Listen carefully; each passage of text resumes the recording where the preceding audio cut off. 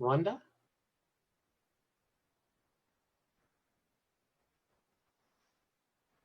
Rhonda.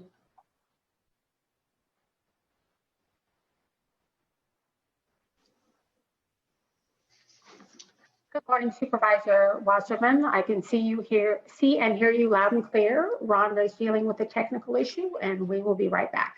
All right, Peggy, just so you know, I will be chairing until President Chavez is able to come back to us. So we don't know exactly when that's going to be. So I'll be sharing the meeting, and we'll just go ahead as normal. And I'm sure she'll join us just as soon as she can. Thank you. We're having a little technical issue here that we're dealing with as well, so we will keep you posted. Thank you. See you in 5 minutes.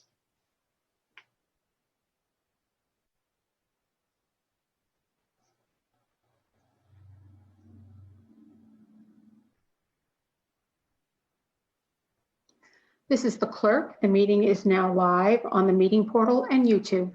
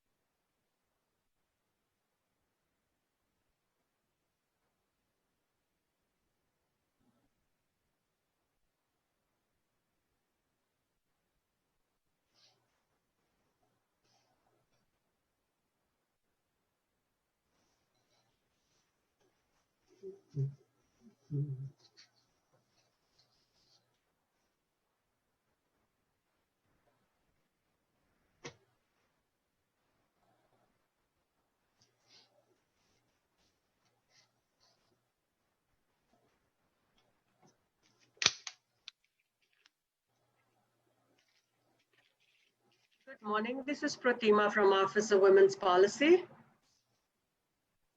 Good morning, Pratima. Thank you. Good morning, Supervisor Wasserman. Good morning, Pratima. We can hear you loud and clear. Thanks. Thank you, Peggy. Appreciate it. Good morning. This is Sharon Buska, American Association of University Women. Good morning. We can hear and see you loud and clear. Thank you. Thank you.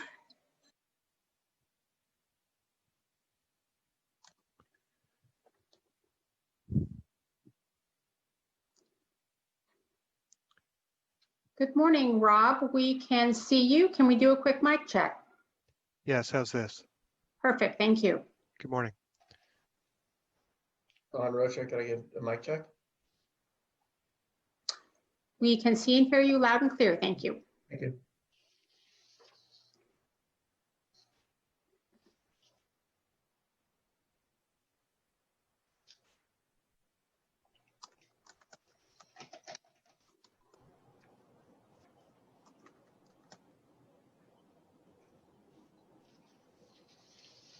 Thank you all for your patience. We are dealing with a small technical issue with Zoom.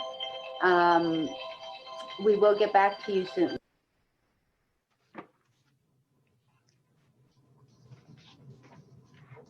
There's our president. Hey, so what I thought, Mike, let's let people know. We'll start at 9:35 just to give the technical. So I'll just apologize to everybody who's listening and to those who are attending. We want to make sure that we have a good handle on what's happening with Zoom. So we'll just start a few minutes late until the clerks give us the okay. So just to be clear with everybody, if you want to speak on public comment, you know, you're able to to start putting up your hands for that, I think pretty soon.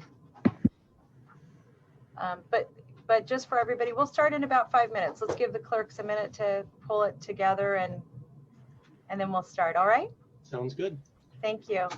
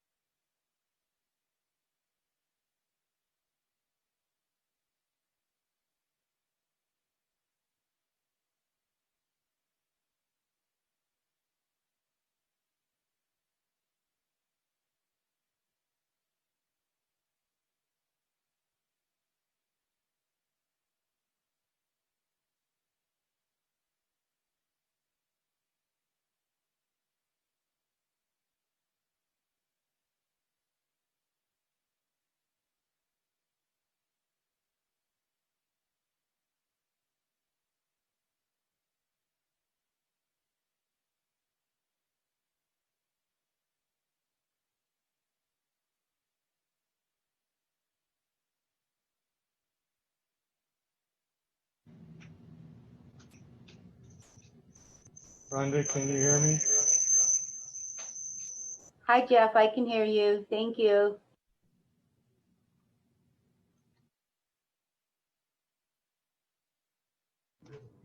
Rhonda, are we still in need of a little time?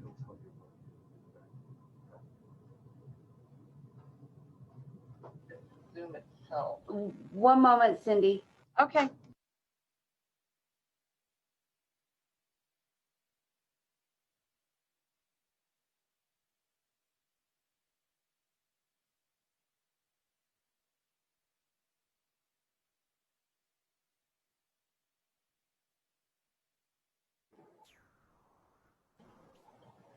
Hi, Supervisors. Okay, this is the situation. So the hosts and co-hosts of the meeting, when logging into the meeting, have not been able to see the attendee list. Eventually, while the attendee list does show up, not all participants in the attendees list are visible to the hosts and co-hosts. Our concern is that there may be people that have their hands raised that we are unable to see to unmute. We've escalated to TSS. They've experienced the same problem, but it appears to be a Zoom problem. We have no real way of knowing if we're seeing everybody who has their hands raised to speak. It does appear that everybody that has entered the room has been able to speak as a panelist. And so that is the situation as we know it. Madam President, Yes, Mike? I would just, Rhonda, through the chair, I would suggest, Rhonda, that do you believe the people that you can't see their hands can hear you? Rhonda? From the experience that we had, yes, we Okay. had one of the clerks that was having the issue. She actually came into the attendees room and raised her hand and we were unable to see her. Okay, so Rhonda, what I'm saying is if all the people can hear you, if you'll simply announce to them whatever the chair wishes, that in 30 minutes, we will try again. If everybody who wants to speak on public comment will simply hang in there for 30 minutes or say 10, 15. We'll come back to public comment at that time, and they won't lose their opportunity to speak. And we hope to have the technical difficulties resolved by then. Yeah, I think that's a good point, Mike. And the other thing is we actually have some body of work to get done before public comment in any case. So we'll go ahead and start the meeting. And if with my colleagues' permission, if we continue to have problems, we'll circle back. We don't have, so what we will do is a roll call, the Pledge of Allegiance, the invocation, and then we'll go to commendations and proclamations. And then we'll do a check-in with the clerk. Is that all right with everyone? Okay. Sounds good. I will then begin the meeting of August 24th for the Board of Supervisors. If I could ask for a roll call vote. Morning, Supervisor Ellenberg. Good morning, I'm here. Supervisor Simitian. Simitian here. Supervisor Cortese. Here. Vice President Wasserman. Here. And President Chavez. Here. You have a quorum. Thank you. We're going to now turn to Supervisor Wasserman, who will lead us in the Pledge of Allegiance. Please stand if you are able. Good morning. I pledge allegiance to the flag of the United States of America and to the republic for which it stands, one nation, under God, indivisible, with liberty and justice for all.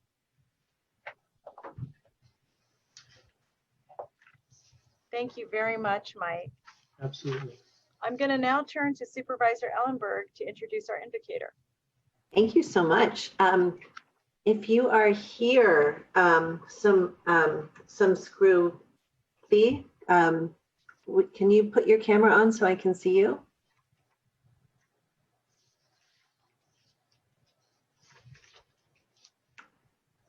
Let's see. This is the clerk. I do not believe she has logged in yet. She was having issues. We just reissued an invitation. And Okay. I'm getting a response right now, but she's not in the room yet. Okay. President Chavez, what would you like me to do? What we'll do is we'll go on and do the commendations, and then we'll come back to the invocator. We'll just put your Perfect. little thing out of order. Okay. Well, All I'll right. roll with it this morning. Thank you. That's right. We're going to be just flexible. Yep. So our commendations and proclamations, I'm just so excited to do this one. This is our 19th Amendment Centennial. And this is item 5A, which is a proclamation to declare August 26th as the 19th Amendment Centennial in Santa Clara County. And while this is very trying times with fires, rolling blackouts, brownouts, the pandemic, I just will stop there.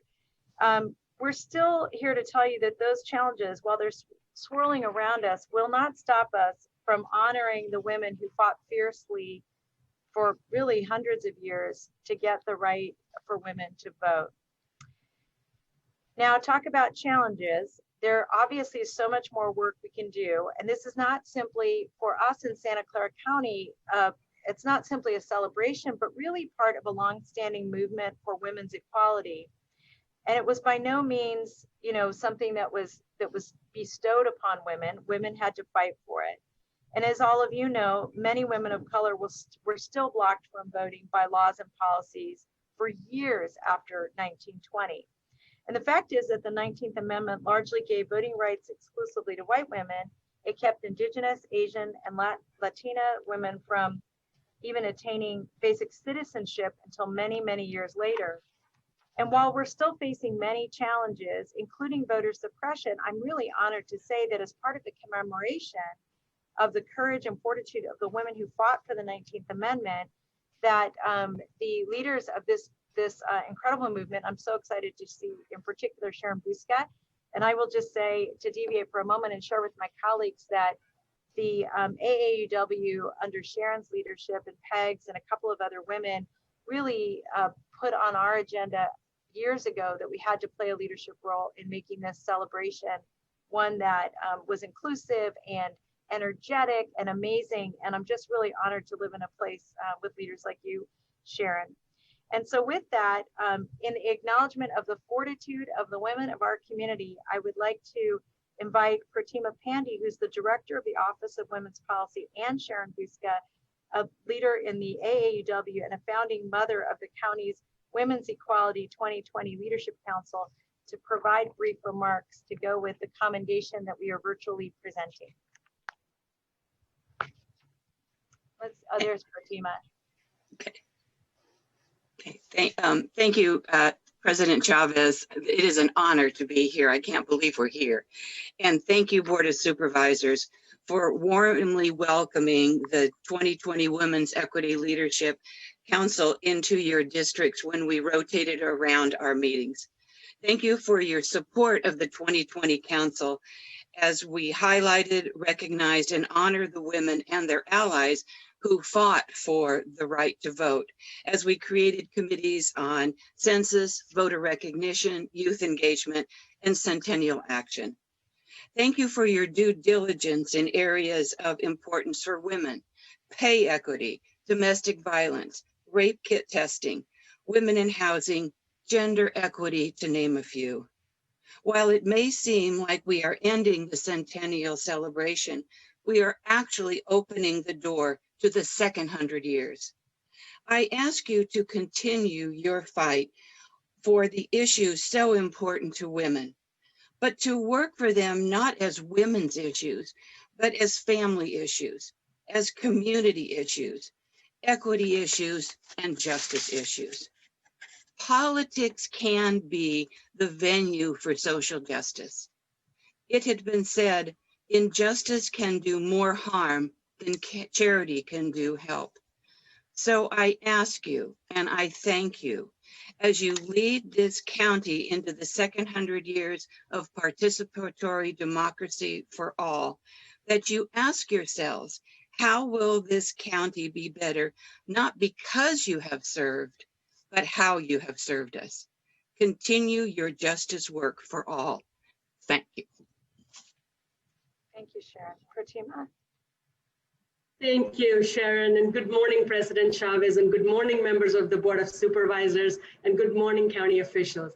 That is a tough act to follow, so I'm going to do my best. My name is Pratima Pandey, and as part of the Division of Equity and Social Justice, I am honored as an immigrant woman of color to have been made responsible to lead the Office of Women's Policy.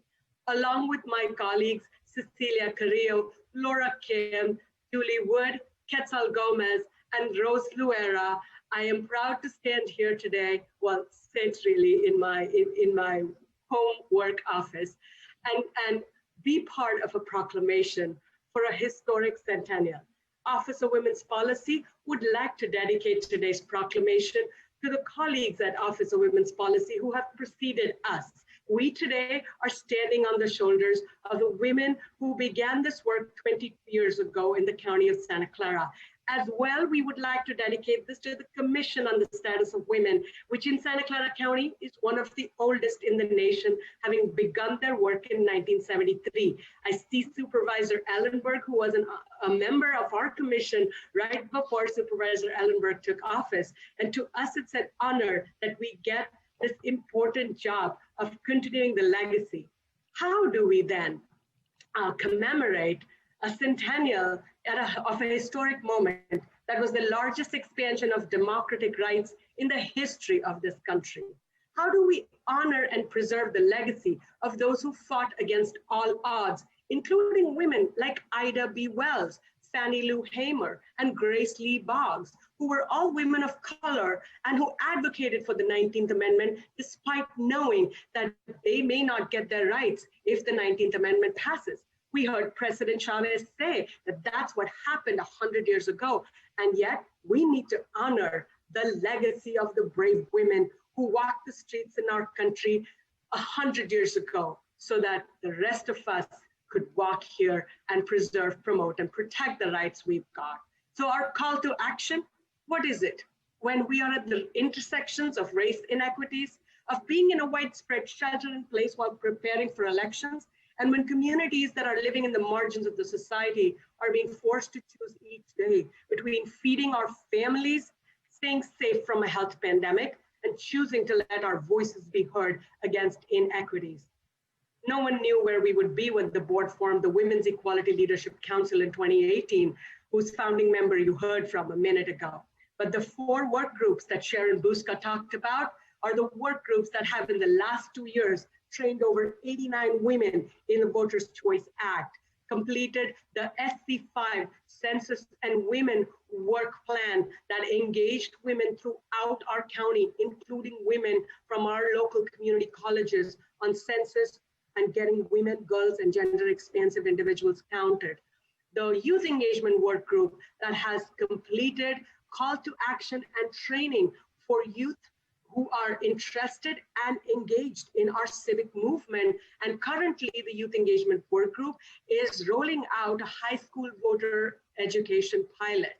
So for us, the centennial commemoration really changed into a call to action as soon as we went into a pandemic. And we ask each one of you to join us in remembering that without our intentional and deliberate work, we will not be able to keep the legacy of those who came before us, who are asking us, what are you going to do to continue preserving, protecting, and promoting our civic rights? Thank you.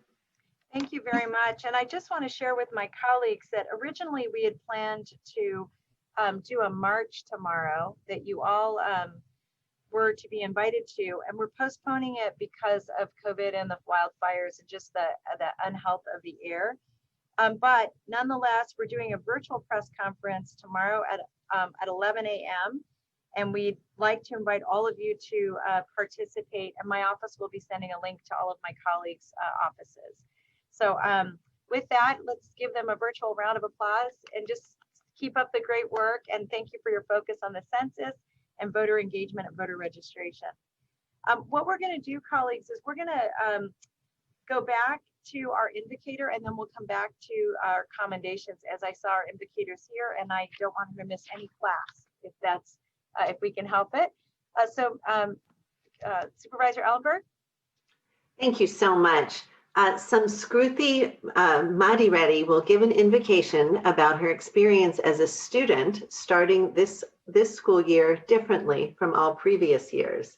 I am so happy to introduce this community member who can give her personal perspective about the 2020-2021 school year. Samskruti Madireddy is a 17-year-old senior at Notre Dame High School in San Jose.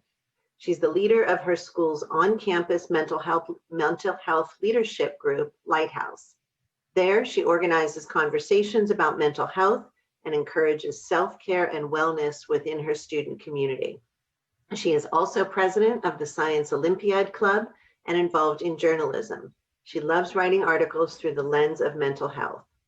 In addition to being a youth advisor for Alcove, she is the Santa Clara County representative in the Mental Health Services Oversight and Accountability Commission Youth Innovation Project Planning Committee. In her role, she works with other youth across the state to bring extensive prevention and early intervention programs to schools. Her hobbies include reading, dancing, calligraphy, and bullet journaling.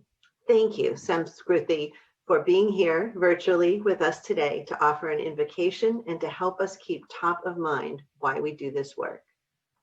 Thank you very much for that wonderful, wait, can everyone hear me? Yep, we can. Just speak a little bit louder. Yes. All right. Thank you very much for that wonderful introduction, and thank you for giving me the space to provide some student perspective on what's it like going back to school during this pandemic. So I think many of my fellow students would agree that adapting to remote learning or distance learning has definitely been a rocky journey with a lot of challenges and also triumphs. And recognizing this is a momentous time of change for schools, I want to take this opportunity to reflect on some of the positives as well as some of the negatives that have come with distance learning for students. So first, I just want to acknowledge that this is a very difficult time for student mental health. In addition to, all the uncertainty around the pandemic, other concerns such as the current fires in California and just the overwhelming nature of the world right now, students are also having to worry about changing school environments. Many students are worried about the accessibility of remote learning, as well as just how they would be able to individually thrive in this new format. In talking to other students about how they're dealing with these changes, it became very clear that this is affecting us all differently. Some students find it more difficult to concentrate while learning at home, while others lack the collaboration that often helps them learn and be engaged with material. And from what we saw around the end of last academic year, schools were not very prepared for this sudden change, and neither were students, which created a lot of stress that just added on to everything that students and youth are already facing right now. And another large challenge that we've been facing is that we can no longer count on spontaneous interactions with others as a given, which leads to a lot of feelings of isolation. While platforms like Zoom have been great methods to continue talking to other students in an almost face-to-face way, there's a key difference in that this communication often has to be very intentional and pre-planned. We're missing those interactions in classes or in the hallways that really unite us in our often stressful student experience and give us those peer interactions that are useful for our well-being. In addition, for many students, this makes it a lot harder to reach out to peers and find support in regards to things like stress or mental health in relation to school. Overall, these feelings of disconnectedness and our separation from our normal support systems serve as another major challenge to youth well-being. Fortunately, there have been some ways that schools have been adapting to these challenges in a positive way. This increasing intentionality in terms of communication and the way school is being run can also be a good thing, as some schools and teachers have really taken the initiative to center youth wellness and support students in this transition. Personally, I've had a lot of great experiences with teachers working really hard to connect with their students and to ensure that we are connecting not only with the material we're learning, but with one another, even in this new format. Particularly, this has looked like fostering collaboration through various digital platforms. In regards to technology, however, it is also important to note that a lot of students experience what is called Zoom burnout or Zoom fatigue, where because of a lot of our school and other activities are being done through platforms like Zoom, it ends up being quite exhausting. On that note, what has also been very helpful is that teachers and counselors have taken a more active role in really prioritizing our mental health. For the most part, teachers have been very understanding of the struggles within this transition, recognizing that while we are all dealing with this change together, we are handling it differently. Counselors in my school have also taken initiative in checking in with students, sending out surveys about our workload and other concerns we may have, and making sure that action is being taken on these. I've also seen a lot more communication coming from my school as they're giving out kind of regular updates about the situation with remote learning, returning back to school, and just staying in touch with students, which is helping me deal with a lot of the uncertainty around what school is going to be like this new year. And of course, while there are certainly plenty of challenges that have come with distance learning, I also want to take a moment to acknowledge some of the positives. For one, new formats of learning are giving students more agency over how we can organize our time and how we learn. This has been beneficial in giving us a little more taste of independence, while also letting us make sure that we can really work at our own pace and take breaks as we need to. Having greater flexibility overall allows me and other students to have more time to pause and focus on our mental health and learn in ways that are actually beneficial to us, as well as engaging in other healing activities, such as spending time with family or just engaging in new hobbies. I know that many of my classmates have expressed that they've been able to pick back up old hobbies or activities that they might have lost in the stress and exhaustion of schoolwork, things like making music or doing art, or in my case, reading, things that have been very helpful in just coping and dealing with the stress and mental strain of the pandemic. I also want to acknowledge that many student leaders have been taking great initiative in adapting their activism to digital settings in order to meet the new needs of both the student community and of the community at large. This means responding to student mental health needs with opportunities such as self-care sessions and peer support groups, holding mask drives to support those in need during the pandemic, and acknowledging and acting against the racism present in all of our institutions. Now that these events have gone online or have gone remote, there are even greater opportunities for students to get involved in these and to really find connection through activism. It's just incredibly empowering to see that students everywhere have been rising up to the challenges and issues that we are facing in this new world. In all, this is a great time of transition that is very scary, but also pretty exciting. Keeping in mind the struggles that students are facing, it is important to acknowledge both the positive and negative, and to really work with youth to determine how to best support us, our learning, and our well-being in this time. Thank you so much for giving me this opportunity to speak. Thank you so much, Samruthi.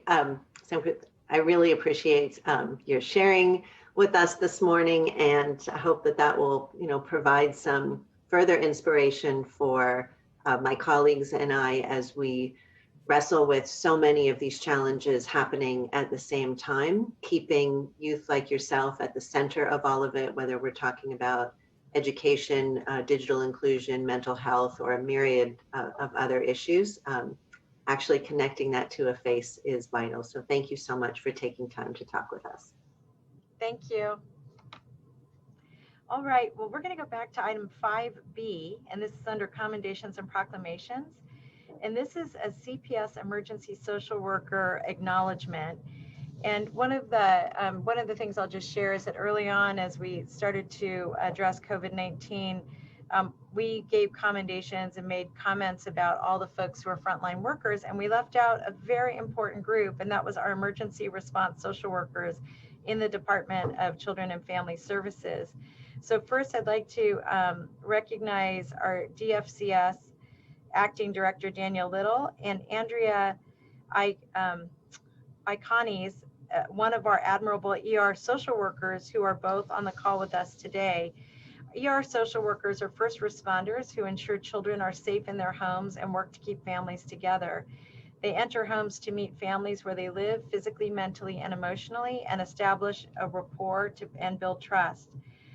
These amazing ER workers manage and mitigate present and potential hazards the family is facing to the best of their abilities. They provide parents tools and resources and system-based supports to maintain internal resources to ensure that the children and households remain safe and nurture their children to maximize their potential in life. During these unprecedented times, ER social workers are on the front lines providing in-person support to families they serve, and their impact is profound. So I want to welcome, I'm going to go first to Daniel and then to Andrea. Thank you, President Chavez and other supervisors and executives, members of the board. It's an honor to be present to accept this. The work that our emergency response social workers do is truly amazing, and in a regular day, it's difficult work. And I think since March, what we've asked them to do has been incredible. What they accomplish on a day-to-day basis. So appreciate and thank you for the recognition for the staff that do such an amazing job. Andrea?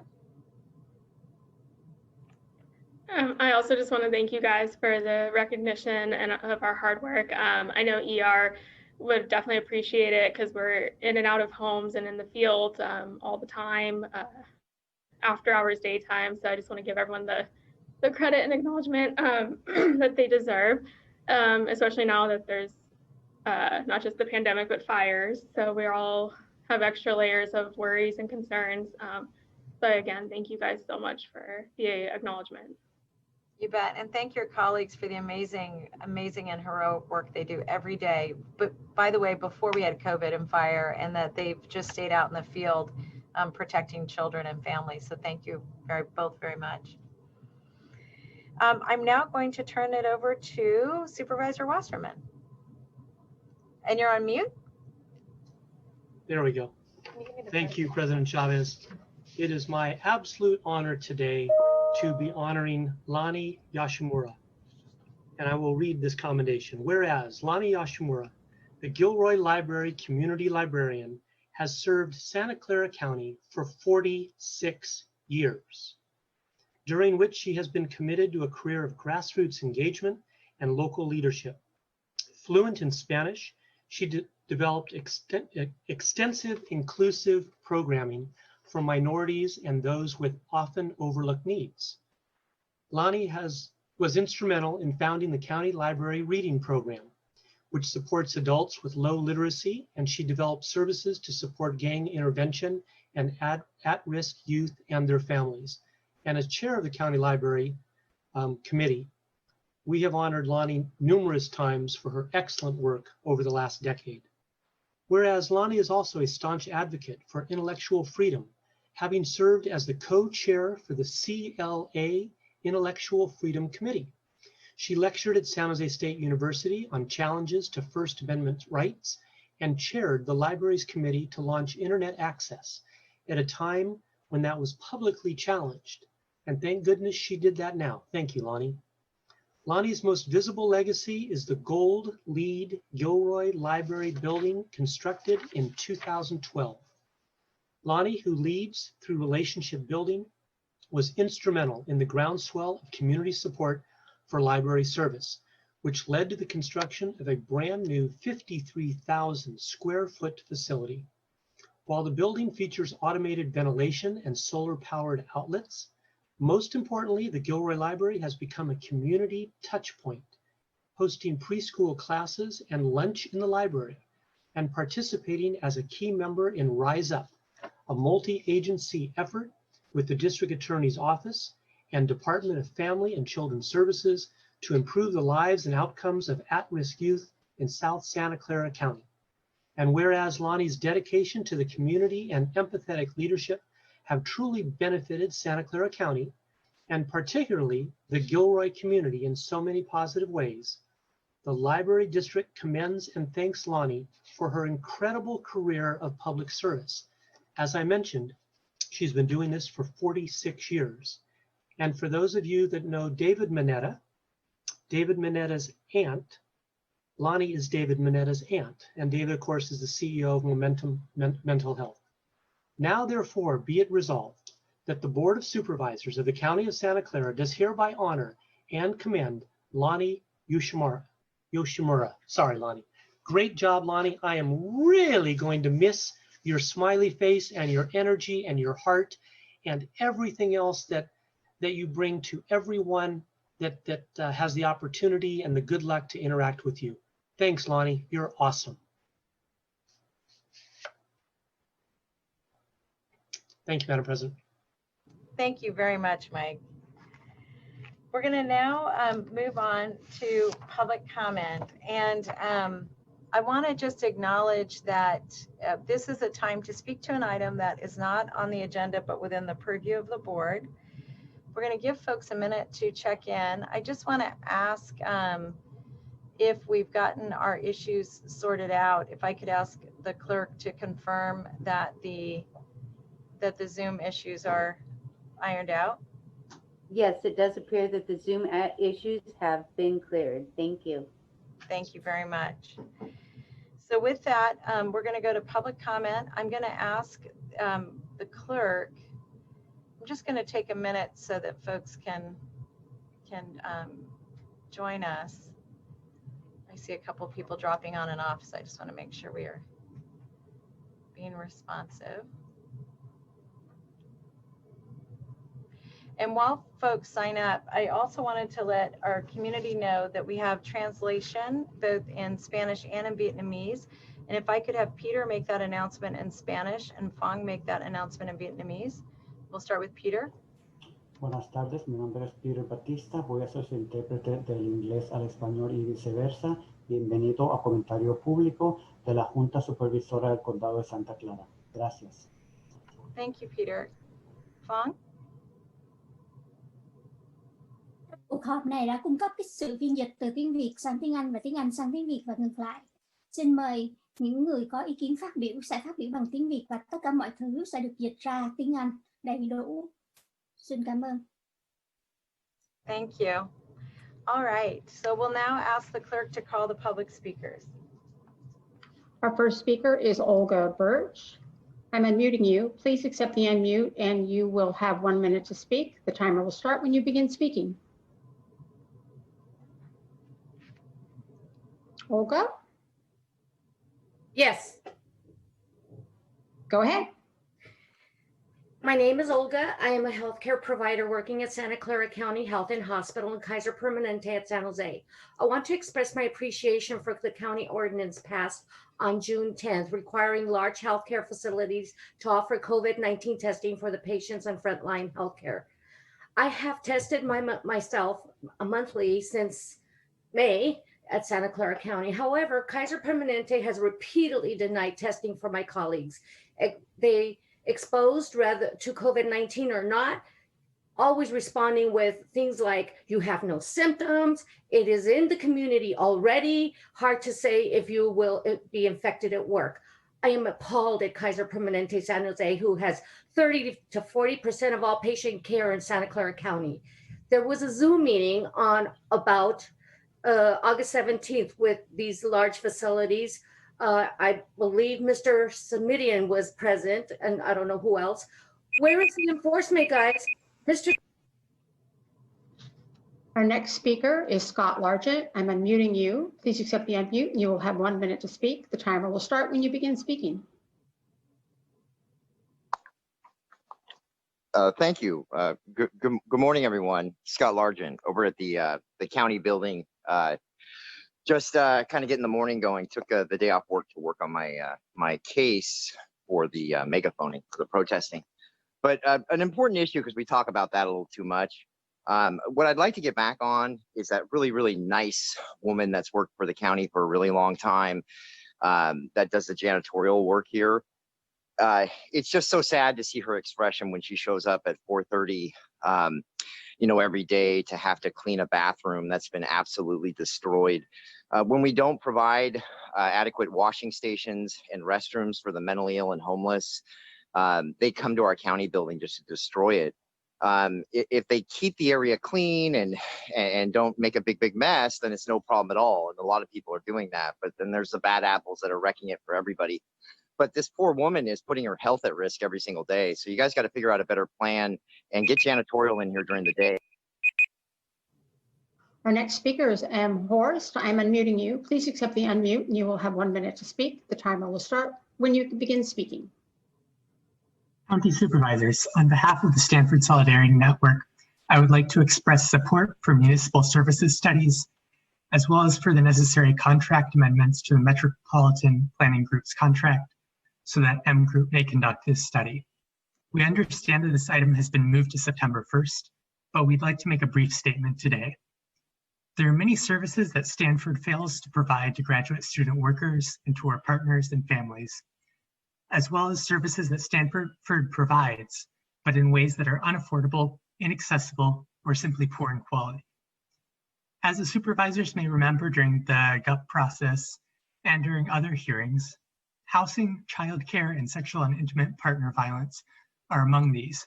But what may be new to the supervisors is that there are other municipal services that Stanford fails to adequately provide, like dependent healthcare, mental health, and food security. My colleagues will elaborate on this in September 1st to convey how critical it is that we have these municipal services. Thank you. The next speaker is Van Pham. I'm unmuting you. Please accept the unmute and you will have 1 minute to speak. The timer will start when you begin speaking.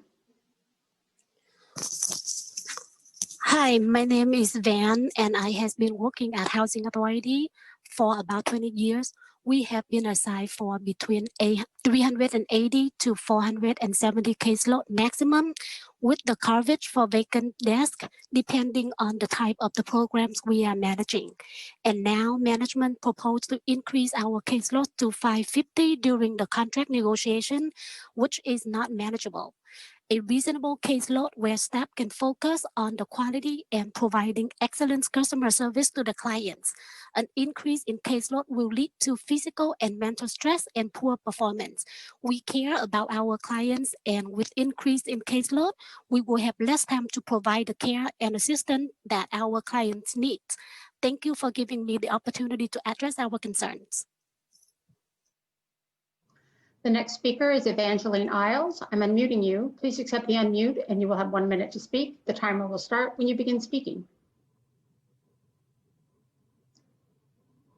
Evangeline, please accept the unmute.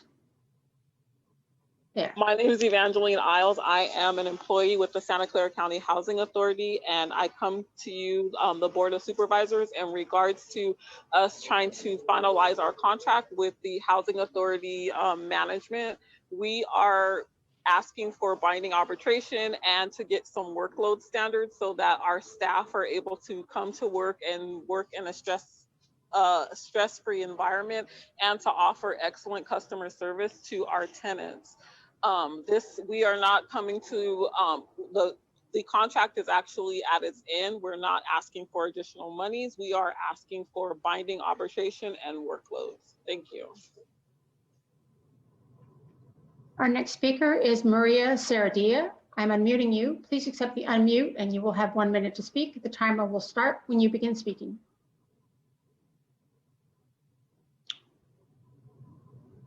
One more time, Maria.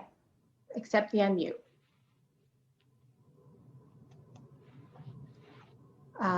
We will come back to Maria. Our next speaker is Kenny B. My name is Maria Ceremonial.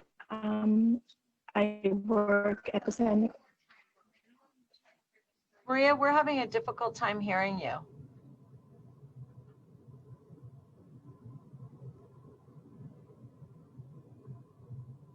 Hello? Go ahead, Maria. Can you hear me? Yes, now we can. Thank you. My name is Maria, and I work as a specialist. My name is Maria, and I work as a specialist for the Santa Clara County Housing Authority since 1997.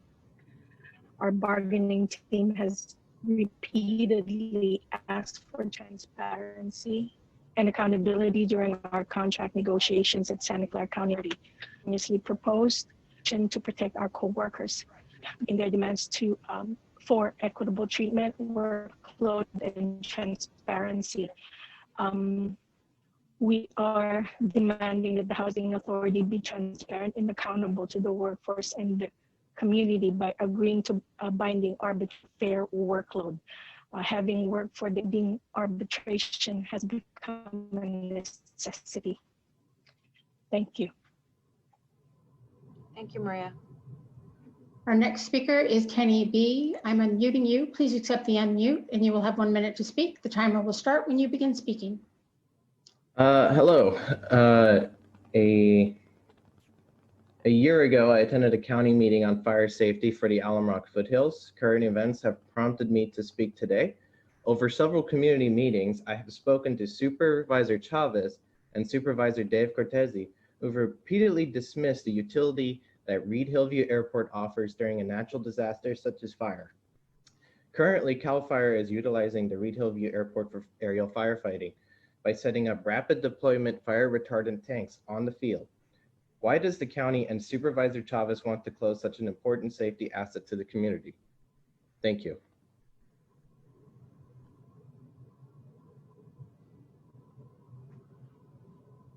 Our next speaker is Elias Madrid. I'm unmuting you. Please accept the unmute and you will have 1 minute to speak. The timer will start when you begin speaking. Good morning, Board of Supervisors. My name is Elias Madrid, and I just want to thank the Board of Supervisors for all these people they accommodated that I guess they're uncalled heroes. That lady from Gilroy, I know who that lady is. I lived in Gilroy for a little time. It's too bad the Wasserman couldn't get a picture of her. I mean, 47 years and they couldn't get a picture. Something's wrong there. Well, anyways, we know who she is. I want to just let you know that there's other people that are heroes out there right now. Sometimes I think that you guys are in a little bubble wherever you are at your homes and not really realizing what's really out here. There's a lot of people out here like Scott Largent that's been doing this for a long time. Robert Aguirre that's been doing this for a long time, trying to help homeless people. Again, I'm going to ask you, please, there's people in here that come and, destroy our restrooms. I'm a volunteer here. I mean, and I'm not asking for nothing, but for the people that are working here, please fix these restrooms. Bye. The next speaker is David Page. I'm unmuting you. Please accept the unmute and you will have 1 minute to speak. The timer will start when you begin speaking. Good morning, Supervisors. This is David Page from 350 Silicon Valley. I wanted to thank you, and especially big thanks to Supervisor Chavez for your efforts in promoting telecommuting. As many of you know, automobiles produce exhaust that create a greenhouse phenomenon, which is warming the atmosphere of the whole Earth, and that contributes to more intense and more frequent hurricanes and forest fires. So the more that you can do to help get automobiles off the road, the improvements will be obvious for many decades to come. Thank you so much. The next speaker is Robert Katz. I'm unmuting you. Please accept the unmute and you will have 1 minute to speak. The timer will start when you begin speaking. Good morning, supervisors. My name is actually Jesse Katz, and I'm here with my brother Robert, who would also like to speak, but we're sharing a computer because we just got back from the Bonnie Doon fires, where we've been working since last Friday. And we are in a situation I need to bring to your attention. I sent an email about this a week ago, and I've been in contact with Supervisor Wasserman's land use aide, Christopher Holm, about this situation. Really just wanted to introduce ourselves by name, say hello to you, and set a time when we might be able to follow up to speak about the situation in more detail regarding our property, where we have been restricted by the county from providing emergency services through the fire trucks and other equipment that we have had and have put into service to save homes in our community. And we need to be able to do a better job of this by being less restricted by the county in our efforts. There's not enough time to go into this in more detail right now, but I'll let my brother speak if that's all right.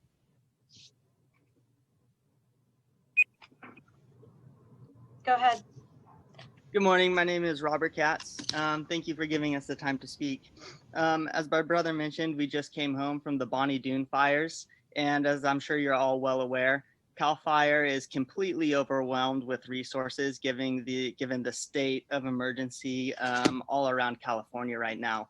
For the first 2 days of the fire near Bonnie Doon, we were the only fire engine who was able to respond. And we did save a number of homes directly. It's unfortunate that the county's stance has made it that we were forced to sell one of our nicest fire engines 2 weeks ago to pay legal bills to battle the county. This engine would have enabled us to save a number of other homes in Bonnie Doon.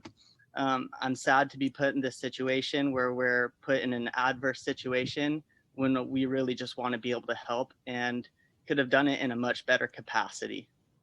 Thank you for your time.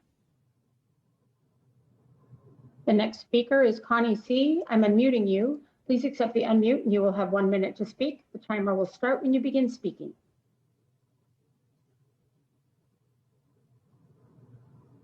Connie, can you accept the unmute? Yes, this is Connie Chu. Good morning. I'm a county worker and SEIU 521 steward. Many workers throughout the county have approached me with concerns about working as a disaster service worker, from payroll to schedules to lack of bilingual pay. For example, workers are being told to use Kronos for payroll when they don't have access. Workers are being told they cannot take Labor Day off because they did not request that day off, which is ridiculous. It's a county holiday and there's never a need to submit a leave request for that day. There are concerns about future holidays and general leave requests that are not receiving timely responses. Many of our workers are using their bilingual abilities and are not fairly compensated for their skills. Instead of acting like dictators, please meet with our union to vet out concerns. Working together will resolve much of the bubbling unrest. Please look into all concerns and issues. Thank you. The next speaker is Yoshimura. I'm unmuting you. Please accept the unmute and you will have 1 minute to speak. The timer will start when you begin speaking. Hi, this is Lani Yoshimura. I was trying to get through earlier and I wasn't able to connect. I want to thank the board and Mike. Thank you very much for the honor of this commendation. And Hi, Lonnie. Hi, how are you? Good. Sorry, Madam President. No problem.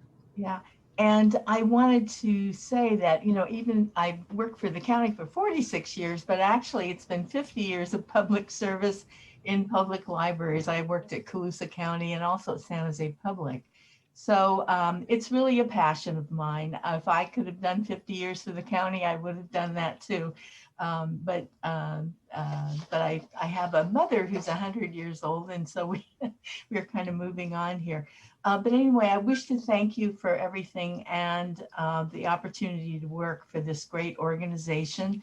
And remember that libraries do change lives. It certainly has changed mine. Thank you. Thanks, Lonnie. The next speaker is Julia Calderon. I'm unmuting you. Please accept the unmute and you will have 1 minute to speak. The timer will start when you begin speaking. Good morning. My name is Julia Calderon, and I work as a housing program specialist for the Santa Clara County Housing Authority since 1997. I stand by my bargaining team in their demands for equitable treatment, workload, and transparency. Management has proposed a caseload of 550 cases, which is a much higher caseload and won't allow us to provide the customer service our clients deserve. I ask that the Housing Authority be accountable to the workforce and our clients by agreeing to a binding arbitration and a fair caseload. Thank you. The next speaker is Lene Nguyen-Do. I'm unmuting you. Please accept the unmute. You will have 1 minute to speak. The timer will start when you begin speaking. Hi, thank you. My name is Lini Nguyen-Do, and I work as a housing program specialist for the Santa Clara County Housing Authority since 2007.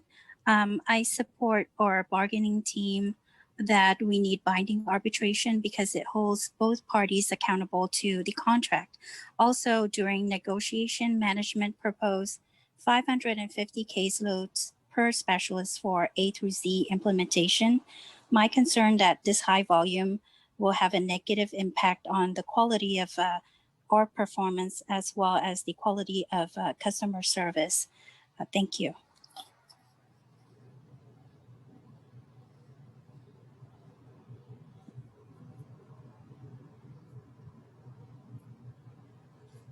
Our next speaker is Nina. I'm unmuting you. Please accept the unmute. You will have 1 minute to speak. The timer will start when you begin speaking. Hi, good morning. I'm Nina and I work in the housing department at Sacred Heart Community Service in San Jose. I spend each day screening clients for housing assistance, many of whom are emotionally distraught due to the constant pressuring and harassment from landlords in these months. All of my clients have shared the horrifying impacts of their inability to pay rent, namely on their mental health and well-being.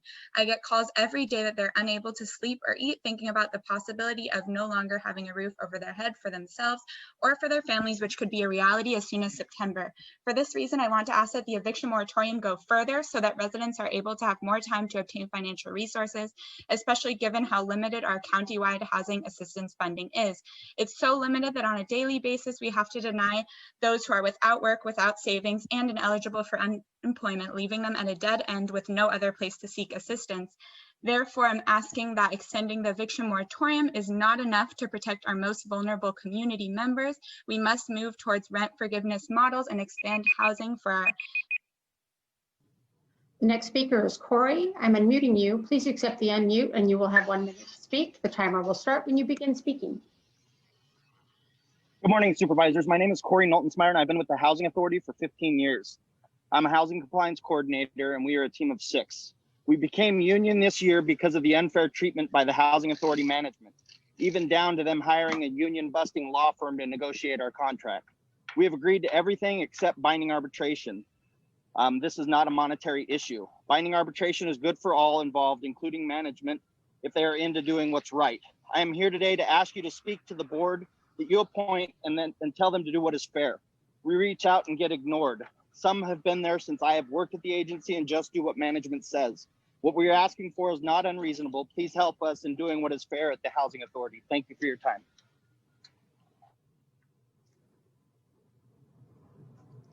Our next speaker is Claudette Wells. I'm unmuting you. Please accept the unmute and you will have 1 minute to speak. The timer will start when you begin speaking. Hello, my name is Claudette Wells and I work as a housing assistant for the Santa Clara County Authority, and I proudly serve my community in accordance with the housing mission statement. During my time here, I've been able to build a strong rapport with coworkers and the community. Yet sadly, I'm afraid that many fellow coworkers will not have the opportunity to experience serving the public because many have left or some are currently considering leaving, resulting from a lack of cohesion with management. And as a result, the community stands to suffer. At this time, I am kindly requesting the Board of Supervisors to help the Housing Authority public servants by installing binding arbitration so we can attract and retain excellent employees. With your support, we can make Santa Clara County, the housing authority, the gold standard for all housing authorities. I feel as though that we have so much potential with a fair process, and we can retain our current employees with various educational backgrounds in human and social sciences, as well as others who have given years to this organization. Thank you for your time. The next speaker is Aubrey Avina. I'm unmuting you. Please accept the unmute and you will have 1 minute to speak. The timer will start when you begin speaking. Good morning. I'm bringing up a topic that was presented for us to have our opportunity to speak. It's not as dire as some of these other topics, so I apologize. But it's regarding fees for garbage collection in unincorporated areas. I'm a resident in the mountain area above Los Gatos. Obviously, right now we have bigger issues on our minds regarding the fires. We are one of the areas on the cusp of evacuation, so this particular topic doesn't feel as severe as what we're being faced with regarding fires, but it is something that's been on top of mind for residents. We are proposed with increase in rates for garbage collection, which is an additional rate increase that we've received in the last several years. And the service has actually decreased along with the increase in rates. And so we are asking that smaller trucks be returned with this rate increase so that garbage bins can be delivered directly to properties rather than being gathered in our narrow roads and areas where we sometimes have just one lane and it can become hazardous. The next speaker is Andalisa Baldovinos. I'm unmuting you. Please accept the unmute and you will have 1 minute to speak. The timer will start when you begin speaking. Morning, everyone. My name is Andalisa Baldovinos. I've been a housing program specialist for the Santa Clara County Housing Authority for over 21 years. Today, I want to express the issue of high volume caseload due to staff retention problem. In all the years I've been employed, I have never been able to maintain services for our clients like now. Clients are not being provided the services they deserve. Management continues to overlook the morale and the retention problem caused by mismanagement within over departments. I'm asking you today to please look into this issue. Thank you. Our last speaker is Carney Pham. I'm unmuting you. Please accept the unmute and you will have 1 minute to speak. The timer will start when you begin speaking.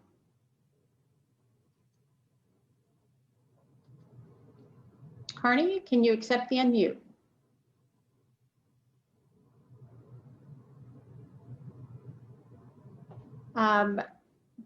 The unmute is not being accepted, and we do have one other hand that has been raised. Would you like me to take that first? Yes, please. Thank you. Next speaker is 096148. I'm unmuting you. Please accept the unmute. Oh, actually, Yes, they are thank you so using an much. older version of Zoom. Okay, we'll go back to Carney then. And Carney, you have accepted the unmute. Go ahead. Thank you. Carney? The connection is open, but I'm not hearing her. Which? Oh yes. So I'm aware of that. And you know, I have a question. So I just sent. I think Carney's on another call. So let's go to the last speaker. The last speaker is LN. I'm unmuting you. Please accept the unmute and you will have 1 minute to speak. The timer will start when you begin speaking. Good morning. My name is Lucy Wing. I'm a housing program specialist. I appreciate the opportunity to provide service to my community. However, with the constant increase in caseload and additional coverage, it limited my ability to provide good service as time is wasted on reviewing past due coverage files. I hope management continue communicating with our union to come to a fair solution to address this issue and allow specialists the ability to provide good service and to continue providing service to our community. Thank you for your time. Thank you. Thank you to all the public speakers. I'm going to move on to the consent calendar. And what I'm going to do is we'll ask our staff to review the consent calendar, and then I'll do the normal left to right or right to left, depending on where you're sitting. So we'll turn it over to the clerk.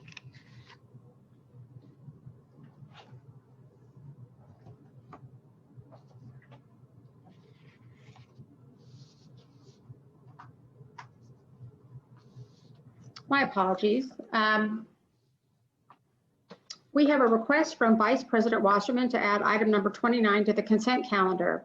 Item number 29 is to consider recommendations relating to the joint development and operational agreement for the Marshall Cottle Park Community Garden with the City of San Jose. We have a request from administration to hold item numbers 34, 35, and 36 to September 1, 2020. Item number 34 is to receive report relating to a work plan and timeline to create a comprehensive system-wide food, restaurants, agriculture, and health access initiative. Item number 35 is to receive report relating to the transportation needs assessment for county clients and the employee TDM implementation guide and the RIDE program. Item number 36 is to consider recommendations relating to the Seneca Family of Agencies Welcoming Center contracts. We have a request from administration to hold item numbers 37, 38, 39, and 40 to September 22, 2020. Item number 37 is to receive preliminary report relating to the Employee Child Care Needs Assessment Survey. Item number 38 is to receive report relating to feasibility of dedicated space at County Government Center for a child care facility suitable for infants up to 12 or 14 months old and space availability at other county facilities. Item number 39 is to consider recommendations relating to telecommuting.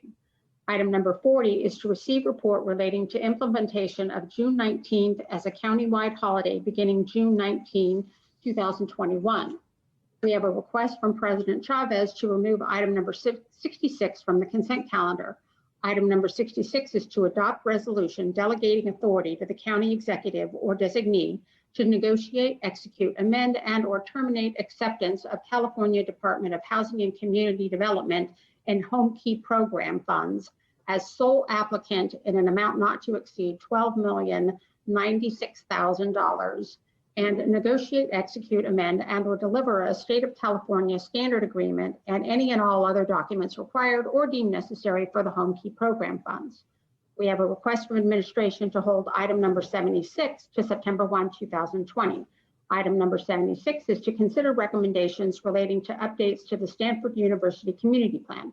That concludes the. I'm actually going to ask that we defer for one more week. I asked for it to be held on August 11th, and I would have liked to have moved a little faster, but I was able to get my questions into County Council and the Executive's office. Despite the fires and everything else that's been going on over the last week and numerous public hearings that I've been in with all of you. So I'm very confident that at the next meeting, I'll have the information that I need to either make a recommendation that we add or subtract something from the arrangement with the city or just move forward with the request. So the recommendation, I should say. So I just wanted to explain why I'm asking for another week. So this would move to September 1st. That's right. That's all I'm asking for. Thank you. Thank you. Supervisor Ellenberg? Susan, you're on mute. Thank you. I'd like to suggest moving item 28 to consent, please. Okay. 28 to consent? Mm-hmm. Got ya. That's it. Thank you. Supervisor Simitian? Thank you, Madam Chair. I wanted to ask if we could continue item 77. This is a requested delegation of authority with respect to all-inclusive playground grant awardees. I'd like to continue that at least initially to our next meeting on September the 1st. And just for staff to call out concern that the delegation seems broad. Excuse me, I'm hearing that the people listening cannot hear Supervisor Simitian. I don't know if they can hear what I'm saying either, but I'm getting text messages they cannot hear you. Sorry for the interruption, but. And I can hear Supervisor Simitian and you. Okay. As can I. Yeah, I'm just telling you people listening that aren't in our group, Madam President. So are they on are they on the attendees list, Mike? What are we on? What list are we on? We're on the panelists. They're on the attendees list. Okay, so we'll make the clerk aware of that and see if they can assist. Thank you. Yep. Supervisor Chavez, would you like me to continue or hold on for a moment? Let me just look because I'm also getting feedback. Yeah, Now I'm hearing they can. yeah, I am too. All right, Supervisor Simitian. Thank you. Thank you. I was just asking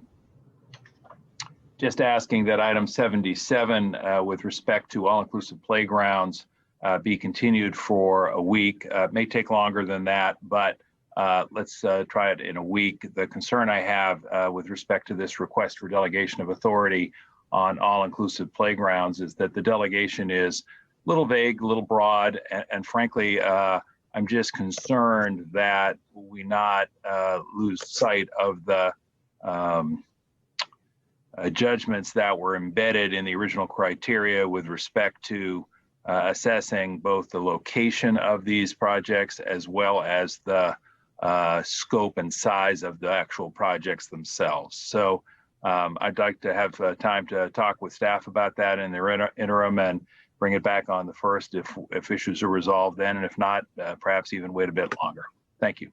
And Supervisor Simitian, are the concerns relative to all the sites, or is it just some of them? And I'm asking more because if you feel like you're going to need more time, you know.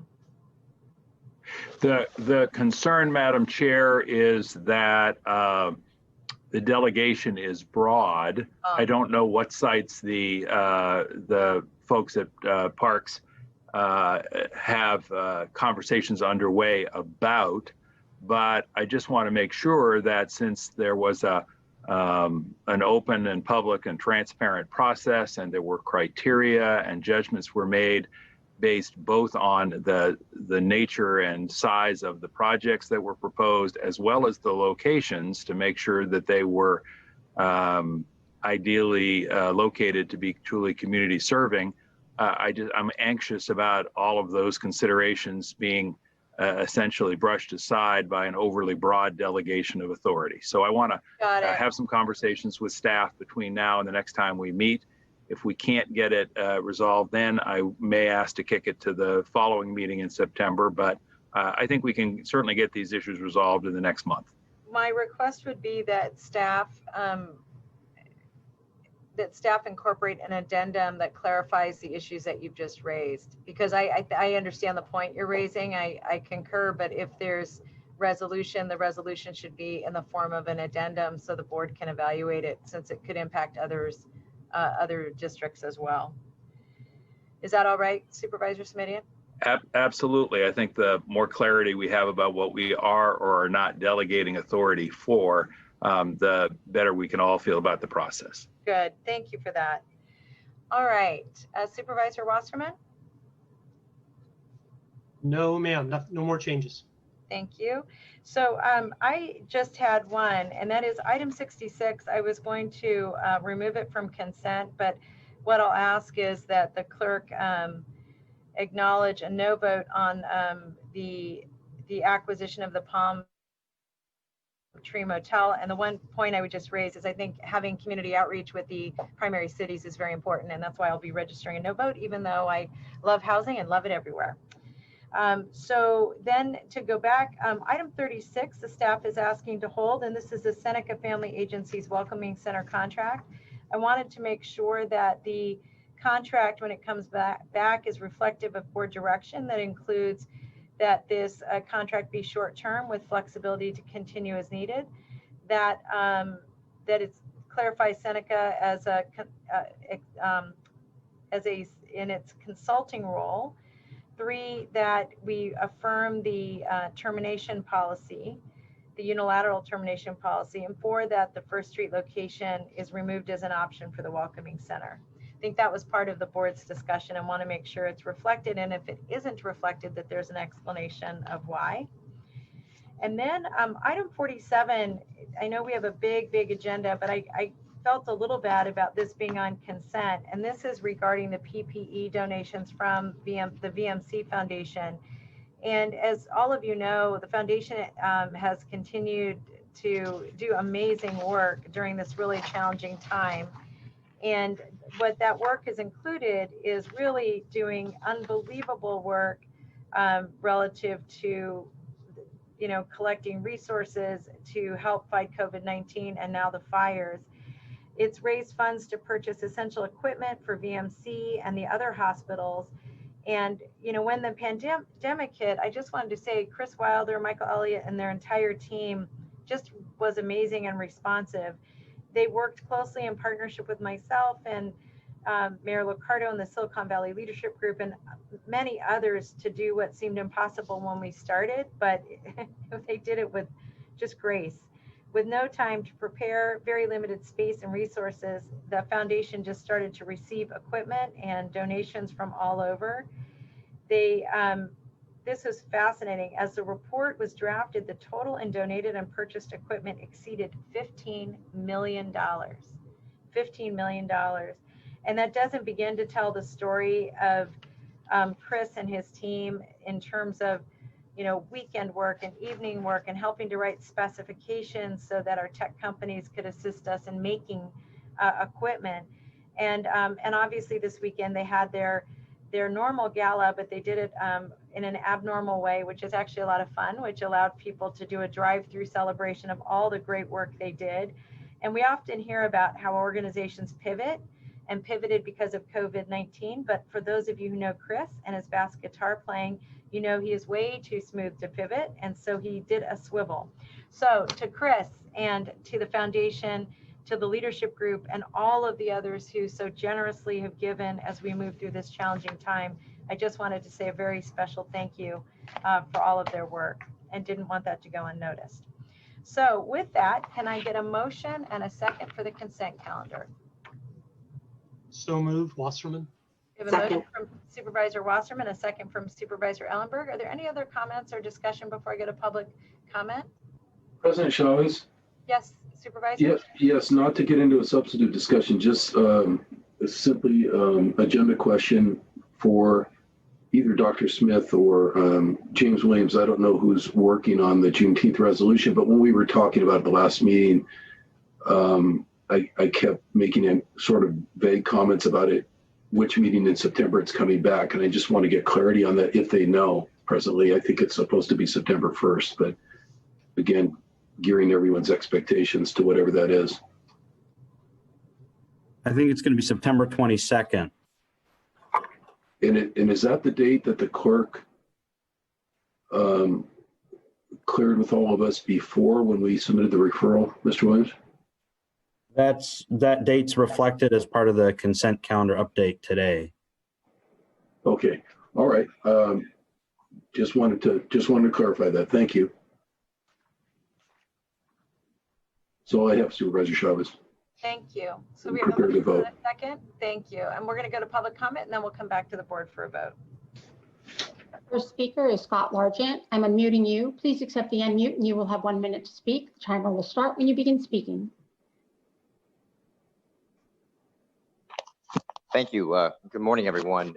The reason I'm talking on the, Scott Largent, the reason I'm making a comment on the consent calendar, I know we're kind of finalizing the Seneca contract.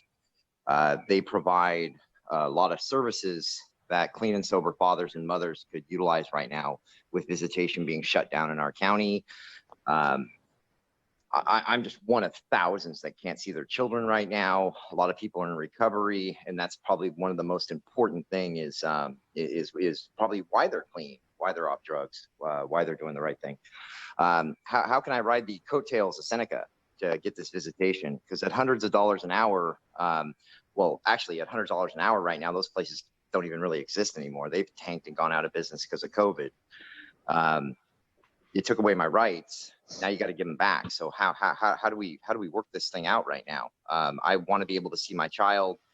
This is kind of ridiculous. So yeah, thank you. The next speaker is Frank Shimabukuro. I'm unmuting you. Please accept the unmute and you will have 1 minute to speak. The timer will start when you begin speaking. Hi, Frank. Can you accept the unmute?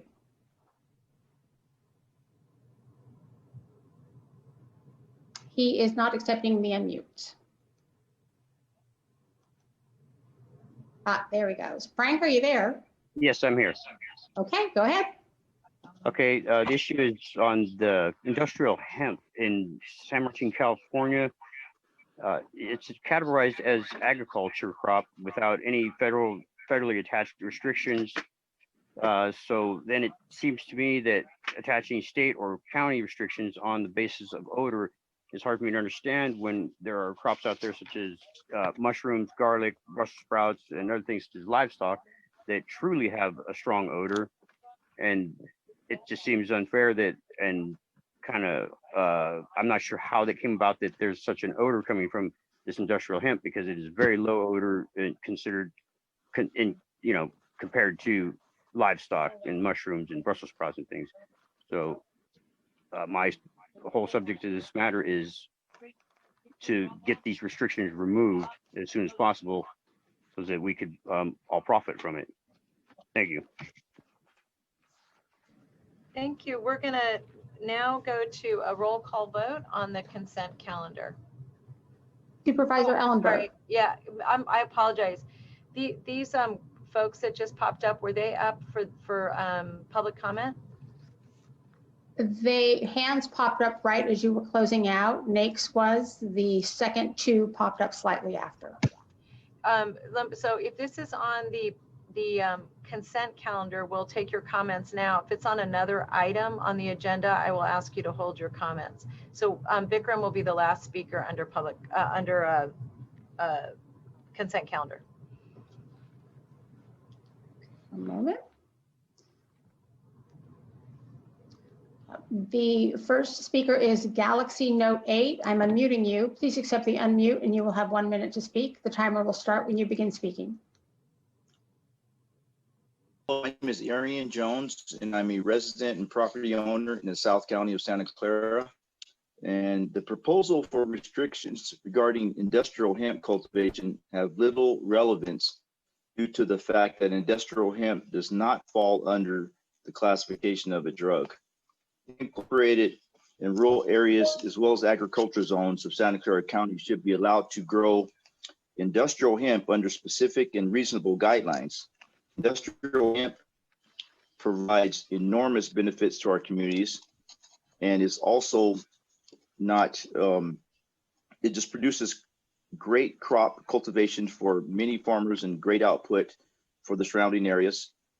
It also will increase the economic value of the property owners and the surrounding community and give back to the community tenfold as far as crop product is concerned. The next speaker is Bikram Jeet Singh. I'm unmuting you. Please accept the unmute and you will have 1 minute to speak. The timer will start when you begin speaking. Thank you, Honorable Supervisors. And I don't know if I'm talking out of the agenda, but if it's related to the industrial hemp, we would request to remove those buffers. Industrial hemp is also proven as a very useful substitute for petroleum products, wide range of applications for papers. If we are already on to that item, I would really appreciate to consider removing those buffers, because many small business farmers will be knocked out from those buffers. That's very important for the surrounding community. We also put a petition together and have so many people signed it and submitted to the clerk, and I think it's already there on your files. Thank you. That's the last speaker on this item. We're going to go back to the consent calendar, and I'll just note that Galaxy 8 and Bikram will not be speaking under item 9, which is coming up, and the other person who already spoke on that item. Okay, so we have a motion, we have a second. Any discussion on the motion? Seeing none, I'll ask for a roll call vote. Supervisor Ellenberg. Yes. Supervisor Semidion, Semidion, aye. Supervisor Cortese, Aye. Vice President Wasserman, Yes. President Chavez. Yes. Thank you. We're going to, just before we go on to item 8, I just wanted to do a time check. It's about 10 to 11. We're going to need to take a break as close to 12:30 as we can to give the clerk's office some time. Then we will take a break if we are still in session around 5 o'clock, a very short break, and we'll be doing that for Create TV. So with that, we're going to move on now to item 8, and this is a public hearing on fees in the Garbage District West. This is to consider the increase of fees for unincorporated solid waste franchise agreement garbage collection District West. We will begin by asking whether administration wishes to provide a presentation at this time or any information in addition to the written materials. No, I'm Joe Zintek, Director of the Consumer and Environmental Protection Agency, and I'm here to answer any questions that you might have. Thank you. Colleagues, do any of you have any clarifying questions of staff before the public hearing? If you could raise your hand if you do. Supervisor Semidion. Thank you, Madam Chair. I note we have a number of protests and/or complaints arriving here relatively late in the process. That happens sometimes.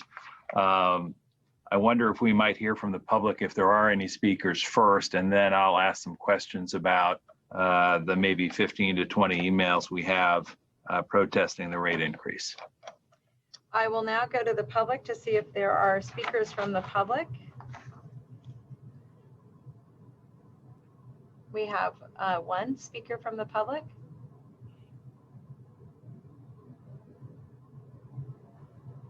If I could ask the clerk to take that speaker.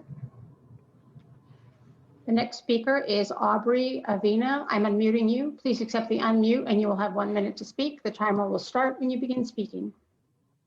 Thank you. Yes, I spoke earlier. Just to reiterate again, on behalf of the neighborhood in the mountain area, our concern is that there's an increase in rates, but not an increase in service. The last time rates were increased, you reduced the delivery. So instead of going door to door, trash cans and garbage cans now pile up in narrow roads. We have sometimes 1-lane roads, and given the fire hazards that are occurring right now, we would ask that if there is an increase in rates, that you also go back to using smaller trucks so that the bins can be delivered directly to homes rather than piling up in areas and preventing a hazardous situation. Thank you. Thank you. And that concludes the public testimony on this portion. And so I'm going to now close the public hearing. Is there a motion for the resolution establishing a schedule of maximum rates charged by Green Team of San Jose for garbage collection in District West? I don't have a motion. Okay, I will. Oh, Supervisor Wasserman, you're making the motion? Yes, I can make a motion to approve. And do we have a second? I'll second it. We have a motion and a second. I will now go to to discussion by the board. Supervisor Semidion. Thank you. Ms. Zintek, I have, and I suspect you do as well, 15 to 20 emails of complaint. And what's interesting to me is that they don't appear to be from just, one neighborhood or one zip code. They're from Cupertino, Los Altos, Los Gatos, San Jose, and probably other cities in cases where folks didn't mention their city specifically. What's your take on the concerns or complaints that are raised in regard to service and performance? Yeah, we noticed, and as we know, this is a bit of a challenging time with COVID, and then really compounded by the fires. As you know, the unincorporated county area, especially Green Team, services some of the most difficult terrain in the county for garbage service. We have limited the cleanup services due to concerns about following the public health order, and are working to get those restarted as soon as we're sure we can be in compliance. They are a lot of hauler staff, our staff, residents together in a small area when those events happen, and we're trying to make sure we can do them safely. To delve into some of the specific concerns, and we recorded 13 protests as of this morning, and we sent the notice. Green Team has about 6,900 customers. Some of the issues were very particular to the specific collection issues of certain neighborhoods. And as we mentioned, there's just a lot of different issues with Hillside and narrow streets. So we'd have to look into the specifics of those issues to determine how we might be able to resolve them. But they're usually very location specific, and that's why Green Team often has to develop special ways to service these customers when they're in these. Well, I want to just clarify something you said about certain services for which the contract explicitly makes a requirement. Is it your expectation and intention then that those services will be provided as required by the contract once the public health situation allows for that to occur safely? Yes. And with respect to the individual complaints, and I think I may have a few more that are late arrivals than you have, will those be followed up on an individual basis, case by case, by your office and your team? Yes, we're planning to do that. I wonder, Madam Chair, if it's amenable to Supervisor Wasserman, who chairs the Housing, Land Use, Environment, and Transportation Committee, if we could get a report back at committee of the disposition of those complaints, so that both the board members and members of the public can feel confident that if there were outstanding issues, they were satisfactorily addressed by the contractor. Absolutely appropriate, Madam President. Right. Thank you. And then one last question, Ms. Intek. The increase here, could you just refresh my memory? Our board's approved similar increase for other providers in other locations in Santa Clara County? Yes, Recology, the board approved noticing a 4% increase for July 2021. So we'll be issuing that notice in early 2021. Thank you. Thank you, Madam Chair. With the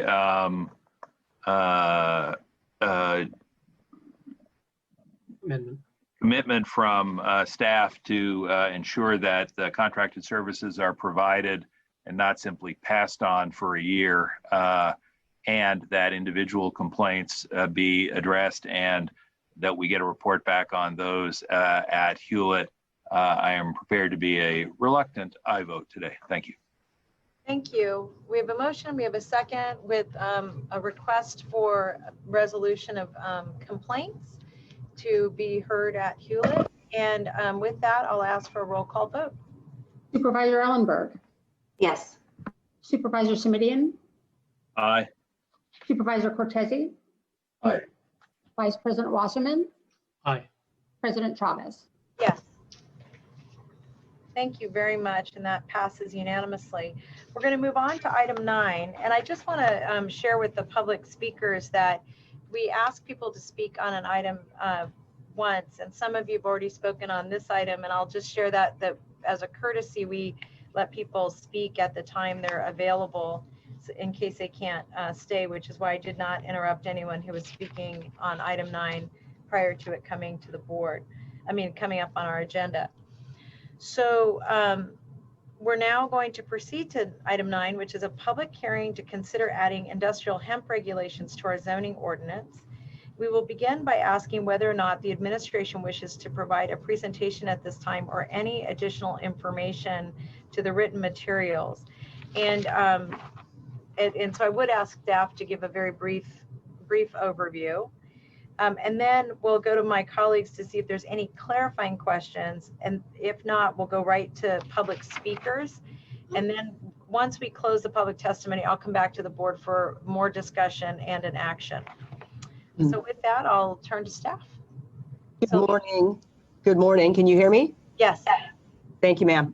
Sylvia Gallegos, Deputy County Executive, and I have with me, in a manner of speaking, Jacqueline Onshano, our Planning and Development Director, Joe Zentek, who is our Director of Consumer Environmental Protection, and we also have Joe Davini, our Ag Commissioner, Helena Roberts, the Deputy Ag Commissioner, Rob Eastwood, our Planning Manager, Manira Sandhir, who is our Principal Planner, Elizabeth Pianka, our Lead Deputy County Counsel, and then also Charu Aluwali, who will make a very brief 10-slide presentation that may be able to answer questions that you may have.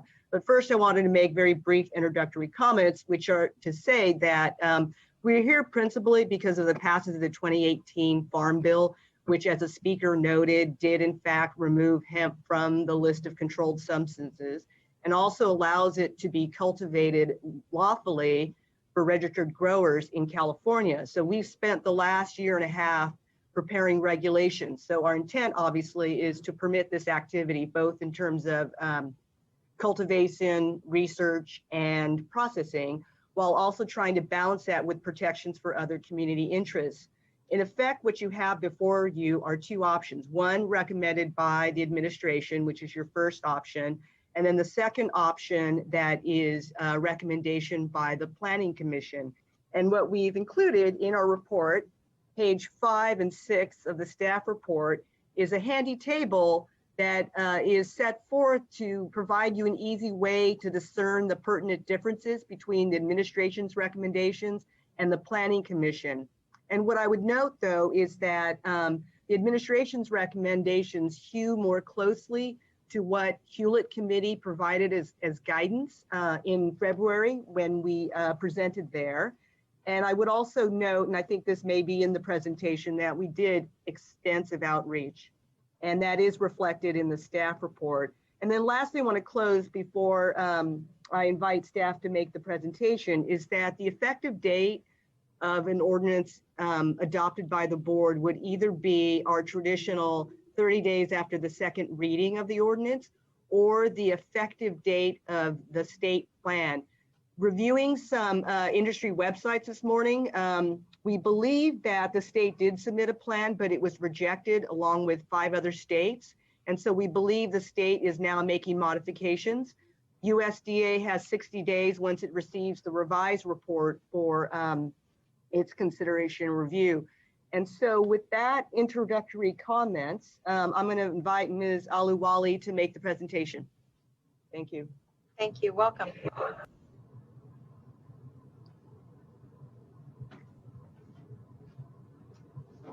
And we're about to project. There we go. So good morning, President Chavez and supervisors. I'm Charu Aluwali, Associate Planner, and I'll be sharing a brief summary of the proposed zoning ordinance amendments. So starting with reasons for recommendation, with the enactment of the 2018 Federal Farm Bill, hemp is no longer a controlled substance under federal law, and once the hemp state plan is approved, it will become lawful to cultivate hemp upon registration with the county's agricultural commissioner. There are, however, potential community impacts associated with hemp operations, as hemp and cannabis are derivatives of the same plant, and the appearance and odor of hemp and cannabis can be indistinguishable. For these reasons, staff is proposing zoning ordinance amendments to regulate hemp operations. Currently, the county zoning ordinance does not include a definition or regulation specific to hemp, and hemp is not an allowed use. The proposed amendments would create a new non-residential use classification, industrial hemp, with 3 subcategories of cultivation, research, and processing. With regard to permit process, depending on the type of hemp operation, a planning clearance, architecture and site approval, or use permit would be required. New supplemental use regulations for hemp operations would be added under section 410.195 of the zoning ordinance. The regulations will restrict the location of hemp operations to the exclusive agriculture zoning district, will require a buffer from sensitive receptors. For the purposes of hemp regulations, sensitive receptors are defined as city, urban service area boundary lines, parcels in the rural residential zoning district, child daycare facilities, hospitals, medical facilities, religious institutions, wineries, schools, and playfields. Further, the proposed regulations will require a 200-foot setback from residential dwellings and public or private road right-of-ways. They will have signage requirements to address safety concerns related to theft, will establish limits and maximum cumulative acreage per registrant, and will allow county officers and employees to inspect and conduct additional testing for verification that hemp being grown contains less than 0.3% THC. Staff's proposed approach was reviewed by the Hewlett Committee in the February 20th meeting. Hewlett directed staff to evaluate the limits on maximum allowed acreage of cultivation, buffer requirements, and consider wineries as sensitive receptors. All of these recommendations have been incorporated in the proposed amendments. Community outreach was conducted in March of 2020, and draft zoning ordinance amendments were reviewed by the San Martin Planning Advisory Committee and Planning Commission in May of 2020. Planning Commission's main concerns were relating to limitations in the regulations that could deter the local farming community from cultivating hemp and benefiting from a high value crop. The Commission recommended modifications to the proposed regulations. After consideration of Planning Commission's recommendations, staff is presenting 2 ordinance options for the board's consideration. These 2 options contain different regulatory standards for maximum acreage and buffers with respect to hemp operations. For maximum allowed cumulative acreage, option 1, that is staff's recommendation, proposes 100 acres, and option 2, that is Planning Commission's recommendation, proposes 250 acres. Staff's analysis for recommending 100 acres is to maintain cumulative acreage of hemp cultivation and research in the county as ancillary to the production of food crops, while providing adequate acreage of land for potential interdistrict growers. With regard to buffer requirements, staff recommendation option 1 proposes half-mile buffer from sensitive receptors, and Planning Commission's recommendation option 2 proposes a quarter-mile buffer for up to 100 acres and half-mile buffer for over 100 acres of hemp.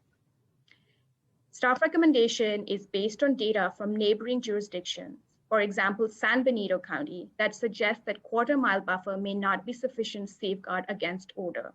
The half-mile buffer reflects a balanced approach of ensuring that a substantial acreage of farmland would be available to persons interested in the hemp industry while addressing community concern of nuisance odors from hemp operations. Both ordinance option 1 and 2 have been included in the item packet for both consideration. 7 public comments were received, 7 public comments and a petition were received over the course of the project. The main issues raised were relating to odor from hemp, buffer and setback requirements, restriction of hemp operations to exclusive ag zone, inspection and additional testing requirements, and concerns on timing of adoption of the hemp regulations. The proposal addresses odor concerns through establishing buffer and setback requirements. As hemp is distinct from other agricultural activities, owing to its similarity in appearance and odor to cannabis, staff does not support the comment received regarding elimination of setback and buffer requirements and allowing hemp in areas zoned rural residential. For this same reason, additional inspection and testing is required. Lastly, the proposed effective date of the ordinance is tied to the effective date of the state plan, as growers cannot cultivate in California till the state plan is approved. Based on public comments received, staff has made some minor changes to the proposed section 410.195, and updated ordinance versions are yellow tagged in the item packet. The first change relates to setback requirements and clarifies the definition of rights of way to only include public and private roads.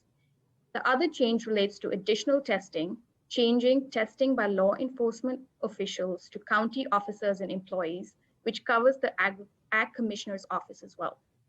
Staff has one additional clarification we want to read into the record and would recommend that proposed section 410.030B3 be edited to remove cultivation or research at the end of the section.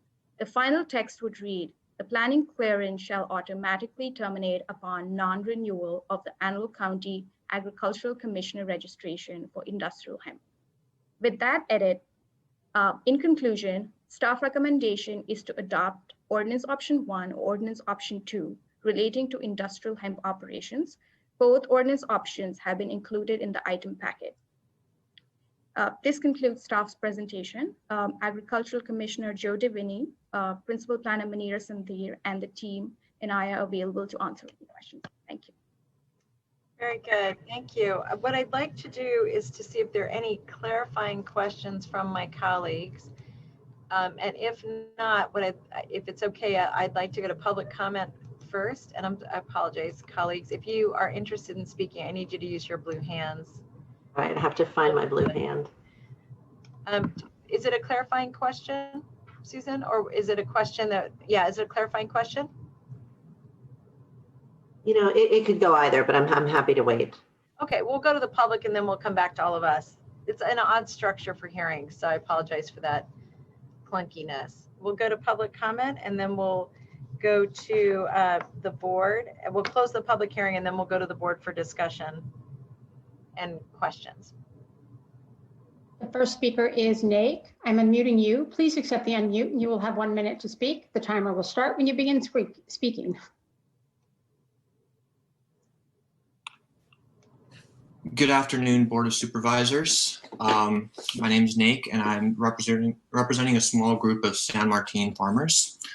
My aim is to stimulate a discussion around creating a fair environment for small farmers to have access to the growing legal market of hemp. Currently, the setbacks are put in place to eliminate odors and help community easements. But more often than not, they restrict small farmers from having access to an opportunity that is now only going to be able to be captured by large-scale farmers, legacy farmers. And so as these setbacks are put to eliminate smell, more often than not, they simply only put a distance and a tamper between, small access farmers. The smell is still very strong, and it's strong for more than half a mile or quarter mile. It's strong for 3 to 4 miles for a very small period of time, maybe 2-3 weeks during the biggest time of harvest.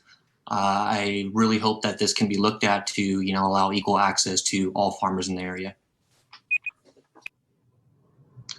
Our next speaker is Sean Milligan. I'm unmuting you. Please accept the unmute and you will have 1 minute to speak. The timer will start when you begin speaking. Great, thank you so much. I really appreciate staff's hard work on this issue. There was a lot of public input on this, including from the Planning Commission.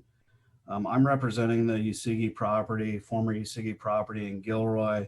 We support option number 2 with 1, as well as the yellow tag amendments that staff just presented. I want to point out, though, that the private right-of-way setback at 200 feet would result in a 9-acre loss on a 67-acre property. These private access roads are typical on agricultural properties that separate one agricultural property from another.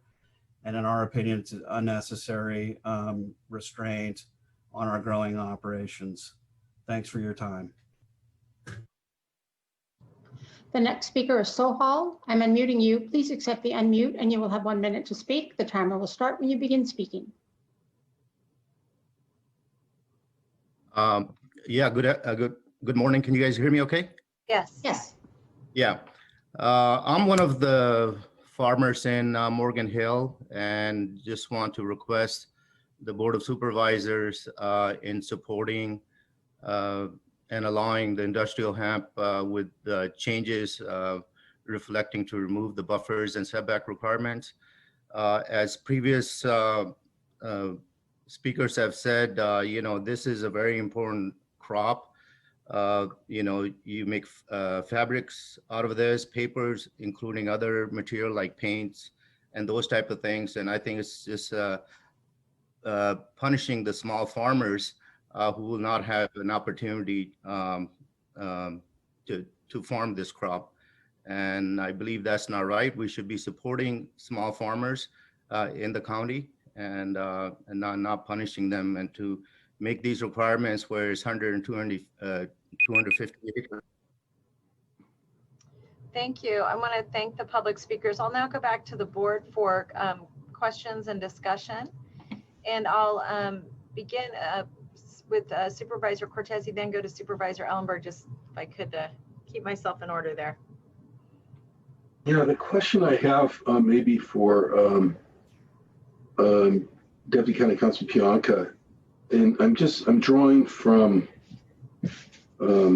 some of the materials here, and I apologize that I can't point. I'm just going to read a sentence that I can't point to the page on because it's been taken out and lifted and put in my notes. But it says, since hemp cultivation is not authorized in California by federal law until a state plan is approved, hemp research and processing would also be prohibited because there is no available lawfully cultivated hemp that would meet requirements of the zoning ordinance.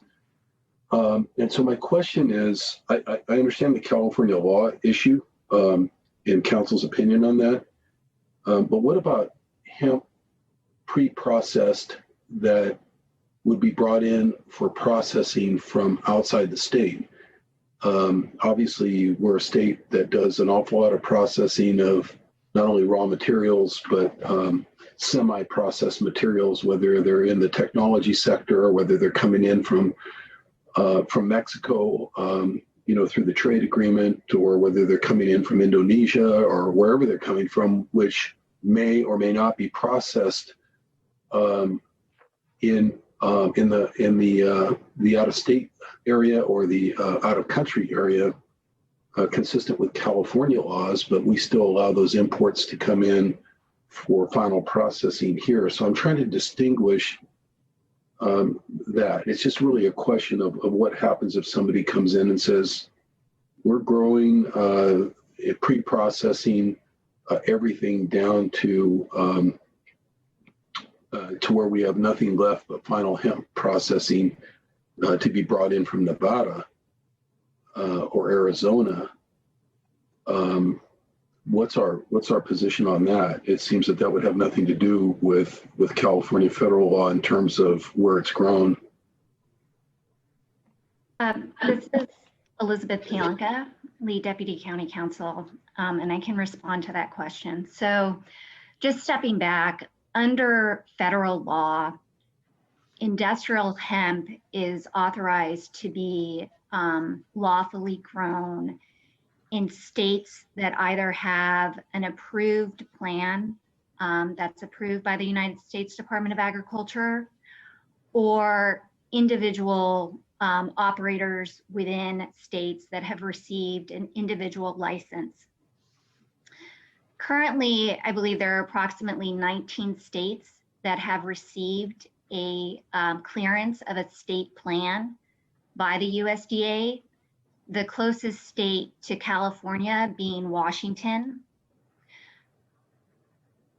But putting that aside, I think it's important to note that for purposes of agricultural processing under the county zoning ordinance, the expectation is that the facility will be processing industrial hemp that is grown primarily in Santa Clara County or nearby counties. So while it may be, possible for hemp to be imported from a state where there is an approved state plan and where it has been legally cultivated, the expectation of processing and what is processed within the county is that it's industrial hemp that is being grown within Santa Clara County or a nearby county. Yeah, I don't. So I'm hearing you loud and clear, but I don't understand the gravitas of the term or word expectation. In other words, my expectation would be we adopt this ordinance, somebody from the state of Washington, where they're legally growing under federal and state law, needs to or wants to ship to a processing plant here that would only be doing the final processing. And it just seems to me at that point, you're into that basic, regulatory and constitutional scheme around interstate commerce. Are you actually going to be able to stop trucks coming in? And I don't know if that's the desire. I'm trying to get to the word that you used, expectation. If that happens, are we saying, look, our ordinance is only, the intent of this ordinance is to not regulate that situation, but to regulate neighboring counties and and what's grown or what would be grown in our own county. And we're not intending to interfere with interstate commerce and folks bringing in what would otherwise be legally, legal goods moved, from one state to another for final processing. I'm just trying to get to that very specific issue. I mean, basically what I'm interested in, is the answer to that is yes, we can't do anything about that. I'm fine supporting the ordinance as I understand it right now. I haven't heard from my colleagues yet, but I'm just trying to get to the bottom of that. Elizabeth Pianca, Lead Deputy County Counsel. There would be nothing in our ordinance that would preclude the importation of hemp lawfully cultivated in another state. Okay, great. Thank you for the response. I appreciate it. That's the only question I had, President Chavez. Thank you. Supervisor Ellenberg? Thank you. Thank you very much to staff for the detailed presentation and the work on this. I'm curious about option 2. I hear that your preference is option 1, but is option 2 also still within line of the general plan, or does the Planning Commission's recommendation in some way overstep the bounds of the general plan? Yes, that is a option the board can consider today. Okay, and can you say a little bit more about why you think the stricter requirements, the larger buffer zones and the smaller total acreage provide what is the issue that you're struggling with that keeps your recommendations more conservative and narrow? So let me provide an example, but I wanted to start with the fact that we were responding to Hewlett Committee, which was interested in more restrictions. But the example, and then I'll offer staff to provide some additional insights into this. But as an example, we have a half-mile buffer. And part of that was informed by the experience of other counties, particularly San Benito, where they found that a quarter mile wasn't sufficient for odor. So that would be an example where we've done research, consulting other counties and having that inform our proposal. But let me also offer planning staff and the Ag Commissioner to expand on my comments. I can speak a little bit to that as well. Yeah, we did research a lot of different counties and they had different distances to consider. One thing that resonates with me that Supervisor Simitian mentioned at the Hewlett meeting in February was we want to have smart ag. We want to have successful ag. So although I do want to support small farmers as much as possible, I think we try to take a balanced approach with the large number of community members that we have, and that we want to have successful, mostly food production. So this will add another commodity to the pallet. Farmers will get to try it, small or medium or large, outside of that buffer zone, of course. But then the industry, I think, is really starting to still evolve. It can be used for a multitude of things, as mentioned previously. I think primarily now, though, most of the people who are interested wanted to do CBD oil production, which does take larger acreage to have enough mass.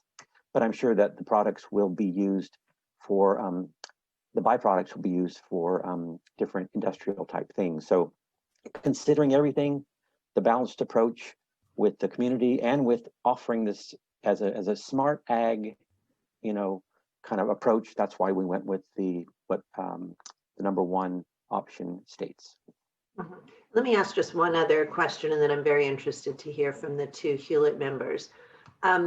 Is there any detrimental impact to the soil related to growing hemp as opposed to more direct food-based agriculture, such that it would be difficult to transition that land? I hear you, Joseph, with regard to wanting to preserve as much land as possible for food agriculture. And I think that there are so many reasons why that is critical.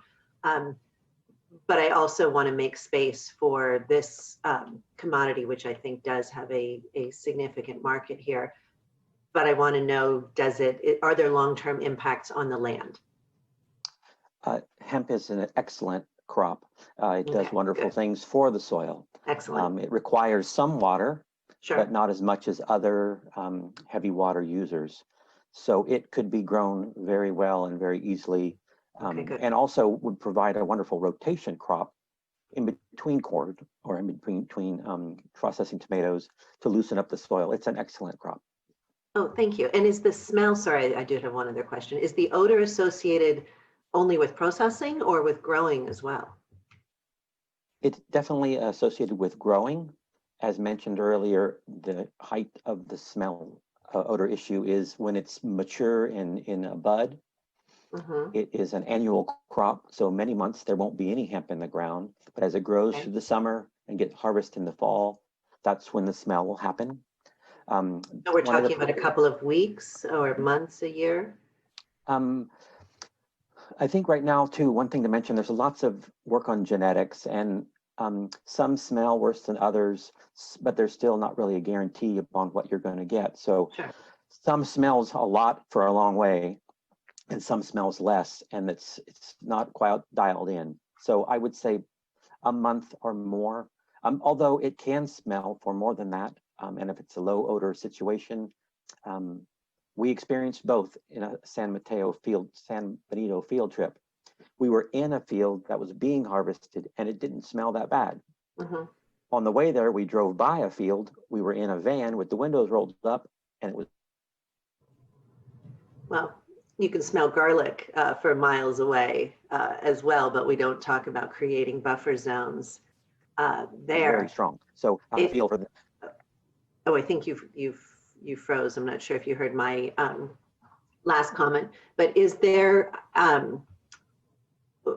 would the administration's proposal consider a hybrid where we allow larger acreage, but still the half-mile buffer? Because what I heard from the speakers is that, half a mile on smaller acreage is really a significant proportion of the land. And if we're going to impose stricter standards, might we not agree to larger amounts of acreage?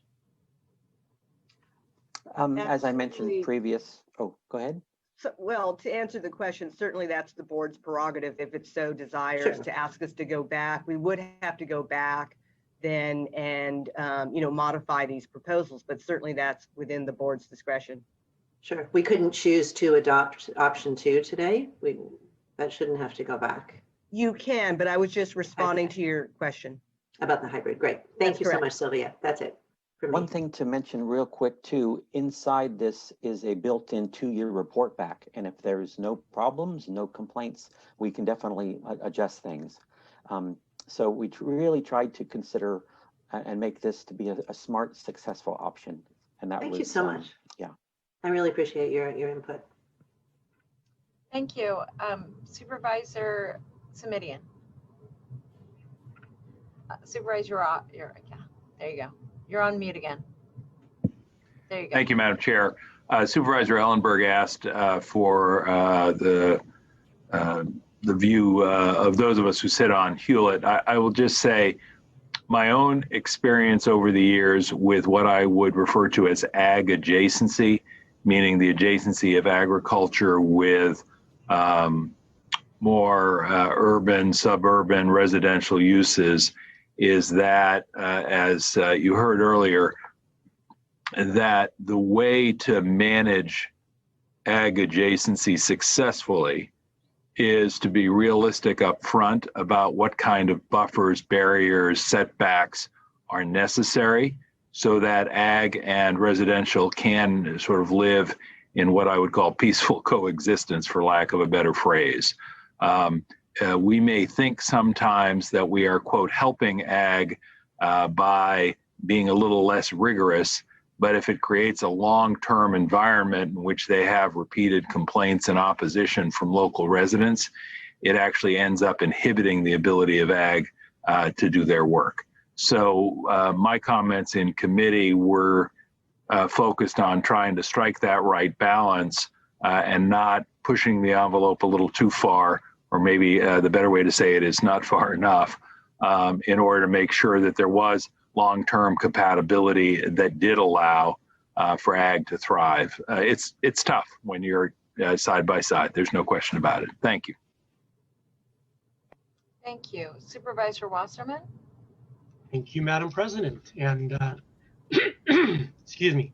And Sylvia, thank you for bringing the whole gang here. That's for sure. I'd like to thank staff and administration for the community outreach and research done to prepare this ordinance. As a strong supporter of our local agriculture, I look forward to allowing farmers to grow this valuable and useful crop.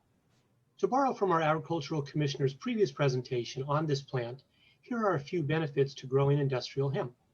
One, it's great as a rotational crop because it puts nutrients back into the soil and removes heavy metals.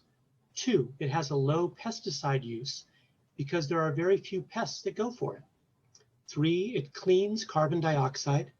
I could use some cleaning carbon dioxide. It cleans carbon dioxide out of the air. And four, it has a multitude of uses, from fibers for clothes to fibers for paper. In fact, it's claimed to be used for 10,000 things. There are some concerns about the odor of hemp, which some people dislike, and I understand that. I appreciate Joe talking about the 1 month period and also mentioning, the other crops, there's smells that come with agriculture, be it cows or garlic or mushrooms or whatever it might be. It's a seasonal type thing. The bottom line is that all agricultural products have varying smells. As we all know, we live in a right to farm county. Farming is tough enough as it is, and the best way for us to protect our agriculture is to allow farmers to grow valuable and useful crops unhindered by overregulation. The idea was previously brought up about public perception and crime. According to administration's previous report to Hewlett, there has been no evidence of violent crimes associated with hemp. Allow me to break down what I think of the recommendations by staff and Planning Commission. For maximum cumulative acreage, I agree with our Planning Commission's recommendation of 250 acres because it would be more suitable to big growers interested in hemp as a rotational crop. As for the buffer distance, since we live in a right to farm county, and since so many other crops also have odors, it doesn't make sense for me to have a half-mile buffer. So I recommend a simple quarter-mile buffer. This is sufficient to protect neighbors while allowing substantial farmland to grow hemp.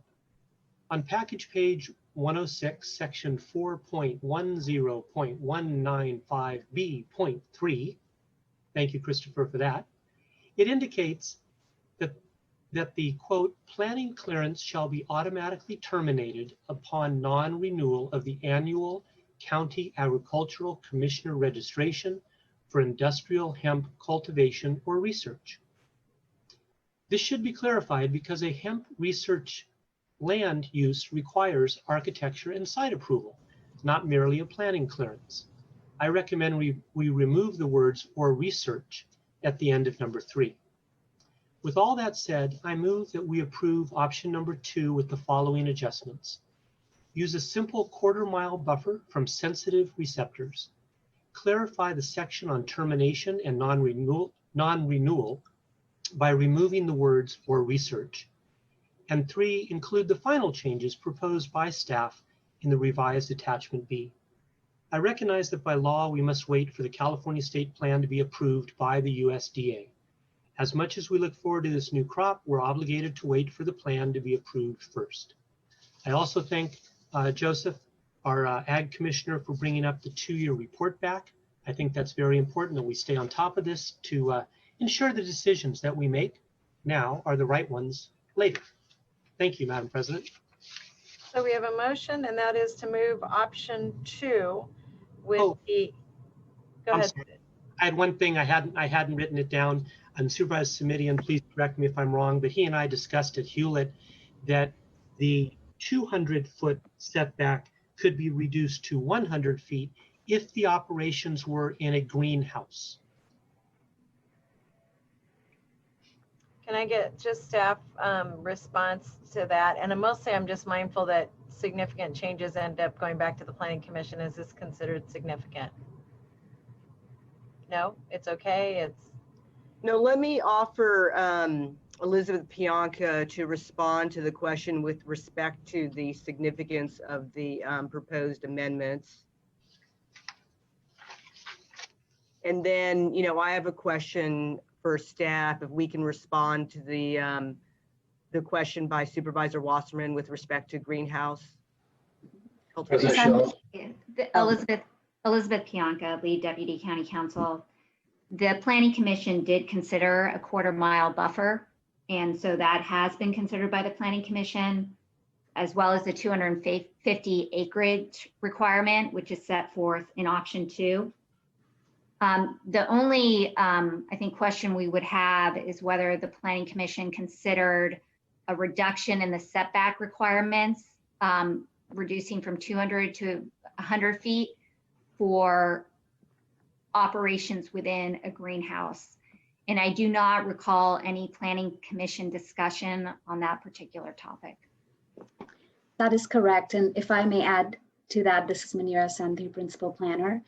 We do have provisions in the ordinance that allow for indoor cultivation, research, or processing, provided that there are air filtration measures that are installed. And if those kind of facilities are proposed, then none of the setback and buffer requirements apply to those facilities. However, greenhouses are slightly different. They typically have, you know, access to the outdoors and may not work in terms of installing those air filtration measures. I'm happy to second the motion for further discussion. President Chavez, I just wanted to get that point of order taken care of, if that's okay with you. of course. Thank you. So we have a motion and a second. I think I just want to make sure that before I'll go back to Supervisor Simitian, and thank you for raising your blue hand, but I just want to make sure for clarification, the point you're raising is that the addition that Supervisor Wasserman's adding relative to the greenhouses specifically was not considered by the Planning Commission. And therefore, if it were considered now, we would begin the process essentially over to go back through that process with the Planning Commission. Is that accurate? Is that what you're saying? That's correct. This is Elizabeth Pianka, Lead Deputy County Counsel. That's correct. Okay. So under state law, any modification that has not previously been considered by the Planning Commission must first be referred to the Planning Commission for report and recommendation back to the board. Thank you. Oh, sorry, Elizabeth. Oh, no, that's okay. I'm finished. Thank you. All right, I can't see your face, so I apologize. I jumped in there. Supervisor Wasserman, and then I'll go to Supervisor Simitian. Okay, if that ends up being the case, I would retract the 100-foot requirement. I would ask right now if we don't already have something in place that frankly allows no setback with an air purification system. And if we don't, or that isn't applicable, then I'll withdraw, Madam President, the 100-foot, because so much work and so much time by committees and commissions and the public and staff and everything has been done on this. I don't think the 100-foot deal is a deal breaker. I just thought if we move the operation inside, you know, what's a third of a football field? But if it's council's opinion that would subject us to going back, I have no desire to do that. But So I would like to hear from whoever appropriate about requiring the air purification if even setbacks are required at that point. They would not be required at that Yeah, point. that's what they Supervisor were Wasserman. saying. It's the greenhouse that it appears to be the issue that wasn't considered. The greenhouse would have the air purification system in it. Those are one and the same. I just wondered if we already had existing law that said if an air purification system is in place, actually instead of 100 feet, no setback is required. That is correct. Yeah. Yes, That is correct. It already exists. correct. So could I ask through the president then for Elizabeth, if because of that fact, would this still require going back to the beginning? Back to Planning Commission? It's my understanding, this Elizabeth Pianka, that because indoor system with an air purification system is not subject to the setback requirements, that we would classify greenhouses as indoor structures for purposes of not applying the setback requirements. That's my understanding from staff, that that would be their interpretation.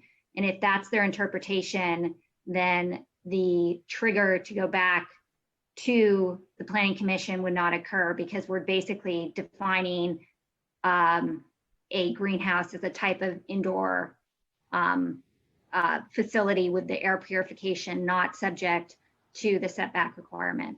Super. Thank you very much. That it's already in option 2 without any addition, without any change. Okay.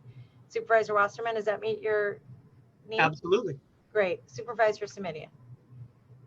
Thank you, Madam Chair. I just wanted to ask staff, if the board supported the motion on the floor, which calls for 1/4 mile rather than a 1/2 mile, if I heard it correctly, is an assessment of that impact something that staff would come back to us with in 2 years after the initial assessment period is concluded? That is correct, yes. And could we at that time, if we found the 1/4 acre insufficient, and I am anxious about that, I'm a little more sympathetic, frankly, to the staff recommendation, could we at that time, at least on a going forward basis, amend the ordinance to be 1/2 mile? Yes. All right. But your best professional judgment at this point, based on the research you've done, is that a 1/2 mile would be preferable and the 1/4 mile has proved insufficient in at least one neighboring jurisdiction. Do I have that right? That is correct. Thank you all very much. That's all I needed, Madam Chair. Appreciate it. Thank you. I just had one question, and it really follows up on Supervisor Simidian's question. I know that under the leadership of Supervisor Wasserman, there's been a lot of excitement in getting people to go experience the agricultural community, particularly the wineries. And one concern I have is how this change in our rules relative to hemp could negatively impact the agricultural tourist experience out in South County. And I'm wondering if the 1/4 mile distinction is protective enough relative to to wineries and other ways that people are trying to enhance the agricultural community in South County. I'd like the Ag Commissioner to speak to that. Mr. DeVinny? Sure. The situation in San Benito was directly related to odors at a winery. So, and that was brought up by Supervisor Simidian at Hewlett. And plus, another thing to mention is the 1/4 mile was what we originally took to Hewlett, and we were asked to look for more research and more depth. So those were all things that we considered with option 1. So the Planning Commission is definitely, and no one's more pro-ag than me, but the Planning Commission was very pro-ag in their wanting more and broader applications. So I think that's the 2 hands that we have to look for there. The 1/4 mile does add a significant number of parcels that will be eligible to participate.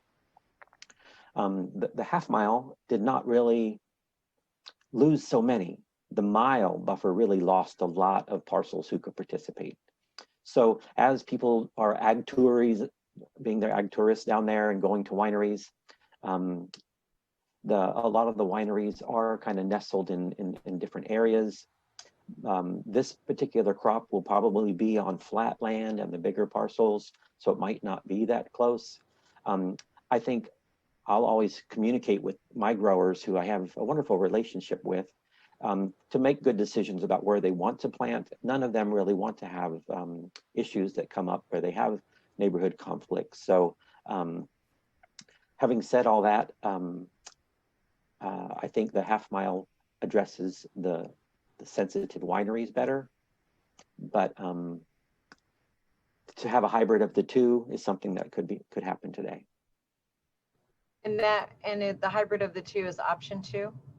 The hybrid would be quarter mile from option 1. I'm sorry.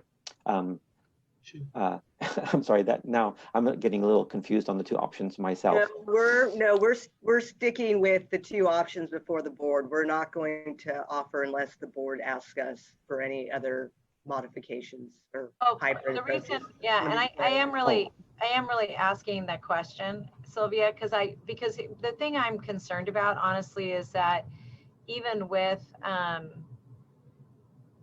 if there are any changes that are made in the future, it will appear to the farmers as a taking. I don't mean legally a taking, because I understand that's within our purview to make that decision, but I am concerned about starting from one place and then having to retrofit back. And so what I am wondering is whether or not, our goal is to make South County really ag friendly.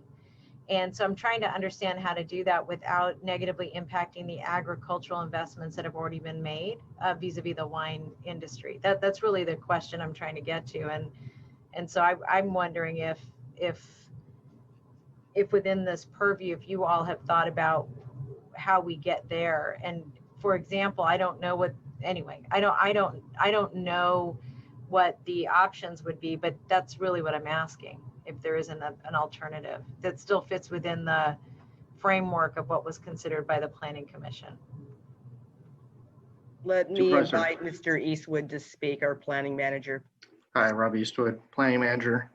I think it's the administration's sentiment with something new like this to start conservative, to your point, President Chavez, and then if it proves out that it's less of an issue, to open it up. So I think that's our sentiments, and we really did hear from San Benito, who went the opposite direction and was very liberal in allowing hemp, and then had to go and put a lot more buffers in, which is harder. And so again, that's our approach to this.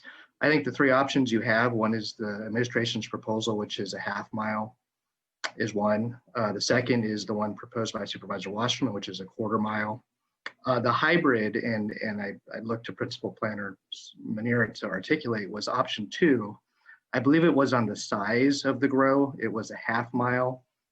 If it was a grow of a certain size that was much bigger, presuming the odors were more intense. That's what I got. Okay. Yes, right. So that's another option you could consider. That was a hybrid between the quarter and half mile. And that's what the Planning Commission recommended. Got it. That's really helpful. I misunderstood my 2. I didn't see 2. I didn't understand 2A, 2B. All right. So I'll go then to Supervisor Cortese and then Supervisor Wasserman.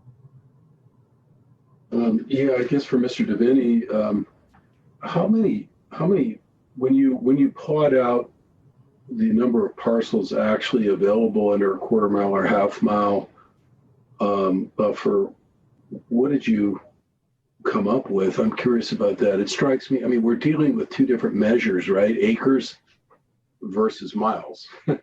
And a half a mile is 320 square acres. So if you have a half a mile buffer around an entire property, you kind of, seems to me, you kind of subsume parcels that are even approaching 200 acres, but I don't know what you found out. Obviously, I'm just raising some back of the envelope kind of math here. And I'm just, given the fact that you said, or you implied that you have, broken that down. Is this map coming up here? Yes, Supervisor, this is Jacqueline Anciano, Director of Planning. We're showing you the map where we have that analysis. What is that? We actually have 3 maps: the half, the quarter, and the mile, for which I think will make a difference. And what is it? So I'm sorry, if you go back, 564 eligible parcels are under the 1 mile. Correct. Okay, and then it goes up from there, 1/4 mile to 1/2 mile.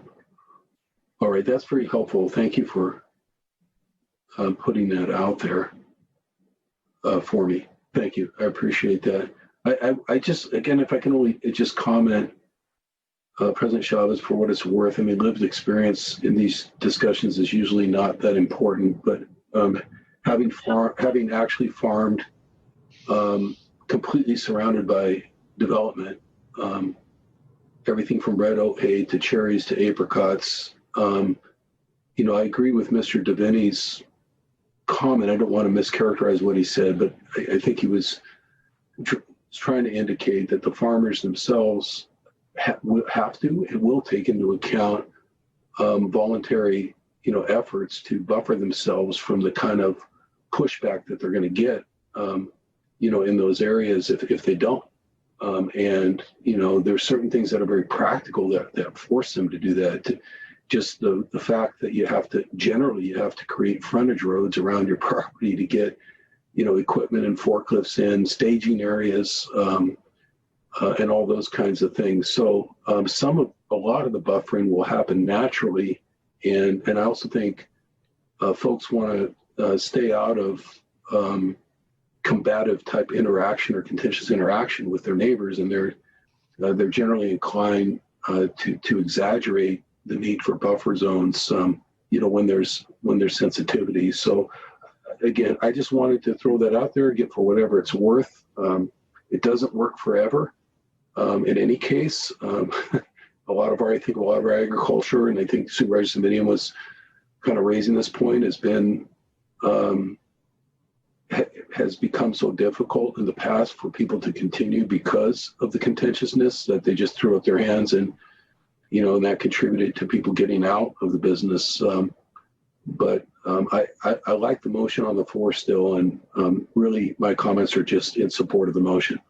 Thank you. Supervisor Wasserman? Thank you. I appreciate all that. I think Supervisor Cortez, I know, except for maybe Mr. Davini, Supervisor Cortez is the only one who would know a 1/2 mile equals 320 square acres. That said, I think we all value ag. We've stated that.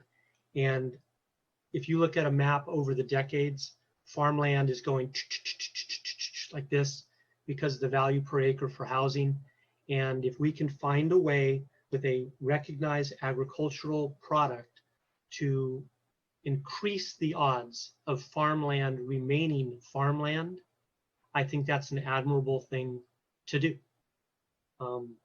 That's it. Thank you. All right, so we have a motion on the floor and a second. We have a motion by Supervisor Wasserman, a second by Supervisor Cortez.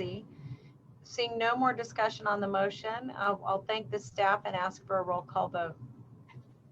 Madam Chair, excuse me. I apologize, Peggy. Supervisor Ceremonial? I apologize, Madam Chair. Couldn't get to the blue hand fast enough. I just wanted to ask the maker and the seconder if they would be willing to include specific direction to staff when they come back in 2 years to provide a report on the impacts of a 1/4 mile rather than a 1/2 mile, and offer any suggestions at that time. I just think if it's embedded in the motion today, then it is less likely to get lost as a specific item, although I think probably staff would have come back on that item anyway. I take your point, Supervisor Chavez, about, you know, paring back what's allowed after a period of 2 years can be difficult, but I'm a little more comfortable with the motion. So that's my request of the maker and the seconder, is a specific direction to staff, come back with analysis and options on that issue specifically 2 years from now after we have some experience. You can take yes for the answer. So that with that, you'll incorporate that in the motion, Supervisor Wasserman and Cortez? Yes. Okay. So thank you both. Thank you. We'll go to a roll call vote. Supervisor. I'm sorry. Now I have someone else. Sorry, President Chavez, we just had a request to, if we could read into the record that the change to B1A is that no industrial hemp operation with a contiguous acreage of up to 250 acres shall be allowed within a quarter-mile from any sensitive receptor, unless specified in section 410-195 B1C. Our county council just requested that we read that into the record so it's clear that the motion is for option 2 with those edits. Great. So that has been read into the record. That's comfortable with the maker and the seconder? Yep. So we have, Yes. okay. All right. Anybody else? All right, this is now, we're good? We're ready to go? Okay, Peggy, roll call vote, take 3. Supervisor Ellenberg, Yes. Supervisor Simidian, Smitty and I. Supervisor Cortese, Aye. Vice President Wasserman, Yes. and President Chavez. Yes. Thank you very much for wrestling that to the ground. All right, we'll now move on to our next item, which is item 10, and this is a public hearing for fee for planning clearance. Let me go to item 9. I apologize, I skipped ahead. I'm sorry, item 10. Good morning, President Chavez, members of the board. Jacqueline Anshano, Director of Planning and Development. The item before you is planning clearance review fee. We have 2 staff who will speak to this item.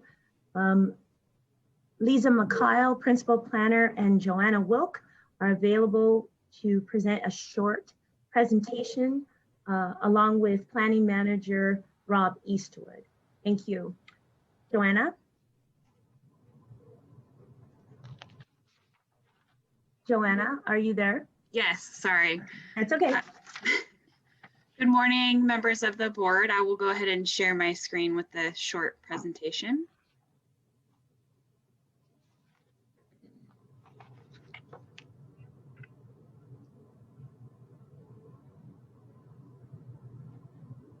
Okay, so my name is Joanna Wilk, Associate Planner with the Department of Planning and Development. I'm here to give you a brief presentation on item number 10, the department's proposed fee for the new planning clearance application. By way of background, on March 10th, 2020, the Board of Supervisors adopted modifications to the county's accessory dwelling unit regulations in accordance with state law. Additionally, these modifications included the use of a new application called a planning clearance to permit movable tiny homes. The purpose of this planning clearance is that it can be applied to other types of permits that call for streamlined processing, such as agricultural worker housing and hemp.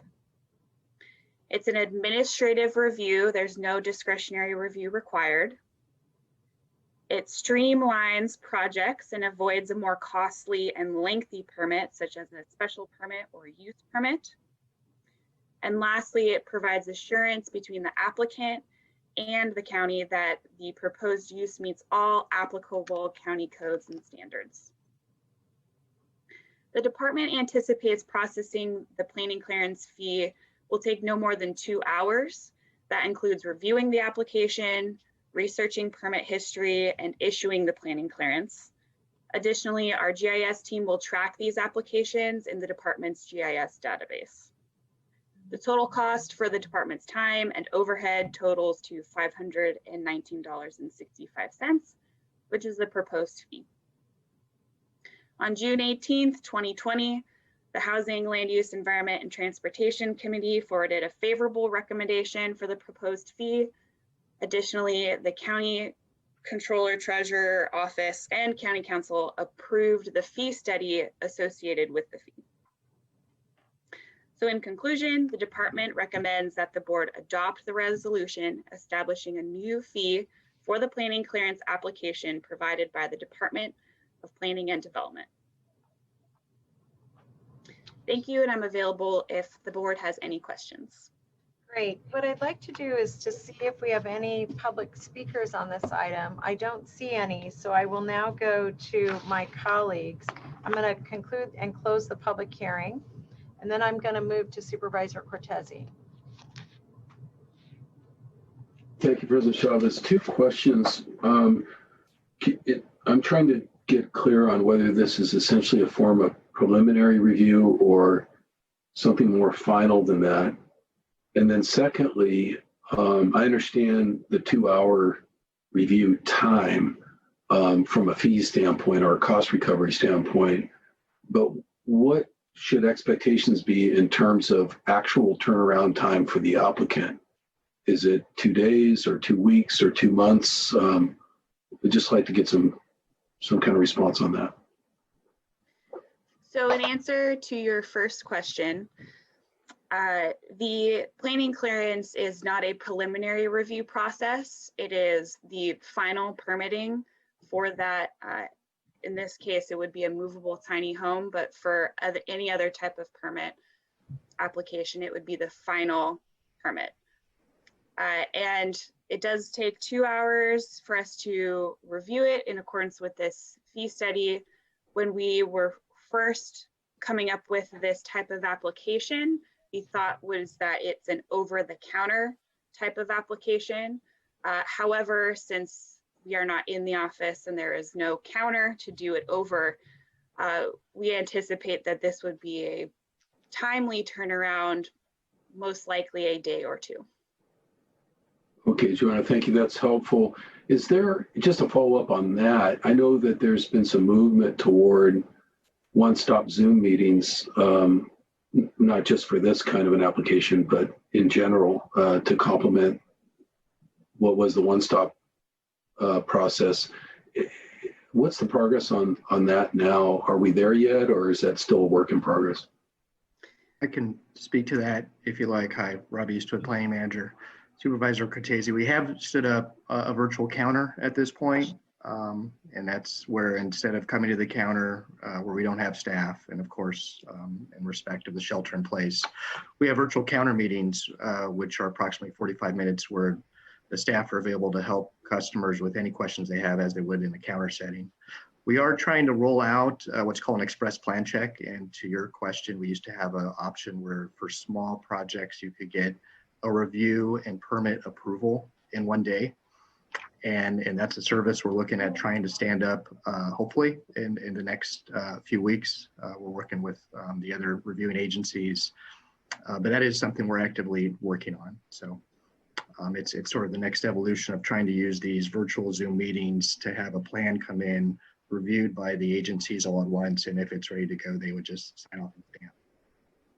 Yeah, thank you. And through the chair, for the county executive's ears, I'm not asking for another response, but I know it was mentioned during the budget process, at least in terms of my commentary, that I don't want to throw money at things like this or expediting processes like Mr. Eastwood just described. On the other hand, I really feel strongly that we're in a macroeconomic mode here where we have to try to speed things up and be as complementary to countercyclical investment, investment that's going to create jobs and keep people working out there, as possible, including our own people here. And, I think we just need to be sensitive and mindful that, as the planning department is trying to convert and stand up express processes, that the board and the county executive really need to honor that and have faith in the fact that on the back end it'll end up bringing us good projects, good jobs, and good revenue for the county over time. Thank you. That's just a comment. Thank you very much. I'm going to go to Supervisor Ellenberg. I have no comments on this item. Thank you. And from any of my other colleagues, Supervisor Smitty or Wasserman? Supervisor Wasserman. Yes, thank you. And I was just getting to that. Yes. After reviewing this item, I've learned a few things about the planning clearance that are a bit troubling. I'm concerned there's a major problem with the scope of planning clearances in general, and I'd like to recommend that before we approve this fee, the planning department go back to SIMPAC and the Planning Commission to amend our zoning ordinance. The issue that has come to my recent attention is that since March, the formal planning clearance requirement has been imposed on virtually every permit application, because that's what the ordinance requires, and we've heard from numerous applicants. This includes building permits that may have no basis for a planning review. The whole purpose of the planning clearance was to streamline the permitting of a very narrow list of applications. The only types of applications that have been considered for the planning clearance are movable tiny homes and industrial hemp. The March 10th staff report on this topic only mentions that a planning clearance would be required for movable tiny homes, not for virtually every building permit. Earlier staff reports did not include the concept of the planning clearance. Of course, the planning office has always reviewed building permit applications, but now they do so on their own before a submittal to the other offices can be done.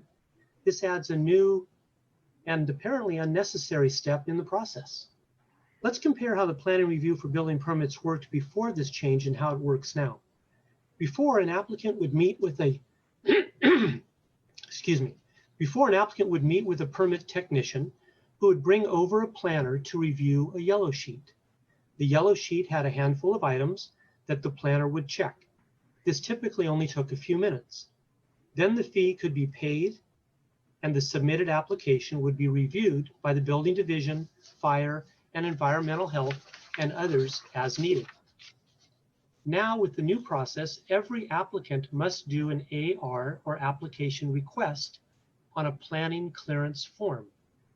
Even if the project is simple and straightforward, this AR tasks planners with doing deep research on every facet of the property, and then they must schedule a meeting with the principal planner to review.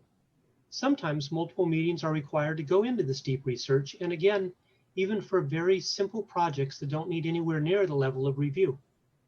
Finally, after the AR is reviewed and cleared by the one principal planner, the application can be submitted to building, fire, health, and others. This is a new serious bottleneck for virtually every building permit. I appreciate Supervisor Cortese's comments a few minutes earlier. This is not the type of change I've been advocating for since I've been in office. I strongly recommend the planning review process go back to SIMPAC and the Planning Commission for further analysis.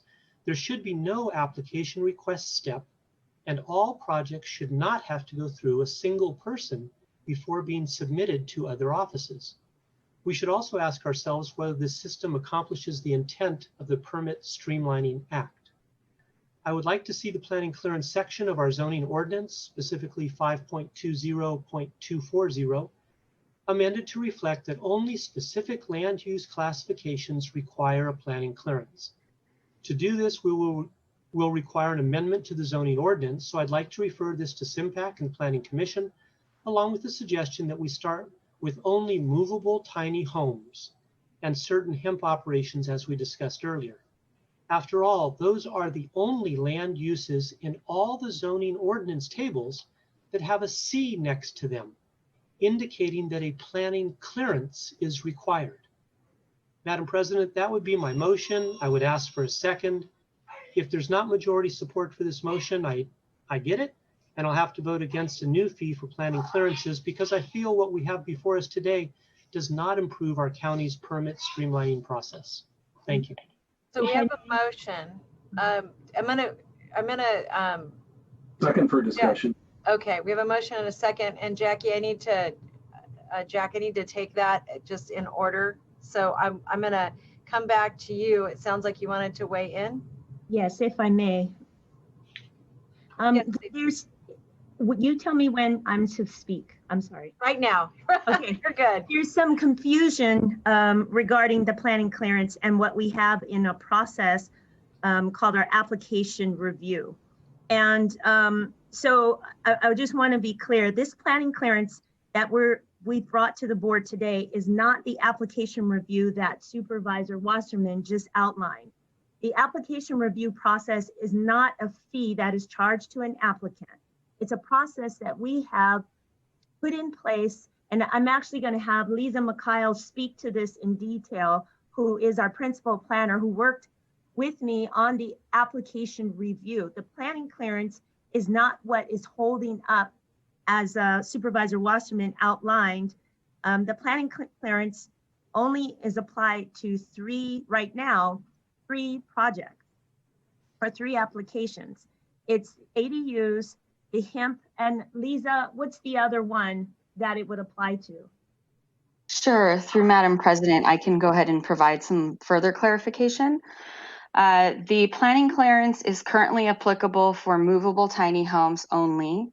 And it will be also applicable to the hemp process. And if ag housing comes forward and is ultimately approved by the board, it would be applicable to that type of application as well. And any future application that we feel necessitates the need to review a type of project against the zoning ordinance, but we don't want them to go through a time sensitive or costly application process. So it's over the counter. Separate from that, that's what's before the board today is a fee to accommodate that permit type. And that was proposed to the board and requested to come back to the board from March 2020. The process that Supervisor Wasserman was outlining is related to our planning, what we call it's a planning screening, essentially. When somebody's trying to come into the county and submit a plan check application, they do what's called a planning screening. It's an application request to submit, and we screen that project to make sure that that project is approved to move into the plan check.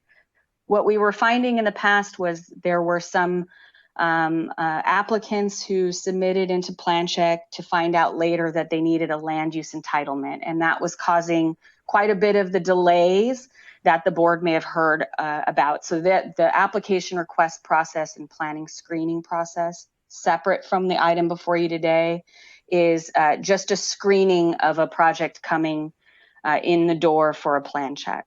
So it is different. And it's not I'd be happy related. to answer.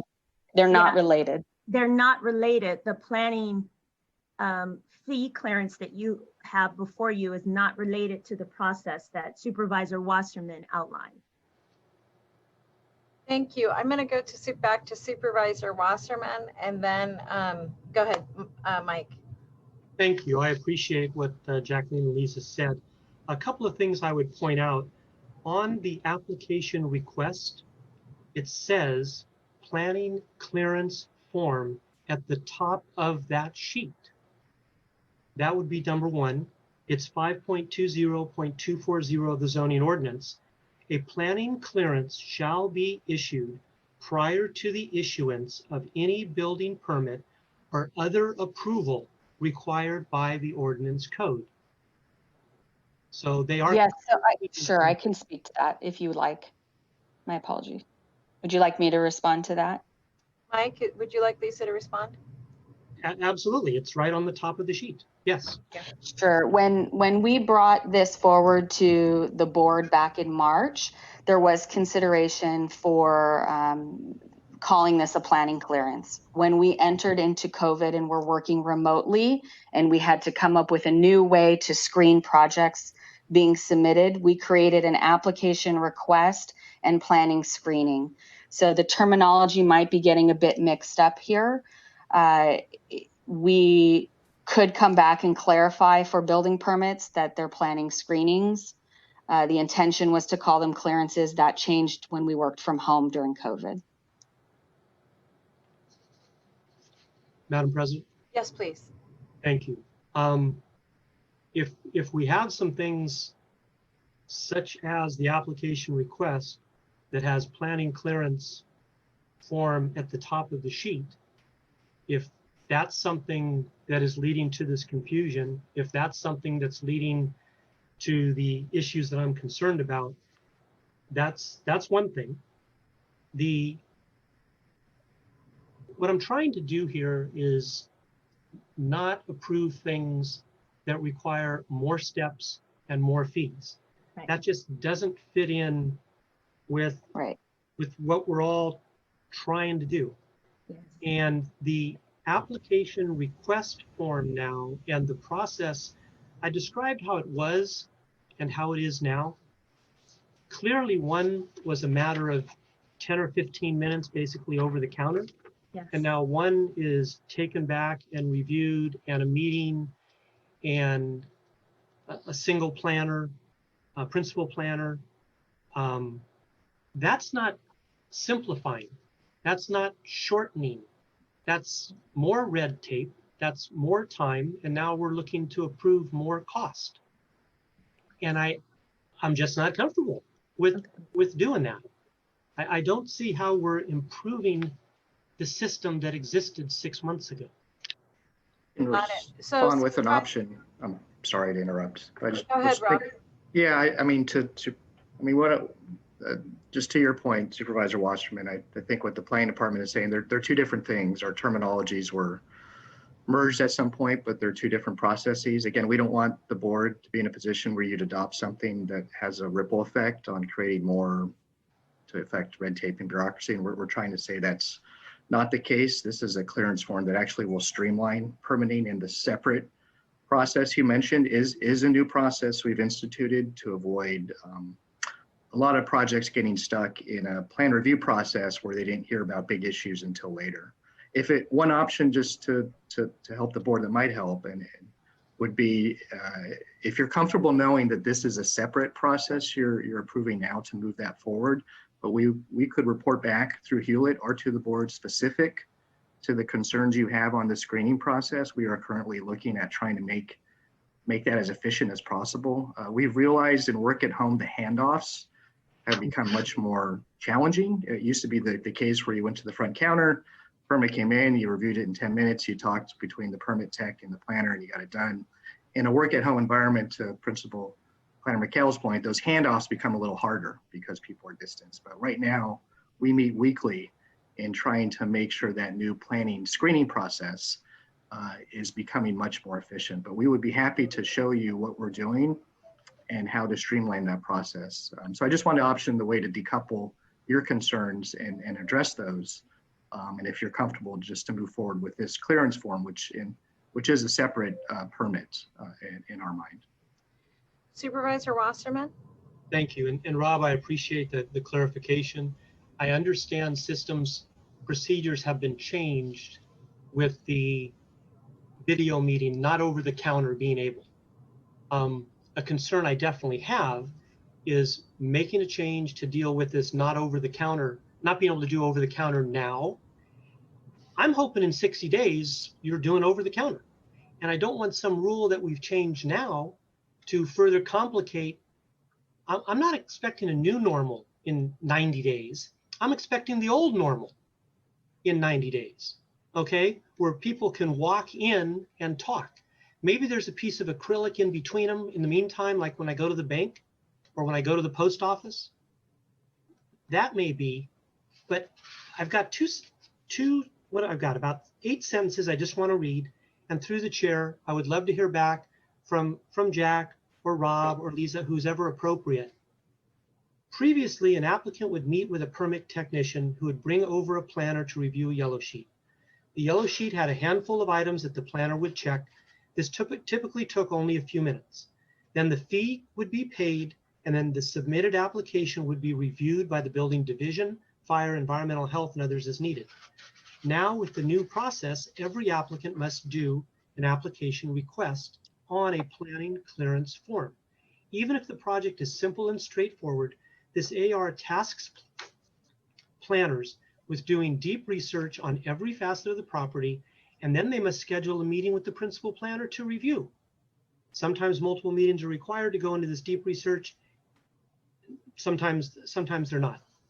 So if that is not true, then I don't have a problem. But when I read before it was this way, and that took that much time, and now it's this way and takes this much time, I'm not in favor of that. And if we're doing this because we can't meet people over the counter in face to face in person, and you're telling me this is what you intend to do for the next 90 days or until people are allowed back in, okay, it's a change we had to make in order to continue providing the service that the public relies on us for. If on the other hand, you're telling me this is a change you recommend ongoing, and if you're telling me on this Zoom meeting that this lowers the costs and expedites the current process, then I need to hear that. I just don't see it. So Mike, here's what I'm going to ask the staff to do is I'm going to have them respond, and then I want to come back and see if the decoupling works. If it doesn't work, that's fine too. Supervisor, I just want to check.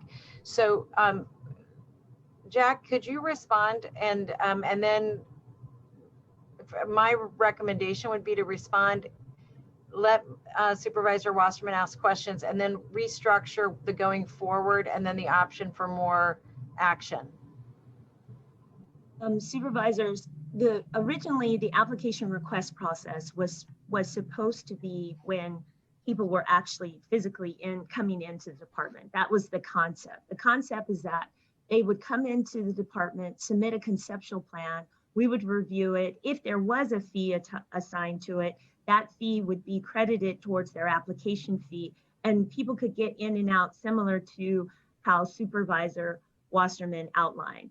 That process would have worked where the permit technician would have reviewed the zoning very quickly, put the setbacks on the form, sent that form through. If they didn't need any type of land use entitlement, the applicants would have been directed straight to development services, which is our building services, and they would have been able to submit an application. When we went into COVID-19, we had to morph that process. That process then turned into electronic process by which we're speaking to now. Is still an application request for the applicants. The virtual public consultations, people are supposed to be online speaking, talking with one another, and where we get clear proposals from the applicants, we can then bifurcate those applications appropriately, either through a land use entitlement or to the development services for a building permit. Our purpose is to not stop this process in 90 days, but to perfect it so that it's more efficient. So it's not just something we've put in with COVID. What happened was, as the division manager just spoke, there's been a little handing off challenge. So it's not a process that we plan on stopping. It is a process that we plan on perfecting. Supervisor Wasserman is right. Right now, it's not working really well as far as timing, but it is separate from the planning clearance fee and the form that's before you. We'd be happy to come back and speak to this process. It's not a process that was codified by the board. It's a process that we put in place in the department. So it's an easy process to change. We can change that process easily. This planning clearance form is a streamlined fee for providing accessory dwelling units. It's something we've come up and we present it to the board to streamline the process of providing housing. So I definitely want to make sure that it's understood that they're separate processes. If we need to come back and get the terminology correct so that the board understands that, no problem, we can do that, but they are two separate processes. So Supervisor Wasserman, what is your thinking based on the feedback you've received from staff? I really appreciate what Jack just said. I just looking through my notes here, trying to read and listen at the same time. I noticed on the March 10th staff report, regarding this, the only mention was that a planning clearance would be required for movable tiny homes, not for virtually every building permit. And earlier staff reports did not include the concept of planning clearance. So through the chair, if I may, to Jack, you're telling me the planning clearance that you're bringing forward here, the planning clearance fee for the planning clearance, does not apply to everything, it's only for tiny homes? That's correct. At this time, it's only for tiny homes. Okay, and are you telling me what we have in place now is better than what we had in place before? For the tiny homes, the planning clearance is better because we can get the review through quickly. If you're talking about the application request review, we are perfecting that process. That's separate. And is it better? If we could get it more efficient, it would be better.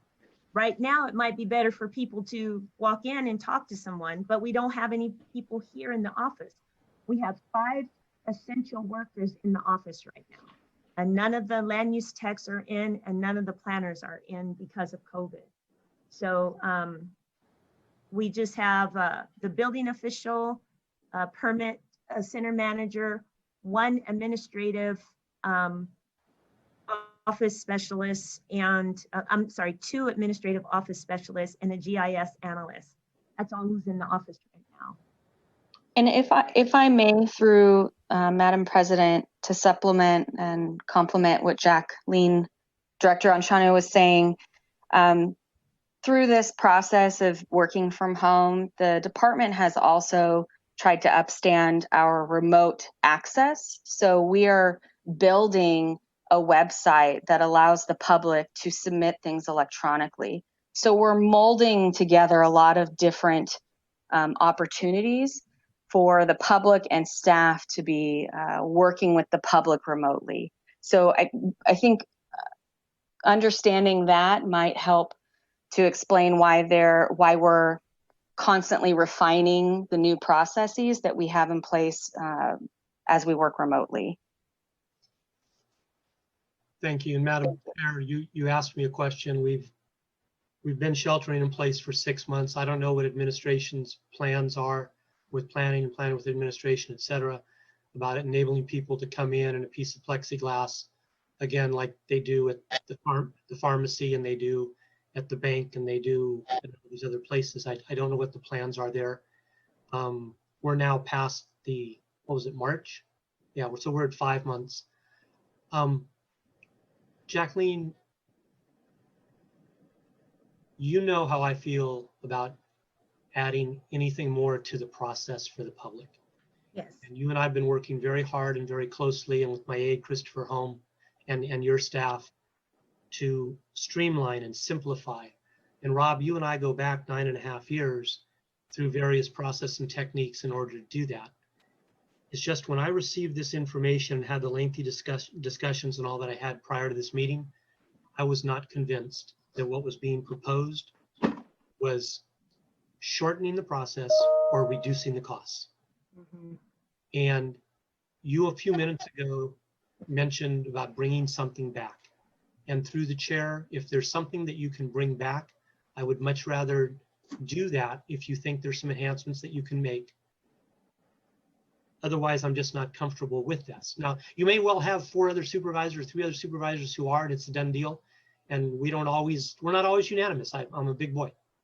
So I back to you through the chair, if I may, Jacqueline, a suggestion that you have at this time. My suggestion, my recommendation would be that the planning clearance fee, I just want to say this once more, they're separate processes. The planning clearance fee that's before you applies to accessory dwelling units. It is not the application request form or process that we have instituted. So if the desire of the board is for us to come back and present on the process that we've implemented in our department so that the board understands the difference between the two, we're happy to do that. But the planning clearance fee that you have before you does not apply to every building permit, swimming pool, house addition. It is only a planning clearance for accessory dwelling units to streamline that process to get affordable housing on the market, get them approved. It is not what we're using to look at every application that comes in. But again, if the board would desire for us to come and present our process that we've implemented so that the board understands they're 2 separate, totally separate processes, we're happy to do that. So if I could, and I'm gonna weigh in now because this conversation's been going on for a bit, and we're gonna need to take a break for our staff. So Supervisor Wasserman, would you? 2 sentences. I'm sorry? 2 sentences only. Okay, go ahead. I was actually just gonna ask what direction you'd like to take. The motion on the floor right now is yours. Thank you. I would just say through the chair to Jacqueline, it's my understanding the ordinance requires it. And I would ask how it doesn't. And I'm talking about 5.20.240. It requires it. The planning clearance fee you're talking about is required for accessory dwelling units? Yes, That's accurate. They've reinforced that a couple times, so yes. it says a planning clearance shall be issued prior to the issuance of any building permit or other approval required by the ordinance code. Through Madam President, this is Lisa Mikhail. I can provide some additional clarification. In our zoning ordinance, when there's a letter C next to a planning clearance, that's a required permit that is necessary for issuance. You'll notice that that is located next to what is called a movable tiny home. There is a note under some of our tables listed in our zoning ordinance for what we call planning clearance, which is just general clearance by planning for an applicant wanting to submit a project into building. That was previously what was called the yellow sheet in our department. We formalized a term when we started working remotely. We've essentially named that planning screening. So when there's a C in the land use tables next to a type of use, that is the planning clearance that the fee would be applicable to. You'll notice that it is not such for building permits, if that helps clarify further. Thank you. All I would say is that the ordinance says this one sentence: a planning clearance shall be issued prior to the issuance of any building permit or other approval required by the ordinance code. That's what's leading to our confusion. Okay. Thank you. I'm done. Yes, I understand. Yes. So may I ask, so we have a motion on the floor, and the motion on the floor, Supervisor Wasserman, as I recall, was to essentially reject what was before us and have it go back to committee for further discussion and refinement. Is that it? Am I remembering that correctly? Yes. Okay. Can I ask the second? Yes. Then I'll come I to you, Supervisor Simidian. just wanted to ask Supervisor Wasserman if he would be amenable to, prior to sending it all the way back to committee, if the board were to direct that the planning department work with his office on clarifying the distinctions that he has brought out and that Plan Director Anciano has tried to clarify. It's complex stuff, and it just seems to me that between now and September 1st, the two offices could get together and come back. And I don't think we'd have to have a lengthy discussion again, particularly if Supervisor Wasserman comes back with a revised motion that perhaps allows this to go forward, or but calls for some other modifications. And again, I don't want to lose the investment of a long discussion, but I just think a week would end up going slow, would make us go fast, because if this goes all the way back to committee, it's going to delay things even further. So Supervisor Wasserman is amenable to that. And so your motion would be to move forward with staff's recommendation today, but to have staff go back and work with you on clarifying language and on the other issues you raised relative to the over-counter permits. That's a new motion? Thank you. Yes, that would be fine. Is that okay with the seconder of the motion? Thank you. Yes. So we have a motion and we have a second, Supervisor Simidian. No comments. Thank you, Madam President. Thank you. Without any more discussion, may I get a roll call vote? Supervisor Ellenberg. Yes. Supervisor Simidian. Aye. Supervisor Cortese. Aye. Vice President Wasserman. Aye. President Chavez. Yes. And thank you for that discussion, Mike. These are important issues, and I know your community in particular works a lot with our planning department. What I'm going to, it's 12:33. I'm going to ask that we take a break. We will come back and begin with our number 11, the public hearing on the TEFRA issuance for Harker School. At that time, we'll see you back at 1:05. Thank you, everybody. Thank you, Madam President. Thank you all.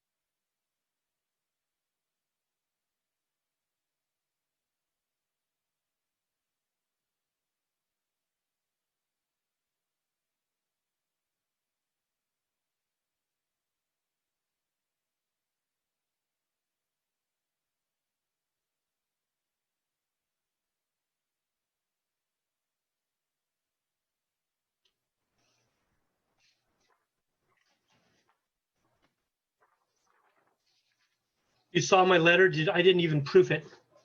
Yeah, I'm just wondering if there needs to be a little.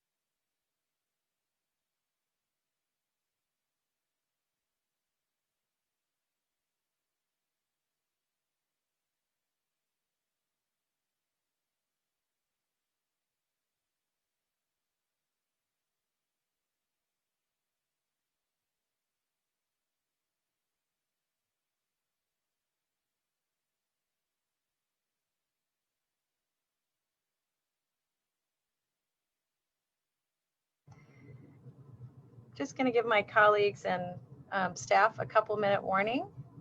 We'll be starting at 5 after. Thank you, Madam President.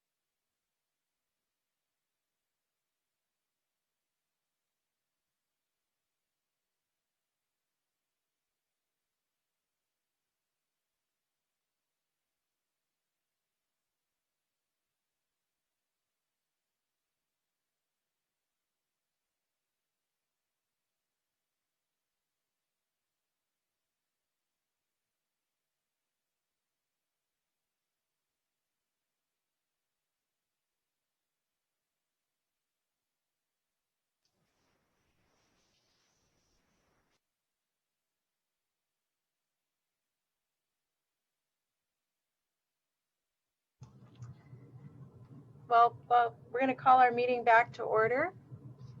And I don't know if we need a roll call. Yes, we do. If I can take one. Thank you. Supervisor Ellenberg. I'm here. Supervisor Simidian. Here. Supervisor Cortese. I'm here. Vice Chairperson, Vice President Wasserman, Here. and President Chavez. Sure. Thank you. Thank you, everyone. We're going to go back to our agenda, and we'll go back to item 11. And item 11 is a public hearing to consider the issuance of a $25 million California Municipal Finance Authority revenue bonds for Harker School. Million in California municipal bonds. Thank you. We will begin by asking whether administration wishes to provide a presentation at this time or any information that is in addition to the materials in our packet. Seeing none, I'm now going to ask if my colleagues have any clarifying questions before we go to public comment. Nope. We will now go to public comment. I have no speakers on this item. I'm going to close the public hearing. If there are no questions from my colleagues, what I'd like to do is ask for the ratification of the TEFRA hearing, the adoption of the resolution. Oh, I'm sorry. Nope, I was going to make a motion. I was perfect. Premature. No, that's okay. And second. We have a motion and a second. And this will also approve delegation of authority to the Director of Finance or designee to conduct future TEFRA hearings. With all three of those items, I will ask for a motion. We have a motion, I'm sorry, and a second. I'll ask for a roll call vote. Supervisor Ellenberg. Yes. Supervisor Semidian. Yes. Supervisor Cortese. Aye. Vice President Wasserman. Aye. President Chavez. Yes.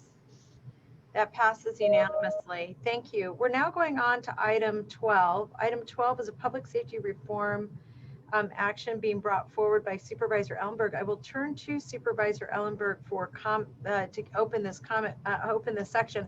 I do want to alert my colleagues that items 12, 13, 14, and 15 and 16, to some degree, I'll have a little bit of public safety in them. But in order to, just because I didn't change this at the beginning of the meeting, I'm going to stick with the order in our agenda. So it's going to be a bit clunky, but I think that's okay. These are important discussions. And I'll now turn to Supervisor Ellenberg. Thank you very much. And I think I have a couple of slides for this report, which should perhaps magically show up. Look at that. Now I have to move my picture out of the way. Okay, I am very excited to share with my colleagues today the final Community Conversations report, which is a culmination of my initiative to hold public forums designed to solicit recommendations and testimonials from community members around public safety, racial justice, and equity. At the beginning of July, my office sent hundreds of emails and posted on every major social media platform an invitation for community members from across the county to engage in a series of 3 facilitated conversations to hear their experiences with any aspect of our county's public safety and justice systems, and suggestions regarding how we as a county might reassess the way in which we ensure public safety and justice for all. In order to make clear that my role was to listen and not to lead or shape the conversations, my team worked with 3 outstanding facilitators who managed the calls.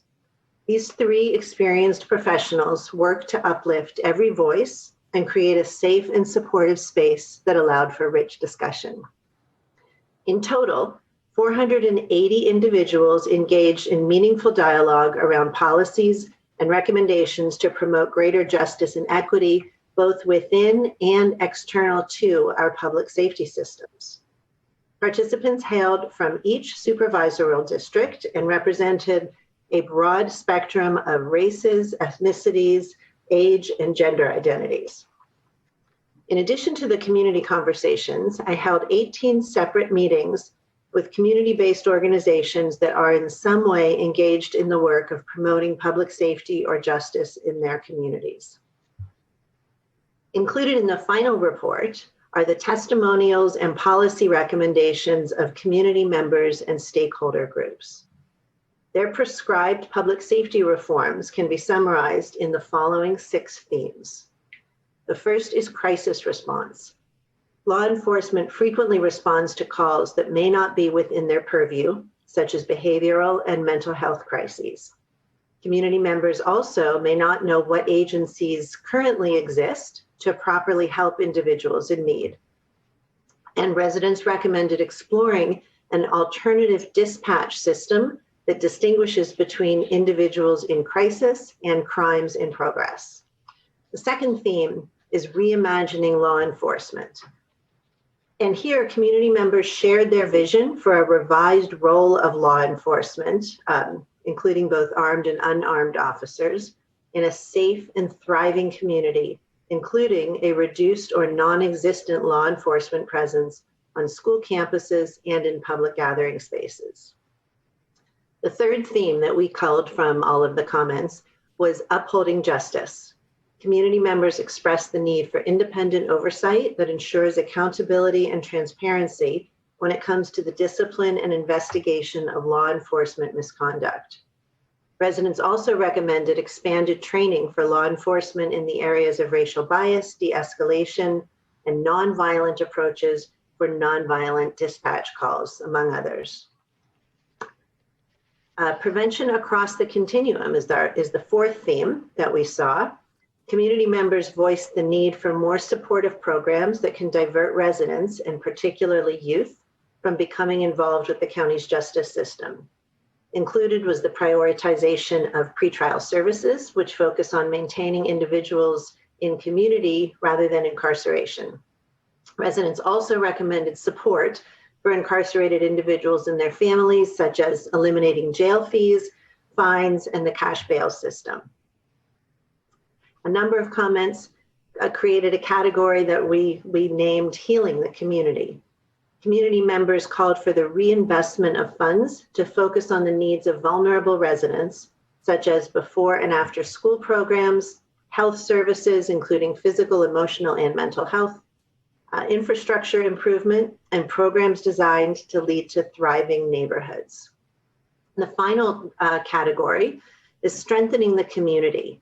Community members discussed the need to foster greater relationships between neighbors, community organizers, and local government officials with the goal of amplifying their voices in county decision-making. Details for each of these categories can be found in the report. The report was first presented in draft form at the August 6th PSJC meeting. And at that meeting, the offices of the sheriff, the district attorney, pretrial services, reentry, Office of Women's Policy, Office of Gender-Based Violence, Probation, and Behavioral Health Services each presented their own policy and funding recommendations for enhancing public safety and justice. And on August 13th, I presented the draft report to the Santa Clara County Police Chiefs Association.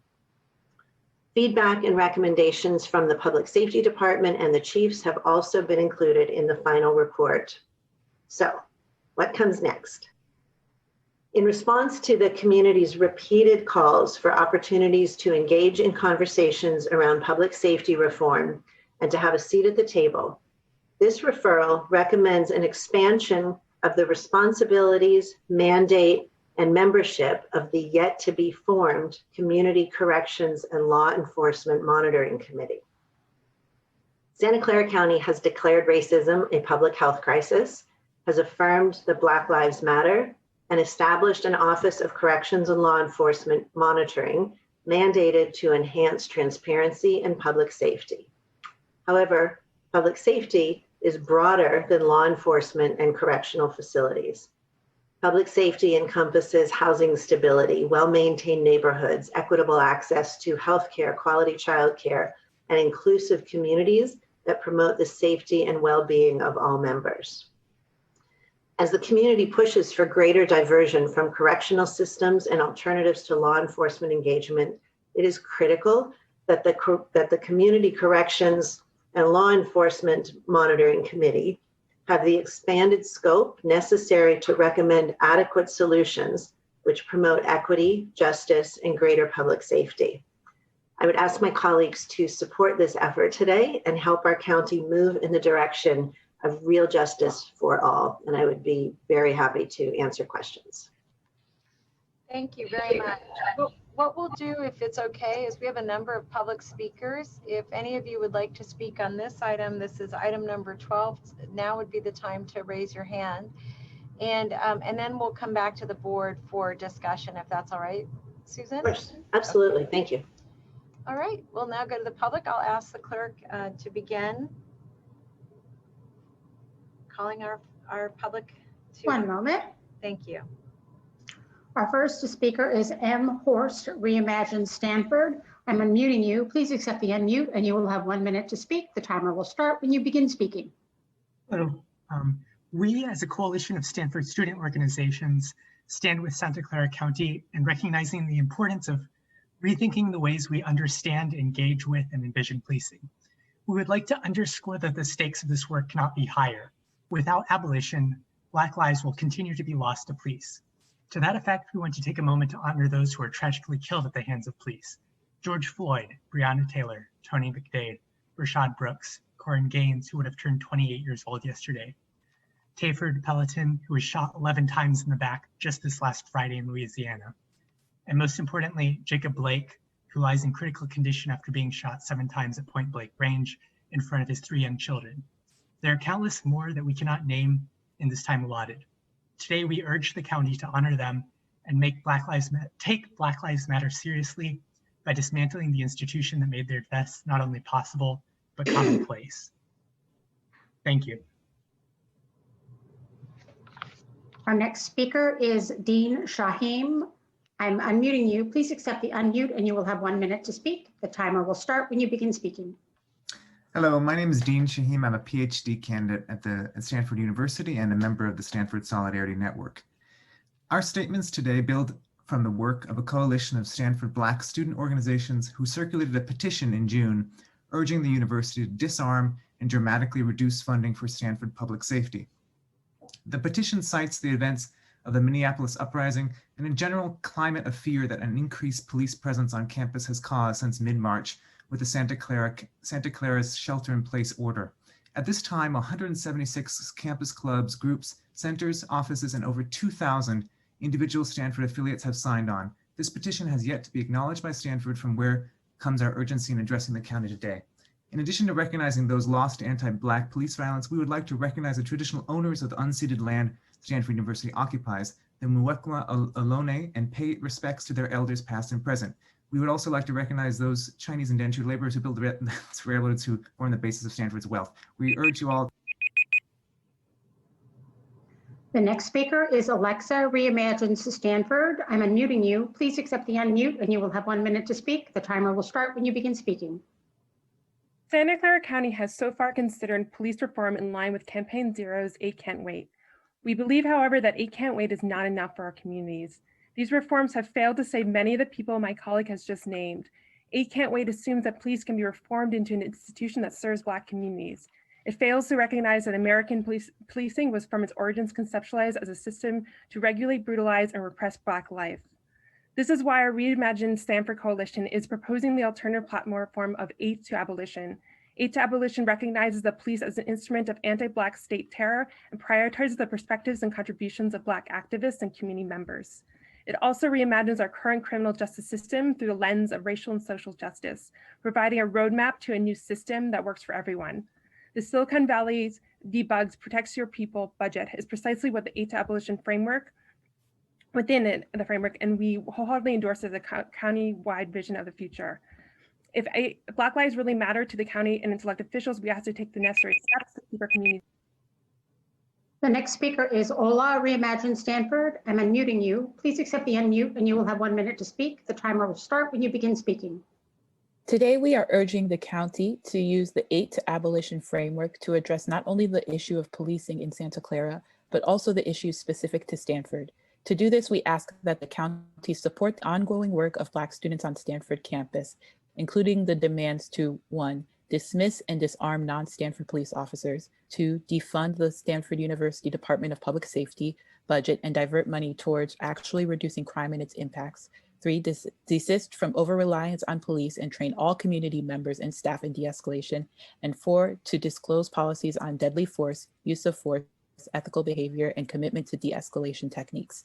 In short, we ask the county to end the de facto model of private policing on Stanford's campus and help us hold Stanford accountable to our community and to the Black students who have been fighting here and elsewhere for decades. We look forward to continuing to work with you in the coming months and years to realize our collective dream. Our next speaker is Jen Hope, Reimagine Stanford. I'm unmuting you. Please accept the unmute and you will have 1 minute to speak. The timer will start when you begin speaking. Today we draw on surveys of Stanford students about on-campus policing to display the ways in which students of color, and Black students in particular, are made to feel unsafe by public safety. We center the voices and stories of Black community members who understand intimately the lack of connection between policing and safety. We ultimately hope that Santa Clara County shares our firm belief that Black lives matter, not only through expressions of goodwill and solidarity, but also and primarily through a commitment to take the path toward police abolition. For over 30 years, Stanford has consistently ignored, minimized, and rejected Black students' demands around policing. Most recently, the Stanford administration has failed to elicit input from students before the latest union contract extension, refused to provide data on stops, and has stated that they will not make public data on citations and arrests. In recent conversations, the administration has even suggested we talk to the county about directions going forward. As such, we believe that Stanford does not have the political will to implement substantive change without county oversight.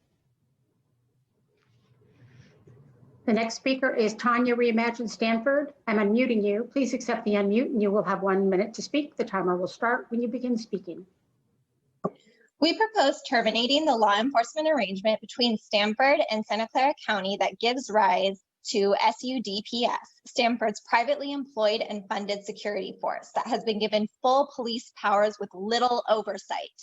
This arrangement sets a dangerous precedent for other private entities like technology companies that may seek to deputize their own security forces. What kind of abuses does Santa Clara County currently afford the SUDPS? Last year, the Santa Clara County Board of Supervisors found in its sheriff's audit that the sheriff's office is not reviewing SUDPS internal policies and procedures as the MOU requires. Even more concerning, the auditors found that SUDPS in the county had divergent approaches to reporting sexual crimes to comply with the Clery Act, with the sheriff's office supporting a more expansive definition of rape than Stanford. This means that Stanford downplays the sexual violence experienced on campus in order to protect its image. The next speaker is Arushi, Reimagine Stanford. I'm unmuting you. Please accept the unmute and you will have 1 minute to speak. The timer will start when you begin speaking. Stanford's arrangement with the Sheriff's Office presents each peace officer with dual mandates. First, as university security personnel, bicycle safety officers, and community outreach coordinators, and the second, through the county, as deputy sheriff patrollers and responders to violent and nonviolent crimes.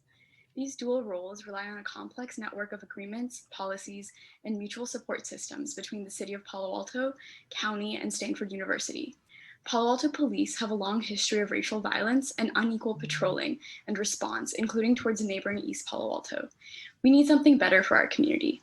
Full implementation of a non-carceral emergency response system, however, is hindered by Stanford's use of the Palo Alto 911 switchboard rather than one dedicated to campus. It is also complicated by police escorts and a variety of nonviolent responses, such as involuntary psychiatric commitments and citations for alcohol possession, as well as mandates on minimal number and status of peace officers on campus.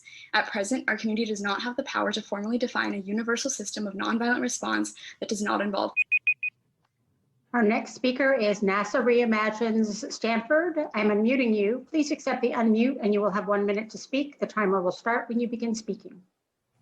I will read a few negative experiences of students and community members with Stanford Police. Student feedback made it painfully clear that the police do not make Black and Brown students feel safer, but exacerbate a pre-existing sense of not belonging on students from marginalized groups, including transgender students, and particularly impacts those holding intersectional identities therein.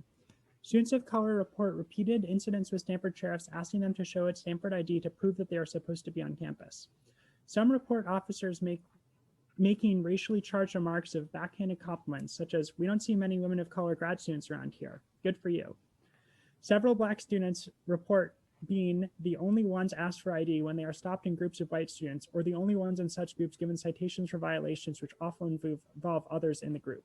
During a 2019 orientation event, a Stanford sheriff addressed the new students, advising the mostly white audience to call the police assistance if they see people who, quote, don't look like they belong, end quote, noting that everyone knows who belongs on campus and who does not. The next speaker is Chloe Reimagine Stanford. I'm unmuting you. Please accept the unmute and you will have 1 minute to speak. The timer will start when you begin speaking. Despite assurances that Stanford sheriffs receive extensive training and are invested in campus community, transgender and gender nonconforming students have testified to being repeatedly intentionally misgendered by officers, even after offering correction. Finally, many students believe that reporting incidents of abuse by officers to Stanford will be unproductive, that they will either be ignored or held to an unattainable burden of proof. Thus, incidents are often reported to the residential deans, who do not have the power to hold campus police officers accountable.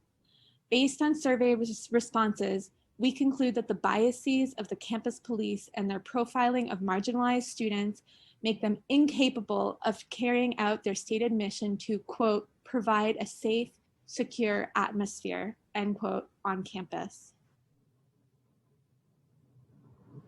The next speaker is Hannon McShay. I'm unmuting you. Please accept the unmute and you will have 1 minute to speak. The timer will start when you begin speaking. Such comments mentioned previously by my colleagues grant permission for students to profile their peers of color and reinforce a campus atmosphere where students of color are constantly made to justify their presence on campus. Survey respondents overwhelmingly reported interactions with police related to bicycle violations. With little substantive policing work necessary on campus, armed sheriffs in bulletproof vests spend their time patrolling and ticketing students and workers on bicycles. Student survey results suggest that police regularly use bicycle violations as a pretext for stopping Black and brown students. Black students report being scrutinized for carrying out maintenance on their own bikes on campus. Further, students have reported a much more apparent police presence on the west side of campus, where the Black undergraduate residences and the Black Community Service Center are located. On a campus that is fully lit by streetlights and has few bicycle accidents, the scope of resources devoted to policing bike commuters, which could easily be carried out by unarmed private security personnel, is unjustifiable.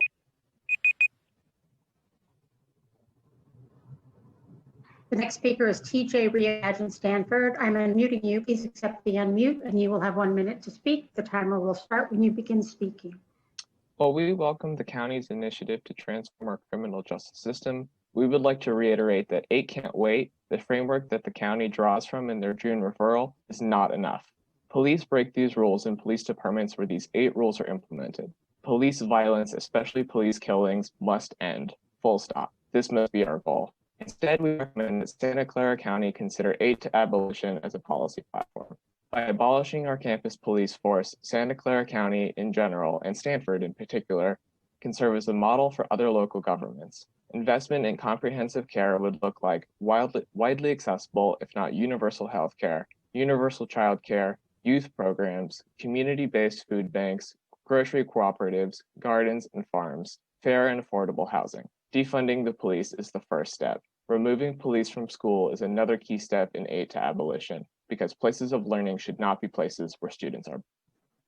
The next speaker is Shantanu Nevarkar. I am unmuting you. Please accept the unmute and you will have 1 minute to speak. The timer will start when you begin speaking. However, beyond adopting this general framework of 8 to abolition, we urge Santa Clara County to address the specific policing issues relevant to Stanford campus and center the demands of the Black student organizations. To begin, we ask that the county support the above mentioned demands with regards to what is clearly possible under the Santa Clara County's purview. The demands are twofold: dismiss and disarm non-Stanford police officers, disclose policies on deadly force, use of force, ethical behavior, and commitment to de-escalation techniques. As per the dismissal and disarming of non-Stanford police officers, Santa Clara County must urge and support the university administration to remove all peace officers from campus. Peace officers who are in fact armed deputy sheriffs empowered to make arrests are no longer welcome on our campus. The next speaker is Yiran Lu. I'm unmuting you. Please accept the unmute and you will have 1 minute to speak. The timer will start when you begin speaking. As the disclosure of use of force, we urge Santa Clara County to mandate all policing entities on Stanford's campus to disclose their respective policies in publicly available documents. Recent contract negotiations for Stanford Public Safety with an August 1st, 2020 deadline bear glaring omissions. Stanford sheriffs do not have any specific procedures for incidents involving use of force or resulting in serious bodily injury. The contract further elides civilian oversight structures, public access procedures for officers' disciplinary histories, and provisions for anonymous civilian complaints.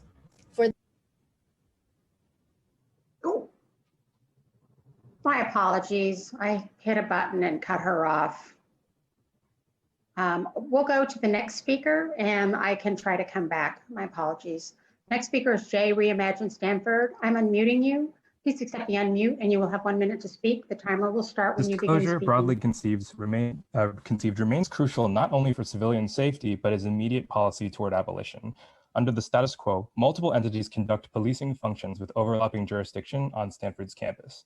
On a daily basis, students at Stanford interact with peace officers, deputy sheriffs who perform duties on campus as armed officers empowered to make arrests, public safety officers who attend to safety and security assessments, including community alerts, parking enforcement, bike abatements, and citations, community outreach, among other duties, security personnel who are managed through tertiary bodies such as residential and dining enterprises. These officers act in conjunction with those of California Highway Patrol at the state level for enforcement at freeways such as Interstate 280, located at the peripheries of campus.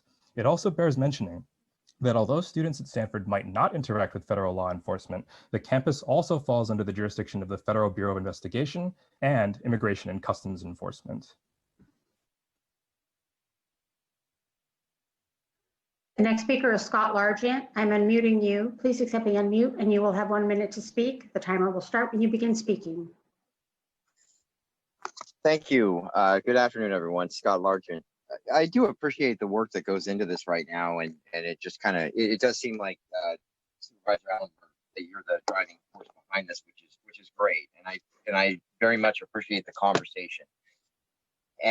My issues, and you guys are well aware of it, is I just don't think any of our law enforcement entities in our county are going to take responsibility for what's going on, and they're going to maneuver around things with the Officers' Bill of Rights. We don't have very many founded allegations of misconduct out of our sheriff's department. It's the same way with the PD. And what we're facing right now, and political pressure can be put on San Jose Police Chief Eddie Garcia. He's still not taking responsibility. They're still trying to bury what happened downtown San Jose during the George Floyd protesting. And what they're trying to also do is taco public comment and combine multiple items together in the anti-democratic city of San Jose. They don't want public participation, and they don't want to hear.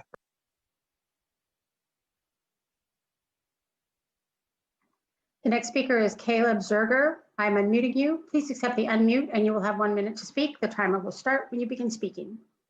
We urge Santa Clara County to support the complete set of demands tendered to the university by Black student organizations, in addition to dismissal and disarmament of non-Stanford police officers and disclosed policy on deadly force, use of force, ethical behavior, and commitment to de-escalation techniques. We urge Santa Clara County to support the defunding of the public safety budget and reallocation of money towards actually reducing crime and its impacts, the abstention from over-reliance on policing and training of all community members and staff in de-escalation. We also wish to work with the county to disarm not only the non-Stanford police force, but Stanford sheriffs as well. Private unarmed security personnel would be sufficient to monitor parking lots, ticket out events, walk residential areas to prevent property crimes, and enforce bicycle safety rules. To the extent police are needed for security or emergencies, the university should contract for limited services with law enforcement officers from surrounding municipalities. The next speaker is Peyton Dillahay. I'm unmuting you. Please accept the unmute and you will have 1 minute to speak. The timer will start when you begin speaking. My name is Peyton, and I'm a student at NYU, a District 1 resident, and have worked at Momentum for Health this summer to research alternative models to crisis responses with PHCA, I've been awakened by the frightening reality of the structure of our emergency response system. The system fails and criminalizes individuals who experience behavioral health crises. I would like to introduce the concept of second order change. Instead of altering a system that already exists by adding more people, training, etc., second order change involves a whole restructuring of the system. It's not a law enforcement officer's duty to respond to behavioral health crises. We need to restructure our failed system. Why not create community-based teams of peers and professionals to respond to these calls? The Cahoots model in Eugene and many others around the country do this and have seen so much success. We have a window of opportunity, and ignoring it means actively denying support to our community members. The next speaker is Bree Moeller. I'm unmuting you. Please accept the unmute and you will have 1 minute to speak. The timer will start when you begin speaking. Bree? She has accepted the unmute, but I do not hear her. Hi, can you hear me?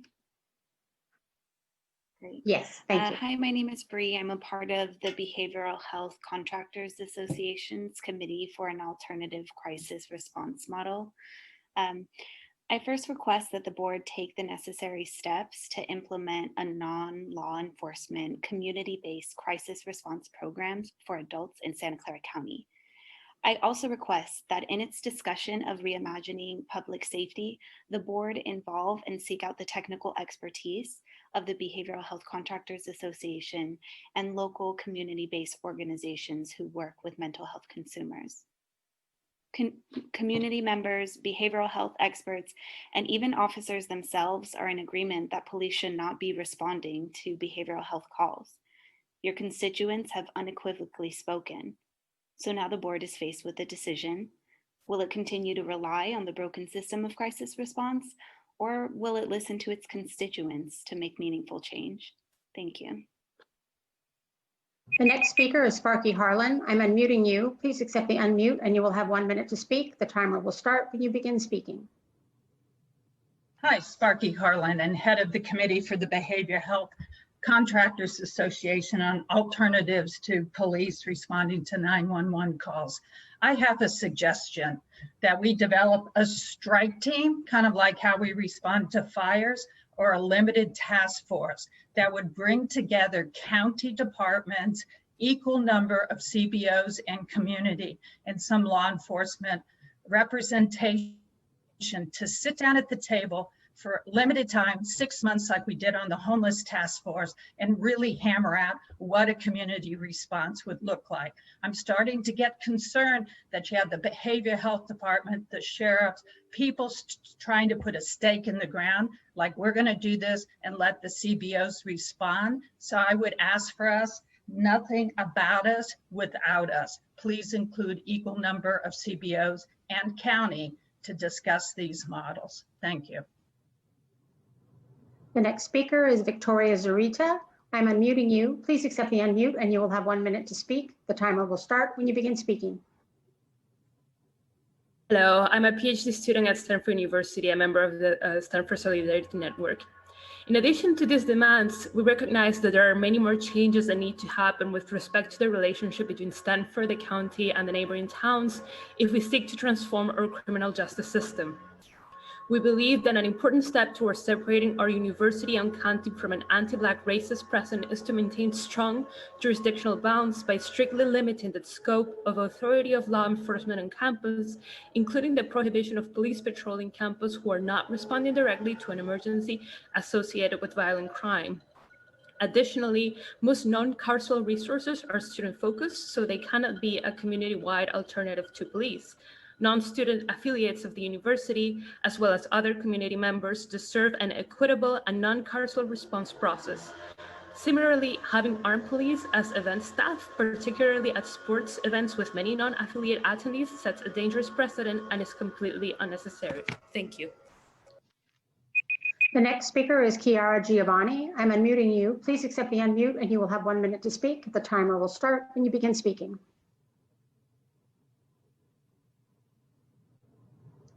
Chiara, can you accept the unmute? Let me go to the next speaker and come back. The next speaker is Ryan Elder. I'm unmuting you. Please accept the unmute and you will have 1 minute to speak. The timer will start when you begin speaking. Good afternoon, Ryan Elder of the Deputy Sheriff's Association. Much like the members of the board, the men and women of the DSA are dedicated to a lifetime of public service. Active listening and engagement with the community we serve is a vital part of our jobs. DSA welcomes continued dialogue from all the residents of the Santa Clara County in efforts to properly identify how we may better serve. We engage with community members on a daily basis, including this last week while conducting evacuations and public safety efforts during the fires. With that being said, I would ask that an answer to the following question be placed on record. Why wasn't the DSA enlisted for input on these reforms? We are a vital stakeholder in this discussion, and I think our input would be very helpful. Thank you. Going back to Chiara Giovanni, I'm unmuting you. Please accept the unmute and you will have 1 minute to speak. The timer will start when you begin speaking. We are having a technical issue, so I will go on to Don Taylor. I am unmuting you. Please accept the unmute and you will have 1 minute to speak. The timer will start when you begin speaking.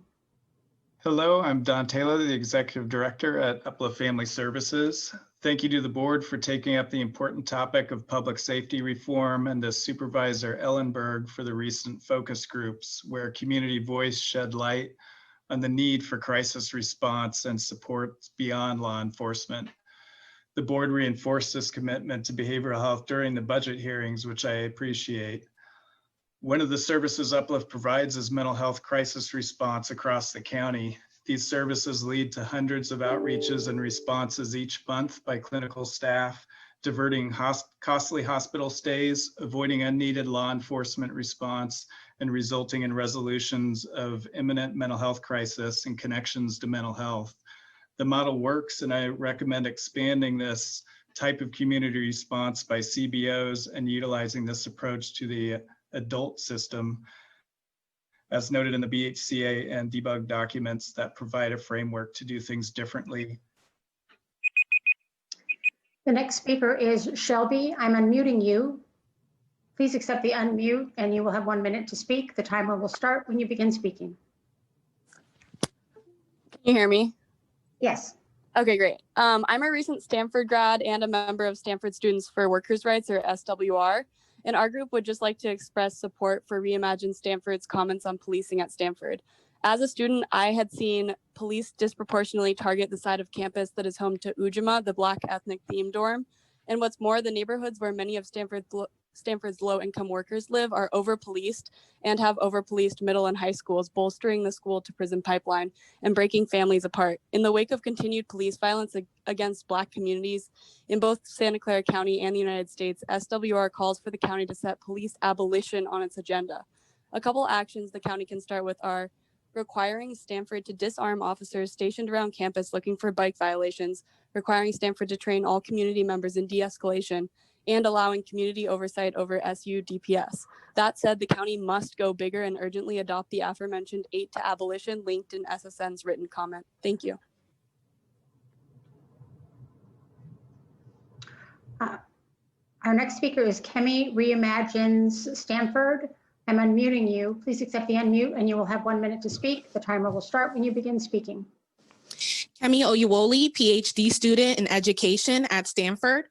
We stress that these recommendations mentioned previously by my colleagues are only the beginning of a conversation between Stanford students and staff, community members, and the county on the issue of policing on campus.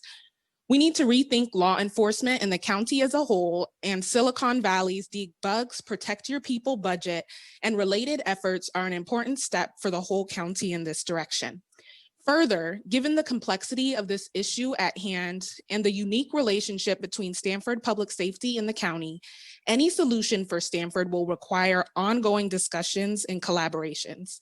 We wish to explore with the county the various mechanisms, including the municipal services study, that the county has to hold our Stanford administration directly accountable as well.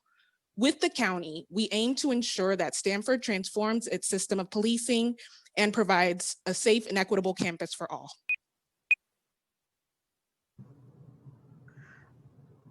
We are going back to Chiara Giovanni. We need to take an extra measure to allow her to speak.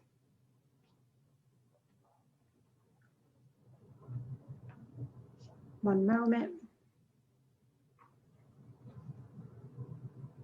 Unfortunately, we're unable to promote her or unmute her. We are sorry, Chiara. The next speaker is Lorraine Zeller. I'm unmuting you. Please accept the unmute and you will have 1 minute to speak. The timer will start when you begin speaking. Good afternoon. I'm speaking to express my support for the Behavioral Health Contractors Association recommendations, especially regarding community crisis response to include peer support and adopting an in-depth training for all team members, such as that provided by the CAHOOTS model. Use of peer support will give added value and effectiveness to crisis response teams, as lived experience allows for true empathy and increased compassionate, trauma-informed response to the person in crisis. Our mobile crisis response team is not sufficiently staffed to respond to all calls involving mental health crisis. We need to expand crisis response resources in order to mitigate tragedies that result from police involvement. Peer support can do this with little comparative impact on the county budget. Thank you. The next speaker is Elisa Koff-Ginsburg. I'm unmuting you. Please accept the unmute and you will have 1 minute to speak. The timer will start when you begin speaking. Good afternoon. I'm Elisa Koff-Ginsburg with BHCA. First, thank you, Supervisor Ellenberg, for your leadership in soliciting and highlighting community input. Our proposal to develop a community-based crisis response model is one of many creative recommendations in the report to take anti-racist action. Expanding our approach to crisis calls is critical. After several years of trying, our labor market has only allowed us to build a mobile crisis staff of 11 to serve a county of almost 2 million residents. Included in the report is feedback from the Santa Clara County Police Chiefs Association, which also highlights the inadequacy of available services. We urge you to act swiftly to implement a reimagining of mobile crisis and undertake other strategies in the report.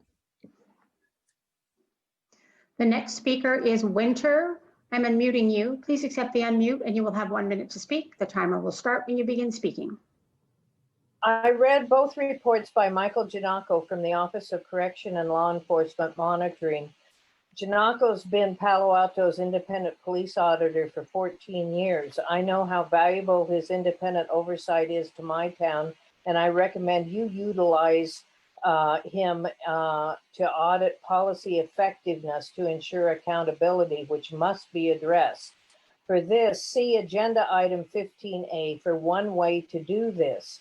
Go to page 7 of this report for an excellent example of how an audit of one critical 8 can't wait policy could be done to understand the degree of accountability achieved.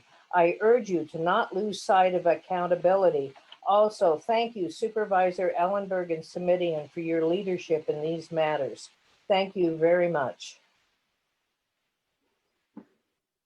Kiana has called in through a second route. We will try her. Kiana, I am unmuting you. Please accept the unmute and you will have 1 minute to speak. The timer will start when you begin speaking.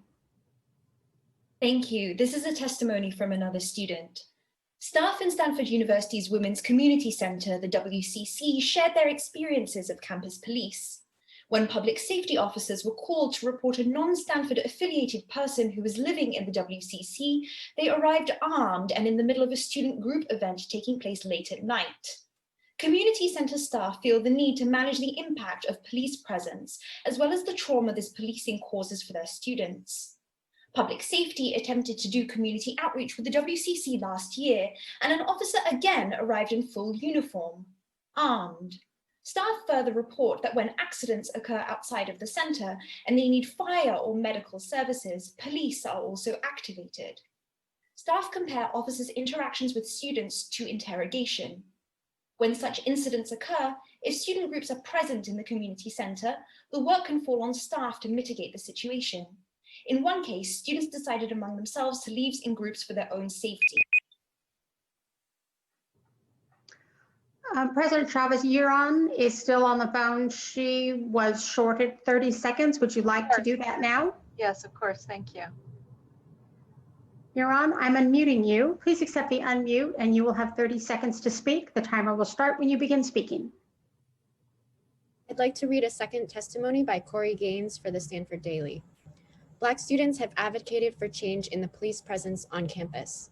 Cops on Santa Teresa is a commonly shared piece of information for Black students for nights and even middays as police ticket people on the main residential road on West Campus, which leads to Ojama and other dorms with large Black student populations. In addition to casual policing on campus, police response to Black students' mental health crises has also been an issue for our campus police. Police have restrained and handcuffed our peers who have been in crisis, and that is just simply not the right response. SUDPS disproportionately harms Black students and tends to carry out the malicious parts of its protocol only when Black students are afflicted with mental health issues. Thank you very much for all of the public comment. I'm now going to go back to Supervisor Ellenberg for action. Thank you very much. I just wanted to address two quick things. My item was specifically on presenting my report and asking for my colleagues' agreement to expand the scope, not the size or the seats, but just the scope of the OCLEM committee.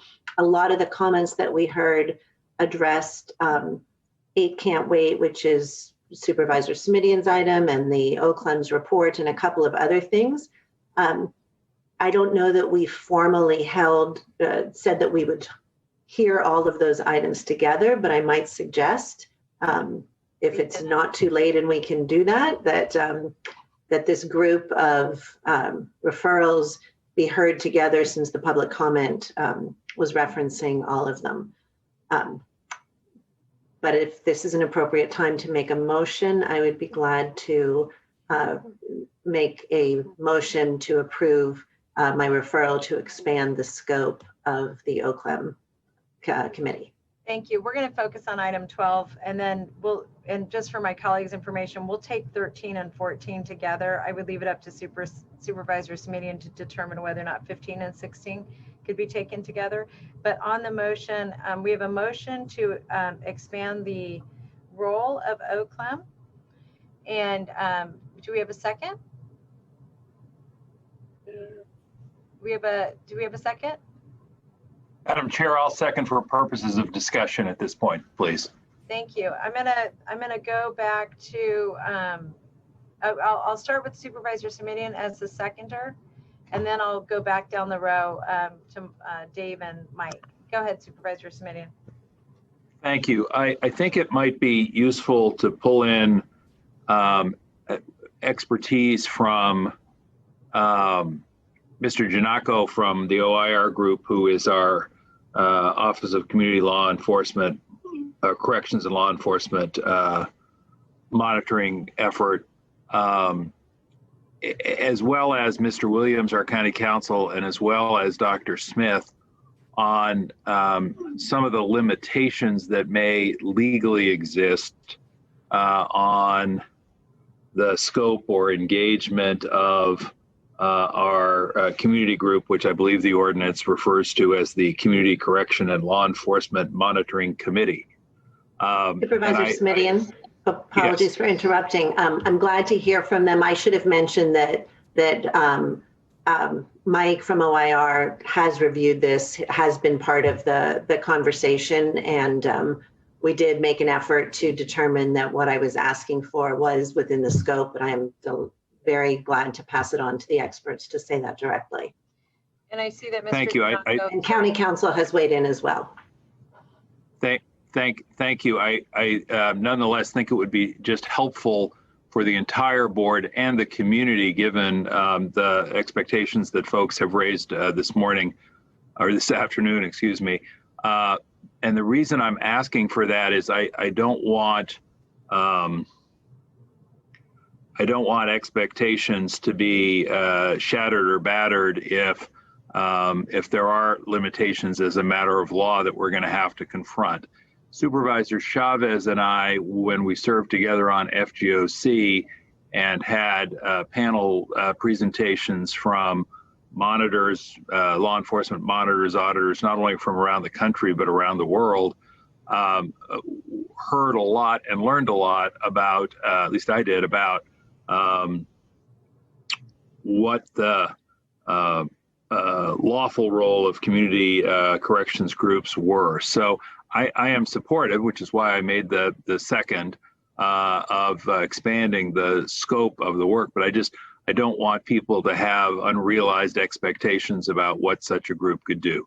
The second thing I'll do is just ask you as the maker if the issues raised by folks addressing law enforcement on the Stanford campus can be formally referred to a municipal services study, which we were to take up today and which I understand will now take up a week from today. With your concurrence, I'd like to fold that into the motion. Let's hear from, I'm not entirely clear on what the additional part of my motion was. What I am asking is if, as part of the motion, we could also direct staff that if and when we approve the municipal services study, which I believe we are now slated to do next week, it could include quite specifically analysis of the relationship between our county sheriff's office and the law enforcement personnel on the Stanford campus. It feels, I'm not opposed to that work. It just feels unrelated to the current motion. And I wonder if there's a way to bring that up separately. It does sound like important work. I'm happy to bring it up here or on the next two items or on the two items after that. If Mr. Williams, through the chair, would like to give us his best advice about where it is most appropriately heard, I certainly understand your desire to keep the amendments relevant and share it. So, but meanwhile, I think it would be helpful to just get some understanding of the extent to which the scope can and cannot be expanded before we take action on the motion. Sure, and the to be very clear, also the motion is specifically to have county council come back and let us know how to expand that scope. So again, glad to hear from them. I can respond on kind of both sets of issues. First, with respect to the second question of where that motion could be properly made, if it's going to be a separate motion, I think it probably fits best on the agenda under item 16, although I understand 15 and 16 may be heard together, and that's fine. Second, regarding the first question about the recommended action, which I take it Supervisor submitting is really with respect to recommended action B under item 12. As I understand it and understand the motion and understand the ledge file, the specific request is for us to come back with amendments that would expand the subject matter scope, but not the structure in terms of official membership seats or the authority of the Community Corrections Law Enforcement Monitoring Committee. So that is correct. My specific understanding is it really has to do with seeking to ensure that committee can, continuing in an advisory only capacity, explore the broader range of public safety and criminal justice issues, a little bit broader language than the current ordinance, but not otherwise changing the authority of the committee. Separate from that, the ledge file notes that there may be a subsequent referral of the 22 reforms outlined in the report to send those for review by the committee. But my understanding is that's not part of today's motion. That would be a subsequent referral. That's correct. That's correct. And that would be the second step, because we need to know the purview of that committee. And then my desire, if that committee purview is so expanded, my desire would be to send the 22 recommendations to that committee for review and report back on which ones are feasible, which ones are within the county purview, what the budget impacts are, so that we can make some very specific decisions going forward. And with that kind of understanding, I think the motion itself to expand the subject matter scope of the committee is certainly something the board can do. There are some legal considerations in terms of scope and authority with respect to some of the 22 reforms or recommendations, and those could be taken up, when that comes back, or at the committee as they're analyzed, or wherever the board deems appropriate. Great, thank you. And barring the expansion of the purview of that committee, my alternative would be to bring those 22 referrals directly to the board. Thank you. Directly conceivable. I just want to go back to you, Supervisor Smidian. Thank you. And thank you for trying to manage a conversation by Zoom, Supervisor Chavez. I'm thinking, Supervisor Ellenberg, that directly back to the board might mean directly back to the board through the Public Safety and Justice Committee, which you chair, yes? Yes, it may. Thank you. And I think the clarification about subject matter scope it was helpful and, in my view, important. I noticed in the referral itself, the language specifically talks about the possibility of expanding the responsibilities, but also it says the membership of the Community Correction and Law Enforcement Monitoring Committee. And I thought I heard you say a moment or two ago that that was not what you were proposing. And I just want to make sure we're clear about what the proposal is or isn't at this point. It is not to expand the membership. All right, thank you. I think that and that can always be revisited at a later date as things evolve. And I think, in fact, Supervisor Chavez and I had some conversation about that topic at FGOC many months ago now.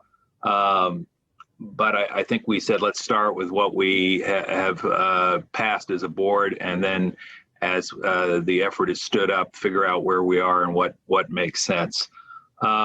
The one other thing I would ask the maker to incorporate in the motion, if you're amenable, Supervisor Ellenberg, is that we explicitly request the county council, when the council's office reports back with options for consideration, to consider and reference the potential use in a complementary way of the other 70 to 80 boards and commissions which already exist in our county.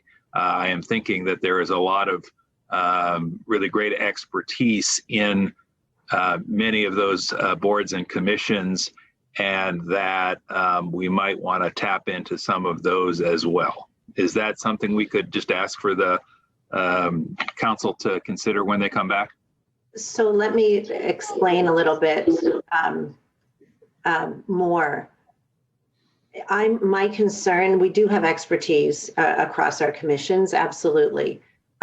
My concern is that if we are divvying these out across the county with no real specific accountability or commitment to working together, that we're not going to see action for the foreseeable future. And my vision of expanding the scope here is that within this one committee, which is still going to be small and manageable, we would have folks from our different departments, including budget, so that basically so that real work is done, so that we get a consolidated report and have something actionable.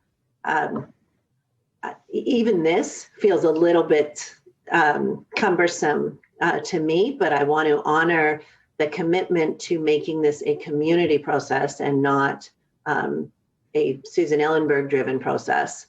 But Susan Ellenberg is having a hard time not wanting to just charge ahead with this. So they can bring back recommendations as to who else can, the meetings will be open to the public. We can certainly reach out to commissions to let them know that these conversations will be happening, invite them to weigh in.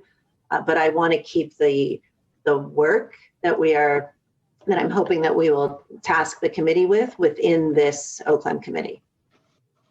I understand that, but since the referral is one that, as you pointed out a moment ago, calls for the council to report to the board with options for consideration relating to expanded responsibilities, I'm just thinking that, for example, while expanding the responsibilities of the Community Correction and Law Enforcement Monitoring Committee, there might be some discussion about how it can and should work to capture the expertise of, let's just pick one example, our Behavioral Health Board.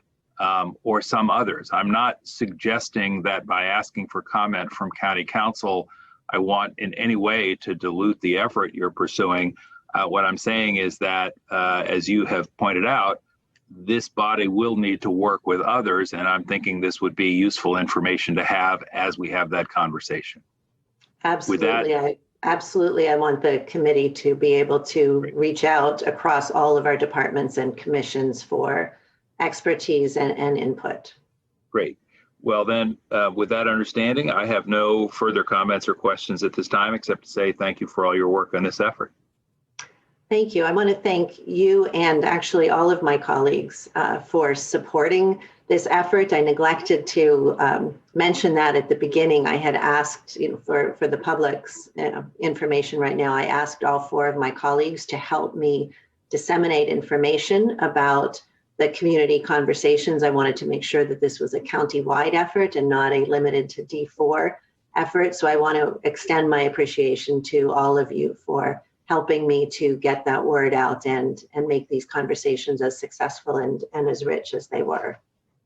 Thank you. I'm going to go to Supervisor Cortese.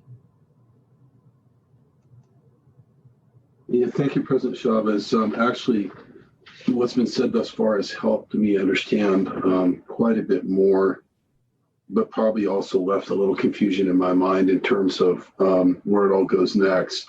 First of all, let me just say to Supervisor Ellenberg, thank you for doing all this work, and thank you to all the people who participated in these town hall meetings. I don't know what the structure was like, but the sort of the work we did a couple times, led by my office on a homelessness summit and a firearms summit. This reminds me a lot of that kind of work, bringing people together with extremely divergent opinions, if not contentious opinions at times, and trying to bring people together to, bring this kind of report together and actually get something out of it that is actionable. So it's roll up your sleeves work. Thank you for doing that. The item B was the only thing I really came in, with a question about. I mean, obviously you're asking us to accept the report. I don't want to minimize that. There's a lot in here, and when we accept it, it's meaningful. It's an action by the board. But B, the wording and everything that has been kind of diced up a little bit or worked over a little bit already in the conversation was a little bit of a concern to me. I guess I'm not really sure, and maybe that's beside the point right now, if the ordinance itself really actually needs to be amended in any way, or if there's just a policy overlay by the Board of Supervisors that needs to come back to clarify, the broad scope of issues consistent with this report that should be taken up by the committee. And then somehow it seems to me we have to balance that kind of direction with the notion that this committee is supposed to be as independent as possible. In other words, I think we placed high value early on in this oversight work coming out of the Blue Ribbon Task Force, which was very independent, in my opinion. And I think we were tasked with, as we move forward to maintain independence and maybe even expand independence by, having a group that had its own, sort of its own authority. It's obviously, I'm sure you don't want to interfere with, the agenda that they decide to take up, if it's their agenda, that sort of thing. So I think we just need to balance that. It doesn't hold me up on, supporting this in any way for today, because we needed to come back and see what county council says and what the administration says. But I do think it's important maybe for the board to consider maybe a both and approach in making sure we're clear on it, because we can refer things to commissions. We don't do it an awful lot right now, like Supervisor Smitty was talking about. We've done it in the past. The death penalty to the Human Relations Commission. I mean, we've asked for reports, we've asked for studies of some of our groups. And that probably should continue, or maybe even be expanded. Maybe we should be more active in doing that along the lines of what Supervisor Smitty is saying with regard to this very important work right now.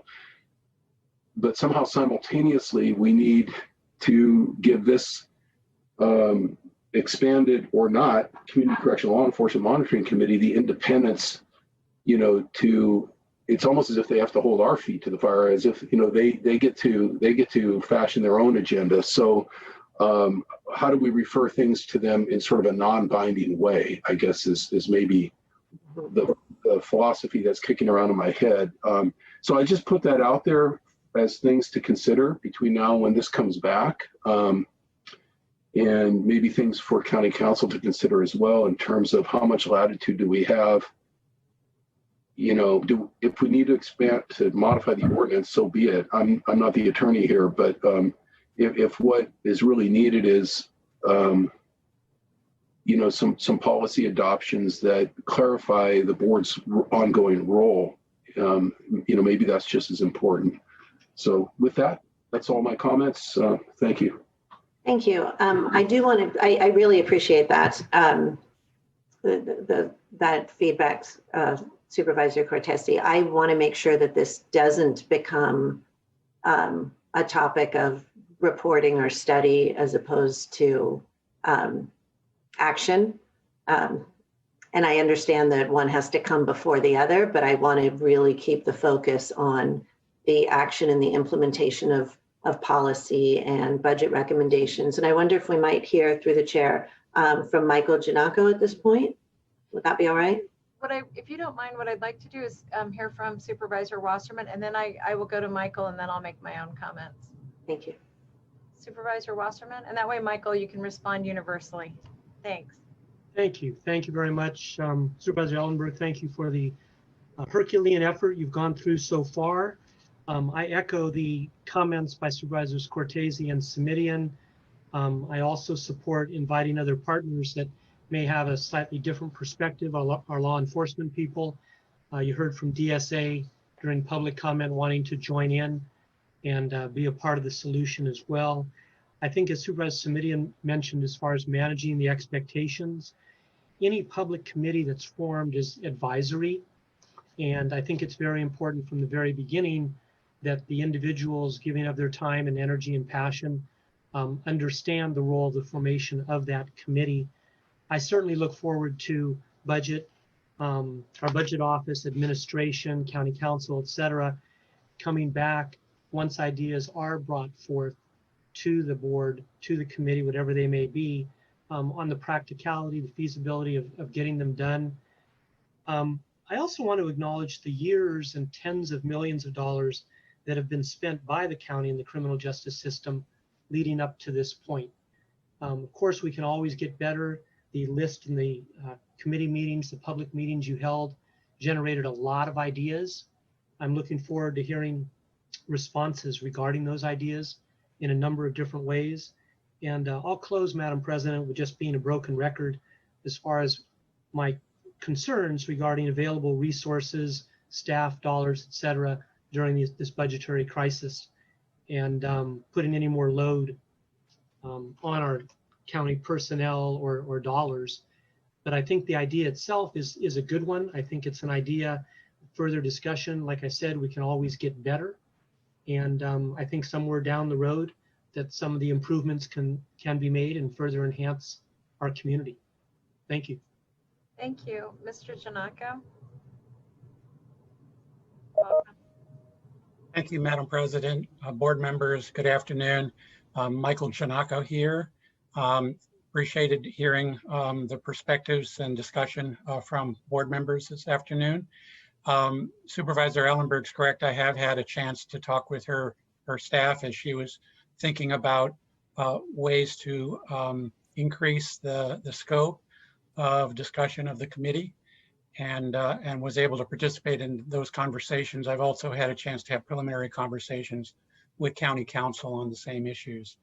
The way I see it is that my understanding of what county council will be looking at is finding ways to ensure that that the conversation about public safety not be in any way constrained by some parsing of language in the current ordinance, and so that committee would be able to go where the committee wants to go, and taking a broader view of public safety in the same way that post-Floyd, our national narrative has taken a broader review of public safety. And I think this is consistent with that, this concept.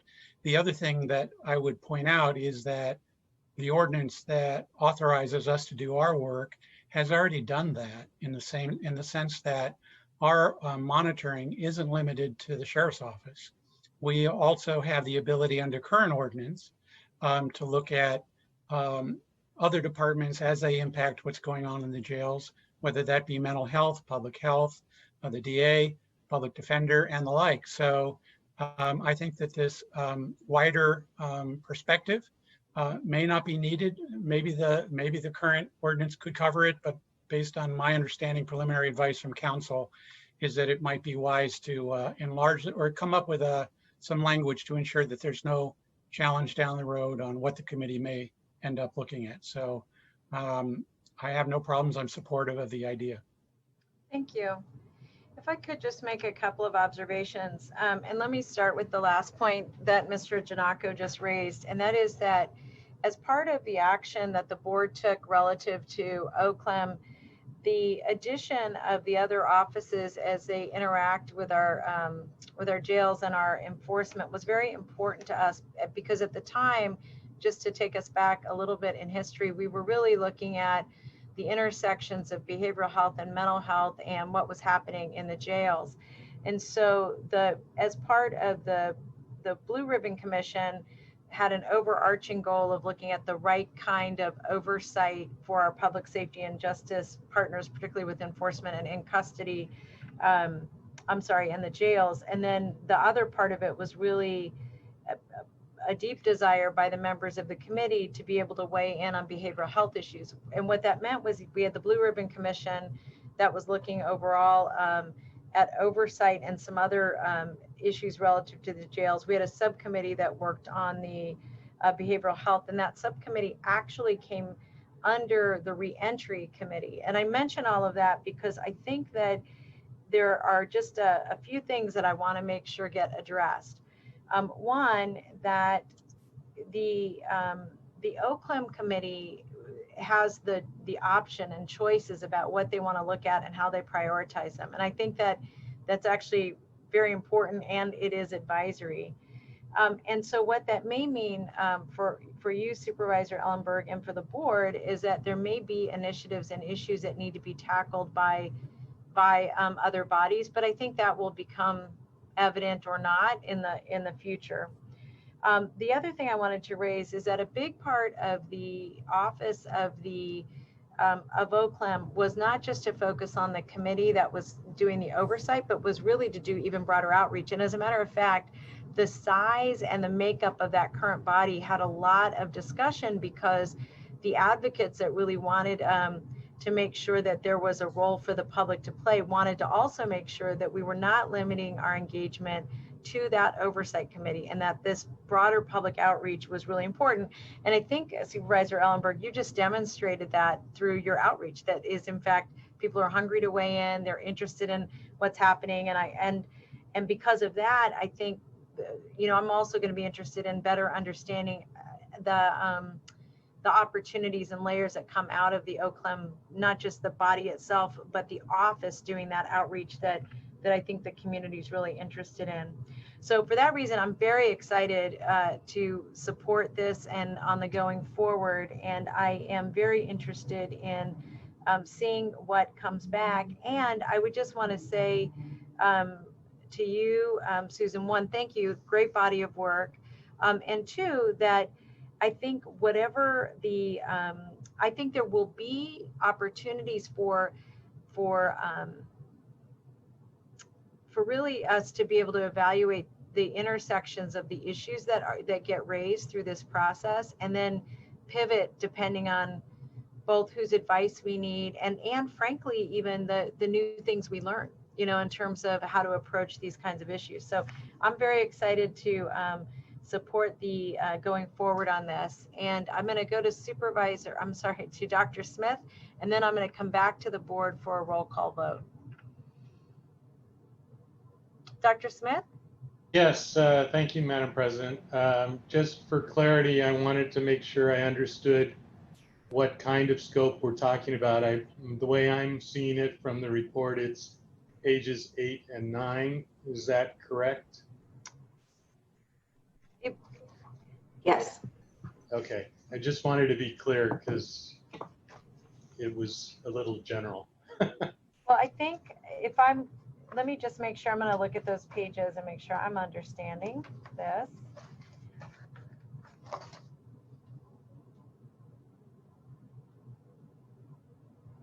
Yeah, I think that the main issue here is is making sure that OCLEM can be more responsive to a broader set of issues, and that those issues get presented to OCLEM and gives them the choice about what they want to work on, and then Susan and other board members can make choices about what they don't take up and where they go. Am I understanding that, Susan? Yes. Okay. So we have a motion and a second. Supervisor Simitian, you're on mute. Thank you, Madam Chair. I just wanted to clarify, when you referenced OCLEM colloquially just a moment ago, it's really about the community committee, not the office of. That's exactly right. Correct. Thank you. Thanks, and I apologize for that. I always interchange them, so thank you for that. All right, we have a motion, we have a second. I'm going to ask for a roll call vote. Yes. Supervisor Ellenberg. Yes. Supervisor Simitian. Aye. Supervisor Cortese. Aye. Vice President Wasserman. Yes. President Chavez. Yes. All right, thank you for that. We're now going to go to items 13 and 14. We will be hearing these two items together. And while these items are being heard, I want to ask Supervisor Simitian if he will consider whether or not 15 and 16 should or could be heard together. Thank you. I'm going to turn this over to Martha Wapinski. Yes, thank you very much, President Chavez. This is Deputy County Executive Martha Wapinski. I'll be facilitating through the rest of today's study session on race and equity issues. I'm going to go ahead and share my screen.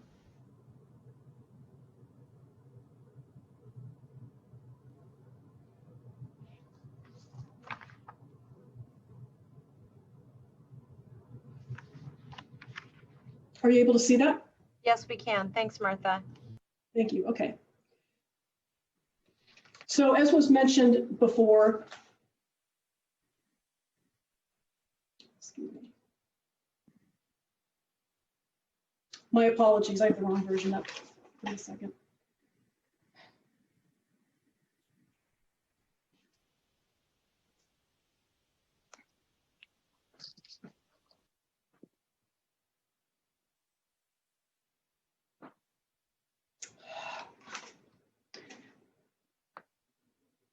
Just while I work out the technical details, let me just introduce the topic, please. So as was mentioned, we'll take items 13 and 14 next. I'll get the screen up in a second when I'm done talking, but Let me go ahead and introduce the panelists for this item. With us today are Ana Lilia Garcia, the Racial and Health Equity Senior Manager from Public Health. And if I could ask the panelists to turn on your video if it's possible as we're speaking, so the boxes go up to the top of the screen here. Arcel Blume, the Director of Office of Cultural Competency in the Department of Equity and Social Justice. Mike Sims, the Deputy Chief Probation Officer of the Probation Department. And Deborah Portia Usher, the Chief Deputy Director of Social Services. Also with us today is Ashley Horn. I believe you're on the line, right, Ashley? I am. Thank you. So Ashley Horn is going to kick us off today. I want to thank Ashley, for the California's Regional Manager of the Government Alliance on Race and Equity, who has agreed to join us today for a brief overview of the GARE work at the national level. So go ahead, Ashley, thank you, and I'll get the screen up while you're speaking. Great. Well, thank you very much for the introduction, and thank you, Ana Lilia, for inviting me to speak today. I can speak without the slides, so don't worry too much about getting it up on the screen. I was asked to speak mostly about GARE, the Government Alliance on Race and Equity, and that is the organization for which I work, and the larger movement that GARE is serving. And so quickly, I know I have about a couple minutes, so it's a lot to cover very quickly. The Government Alliance on Race and Equity, which some departments in your jurisdiction have participated in learning communities of, is actually a very incredible national movement of governments that are advancing racial equity. And I should be clear, they're committed to advancing racial equity within their respective jurisdictions and agencies. We now have over 200 core members. And by core, I mean entire jurisdictions that have committed to advance racial equity across everything that they're doing. And then when we also have some state agencies in California, and I'll be presenting to a bunch of them tomorrow, who are also committed to advancing racial equity across the state. And we also have several local agencies that are committed and doing this work. You may have heard about GARE training. We actually have a theory of change model, which will be presented shortly on the screen. And that model actually gives you a bigger picture of what we offer at GARE and what some of you in your jurisdiction have already participated in some form. Really what we're asking our government partners in this work to do is visualize the change that's possible that would bring about racial equities across the services that you are responsible for. That visualized piece is usually the first part that's in the center of the diagram that's up there now. Then we talk about normalizing. Normalizing really means making sure that those who are doing this work have a shared language, a shared understanding of what race and what racial equity is, and a commitment, a sense of urgency to really address these matters. Organize is a very important part. That's actually what happens internally and externally. By internally, I mean with different departments and entities that would be responsible for moving the work forward within your respective agency or entire jurisdiction, and also working with impacted community. And then operationalize is really the doing, the applying what is learned in that learning space. We have several tools that hit things at a more micro level all the way up to a high meta level that we have developed and have been supporting several jurisdictions across the United States and in California as they advance racial equity. So we have a racial equity tool that can actually be applied to any policy, budget decision, program development decision, et cetera. And we also support jurisdictions in the creation of an entire racial equity action plan. Just referencing a couple of tools there. We engage with different entities across the state of California and all over the nation by way of contract and also by way of learning community. The learning communities, we have an arc of learning and a comprehensive training that we offer that actually walks through that theory of change from visualizing to normalizing to organizing to operationalizing. And we also offer technical assistance. As a member, you have some departments that are members with GARE. You have access to a network of experts and peers who are advancing this work across the country. And there's lots of opportunity for cross-pollination. We have a lot of topically focused or thematically focused presentations that address housing, police accountability and administration of justice, environmental services, etc. We also have regional groups that meet quarterly. We also have subject matter focus groups that meet quarterly, and several other ways in which you can engage. We have a platform that we call the portal. You can post questions, resources, and connect with others via the portal.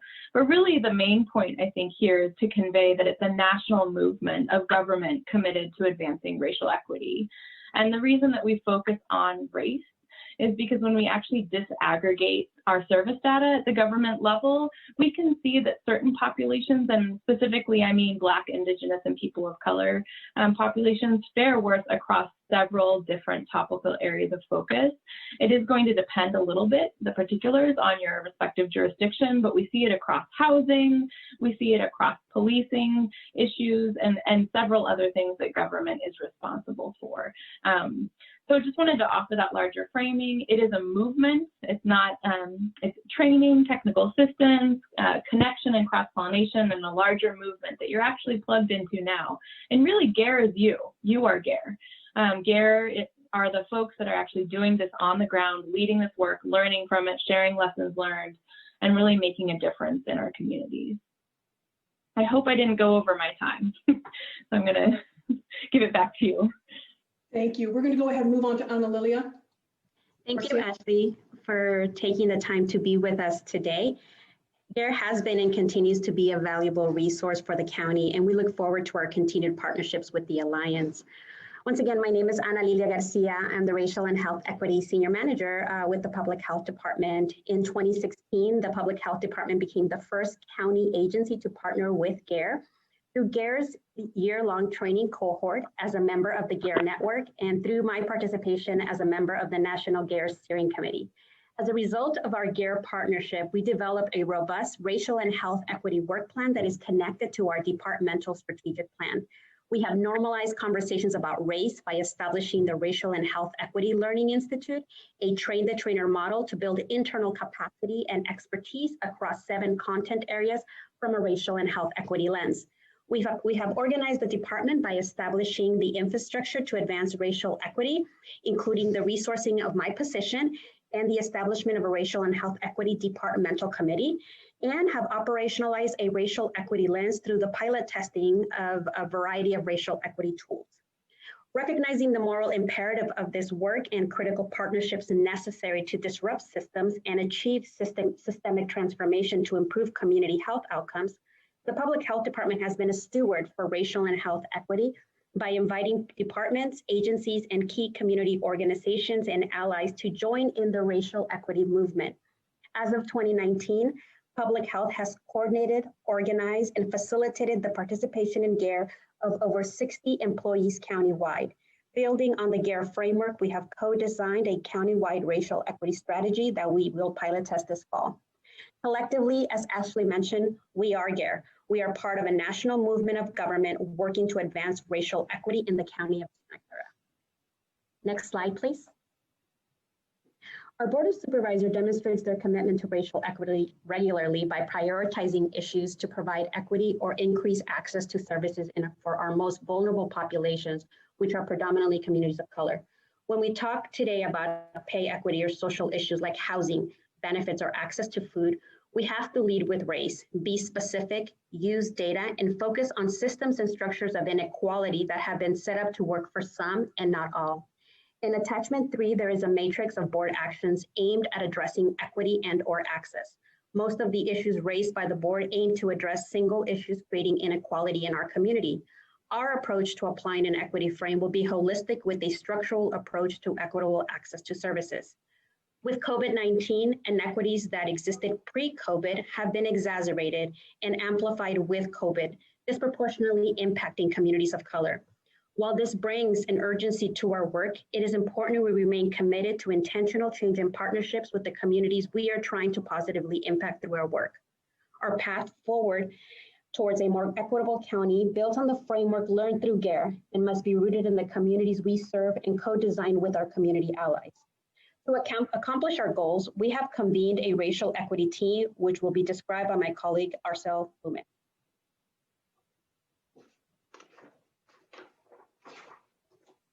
Yes, good afternoon, Board of Supervisors. My name is Arcel Vasquez Bluma, Director of the Office of Cultural Competency in the Division of Equity and Social Justice.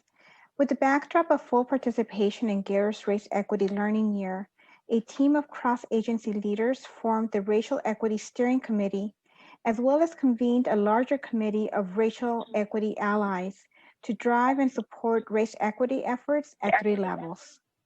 First is to implementation of a race equity and leadership cohort. Second, technical support to county departments in advancing race equity within their organizations through internal champions. And thirdly, a countywide race equity strategy for impact and sustainability. Community allies in race equity system transformation also play an important role within the race equity teams via community efforts to dismantle systemic oppression, address racial injustices and inequities, and focus on community concerns with police brutality and violence.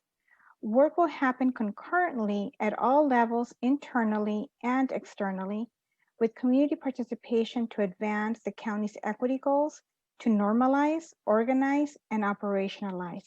Next slide, please. Race equity tools need to be leveraged to address structural and systemic racism in government work. The gamut of available tools run from an overarching organizational assessment for county departments to self-assess the degree to which their policies and practices advance racial equity for their customers and stakeholders, to specific tools for budgeting, contracting, community engagement, and other government functions.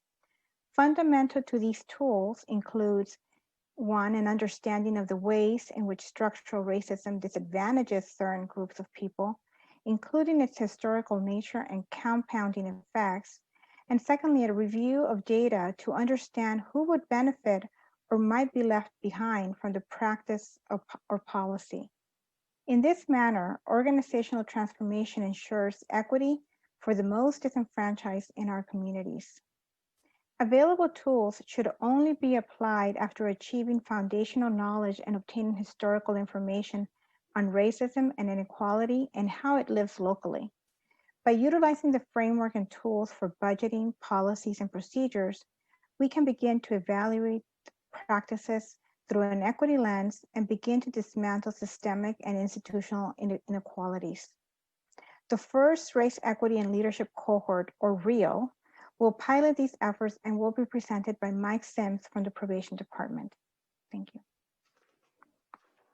Thank you, Arcel, and good afternoon, Madam President and Board of Supervisors. Mike Sims, Deputy Chief, Probation and Juvenile Services. The county's race equity team has applied lessons learned from GARE to develop a county-specific race equity and leadership cohort referred to as the REO cohort. This first cohort has been formed at the Reentry Resource Center and will begin shortly in September. The Reentry cohort is comprised of representatives from the department that provides services at the center, community-based organizations serving the reentry population, individuals representing the clients through similar lived experiences, and a select group from other county departments. The first step towards selecting participants for the first cohort was to ensure that the departments were committed to the curriculum and the process. Participation is a commitment beyond training, and it's really a systematic transformation. Participating in the cohort requires a significant investment of time for individuals and the dedication of resources from a department. And as this is an action-oriented process, it requires executive sponsorships from the participating department to ensure that action plans developed during the cohort can and are operationalized. Next slide, please. Included with the report is a fact sheet which includes the curriculum. It was co-designed by the race equity team for the county's first REO cohort, and that's in your packet. The fact sheet outlines the structure of the cohort, which has been adapted to be presented virtually, and will rotate between learn sessions and with the race equity team and meetings to connect as a cohort. Also importantly, I know this is going to be of interest, meetings will include a speaker series which will bring in members of the community to share their experiences with the cohorts. And at the conclusion of the cohort curriculum, the participants will have tools necessary to review policies, procedures, practices, programs, and budget decisions through an equity lens. They will also be prepared with a department action plan, the skills, the executive support to implement that plan. And additionally, the probation department is also committed to developing a team and participating in this process. This framework will allow us to look at the numerous efforts that we have made, draw from lessons learned, learn new strategies and tools, draw on the strengths of our staff and the community, and magnify our efforts to dismantling racial inequity internally and externally. We have motivated staff committed to this work. Next, Deborah Portia-Usher will provide an overview of the draft equity work plan. Good afternoon, President Chavez, board members, supervisors, and also the administration. My name is Deborah Portia-Usher, and I'm the Chief Deputy Director for the Social Service Agency and a proud member of the REAL team at the executive level. The report includes a draft equity work plan that addresses the areas that you heard Ashley speak of earlier around normalizing, organizing, and operationalizing. The county began this work in 2016. SSA was pleased to join our public health partners in 2018 and also designated an individual to lead the work in 2019. The county's work began, while it did in 2016, was formalized in 2019 with a referral from Supervisor Chavez. The draft timeline is from June 20th to the 21st. Also, in June 2020, the board adopted a resolution affirming that Black Lives Matter. The impetus for this resolution was the death of George Floyd and others that have come increasingly to our attention, and ensuing the nationwide protest and demanding reforms. As a result of this movement within in the county, it motivated many of the departments wanting to know how they could join the countywide effort regarding racial equity. To be responsive to the request for assistance, the racial equity team has developed a work plan organized by goal. First and foremost, the path toward equity begins with the goal to normalize, having a safe space to have the conversation, because it is a difficult topic to talk about race for many individuals, and even more challenging conversation to have on a professional level. The racial and equity team will focus on creating space, a safe space for sharing and learning. You'll see that so the equity resolution, what you'll see in a response to the referral from Supervisor Chavez on July 21st, the Office of the County Executive and the Office of the County Council drafted a resolution, which is in your packet, regarding the use of principles and policies and budget decisions of the county in Santa Clara. The resolution is item 14 on today's agenda and provides information relating to the implementation of an equity framework for the county budget and process. This resolution outlines and reaffirms the county's commitment to making equitable policies and budget decisions. It is an important step toward visualizing an equitable county in a transparent way for our community partners to hold us accountable. Next slide, please. Throughout the presentation, many aspects of the report were described as a framework or a draft, and there's a good reason for that. This is to ensure successful community partnerships. Racial equity's best practices demonstrate the importance of not just inviting community to the table, but partnering with community to co-design an equity strategy and to co-lead the implementation. This approach will result in a shared ownership of program design, commitment to a positive outcome, which has been achieved in previous public health initiatives. The report also includes a list of organizations that the racial equity team will reach out to in order to select community allies.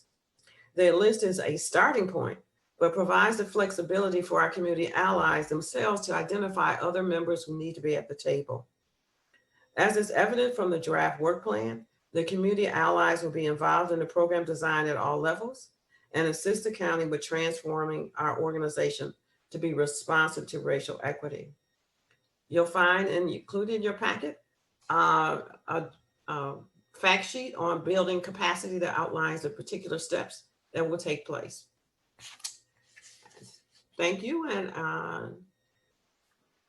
yes, I want to thank the panelists very much. That concludes items 13 and 14. And from prior board discussion, it looks like we'll take a pause here. Thank you. I'm going to go to see if we have any public comment on this item, and then I'll come back to the board for discussion and action. May I go to the clerk, please? We have no speakers. Is that the one that's up there now? Is an old It's the one? same, yeah, it's Kiara. We are unable to unmute or even lower her hand, so it's permanently up. That's awesome. All right, that's just the day we've had today. So first of all, I want to just say thank you very much for the presentation and for all the work that you all have done on this. And to my colleagues, the reason that I was so interested in getting this feedback is that you may recall that both the Black Lives Matter and the requests we've made for funding for GARE and the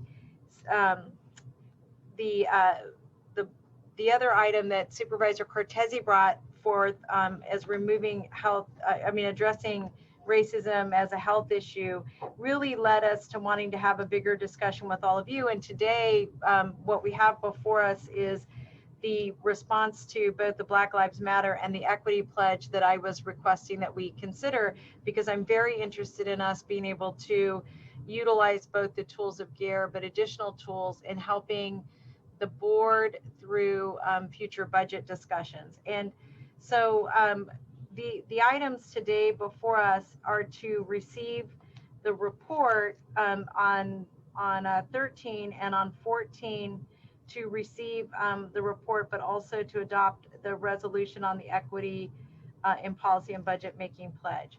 So anyway, so what I'd like to do is see if there are any questions or comments from my colleagues, and I will start with Supervisor Cortese and see if he has any comments, since this is a body of your work as well. No comments. I appreciate the work, and I appreciate the leadership on this side of things that your office has taken, President Chavez, and I'm prepared to support moving the item forward. Thank you. Thank you. Do you want to make that in a form of a motion, Dave, to move item 13 and 14 forward? So moved. All right. Do we have a second?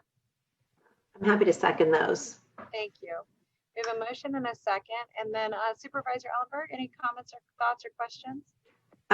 I just want to extend my thanks to the staff as well. I'm really proud that our county is serious about all of this work and looking to move from words to policy and action and funding decisions. So thank you, and thank you, President Chavez, for your leadership on this. Thank you. Supervisor Simidian. Thank you. I have two strands of questions, and I say that, Madam President, because I don't think there's sort of quick or simple questions. For any and all members of the GARE team and the rest of the staff who've spoken, I'm curious to hear a little bit more about how you envision this work being done, given the diversity of our county in terms of race and ethnicity. Every setting is unique. I listened to the presenter for GARE talk about the multiplicity of jurisdictions that had embraced the effort, but it strikes me that in each one, the dynamic would be different. We lost you, Supervisor Simidian. I'm sorry, can you hear me now, Madam Yes, Chair? we can. Thank you. I said I'm curious to know. It's important, I think, to at least for me to have an understanding of how the work gets done across the diverse multiplicity of race and ethnicities that make up our county, and even within what some would refer to as a particular community, whether that's African American, African ancestry, or the Latinx community, or the Asian community. There's tremendous diversity within those communities and various subgroups. So I'm just I'd benefit from a little more conversation or understanding about how the work gets done in that way. This is Martha Wilkinson. We asked Anna work that's been done in the public health department, and any other panelist who wants to jump into the question. Hi, thank you very much for your question. In terms of our work at public health, we engage with communities broadly, and it's not a one-size-fits-all model, and it's a very specific engagement for a very specific intention. For example, we do a lot of work in East San Jose to address community violence and trauma, and we partner with residents of the East San Jose area and with community-based organizations, which, that work is an example of something that is place-based. We also partner with the African ancestry community, with the Black Leadership Kitchen Cabinet, through other efforts. So in our approach of engagement with communities, we have to clearly define what we mean by communities. Which communities are we talking about?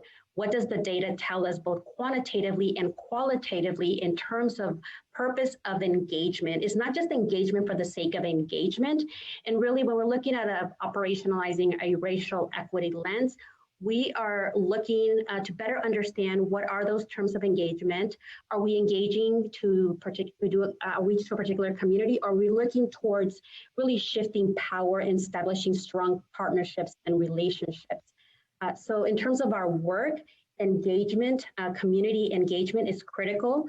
It's important that whatever it is that we are designing or thinking about, and generally speaking, that we are considering who is the community that we are trying to positively impact through this work. What type of existing relationships do we have with that particular community, and that we engage that particular community, broadly speaking, early and often throughout, without placing a burden on a particular community in this case. Supervisor Simitian, you're on mute. I muted you because your speaker was chatting without you. Thank you for that. Thank you for the additional information. I found that helpful. I do just want to ask the whole team as we go forward with this effort to sort of keep top of mind, and I'm sure this is, ingrained in your work, but top of mind, the multiplicity of communities, subsets of those communities, so that the work really is far-ranging, wide-ranging, and goes beyond what might be overly simplistic identifiers in the work. And I got very much, is it Ms. Garcia who's speaking? I got very much from your comments that is part of your thinking. That's helpful. Let me go on, Supervisor Chavez, and ask either Dr. Smith or some other member of his staff or back to the team. I have appreciated the fact that these conversations have always made reference to the importance of having good data so that the conversations are informed by real and verifiable facts on the ground, and that people don't, as I think I said at a previous meeting, just sort of say, well, everybody knows, because I'm not sure everybody does know, and I'm not sure that a conversation that starts with everybody knows is really founded in facts on the ground. So Dr. Smith, for example, I mean, if we're trying to figure out whether services are going where they most appropriately should, understanding different folks may have a different notion of what should means. For example, and colleagues, the reason I'm asking these questions is because we've struggled so much with IT issues during the 7.5 years that I've been back on the board. Do we have the ability, for example, at Valley Medical Center, or its 3 hospitals now, to identify who the service recipients are based on something as simple as zip code or city of residence? Dr. Smith, through the chair. Yes, we can analyze based on zip code and city of residence, and therefore region. And are we equally fortunate? I'm keeping my fingers crossed for the 8 or 9 primary care clinics, for example. Yes, we can do that. And shifting to the criminal justice arena, if we had 2,000 people in the county jail on any given day, could we get the same kind of data about who they are? We need to get permission from the sheriff. Okay. How about reentry? Is that, I mean, maybe that's a better question. Yes, we can get reentries data. Good. Well, I think, thank you. I think it will be helpful and important to have this kind of data as we go to make sure that there aren't service gaps in portions of the county. Again, I think sometimes people assume that certain needs are being met, and maybe they are and maybe they're not. But I think as we go through this exercise, Supervisor Chavez, at every turn, I'm hoping that the team will bring us as much data as they can about these kinds of issues. Who's served, who's not, who needs help, who's not getting it. And I know those sound basic given the sophistication of the conversation that we're trying to have, but I think it's going to be important. I've got other questions and thoughts, but I think I'm going to let them go for now in light of the time, and I'll follow up, or my office and I will follow up independent of today's meeting. Thank you so much. Thank you, Supervisor. Supervisor Wasserman? No, ma'am. I'll be supporting the motion. Great. Just a couple things that I wanted to raise. So first, I'm very enthusiastic about this body of work. And second, I am very interested in the process that GARE uses. And one of the reasons I'm so excited about GARE is that I know it's being tried in other places. So there's a lot of good information about what we can learn from others, which is always wonderful. Part of the reason that you see this equity pledge in the packet is that I was very interested in getting the board to help us start to think about what it means to think about equity as a core value in terms of our decision making. So in any case, I really just wanted to say thank you. I really appreciate having the discussion at the full board, and I appreciate the attention of my colleagues. I think this lays the groundwork for very exciting things to come. So we have a motion for items 14 and 15. We're gonna ask for a roll call vote. Supervisor Ellenberg. Yes. Supervisor Semidion. Aye. Supervisor Semidion, aye. Forgive me. Supervisor Cortese. Aye. Vice President Wasserman. Aye. And just for the record, did President Chavez say 13 and 14 or 14 and 15? 13 and 14. That's okay. I misunderstood. I misheard you then. I probably missaid it, but it was 13 and 14. I'm an aye. Thank you. President Chavez. Yes. Thanks very much. We're now going to move on, and thank you to all our panelists. We really appreciate your voice today. We're going to move on to items 15 and 16. This is the OCLEM 8 Can't Wait report, and also a report on policing, use of force, and emergency response. And Supervisor Semidion, before we go move forward, I just wanted to ask if you were interested in hearing them separately or together. Madam Chair, I think it might be most helpful if we heard them together, but maybe allow the public to speak to the items, or take one item, then let the public speak, take the other item. But I do think it would be helpful to, even as we take them together, sort of have two discrete conversations within the context of the report backs. So if we took them together, we would be taking public comment together, but if you want to separate them, that's no problem. We can do that. I know they're distinct. I just wanted to get a sense from you how you were feeling about them. Yeah, it's a sort of a tough call, I think, because they're obviously related, but they are two distinct items. So no problem. We'll take item 15 first, and this is the 8 Can't Wait report from our Mr. Giannaco, are you going to present on this? Mike? Yes, I am. Thank Okay, we'll turn to you then.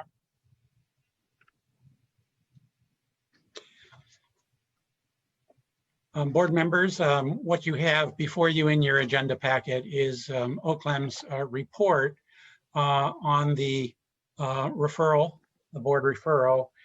We included some discussion of the listening sessions that we held in conjunction with Martha Wapensky's team that focused a little bit on the 8 Can't Wait and gotten a lot of responses back from community members during those facilitated discussions, and it was helpful. The second piece of our assignment was to take a look at the 8 Can't Wait policies plus 5 other items plus 2 new state laws to see how the Sheriff's Office current policies matches up with all of those items that were delineated in the board referral. And so this report is essentially an analysis of that and does the comparison that was asked of us. I should start by saying that while policy comparison is really important, you have to have policies that make sense and provide sufficient guidance to employees on what their expectations are. There also, of course, needs to be a training component, there needs to be an implementation component, and there needs to be an enforcement component. And so while those other areas are important, our assignment, at least for the time being, was limited to just seeing how the policies in writing matched up with the model policies advanced by 8 Can't Wait. And what we found, 50,000 foot level, is that for the most part, the Sheriff's Office policies substantially complied, generally aligned with the model policies that had been advanced by 8 Can't Wait, with one significant exception. And that exception has to deal with the model policy that guides officers on how to deal with a tremendously challenging piece, which is how to deal with a car in motion. And whether or not there should be more guidance provided to employees who are law enforcement officers on how to address that real challenge. The model policy advanced by 8 Can't Wait and actually the current district attorney's policy in Santa Clara County has a lot more guidance provided to law enforcement about what they should do, that they shouldn't stand in the way of an oncoming vehicle, that they shouldn't move into a path of an oncoming vehicle, all with an idea that this further guidance would provide better instruction to deputies on exactly what the expectations of an officer or department would be.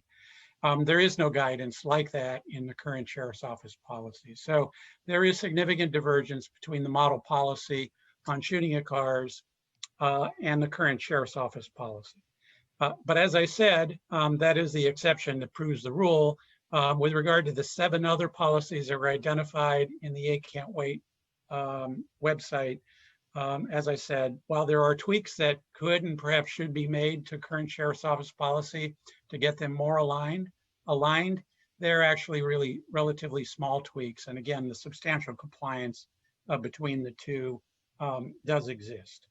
Another interesting thing that I think I wanted to highlight is that going back to the shooting at cars policy, on May 29th of this year, during demonstrations, and while Sheriff's Office were through mutual aid were deployed in San Jose, a sheriff's deputy, according to media reports, actually shot at a moving vehicle. So it would be interesting to see how the policy and the guidance that the Sheriff's Office currently provides was how that trickled in or how that was used by the officer involved in that shooting. But because we don't have those information sharing protocols yet, we're not able to go that level deeper into our review. The other thing, just quickly, that the referral asked us to look at were other issues besides the 8 Can't Wait. And I can just tick them off briefly. The hiring standards to ensure that people with troubled history weren't hired. And while the sheriff's office has provided us material suggesting that that wouldn't be something they would do, that prohibition isn't codified in their current policy. There were some suggestions in the referral to make public a list of the sheriff's office lethal and less lethal munitions. And while the sheriff's office indicated an interest in doing so, one of our recommendations is actually to move forward with that interest. We were asked to take a look at any military style equipment that the sheriff's office has.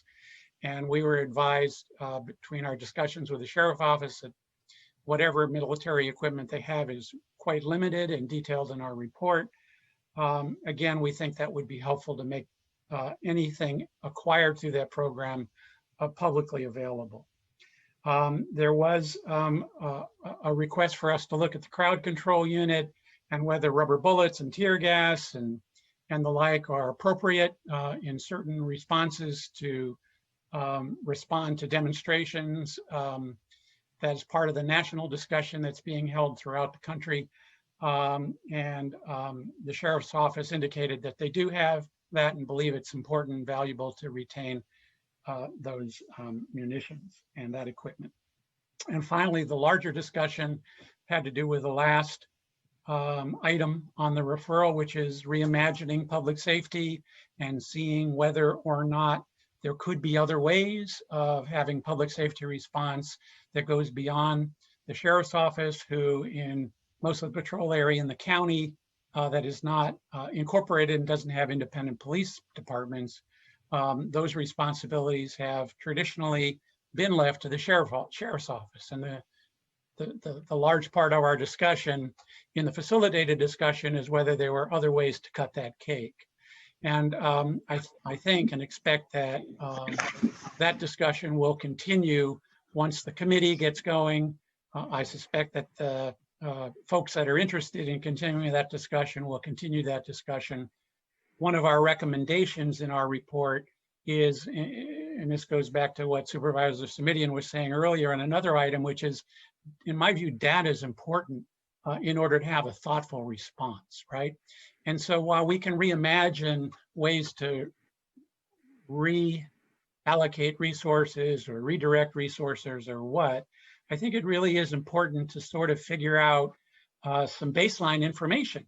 And so one of our recommendations, and perhaps the most important one in my view, would be to suggest that the sheriff's office do a dicing, an evaluation, an assessment of the kind of work that is being done in patrol on a daily basis. How much of that time that when deputies are working is dedicated to responding to 911 calls? How much of that time is dedicated to proactive policing? How much time is dedicated to traffic enforcement? How many times do sheriff's office required to respond to individuals in mental health crisis? And I think, as far as I know, that information is not publicly available, certainly not available to us. And so that would be the kind of thing that if we want to continue this discussion in the county, and there are, I think, a number of members of your community that want to, we should have that kind of information available. And so what I like to see are some thoughtful responses before we jump to, let's just defund the police and start over, right? So that's a nutshell. I'm certainly, obviously, of what we have to say in our report, I'm certainly available to answer any questions. The last piece that I would say is that the deeper dive that I've alluded to, both in the report and in my comments this afternoon, we are still not really able to do. We're not able to observe training. We're not able to take a look to see how these policies are implemented, how well they're enforced, and all of that information that we would be able to do were we to have the access that I think has been contemplated by the OCLEM ordinance, but still has not been consummated in practice. We understand that we are going to be having a conversation on September 8th with the Sheriff's Office, which is the first time we'll have had any meaningful discussion with them on this topic. So I hope that maybe that discussion will prompt some movement with regard to what I think is an outstanding topic that has been outstanding for too long. You know, I've been doing this work for 20 years.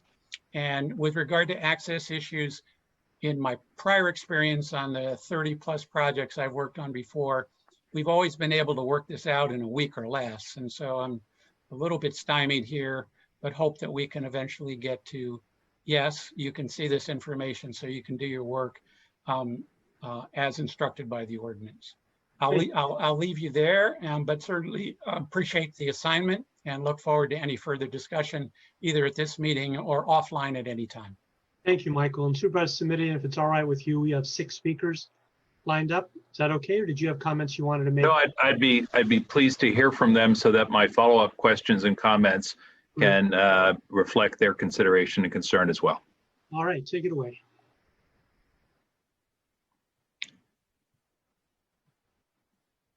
A moment. The first speaker is Melody Masani. I'm unmuting you. Please accept the unmute and you will have 1 minute to speak. The timer will start when you begin speaking. Good afternoon, Supervisors. I am Melody Masani, I voter in D2. Michael Tyree was murdered 5 years ago, and we're to believe reforms were enacted because Sheriff Smith told us so. OIR is yet another taxpayer-funded consultant who was refused access to records. OIR's report, page 4, packet page 239, we see their work still stalled for over 60 days. In your oversight role, authorize the county executive as custodian of records for the sheriff's office and transfer all related resources to the county executive. We have yet to meet the moment of 5 years ago. We are well on our way to another 5 with the proposed scope creep of the Committee on Clem. Thank you so much for your time. Thank you. The next speaker is Ola Reimagine Stanford. I'm unmuting you. Please accept the unmute and you will have 1 minute to speak. The timer will start when you begin speaking. Thank you. And I just wanted to speak directly to Mr. Giannako's point about data being important. And while definitely there should be more calls for data from within the county, I just wanted to highlight some statistics that 80% of police arrests are for nonviolent activity, mostly traffic or related offenses, and only 25% are clear nationwide. This year alone, up until as of July 29th, 2020, almost 600 people have been fatally shot by police, and the number of people who have been fatally shot by police has been disproportionately Black. As we're seeing on the news, we have Jacob Blake, who's lying in critical condition. We have people who were killed as recently as Friday in Louisiana. And so I'm wondering how many more deaths and how much blood our city officials and county officials want on their hands while they debate policies that are the opposite of what Black Lives Matter activists are desperately asking for. They are asking for defunding and diverting money away from police because police don't stop crime, community investment stops crime. Thank you. The next speaker is Sparky Harlan. I'm unmuting you. Please accept the unmute and you will have 1 minute to speak. The timer will start when you begin speaking. Hi, Sparky Harlan, CEO of Bill Wilson Center. I wanted to speak to how the Status Offender Services collaboration 15 years ago met with the Police Chiefs Association and started working out a relationship to divert these low-level criminal offenders from juvenile hall. Back then it was like, no, juvenile hall needed to deal with these kids. And it took us time to understand that a community response was better in treating these young people. And today, Bill Wilson Center, 25% of our calls are police drop-offs. Police constantly say to us, I picked up this kid, I went to this house. This is one of your situations, not ours. We don't want to do this. We appreciate your work. And I say, look to that model, bring the community agencies together with law enforcement, and let's look at an alternative approach to deal with some of these 911 calls that aren't police calls. The next speaker is David Mineta. I'm unmuting you. Please accept the unmute and you will have 1 minute to speak. The timer will start when you begin speaking. Thank you very much. And good afternoon, supervisors, county administration. Thank you for the vital work you are doing regarding essential redesign of local 911 behavioral health crisis response. That said, I fear that the recommendations presented do not live up to this national moment in time on race and equity, nor meet the needs of local residents, particularly residents of color. You heard my colleague speaking to Supervisor Ellenberg's report about an alternative testing model to meet this need, the CAHOOTS model.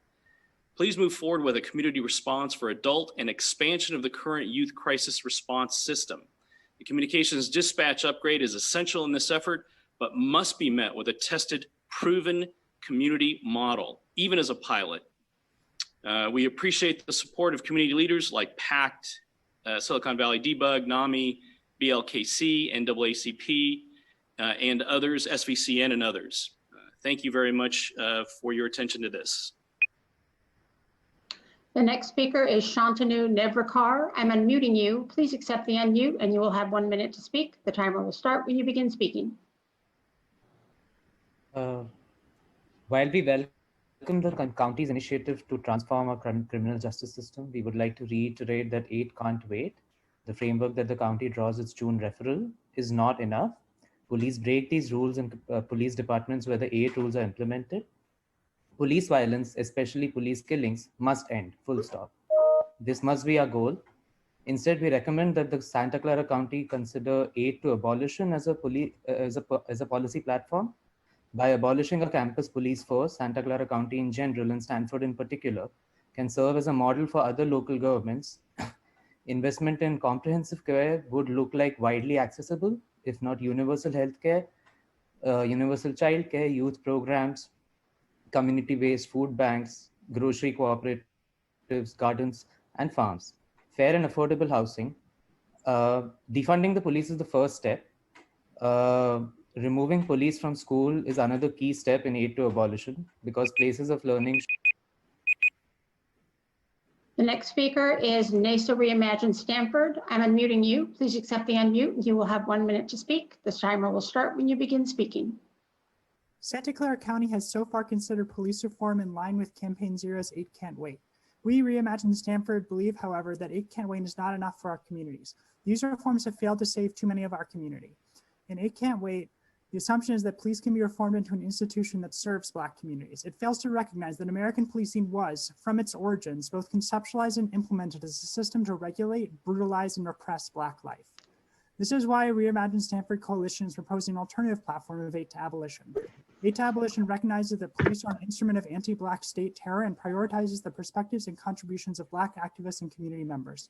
It also reimagines our current criminal justice system through the lens of racial and social justice, providing a roadmap for a new system that works for everyone. Numerous community efforts, including Silicon Valley Debug's Protect Your People budget, are precisely within the 8 to Abolition framework, and we wholeheartedly endorse these as a community-wide vision for the future. If Black lives really mattered at county and its elected officials, we ask you to take the necessary steps to keep our communities safe as outlined in 8 to Abolition. Thank you. The next speaker is M. Horst, Reimagine Stanford. I'm unmuting you. Please accept the unmute and you will have 1 minute to speak. The timer will start when you begin speaking. I'm grateful for Joe Simitian's comment, for Supervisor Simitian's comments on expanding the purview of the M Group study to include policing equity and oversight. Michael Giannacco pointed out the possibility of dicing analysis of police time. This might reveal obvious time and activities like proactive policing and surveillance, which could be cut. As Supervisor Wasserman pointed out earlier, county budget concerns are apparent. I would suggest that policing, not just police oversight, be on the chopping block for these budget cuts. I want to speak in solidarity with Silicon Valley Debug and other efforts to create real support systems for our community members. I support the Protect the People budget and the recognition that transferring money from law enforcement to physical and mental health needs can best support our communities and address some of the overlapping concerns that police are conventionally deployed. I also want to highlight that the 8 Can't Wait creators have walked back this set of proposals, and many of them have instead said that 8 to Abolition is a necessary framework in place of 8 Can't Wait. Thank you. The next speaker is Catherine Hedges. I'm unmuting you. Please accept the unmute and you will have 1 minute to speak. The timer will start when you begin speaking. Thank you, Board of Supervisors. And I agree with the previous speakers, especially the first one who said that the 8 Can't Wait promoters have walked that back. Something I'd like to add that I haven't been hearing in the discussion is that a disproportionate number, about 50% of the people who are shot or brutalized by police are people with disabilities. Either the police are called to handle mental health crisis and they can't do that appropriately, or they view someone as non-compliant because they're deaf or autistic and can't hear them or can't respond properly. And so policing is a disability issue, and we need to dismantle this current system and work as a community agencies. Thank you very much. The next speaker is Chiara Giovanni. I'm unmuting you. Please accept the unmute and you will have 1 minute to speak. The timer will start when you begin speaking. Thank you. We recognize that those who are new to the framework of abolition might believe it to be too radical or unrealistic. However, this belief often arises from a misunderstanding of what abolition is. Advocates for abolition, such as Ruth Wilson Gilmore, have long espoused it, not just as a long-term goal, but also as a practical policy program, tying the abolition of police to state investment in jobs, education, housing, and healthcare. Abolition rests on the recognition that policing does not solve crime. In fact, police rarely solve the crimes that are reported to them, and instead routinely intimidate and harass members of marginalized communities.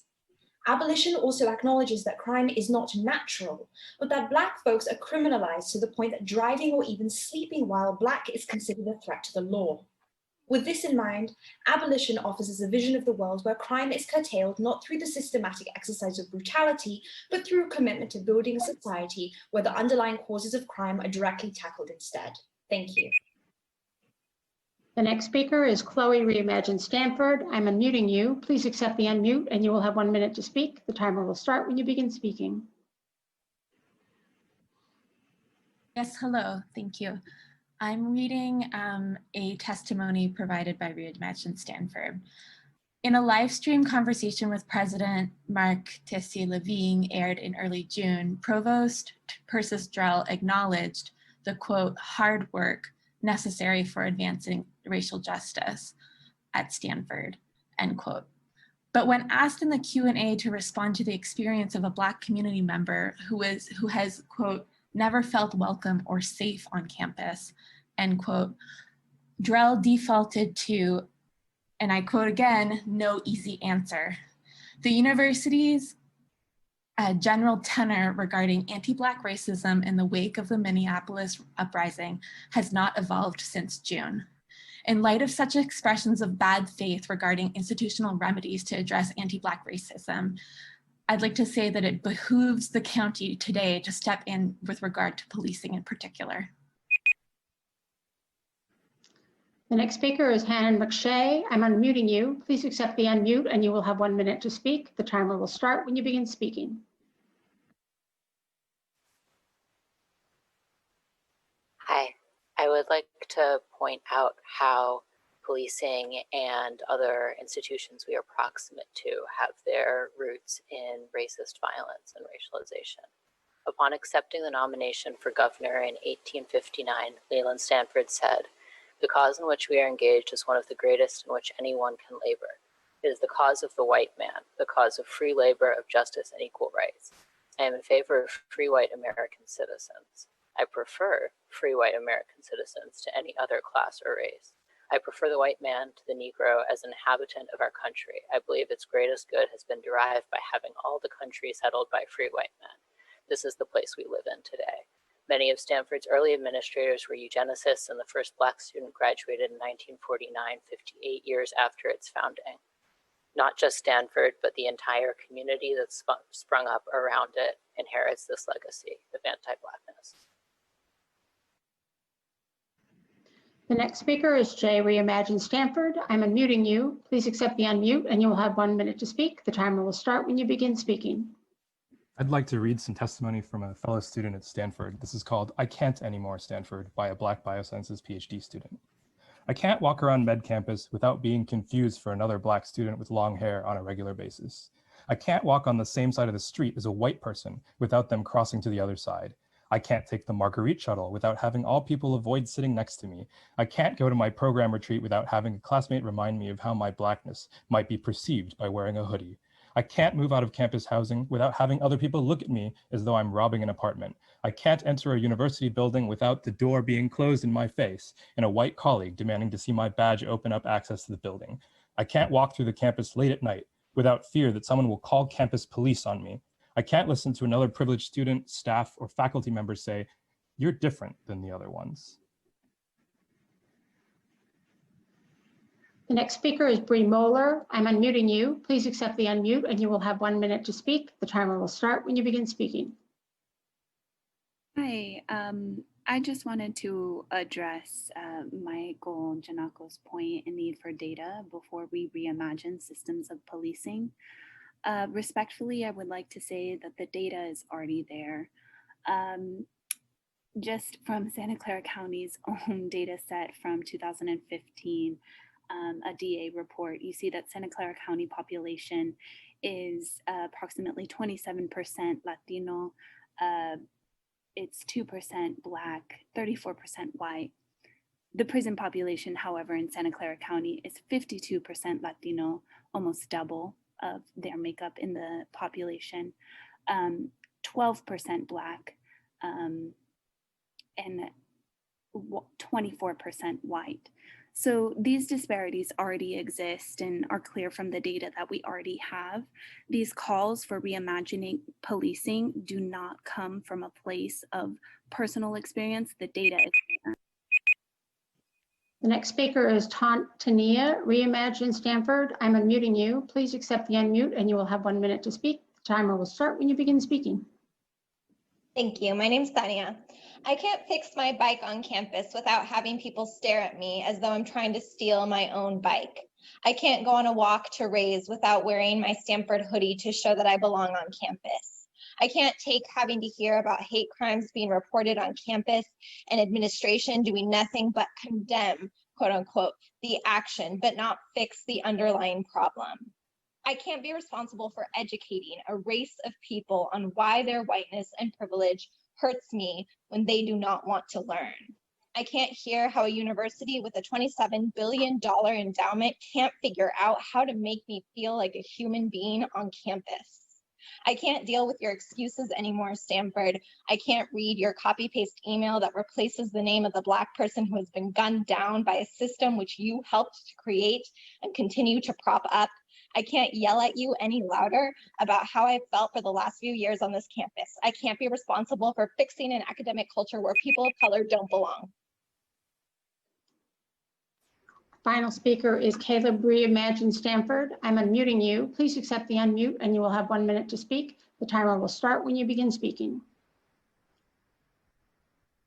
Hi, so my experience with Stanford Police during my grad school visit weekend, my first time at Stanford, a friend and I went to a bar for a couple drinks. We were walking back in the general direction of his apartment, but we were walking a bit around campus, talking and catching up. And we walked past a cop who asked where we were going. So we told them where my friend's apartment was. They informed us we were walking in the wrong direction. As I said, we were wandering around talking. Then pointed at my friend and said, "I need to take him to the station. He's a danger to himself and others." They proceeded to handcuff my friend and make him spend the night in jail. My friend was arrested and not me because he is an unambiguously brown Latino and I'm white. Neither of us were drunk or disorderly, but even if we were actually drunk or lost, a cop harassing and arresting us would do nothing to help keep us safe, especially when those cops are racist. We don't need cops to throw us in jail to keep us safe on our own campus. Police on campus do not keep us safe. That is our final speaker. Thank you very much. I'm going to go back to the board for comments. I thought I would start with Supervisor Ceremonial, since this was your referral, see if you'd like to make a motion to get the discussion going. Thank you, Supervisor Chavez. I think I'm happy to simply offer the motion, which at this point is to receive the report. And if I can get a second, I may want to add on to that motion as we go, as the conversation suggests might be desirable. So I can make the motion now if you like. Yes, we have a motion. Do we have a second? I'll second to receive the report.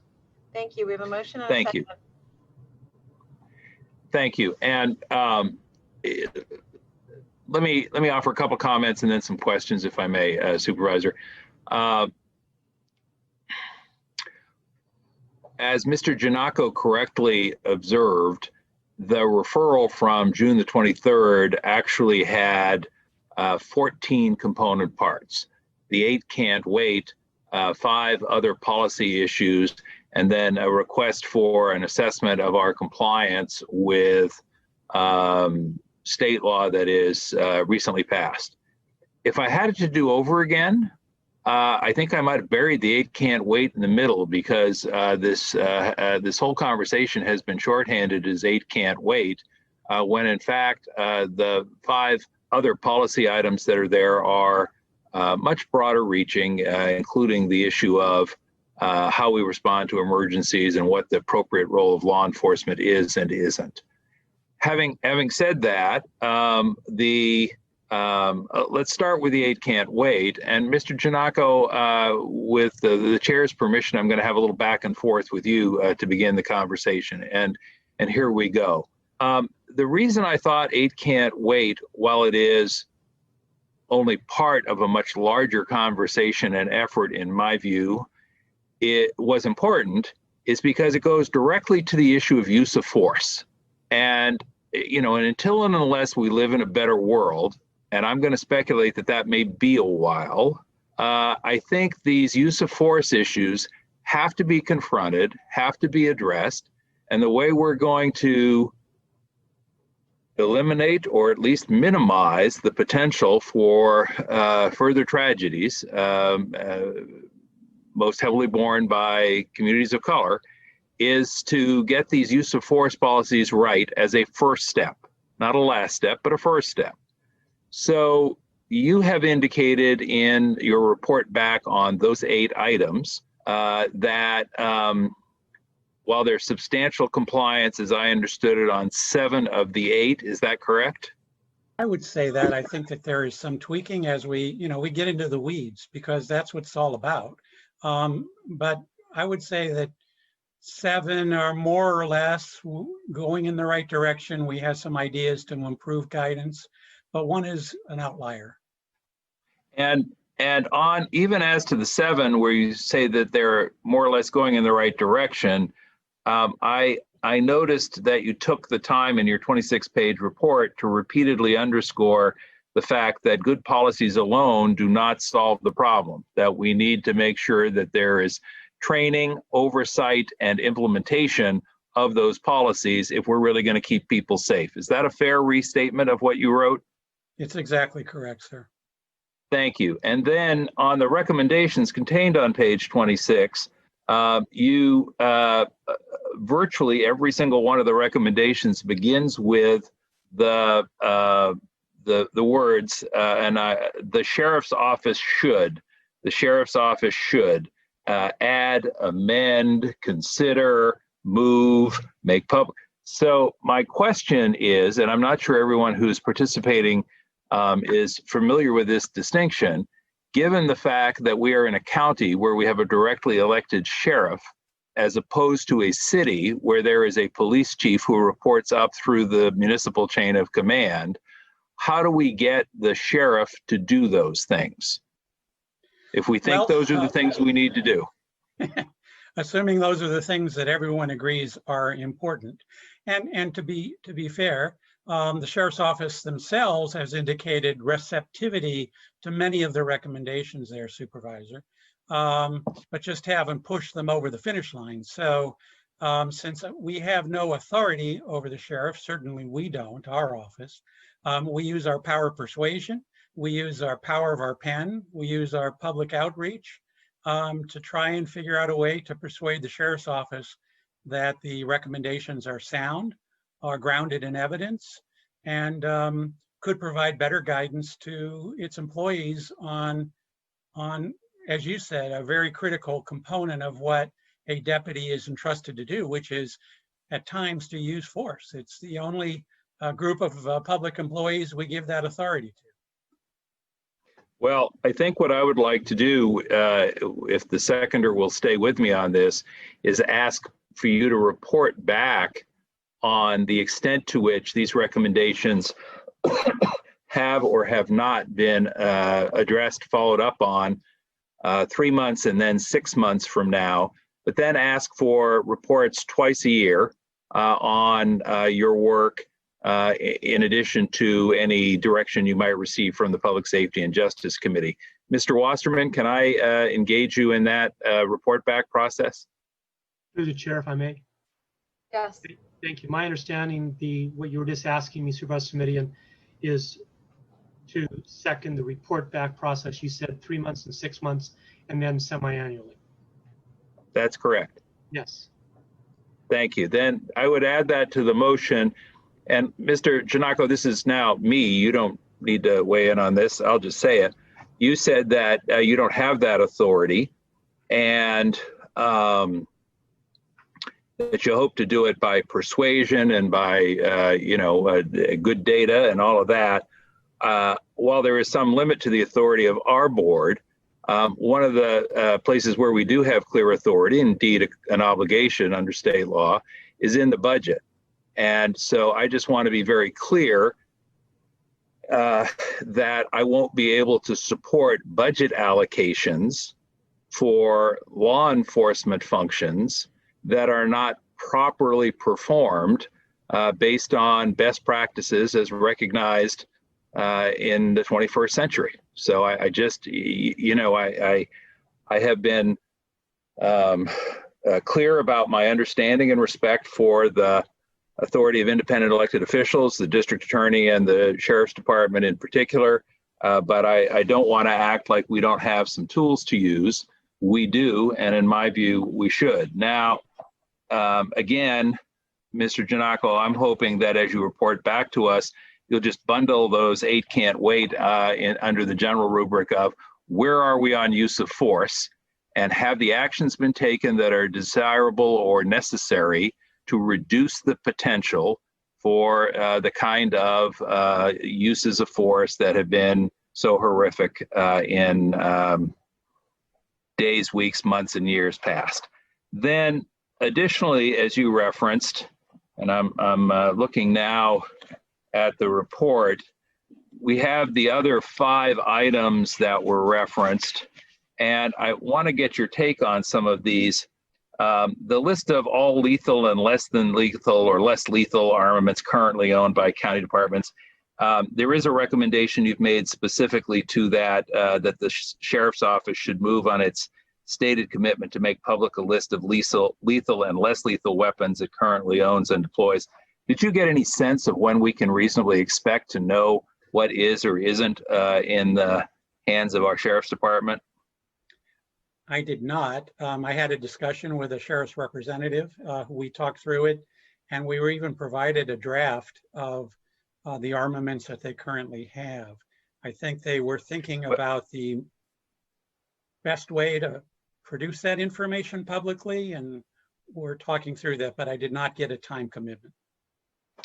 Thank you. I would appreciate it if both as to that item and limiting the acquisition of military-style weaponry and equipment, when you report back to us in 3 months, if you would be prepared to report specifically on what has been identified in both categories. I think that would go a long way towards providing some assurance that we were not investing in equipment, tools, armaments that were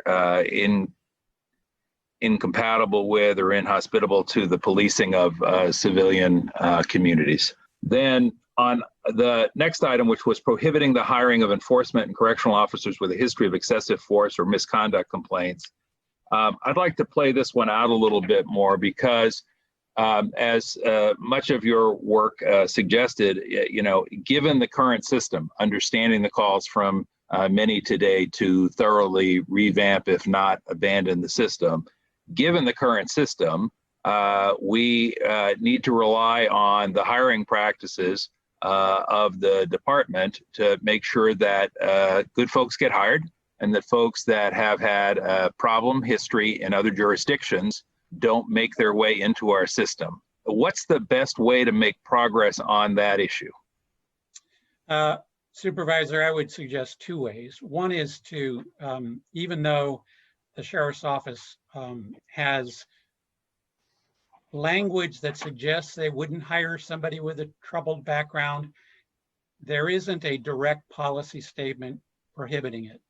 So, and in our discussions with the Sheriff's Office, they were amenable to including or devising such a policy statement. I think that would be important symbolically, and also send a message to those entrusted with the hiring process to ensure that that doesn't happen.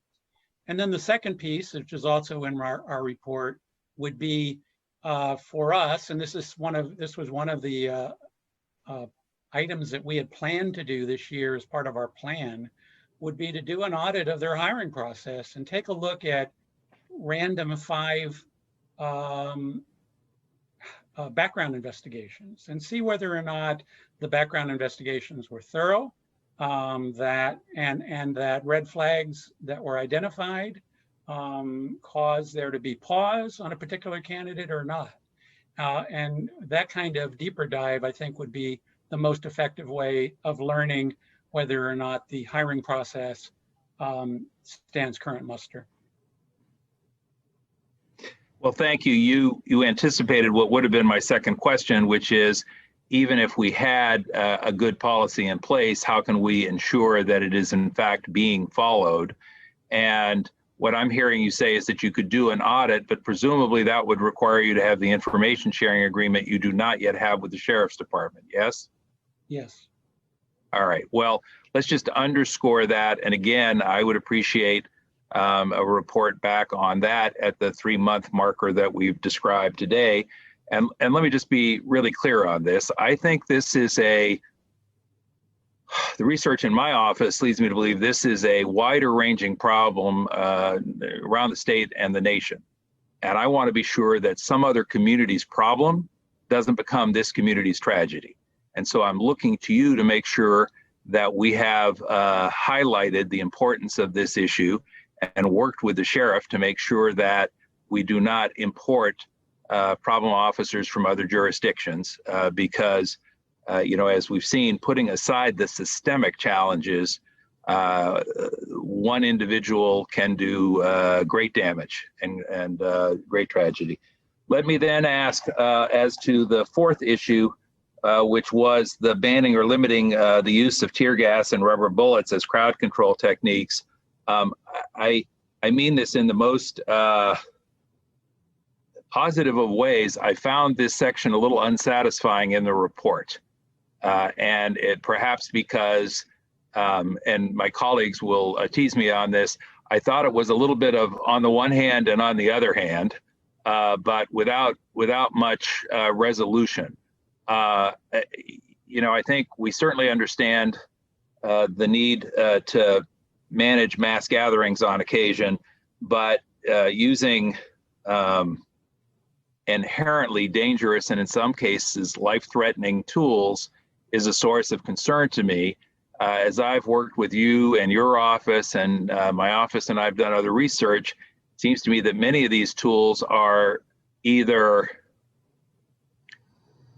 inaccurate by their nature, meaning that not terribly precise in their application, or easily turned to inappropriate uses if someone is inclined to do so. So how do we make progress on this one? Yes. So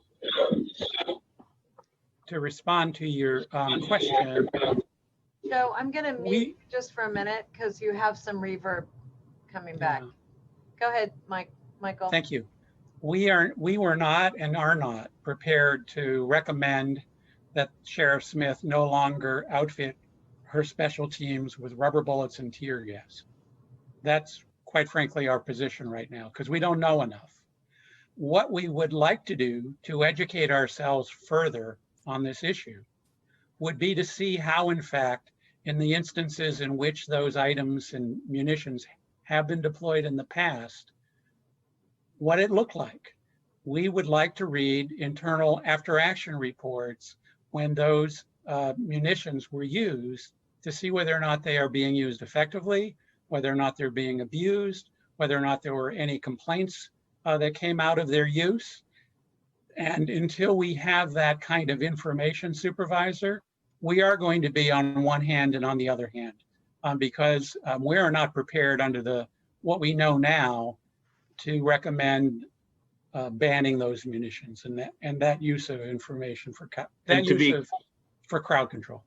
And to be clear, I'm not in a position to have a position or offer a recommendation myself. I am, however, pressing your organization to come back to us with a clearer sense of what the appropriate direction would be if this is a matter of concern to the board. And do I gather from your gracious statements that this again is an area where you need access to information that is not yet available because there's not yet an information sharing agreement?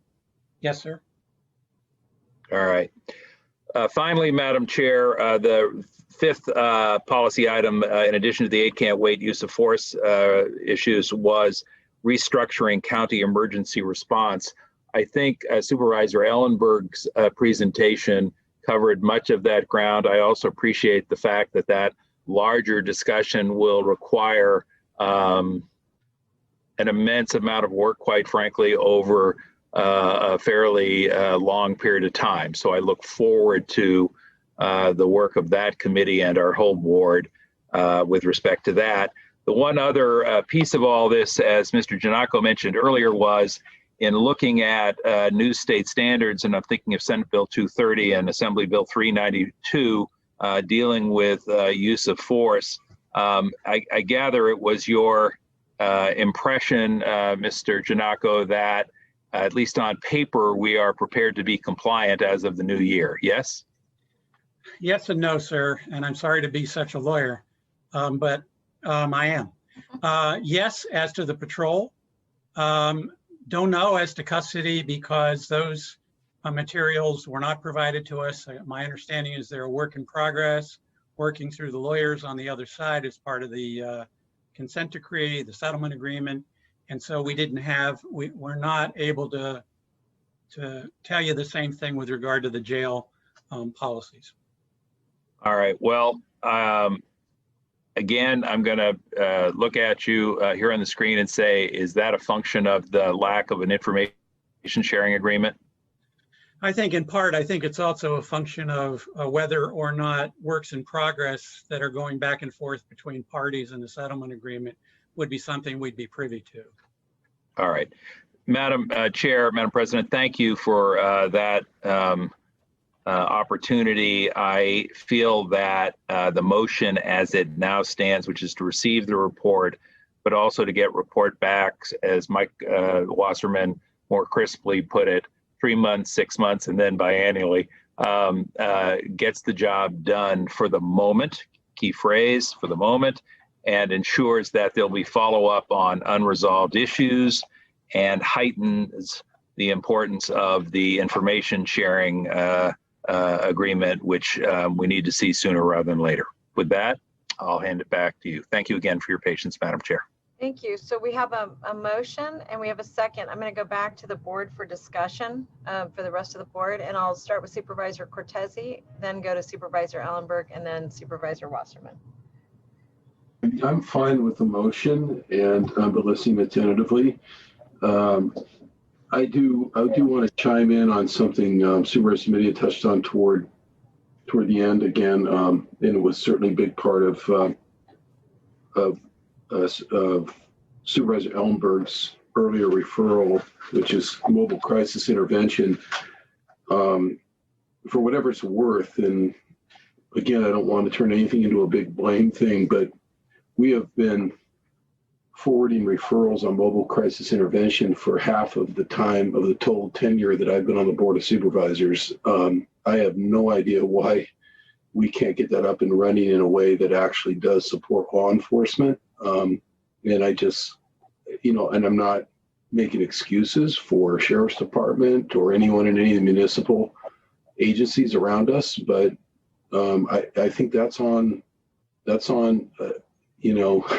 that's less about law enforcement oversight. And it's probably more about Board of Supervisors oversight on making sure behavioral health gets that done and the funding is there and it just happens. So I'm hopeful that at some point, you know, it isn't just constantly on a 6-year cycle of we're trying. I think that was part of what we heard in the budget process as well. You know, kind of the work we are trying for ideology. So that's going to be it's such a big piece of all this that I just want to call that out as an interface problem, and even a structural problem in terms of how things function right now. Last is a question. I don't mean this to be a rhetorical question, but I'm really thinking that maybe it needs to come back in terms of information from council to us on an off-agenda report. And pardon me, Mr. Janako, if it sounds like I'm speaking about you in your presence without directing my comments to you, but you know, we fashioned this concept of oversight, you know, pretty much out of whole cloth. Some of my colleagues did a lot of work on it. I think Supervisor Chavez and Supervisor Simitian particularly. I think we all studied it and wrestled with it and disagreed and agreed and finally came up with this.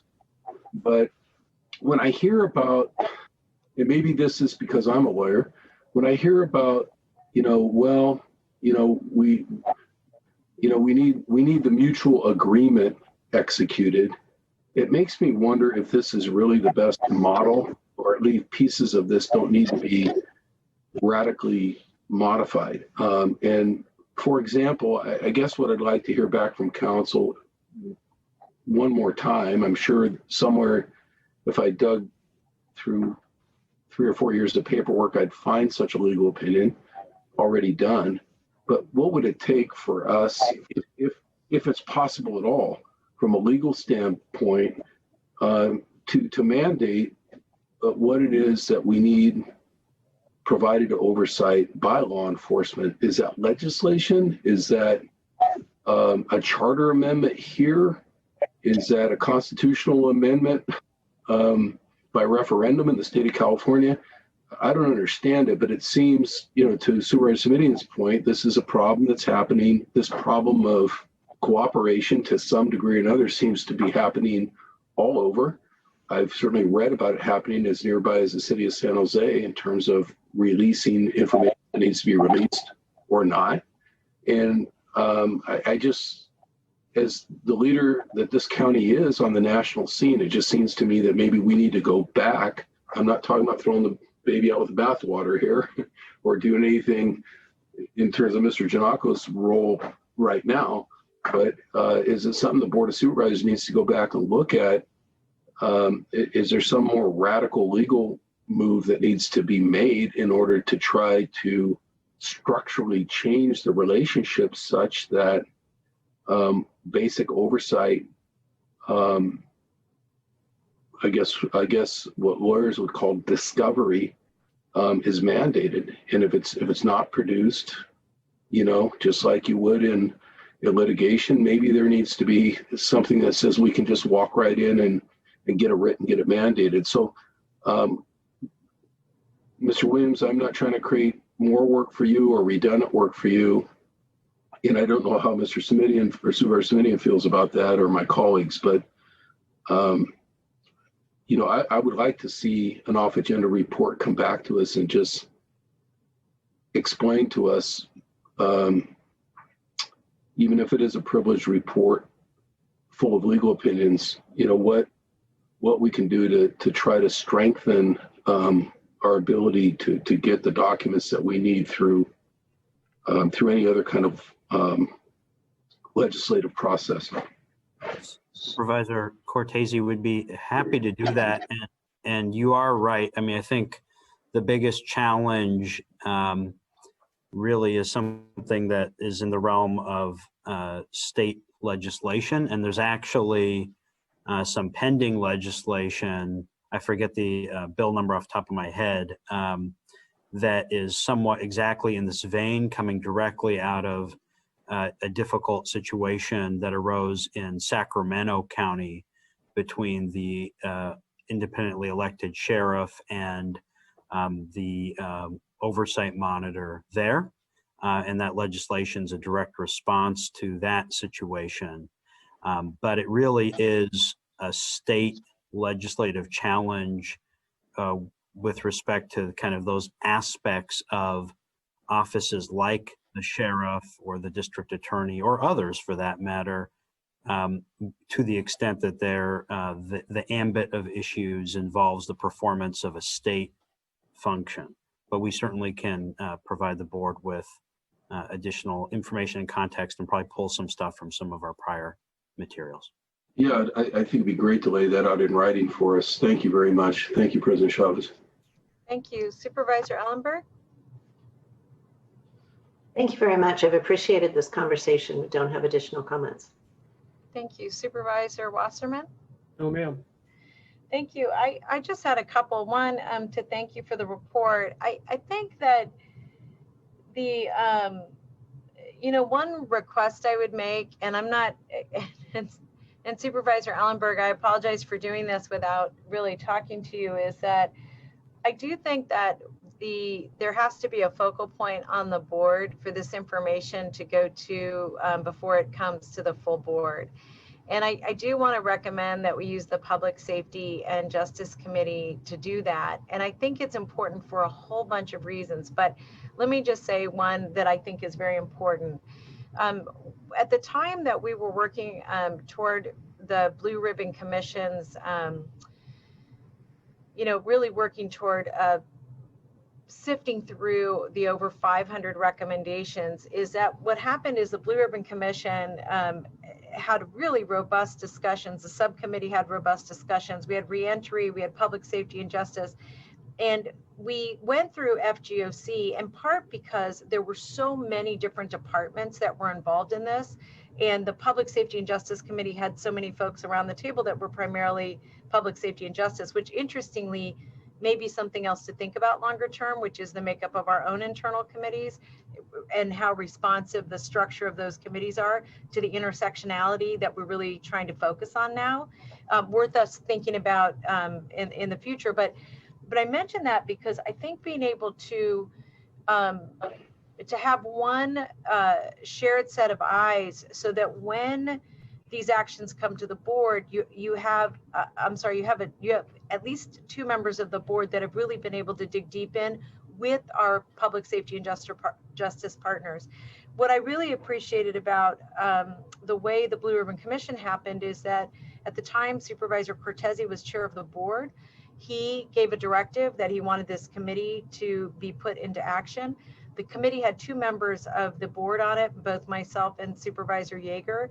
It then went to FGOC, and pieces of it went to public safety and justice and to reentry. So it really seeped the organization in the these ideas and strategies. And so what's interesting, and I totally appreciate the public saying we're not doing enough and we're not moving faster. That's the right call, from all sides to tell us to take deeper dives.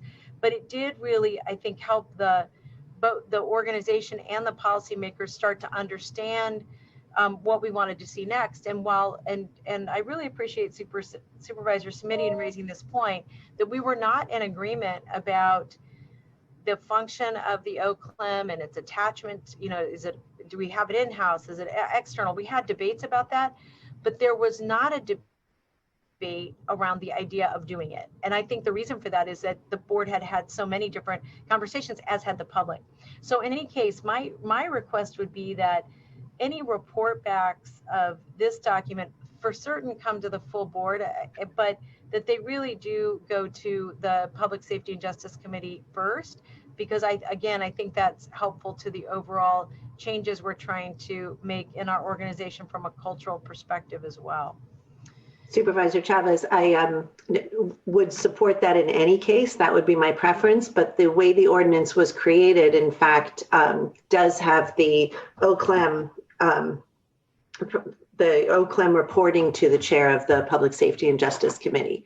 Right. So that piece is in place, and I would be more than glad to have all of the reports come through my committee before they come to the full board. And the reason I'm really being kind of a stickler on this, and having understood that, Susan, is that there's some additional actions in this proposal that are slightly outside of the 8 can't wait, and that's these other requests that Supervisor Simitian made.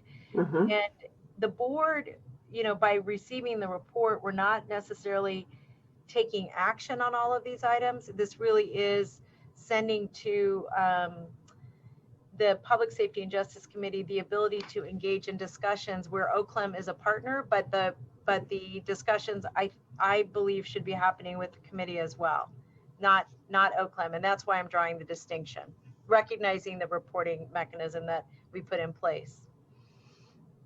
All right. Absolutely, I see that as our central role. Great, thank you for that. And if that's okay with the maker and the seconder of the motion, that would be helpful for my comfort. Supervisor. Madam President, I agree that it would be desirable to use the Public Safety and Justice Committee in that way. I have felt for a while that we have greater potential in the committee system to refine the conversation before items come to the full board. I just want to be certain, and I think this is what you said, that that is in addition to, not instead of, presentation to the full board on that 3-month, 6-month, then biannual basis that I mentioned earlier. Yes.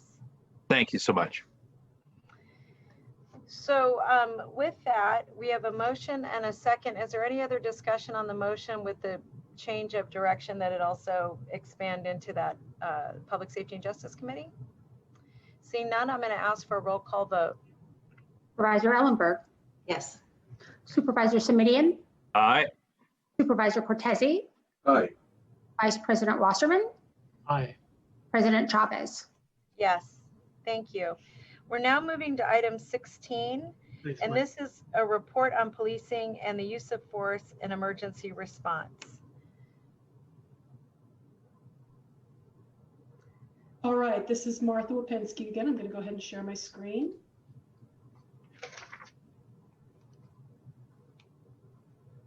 All right, so I want to introduce for this item, Tony Felice and Melanie Jimenez Perez from the County Executive's Office. This is a multi-departmental joint report on policing, use of force, emergency response reforms. I want to thank all the staff from the departments that you see on the slide for their help in getting the report put together. Given the lateness of the hour, I want to make sure, the report in your packet is fairly extensive. So we're providing a high-level overview, and then representatives from each of the departments you see here will be available for questions at the end. With that, I'm going to turn it over to Tony Felice. Thank you, Ms. Wapensky. The report contains information on the use of force policies for the 3 departments listed here. For the Sheriff's Office, the references to the June 2020 memo were included, along with updates to their use of force policies by the statutory deadline of January 1, 2021. And as was referenced in the recent discussion as part of agenda item 15, Custody Bureau use of force policy is being revised under the terms of the federal consent decree and in conjunction with the jail monitoring and consent decree experts. And then for the Office of the District Attorney and probation, those policies are attached to the report and in compliance with the statutes referenced in Supervisor Simitian's referral. Next slide, please. So for the statutes listed on this slide and referenced in the board referral, County Council is conducting an analysis of the compliance of these policies, and they plan to provide an off-agenda report to the board. Thank you. And so this slide is about OCLEM. I'm not going to go over my bullet points here. You've heard already from Mr. Giannaco, except to thank Mr. Giannaco and his team very much for facilitating the community input sessions, which you'll be hearing about in a few minutes. So as was mentioned earlier, the referral specifically called out these areas. So I'll briefly touch on each one in terms of, so first in terms of policy reforms on hiring prohibitions. The Sheriff's Office indicated that it complies with this recommendation already. The DA's policy includes excessive force and misconduct complaints, and that the probation indicated they conduct extensive backgrounds on all new sworn staff, revealing any history of complaints or misconduct. The second item there, list of lethal and non-lethal armaments. The Sheriff's Office indicated they concur in concept and will review ways the information can be shared with the public. The DA and probation provided a list of armaments, which is attached to the report. And then procurement for this one and the next one indicated there are ways to query any purchasing information within the county's existing systems to build a more complete list. With regard to limiting acquisition of military-style weaponry, the Sheriff's Office reiterated they don't procure military-specific equipment and believe in providing their first responders with the appropriate safety equipment and training. The DA's office has included an attachment identifying their legal armaments, and probation indicates they have no military-style weaponry. For the tear gas and rubber bullets, the Sheriff's Office attached memo covers their policies on less lethal force options, and probation does not possess these items. You know, as Supervisor Simitian pointed out a few minutes ago, restructuring the county emergency response is a fairly big item that will take some time in the future. County Communications provided information on implementing emergency police protocols that will allow dispatchers the ability to determine the appropriate type of response. Behavioral Health provided information on their mobile crisis response teams for those who experience mental illness and crisis. And then finally, EMS has a pilot in Gilroy to address the 5150 psychiatric holds on 9/11 EMS responses in South County to take selected patients to EPS or the sobering center, depending on their assessment. And with that, I'll turn it over to Melanie to talk about the community listening sessions.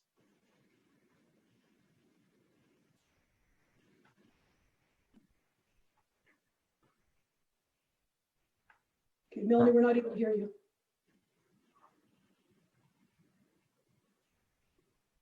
Okay, I'll go ahead and start in a minute. Melanie can catch up on the next slide. So there were 2 virtual community meetings in July. As I mentioned, they were both facilitated by OCLEM. There was extensive outreach with robust participation, nearly 600 registrants, about 150 participants per session, and almost 500 follow-up emails with community input. And I see Melanie is able to join us. I'm going to go ahead and go to the next slide. Thank you.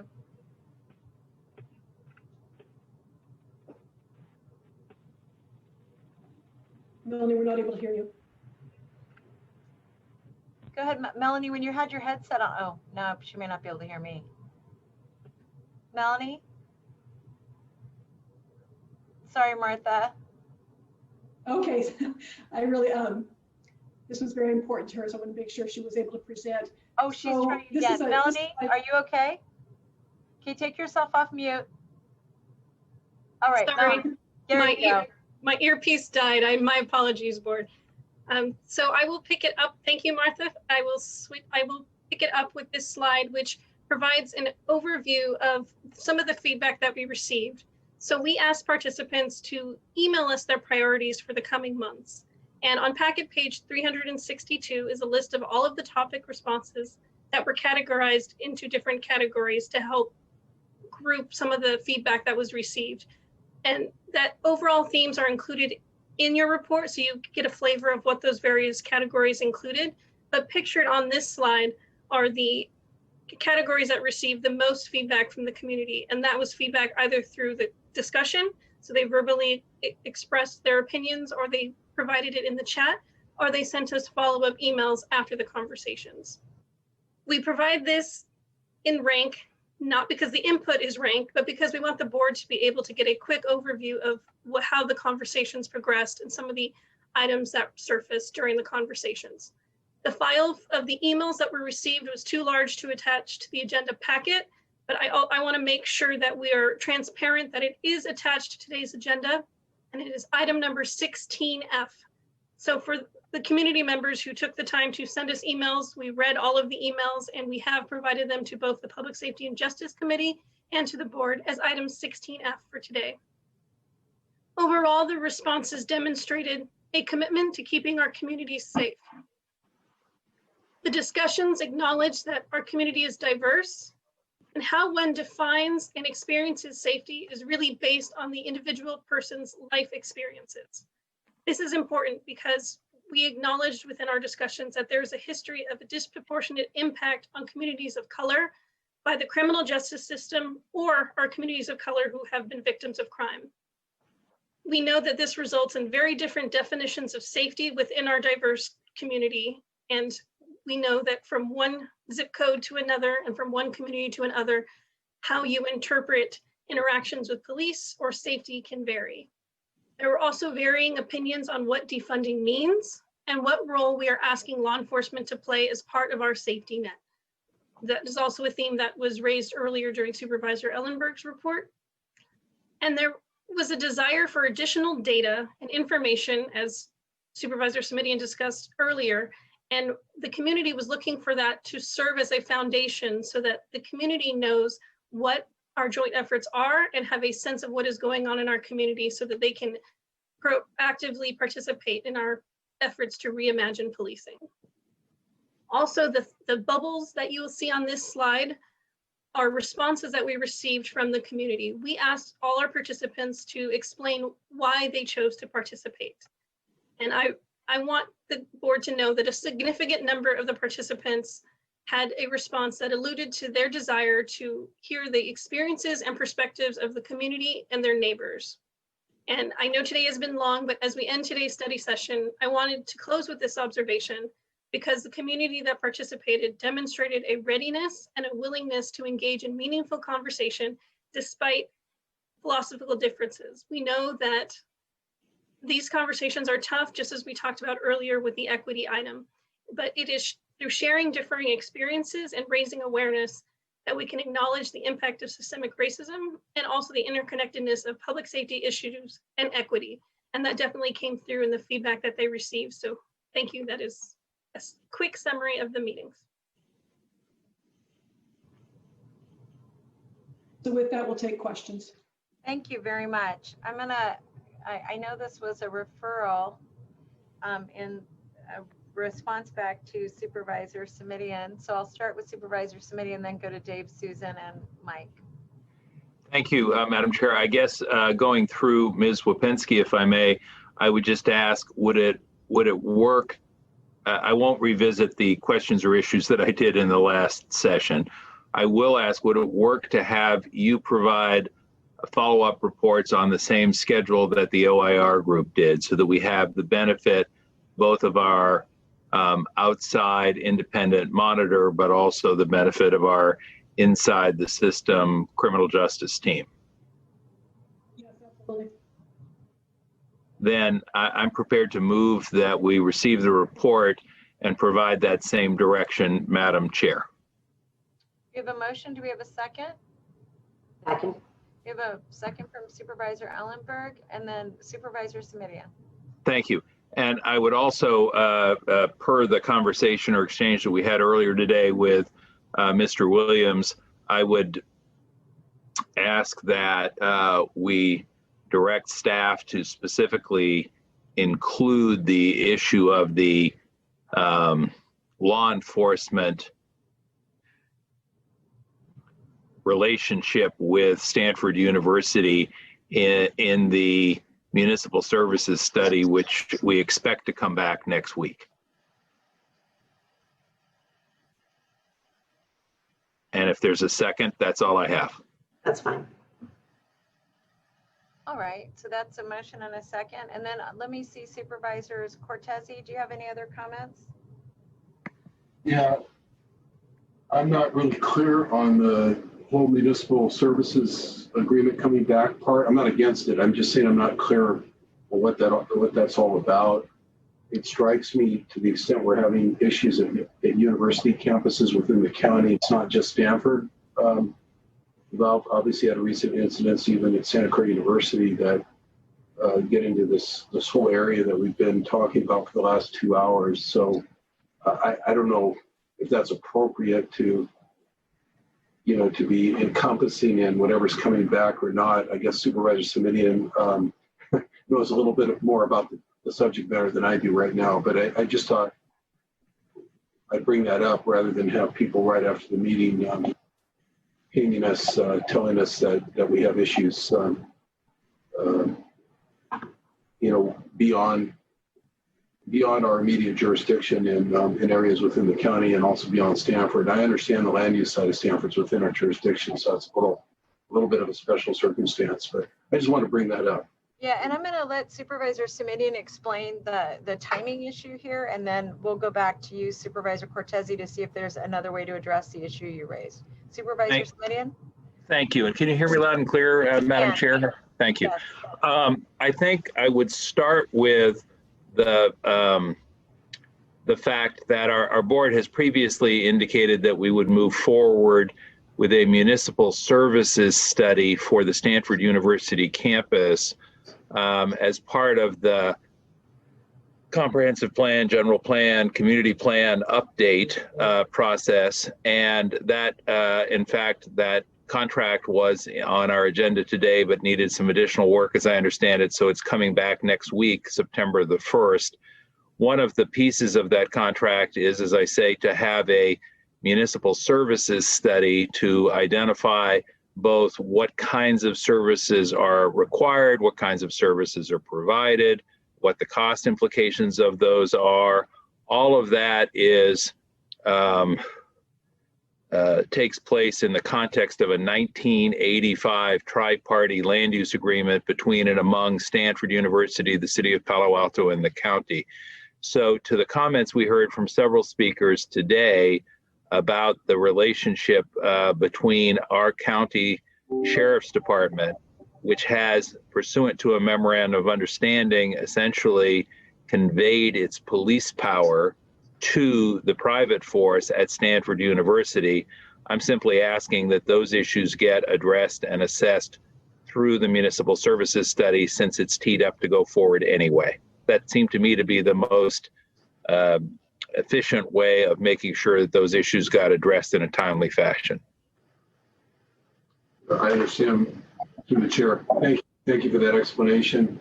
And I don't think the broader issue that I'm raising then obviously has anything to do with the scope of that study, but maybe we can think about bringing that back as a separate referral at some point. I don't want to give that short shrift, that issue of what happens to jurisdictions within broader jurisdiction of the county at this point.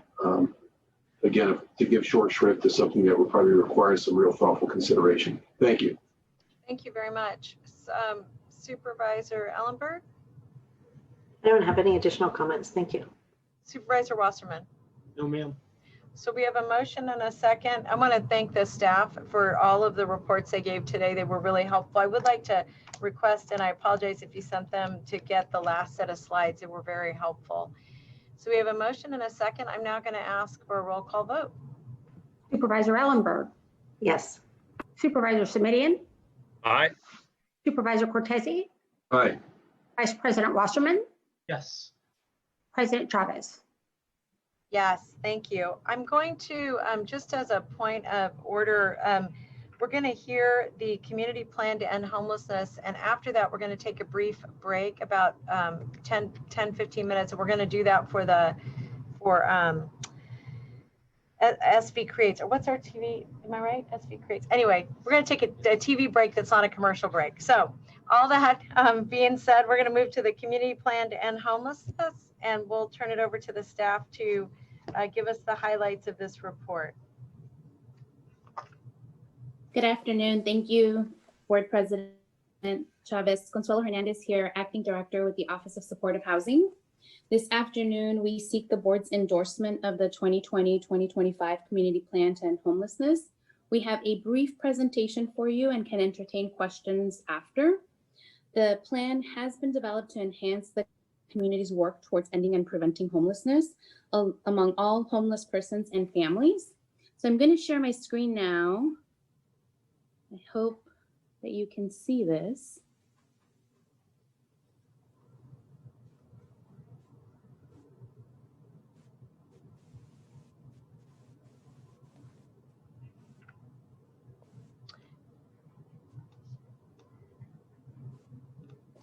Not yet.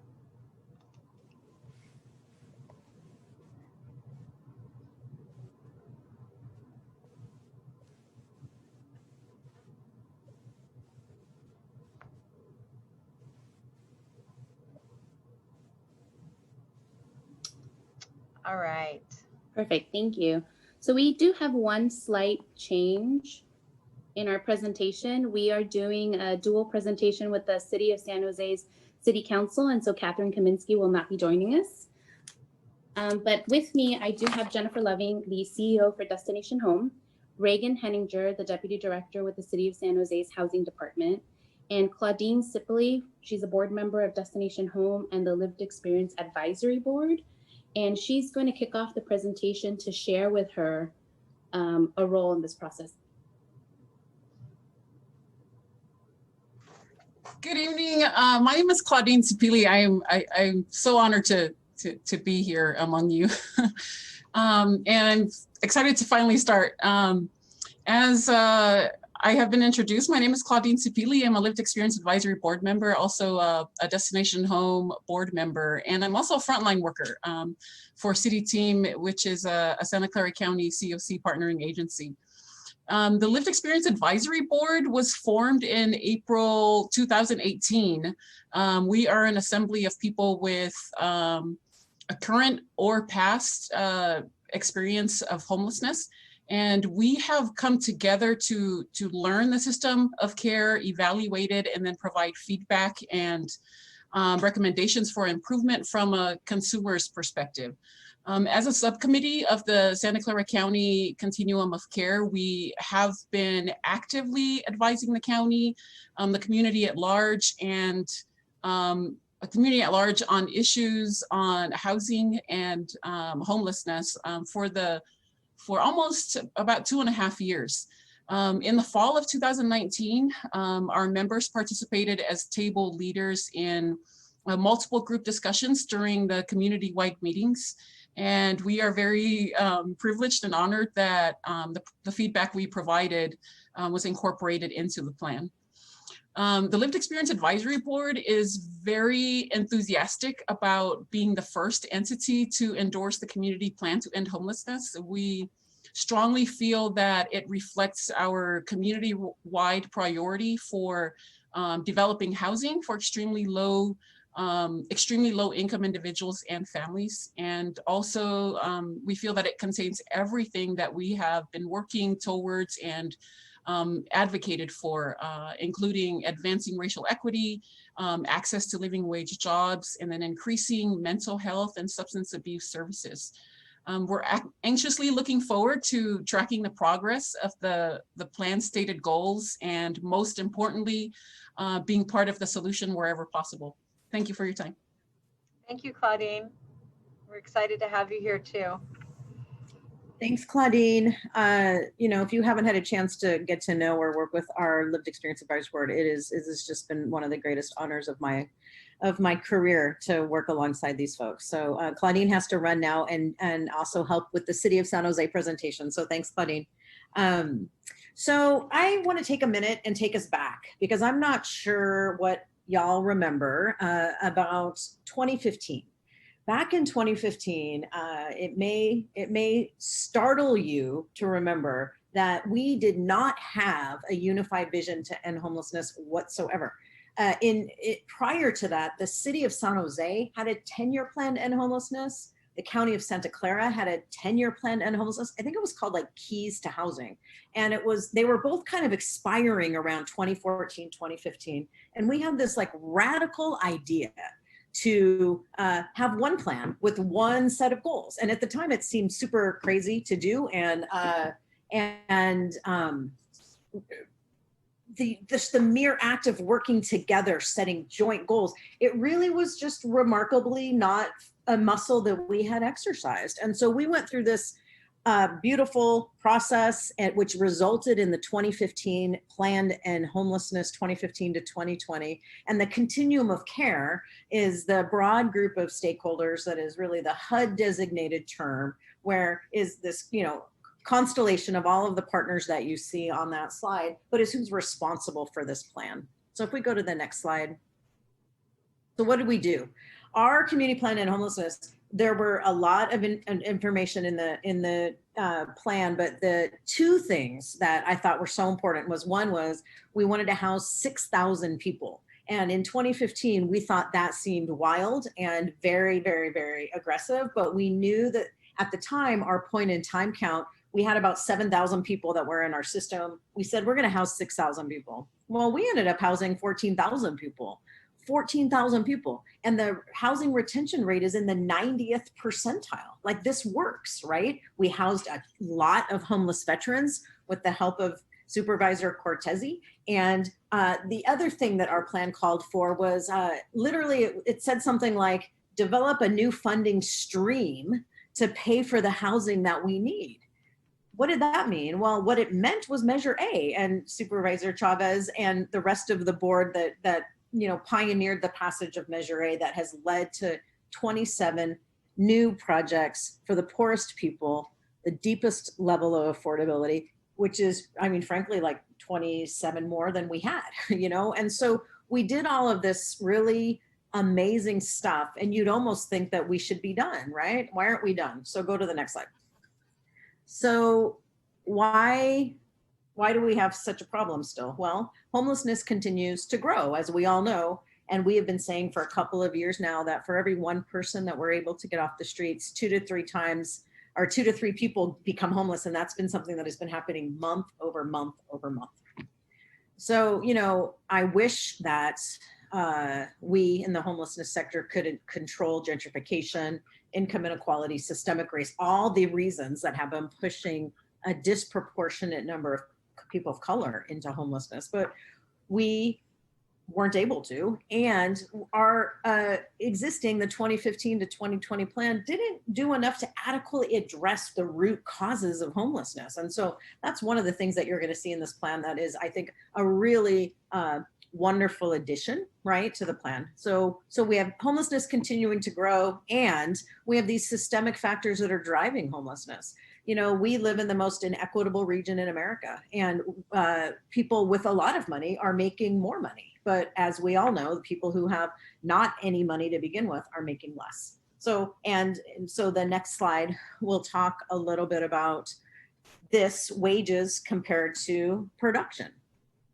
No surprise, even with the effort and because of the effort with Measure A, we've been able to add extremely low income housing units. But this community, like every community in the Bay and the nation, underbuilds extremely low income housing. As you can see, again, people that are closer to market, well, we build adequately, 94 homes for every 100 people. That's cool. But when you're at extremely low income, now we're talking about the worst. 34 available homes per 100 renters. That doesn't make any sense. Next slide will show us, and then again, like we have talked about a lot during COVID, this is affecting people of color disproportionately. Having 6 times as many Black families in our homelessness system than our general populations, or 7 times as many American Indian families in our system, there's something really wrong.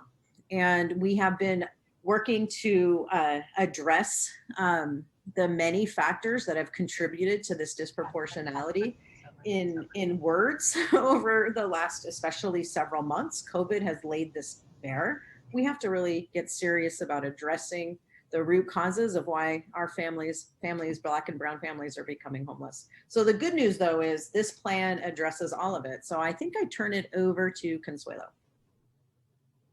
Thank you, Jennifer. And, kind of building on that momentum and the increasing need in our community, we wanted to think more about what was missing that from the plan in 2015 that we wanted to make sure that we addressed in this plan.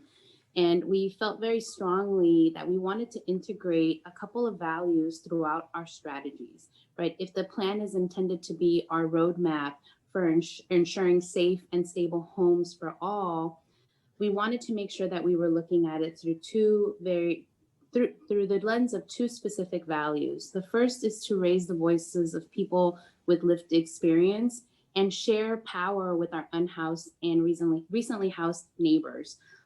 As you heard from Claudine earlier today, it's very important to understand as we develop these communities, how we can be better with what we're building given the limited resources and making sure that they are at the table as we make these decisions. And then the second was to focus policies and programs that will address the racial inequalities presented today and reverse the disproportionality high rates of people of color who are unhoused.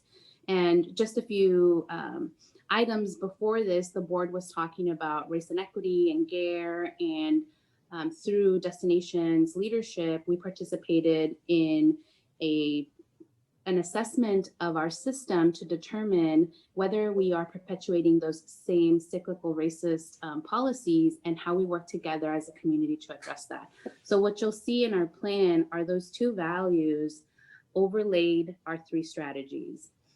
So they're built, the plan is built on three core strategies. Strategy one addresses the economic and societal causes of homelessness. And we propose to achieve this through a series of system and policy changes. Part of the goal around this strategy is to reduce new unhoused individuals and families in a given year by 30%. And that is compounded now because of COVID, evictions that are happening as people are losing employment, and figuring out how those two intersect now and how we might adjust our expectation there.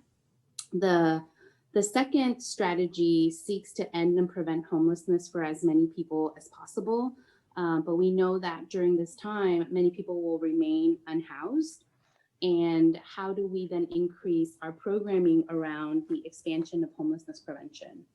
And then the third strategy is to look at the quality of life for unsheltered individuals and create healthy neighborhoods for all. And connected to that, to those three strategies, is our, we've set aggressive targets in place to help us keep on track. So as I mentioned, part of the goals is to achieve a reduction of 30% in annual inflow of people that become homeless. What we've seen before COVID is that for every household that we were assisting, 2 to 3 new people were entering the system. And our goal with this is to figure out ways and to implement policies and programs that will at the very least allow us to have a net gain or net addressing of the number of people that are entering the system.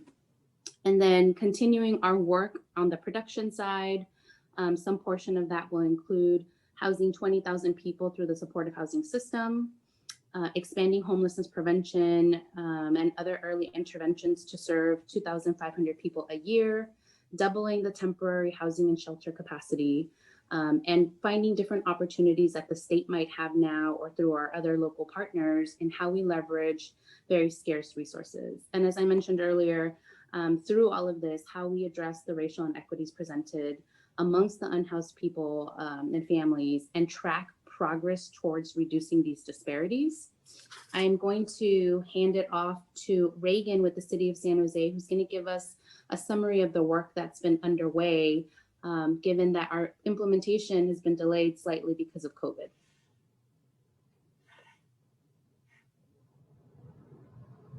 Good afternoon. Reagan Henninger, Deputy Director of the City of San Jose's Housing Department. It's important to highlight that COVID-19, this public health crisis, hit when this plan was still in development. And the pandemic required a massive and immediate response by our entire homeless system to quickly ramp up services and programs.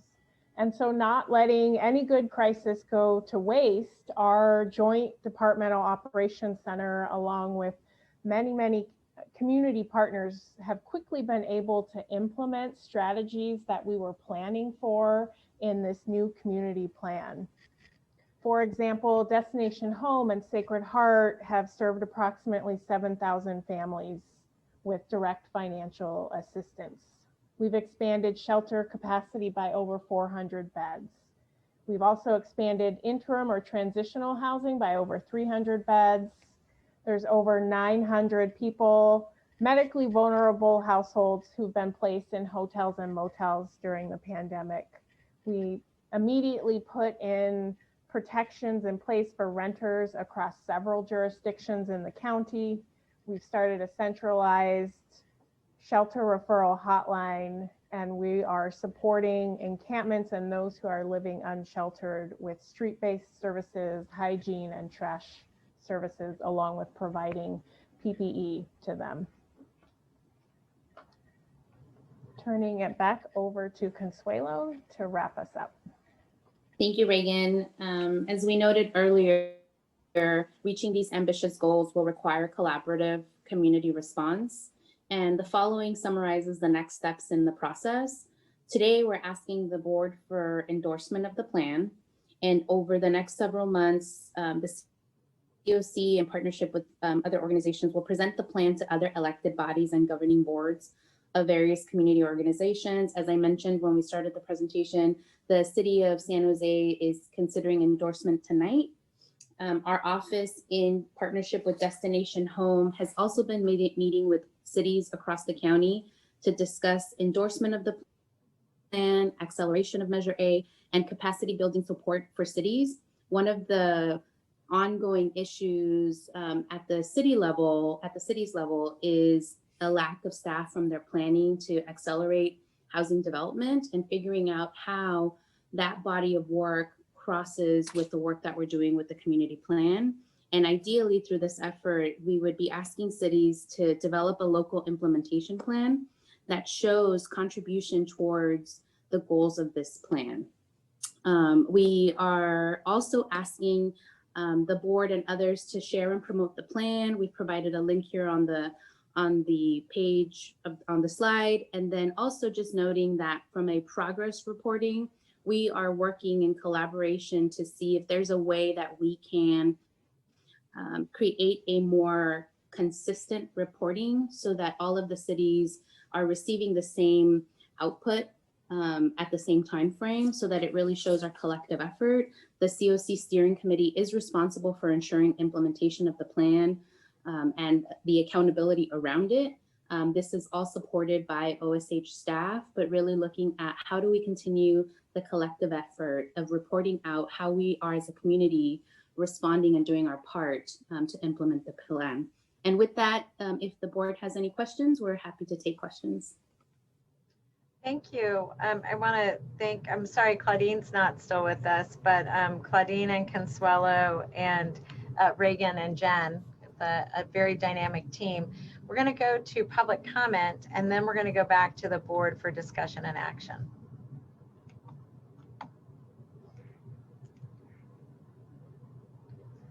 Our next speaker is Catherine Hedges. I'm unmuting you. Please accept the unmute and you will have 1 minute to speak. The timer will start when you begin speaking.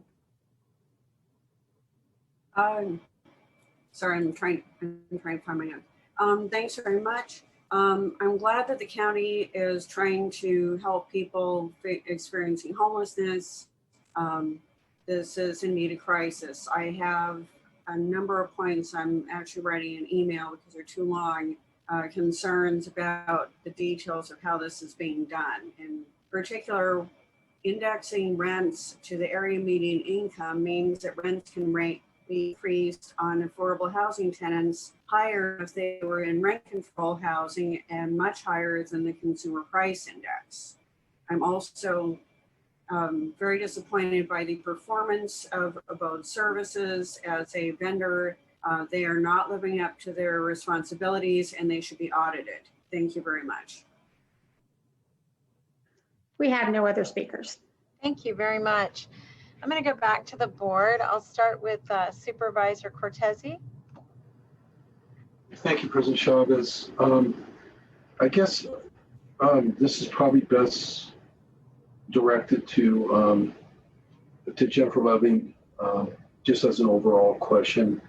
And unless somebody from county staff wants to respond, but in terms of just the process itself, and I'm interested in the fact that this is going to be circulated. It's in San Jose, before San Jose City Council today, and it sounds like it's going before other city councils in the near future, as just as we're hearing it today.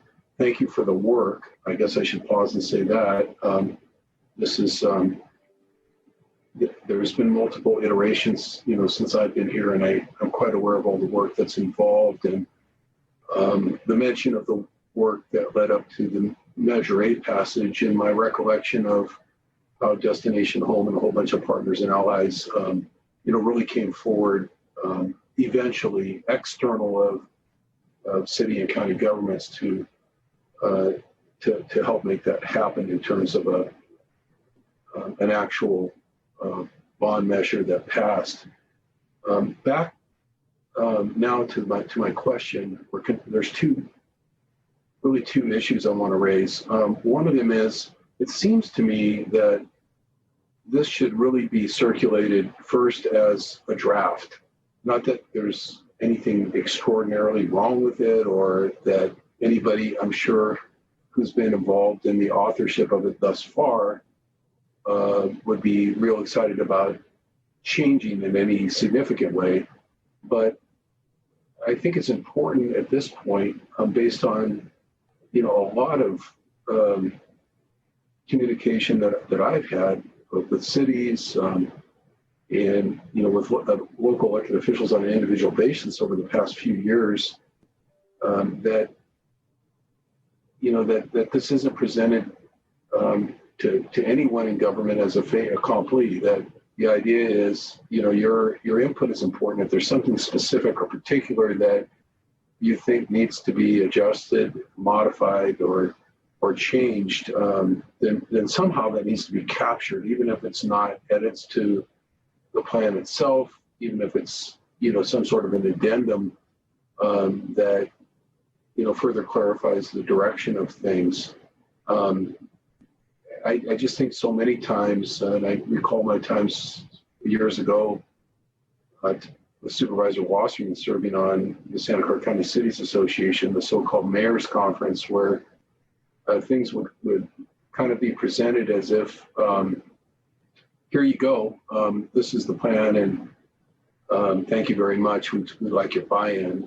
And people really have a lot to offer. They have their own perspectives, not all in agreement, but it's something maybe that's the intent already, and maybe it's not, but I'd like to hear more about that. And I guess that's particularly focused on Jen. For everyone involved, and particularly our own county Office of Supportive Housing, we've adopted some very, very specific goals here, in part at my urging, but the whole Board of Supervisors unanimously has moved forward goals around shelter now, and a new task force that Supervisor Chavez is convened and is leading. And I want to make sure that the county's goals, the county's metrics, aren't washed out or subsumed somehow by these, because I actually think, at least in terms of any specific numbers I've seen in the report before us today, the plan, the county's metrics at this point around shelter are much more specific. Basically a 5-year plan that says, big assumption, but if the unsheltered numbers stay the way they were right now, and I realize they might not, but we at least established a 5-year pace to shelter everyone at 2,000 bed or 2,000 person increments. So I don't want the 2,000 person increments to go away that we've adopted. I want to make sure that that nothing about endorsing this plan waters down in any way our own county's efforts, and then the first question, how are we going to make sure that as we move our way around the county, that we're continuing to not only take comment but actually incorporate substantive changes as necessary based on the comment we get from our colleagues in the other 14 cities besides San Jose and obviously besides Santa Clara County. So great question. A couple questions. Let me try to answer the first ones. I want to make sure it's clear The 2015 plan, there was no Office of Supportive Housing, which is kind of hard to believe, right? That wasn't really even exist just that many years ago. So Destination Home was kind of leading the charge on the 2015 plan, but the county has actually been the driver on the 2020 or 2020 to 25 plan. So for example, your goal of the 2,000 beds is actually in the plan. There were thousands of people that this team, it was a city, county, lived experience, nonprofit provider sort of team. Miguel Marquez was on the steering committee who shepherded this through over the last year. And so I thought, and it sounds like you didn't, you should have been definitely consulted along the way about this plan, what's in it, and everything else. That's what I thought had happened. And so I just want to say to you that this is, for me, what I thought was different happening this year was that the county was really leading and embracing and driving this plan forward. It's a living document. The request to do that lived experience or the unhoused task force actually came after the community planning process was already underway. And so I think at the time, one of the things we had said was, well, there's this community plan that we're working on. So how do these things both fit together? And what I understood was the implementation, these are big, broad strategies, root causes, more housing, get more people off the street, add more interim shelter. But the implementation is something that everyone is going to be a part of. But I think that the county will really be leading the way. I'll stop. I'll see Consuelo if you want to weigh in. Thank you, Jennifer. Yes, absolutely. Great question, Supervisor Cortese. I think we've coordinated and connected with the board offices in different ways throughout the last year and incorporated a lot of what we've heard from you in the plan. The kind of great thing about our partnership is the ability to be nimble and adjust to the need in the community. And I think that this plan achieves that. We have these 3 core strategies, and within them are policies and programs that we will pursue, and they can change and adapt depending on further instruction or direction from the board. And as we check in with the cities, they are also giving us ideas about what the implementation strategy looks like in their community and how it all circles back and connects to our goals as a community to end homelessness. Thank you. Yeah, through the chair. So I saw the 2,000. Again, we went over the plan, in preparation for this meeting, but it just says 2,000.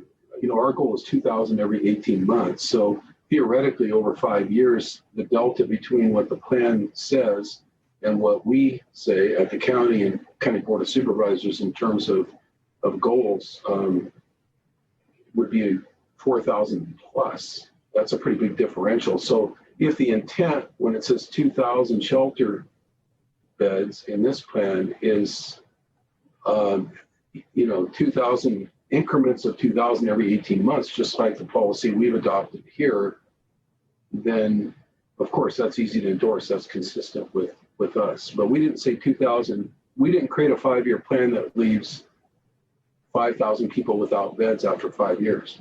Does that make sense? Ours was attempting to eliminate unsheltered population over the 5-year period, which would require mathematically about 2,000 beds every 18 months, given the current census. So that's what I'm asking be clarified. And if the county Office of Supportive Housing is sort of driving the plan, I guess McGill or Key could respond to that. I just want to make sure that that's, we just got a report back on the referral about that goal. And it's great. I mean, it basically says we're on it. It's the way I read it. It's a very good comprehensive report internally to the county. So yeah, I just don't want to have that document sitting over here saying, yep, that's what we're going to do. And then this document being maybe a little vague about that, about those metrics.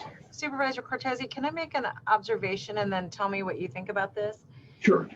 I think that, as an example, I think the plan talks about us doubling shelter capacity, and which is great, but we still have to have a committee that you've actually designated. The committee I'm chairing is one that you asked the board for. And so out of the committee is going to answer the questions about where, how fast, what are the sources of revenue? Like there's all that work that needs to be undergirded in this.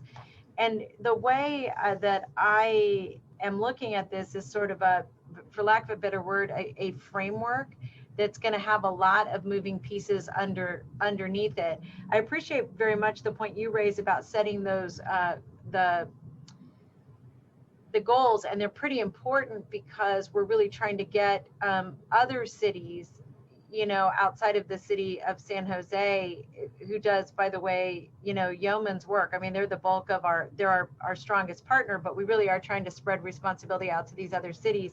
So one of the things that I'm looking at is the points that you raise being important for our own, for lack of a better word, our plan within the plan. Because I do think that I mean, I think that's really going to be the county's role, in part because I think there's going to be a lot of moving pieces, especially given just the situation we're in right now relative to COVID and to the, you know, economics and all that. So in my mind, this feels more like, and I don't mean this word, I wish I had better words, but it's 4:40 and we've been here since 9:30. So my word is that it's sort of for lack of a better word, it is the placeholder that we're using to build, or the foundation we're using to build upon as we progress over the next, you know, couple of years. Yeah, and Cindy, let me just close by saying, first of all, let me respond to the flexibility issue about city input and everything. Thank you for that response from the folks who responded. I'm satisfied with that it's going to be a living document. That's great. And again, just the metrics. I mean, I think all of us interacting with our constituents out there, housed and unhoused, right, at this point, understand as difficult as it is to get shelter built out there and the kind of pushback we get, people are at a confidence breaking level right now because we've asked and we've produced a lot of investment, but they're still seeing tents upon tents upon tents. And when they ask how many shelter beds we have pre-COVID, it was 1,700. It was the same amount as when you and I were on the San Jose City Council, Supervisor Chavez, and that's not our fault per se. It is something that has obviously been a problem for the whole state of California and much of the Western United States. Shelter beds weren't built and increased over the last 15 to 20 years, but I'm just feeling like we're running out of time in responding to the public that give us for example, I'm not trying to beat a dead horse here, but give us 5 years to do 2,000 more beds when we have 7,000 more people in tents. It just isn't going to fly with people, you know, in terms of our own constituency. And I just want to raise that. And if this is just the framework and we intend to be more aggressive than that at the county, that's good enough for me. Supervisor Chavez, you'll be leading the charge with that committee. So thank you. There's nothing that says we can't do more, right? Like we have to do more. We said 6,000, we ended up with 14,000 people getting off the streets. We have to do as much as we can. There's been some great efforts, so let me acknowledge that one more time. Great efforts. And the veterans effort you mentioned, for example, produced numbers on dashboards every month that people never thought could be done. So we can do it. I'm an optimist. I don't want to be what are they, you know, called Debbie Downer or whatever the term is. I'm all for, you know, endorsing a good plan. That was the one piece of it that jumped out at me as that issue. That's all. I wanted to raise it. Thank you. And just Dave, I want to add one more point to the point you raised about the 1,700 shelter beds. You may all recall, and I'll just say this first, at least for Susan, this may have happened right before you came on board, but we lost a bunch of shelter beds and we actually brought it back up to 1,700. It was actually the county's efforts. And again, under the leadership that when you created the joint committee that got us started on Measure A, at that time, we also put in another, I don't remember, I think it might've been 600 shelter beds that we had lost. And that not only did the county put them up, but we paid for them. And I say that because there was a lot of And there has been a lot of, and I get this consternation over how fast we're moving, but we did that increase, whatever that number was, and I'm sure Scott's listening and he's going to text me and say I got the number wrong, but whatever that number was, we did it within a year in partnership with our own Office of Supportive Housing and Destination Home and other partners. So, and the City of San Jose and other partners, but we did those, as you may recall, actually, and Mike and you and Dave, you and Joe did worked on one in Sunnyvale, and Joe did another one in Mountain View. So in any case, we have been exceeding our own expectations. I mean, we got more to do, and I think you're right that the bar has got to stay high. But anyway, thank you, Dave, and thanks for letting me just chime in there. Anything else, Supervisor? No, I again, in terms of acknowledging things, I mean, Jen Loving and I were on a phone call with Washington in 2015 when we were arguing with HUD about, and this wasn't this administration, this was the previous one, just so no one thinks I'm being partisan here. When we were pushing back hard and arguing about what was then the cutoff of shelter money. HUD said we aren't doing that anymore, and all of a sudden the county ended up in a self-help position. And yeah, we have done a lot since then on our own, and that hasn't been easy. And we were essentially cut off from the kind of federal funding that we used to get through CDBG and other kinds of sources. So I get all that. I thank you for responding to my question, and I don't want to dominate the conversation. I'm sure my colleagues have something to say. All right, so so Scott did send me a number. He said, nope, you got it wrong. You quintupled the number of year-round beds in 2015-16. So, all right, thanks, Scott. All right, so I'll go to Supervisor Ellenberg. Thank you. I want to start by losing my paper. By acknowledging and thanking Consuelo and Reagan and Jen, and Key, of course, was a big part of this work too. Thank you for taking on this incredibly challenging work and for sticking with it when I am sure that it feels like you are just continuously pushing the boulder up the same steep hill. I have just a couple of questions about the report. As the strategies in the plan involve creating, developing, and expanding programs as well as resources, has there been any cost analysis on what that would look like to do full implementation of the community plan outside of, I'm not talking about Measure A dollars to build more housing? What have specific funding sources been identified? Oh, my favorite question. So what I would say is, Supervisor, it's a very important question.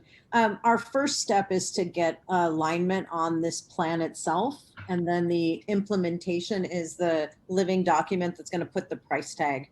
You know, I'll say that we've been working on this plan. We started probably in January, year before now. And obviously the world has turned upside down since March, right? And what was a different funding landscape has completely, we don't need to revisit what we talk about all the time now, right? Sure. So we're going to have to figure that out. You know, we know that the problem is going to get worse because of COVID, and the resources are going to be less because of COVID.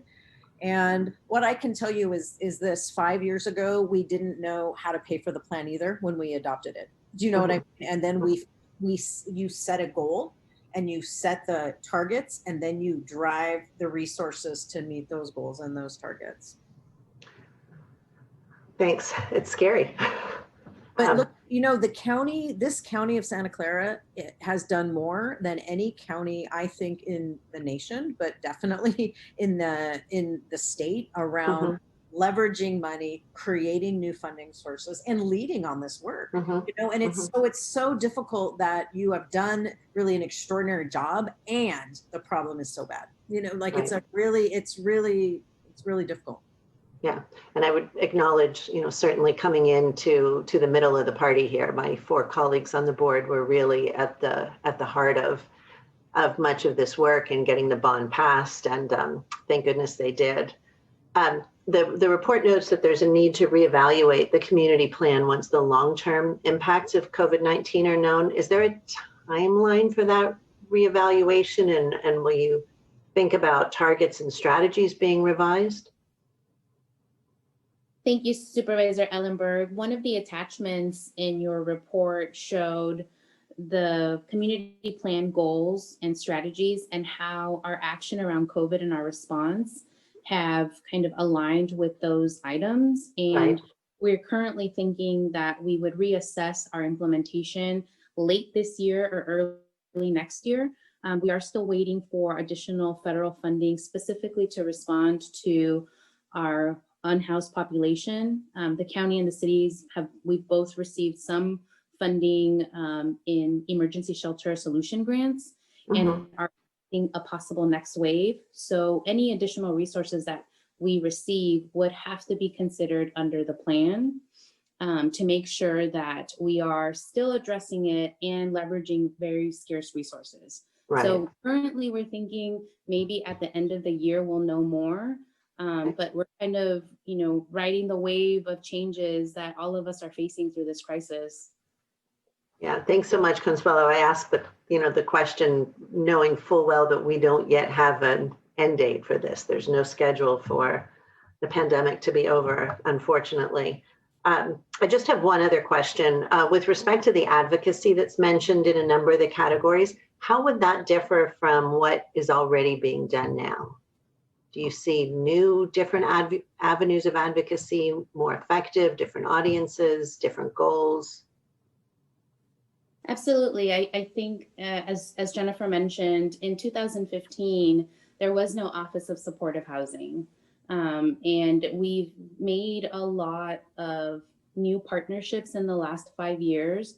And through that, we are also seeing a lot of new advocacy groups. And so really in our discussions with the cities, it's understanding, who are the advocates in their communities that can help us accelerate our progress. And for instance, in one case with the city of Milpitas, we've had 5 or 6 meetings around our community engagement strategy, right? Part of the Measure A implementation included housing ready communities, and how do we kind of stretch that across the entire system approach for our community plan, our supportive housing system, and rethink how we've been approaching the community, and maybe going to them more than having them come and participate in a public meeting. I would highly recommend that. I think it's critical to go to the neighborhoods where people live and are most comfortable and familiar. Thank you. Thank you all so much for this work. Supervisor Simitian?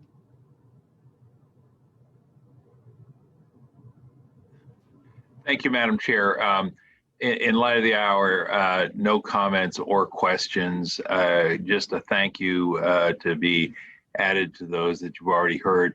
I will say, because the plan is so broad and comprehensive, I would just stipulate that absolutely happy to support the plan and the resolution when the time comes to vote on the motion.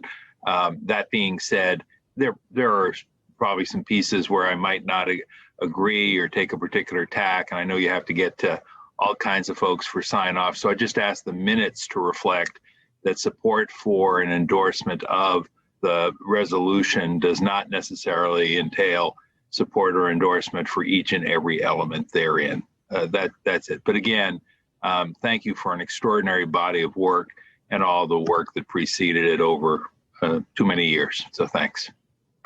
Supervisor Wasserman? Thank you. I'll just echo my thank yous for these passionate people that just keep on coming. And we've got a huge need here. And this is certainly one of the largest needs that we have in Santa Clara County. The effort thus far has been Herculean, and it's ongoing. Thank you very much. Thank you. Supervisor Cortese? Yeah, I'm happy to make the motion to accept the staff recommendation and to just ask that the comments that are made today be included as part of the motion. Thank you. We have a motion. Do we have a second? Second. We have a motion and a second. I just wanted to make a couple of comments, and one, just again to thank the staff for the work. I really appreciate that we're talking about racial inequity, that we're talking about the need for living wage. I feel like we were always talking about and preventing displacement. And I feel like we always talked about one part of the solution without acknowledging that we have a structural problem in our society, and that by being more honest about it, I think it gives us a better chance at addressing it. The one thing that I do just want to raise is an issue that I raised at a few meetings ago that I hope the staff is still taking a look at. And that is that I'm very interested in us looking at a vulnerability index as it relates to how we prioritize housing. And there are two issues there. One is obviously that we take a look at inequities, racial and otherwise. But when I think about vulnerability, we've had a high emphasis, as we should, on medical vulnerability, in part because our cost study demonstrated that that's one way to do a very good job of using public resources. I'm also thinking about the risks and being risks on the street medically, but also risks to different populations like children in particular, or single women, and I want to make sure that we're including that. I'm not asking that to be included in this particular report. I am just going to remind staff that I requested an assessment of that come back to the full board. And then the other is just to, again, to highlight that, one of the things that we have to look at is what kind of shelter, what are we talking about, how fast, and where can it be built? So with that being said, I do again want to thank my colleagues and say, one, I appreciate very much being on this board, particularly as it relates to this issue, but two, I really do want to thank the staff, Consuelo and Key and the rest of your team, and Jen and your team, and Reagan, the City of San Jose have been excellent partners. Oh, there you go. What a great way to end the day. So with that, I'm going to request a roll call vote. Supervisor Ellenberg. Yes. Supervisor Simitian. Aye. Supervisor Cortese. Aye. Vice President Wasserman. Yes. President Chavez.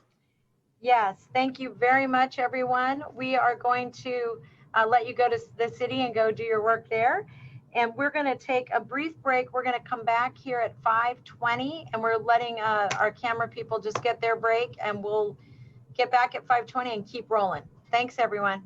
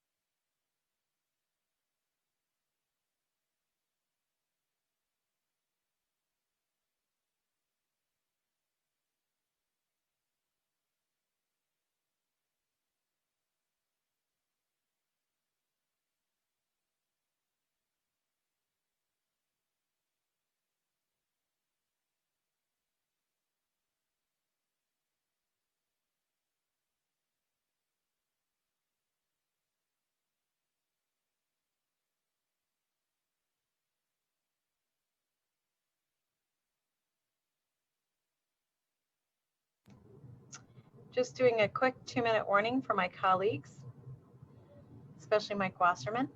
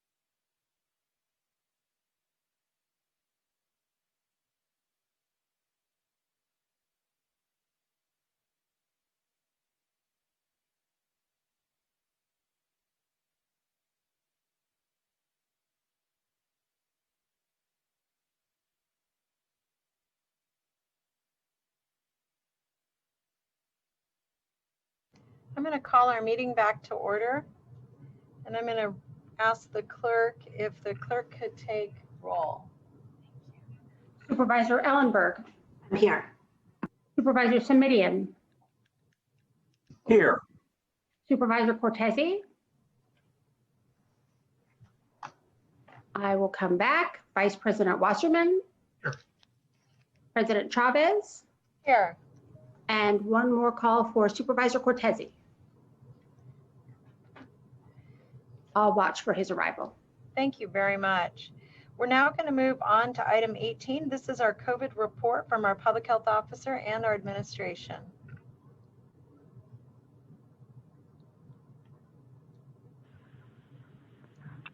Good evening, Supervisor Chavez and members of the board. This is Dr. Cody, the County Health Officer, and I'm going to start with an overview of where we are in the epidemic. Then Dr. Fensterscheib will be giving a testing update. Dr. Rudman will give an update on case and contact investigation, as well as the healthcare system. Dr. Tong, unfortunately, is no longer available this evening. And then Mike Vallier and Betty Young will talk about community health and business engagement.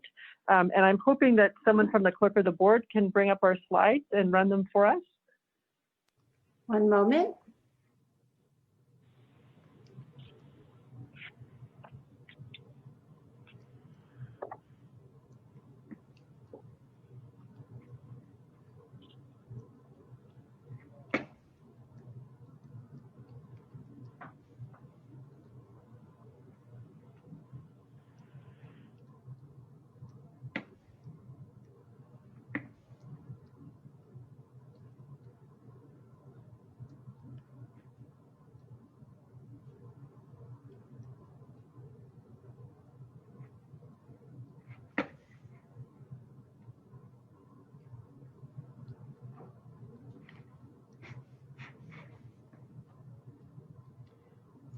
My apologies.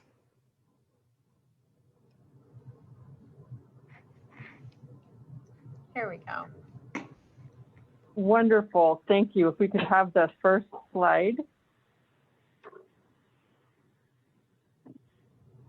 And the next one, great.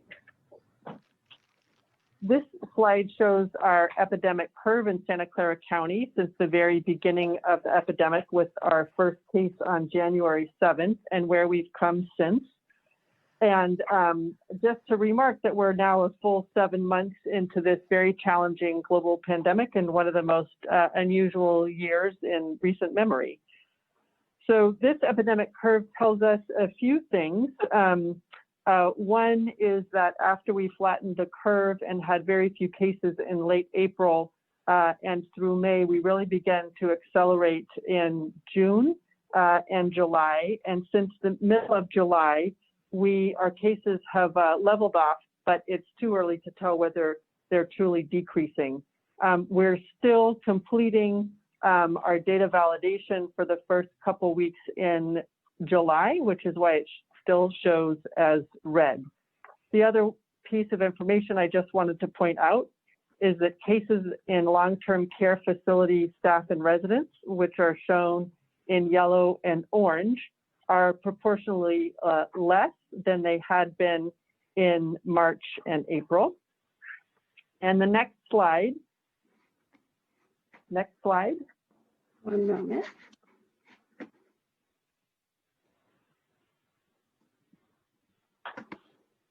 This slide shows that we do in our county to document a higher proportion of cases among Latinx residents than we would expect given the proportion of Latinx in our county. And I just wanted to note that this proportion has been increasing over time. So, for example, between late June and the middle of July, 44% of cases during that time period were Latinx as compared to over this last 3-week period from July 24 to August 13, now up to 63% of cases. Next slide. As far as who is getting sick in terms of age, we continue to see a higher rate of cases among young adult residents, age 18 to 34. They really began to separate out in mid-June, and this trend continues where we see the highest rates among 18 to 34-year-olds. Next slide. This shows the COVID-19 deaths in our county over time since the beginning. And since we made this slide, actually, I'm very sorry to report that we are reporting an additional 9 deaths today. What you can see here is that we had a clustering of deaths at the beginning of the outbreak. It then decreased, and it's been actually increasing since mid-July. Next slide. So Dr. Rudman will talk a little bit more about what we're seeing in terms of hospitalized patients in the healthcare system.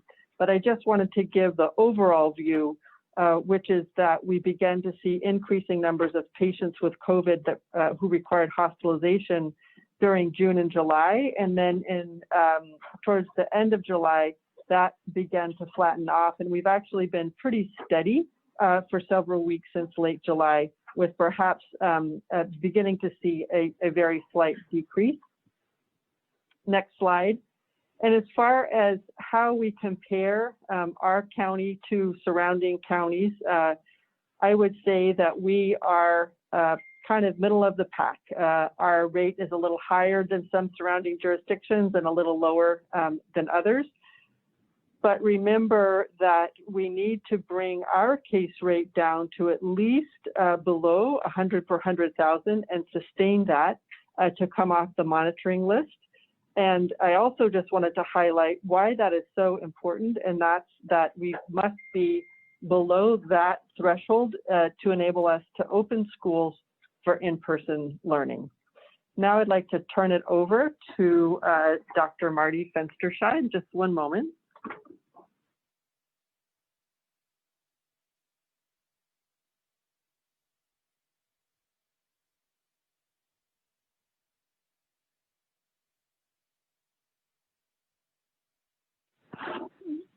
Thank you, Dr. Cody and supervisors.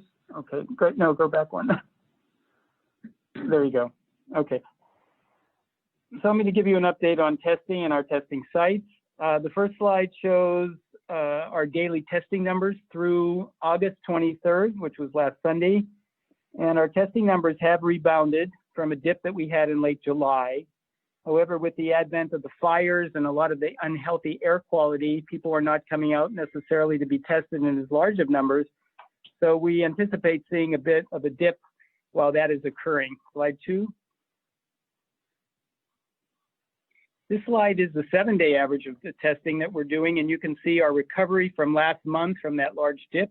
And we're now testing anywhere between 6,000 and 7,000 people per day countywide.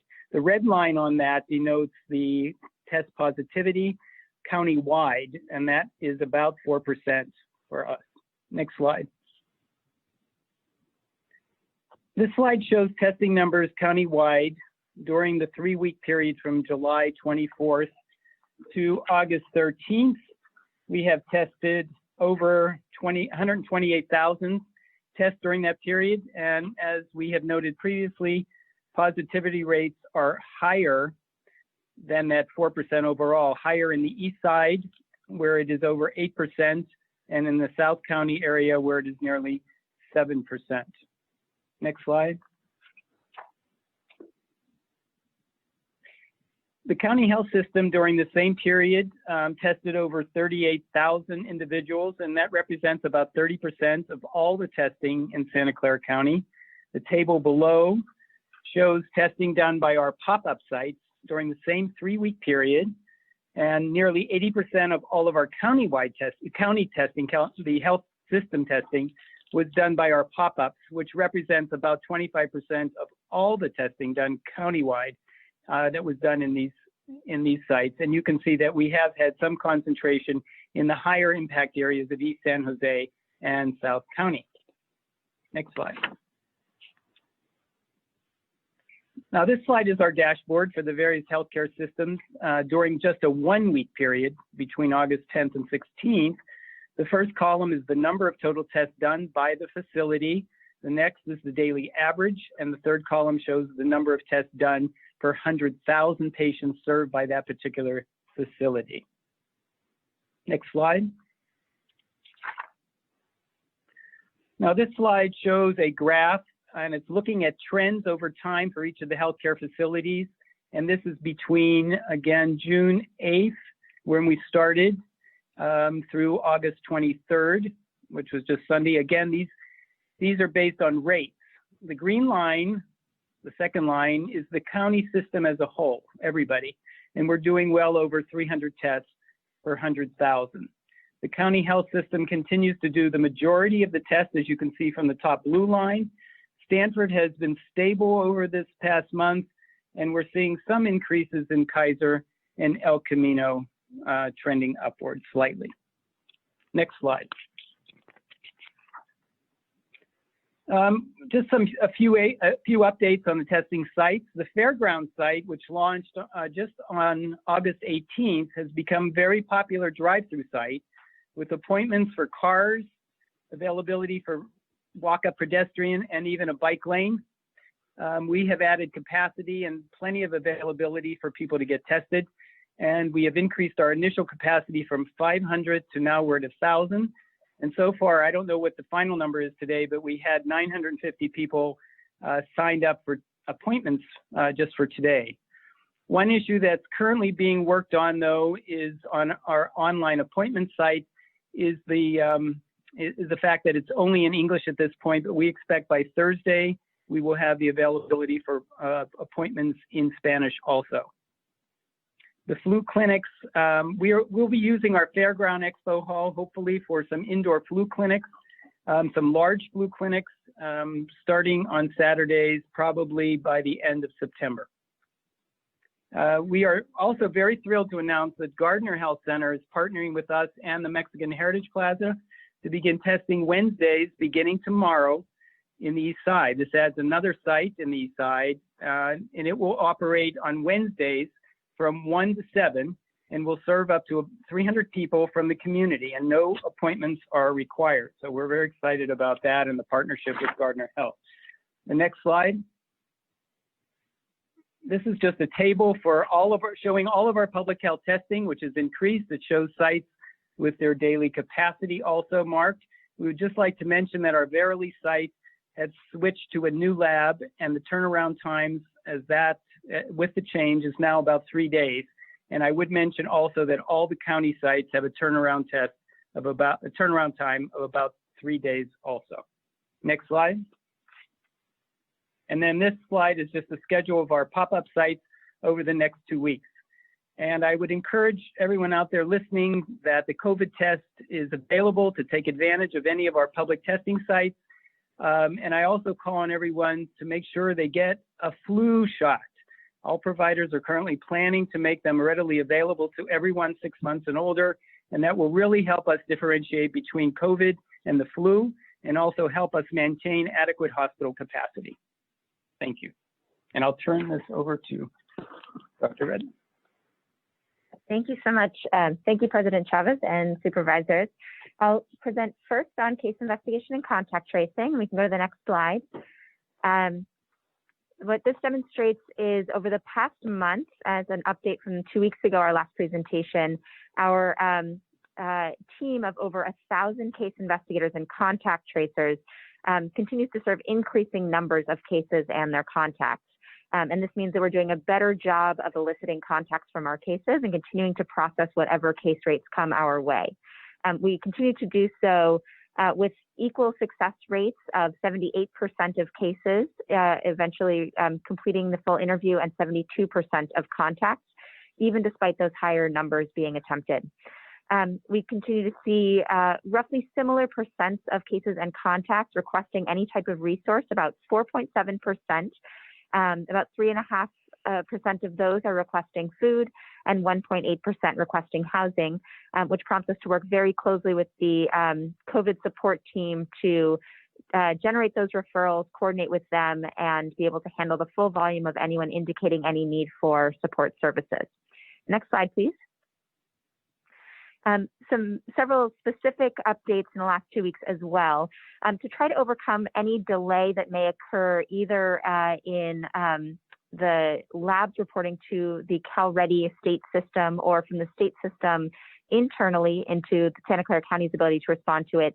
We've established a system that allows us to begin the case investigation and contact tracing process based on clients' verbal reports or other notification that they've become a case. And this helps us feed into the process and really jumpstart and increase our effectiveness at reaching people who are contacts before they become ill. We've also further established and beefed out our quality control unit that focuses on data quality and performance management and builds many of the trainings, as well as generates the analytics that help us understand how well we're doing and where we can improve. We've also initiated about 2 weeks ago a program of retraining, especially our early onboarders for case investigation and contact tracing, to make sure that anything that has changed in the systems, they're up to date and able to work with and take full advantage of, that they're up to date on full local guidance as it might evolve, and provide additional really important training on elements such as racial and health equity and how it intersects with COVID outcomes. And skills such as motivational interviewing to create the most effective interviews, as well as self-care for the contact tracers themselves. We also continue to try to leverage our own resources to work with CDPH, the State Health Department, to improve the CalConnect system we must work within, as well as enhancing rapid communication and change management so that our staff can improve every time the CalConnect system does finally step up to fill any gaps that we have. We're able to make use of those changes right away.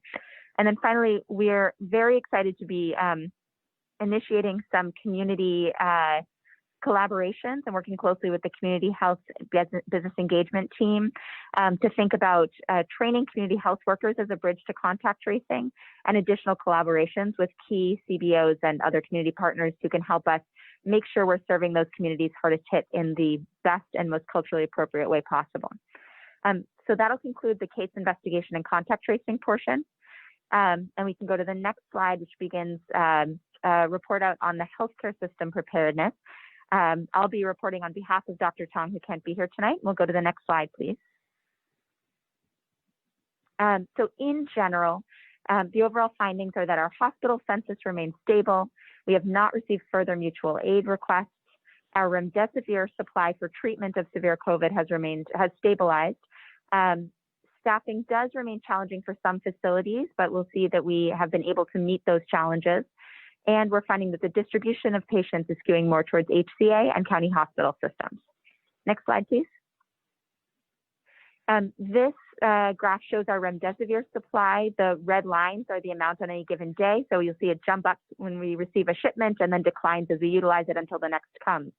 some of the instability you see about a month ago where there were delays in those next jump ups have stabilized to some extent, such that we have better expectation understandings of our current supply and how to utilize it. Next slide, please. This shows that we have a current census remaining at about 70% on average across hospitals, and continue to have excess capacity for increasing hospital surge should we need it. Next slide, please. We continue to survey for PPE availability at both hospitals and SNFs and find that nearly all have reported adequate supply, with one skilled nursing facility recently reporting an urgent need, which we were for N95s, which we were able to supply immediately. In addition, our warehouse continues to be adequately supplied across all major areas, with the exception of some pending glove orders that are pending from private vendors. Next slide, please. In addition, we continue to survey for adequate staffing at our hospitals and skilled nursing facilities and find no immediate staffing needs, with the exception of 2 hospitals for which EOC was able to contact the hospitals and immediately resolve the issues using staffing agencies. And in addition, the hospital surge branch continues, next slide, please.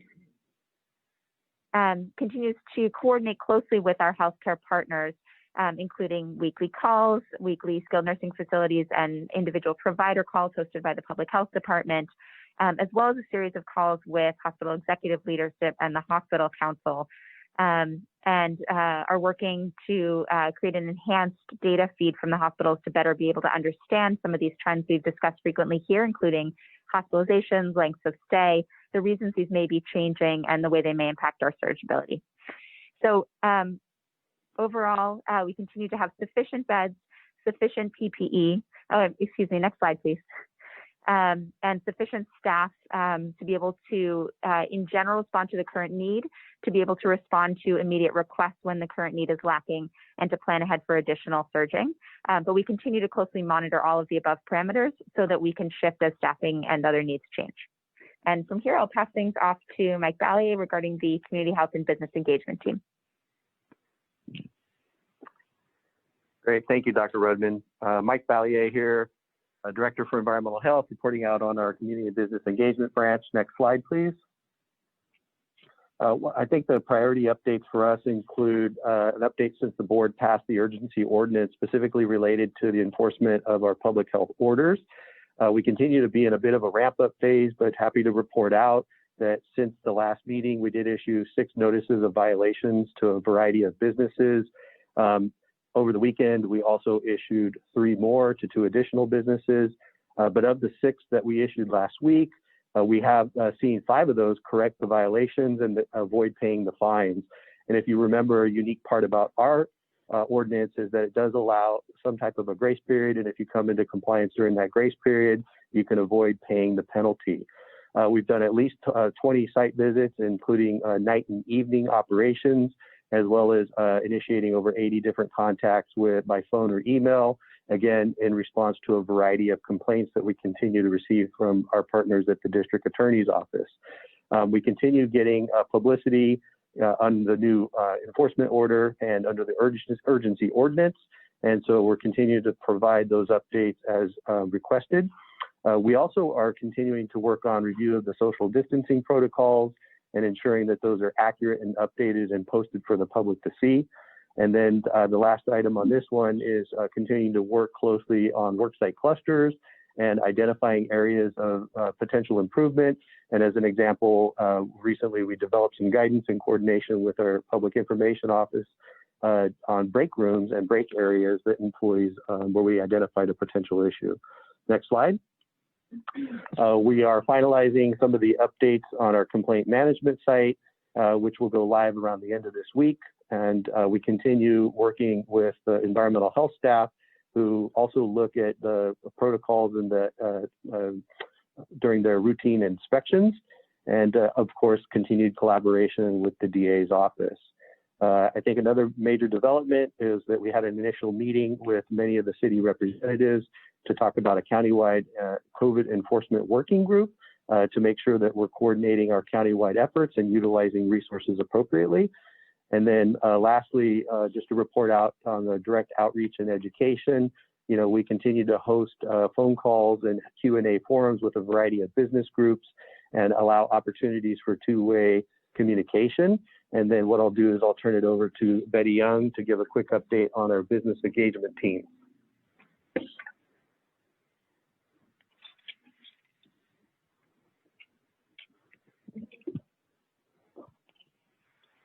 Betty Young on behalf of the Community Health and Business Engagement Team. Next slide, please. Next slide, please. There we go. Based on your information received over the weekend, I do have updated numbers to share. As of Friday, August 21st, we have 21 community health workers in various stages of onboarding. We have 53 community workers either deployed in the field or ready for deployment. The Community Health Engagement Team responsible for residential engagement will deploy canvassers the week of September 8th. It should be noted that the Community Health Engagement Team has completed virtual engagements with 189 families in high priority communities. The Business Engagement Team launched on August 17th and were grounded for 1 day due to poor air quality. Once the proper provisions and PPEs were provided, such as N95 masks and protective goggles, the team resumed canvassing activity. In the first week of activation, the Business Engagement Team was deployed for 21 hours of canvassing, with 24 canvassers that amounted to 504 total hours of canvassing. Next slide, please. The team engaged 411 employers and an additional 312 workers. Employer engagements were largely focused on the required social distancing protocol and questions relating to small business support, such as relief funds. Worker engagements were largely focused on how to correctly wear a face covering and when to wear a face covering. There are many misconceptions relating to face coverings and masks. Canvassers used this time to share additional worker resources, such as the Office of Labor Standards Enforcement Advice Line and testing resources. And this concludes the Chibet update. I will now turn it back to Dr. Cody.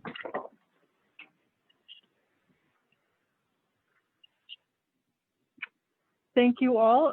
That's all we have for our presentation. We're happy to take any questions you may have. Thank you. I'm going to start with Supervisor Cortese.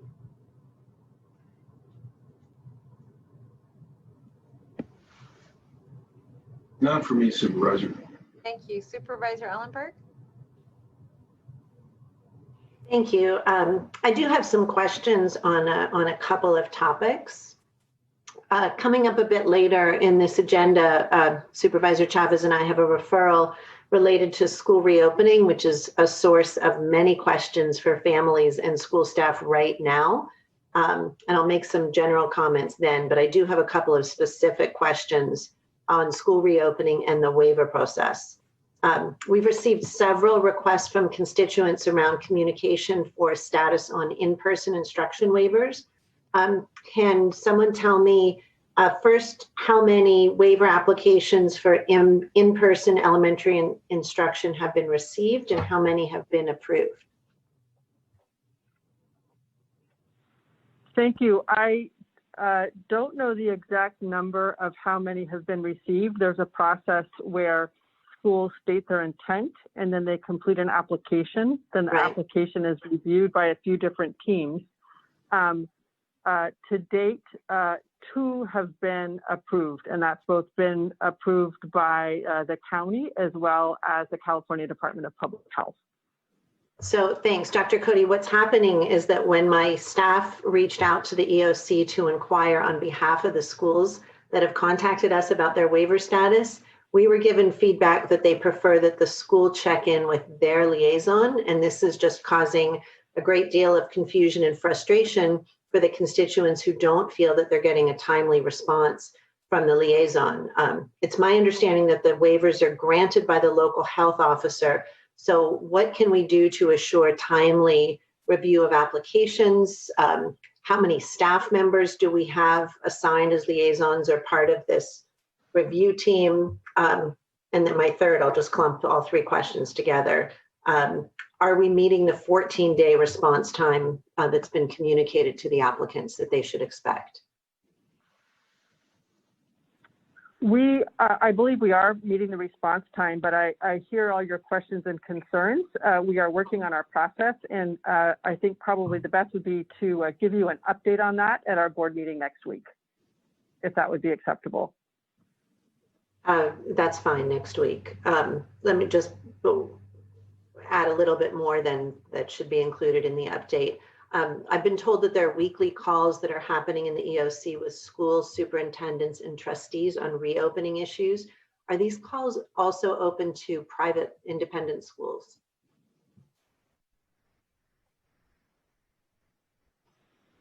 I don't have full details on you. My understanding is that these are calls with the school superintendents from the public schools, but I'm not certain. Again, we can get back to you with additional detail. Great. So of course, the challenge there is that we need to be accessible to all schools that are looking for public health guidance on reopening or the waiver process. And more of the questions coming to my office from independent schools appear to be less connected to information resources. So I understand that they don't have a direct relationship with the County Office of Ed, but they are dependent on interaction and engagement with our EO, our emergency operations and our public health to be able to plan their programs as well. So I will look forward to a report on all of that next week. And let me switch to a couple of questions for contact tracing. Happy for anyone to answer it. Probably Dr. Fensterscheib is going to be the most informed, but you all decide that. What information are we providing to residents at the pop-up and other testing sites at the time of their test, so that if their result is positive, they know to expect a call from the tracing team, that they'll be asked to isolate, and that the county has resources to support them?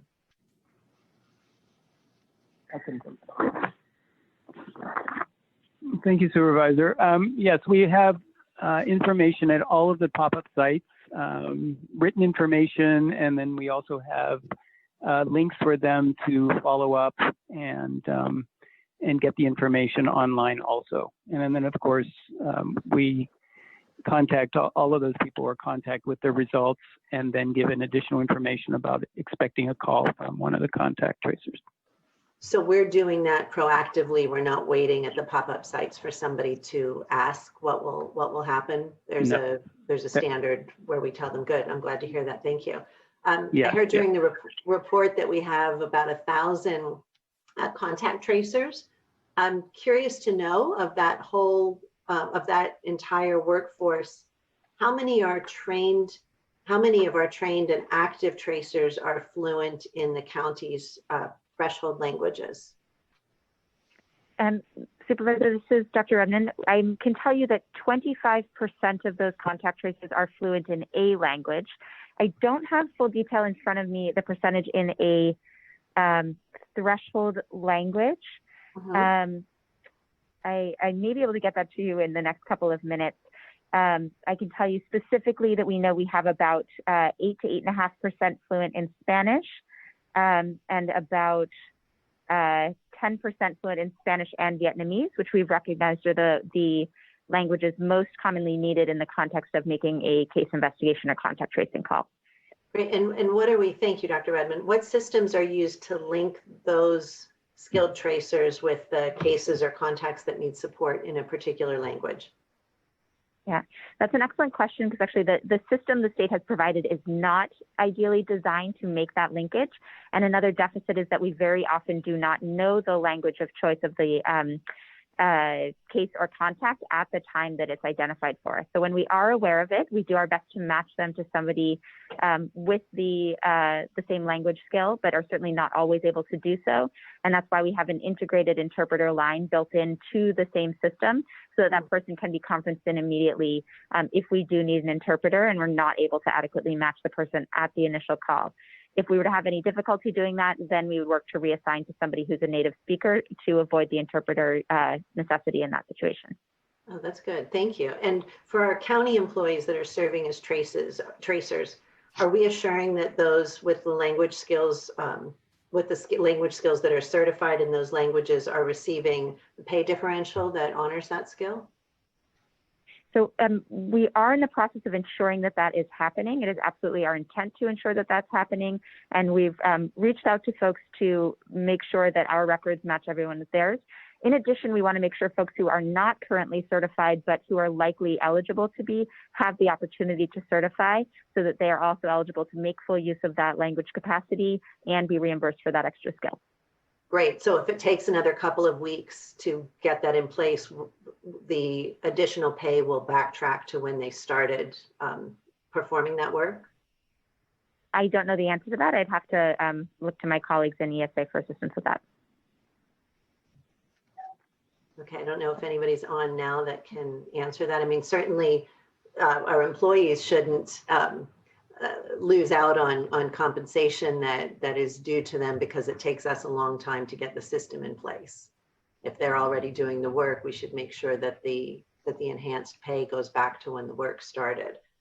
So I'll just leave it at that. If there's a problem with that, please let us know.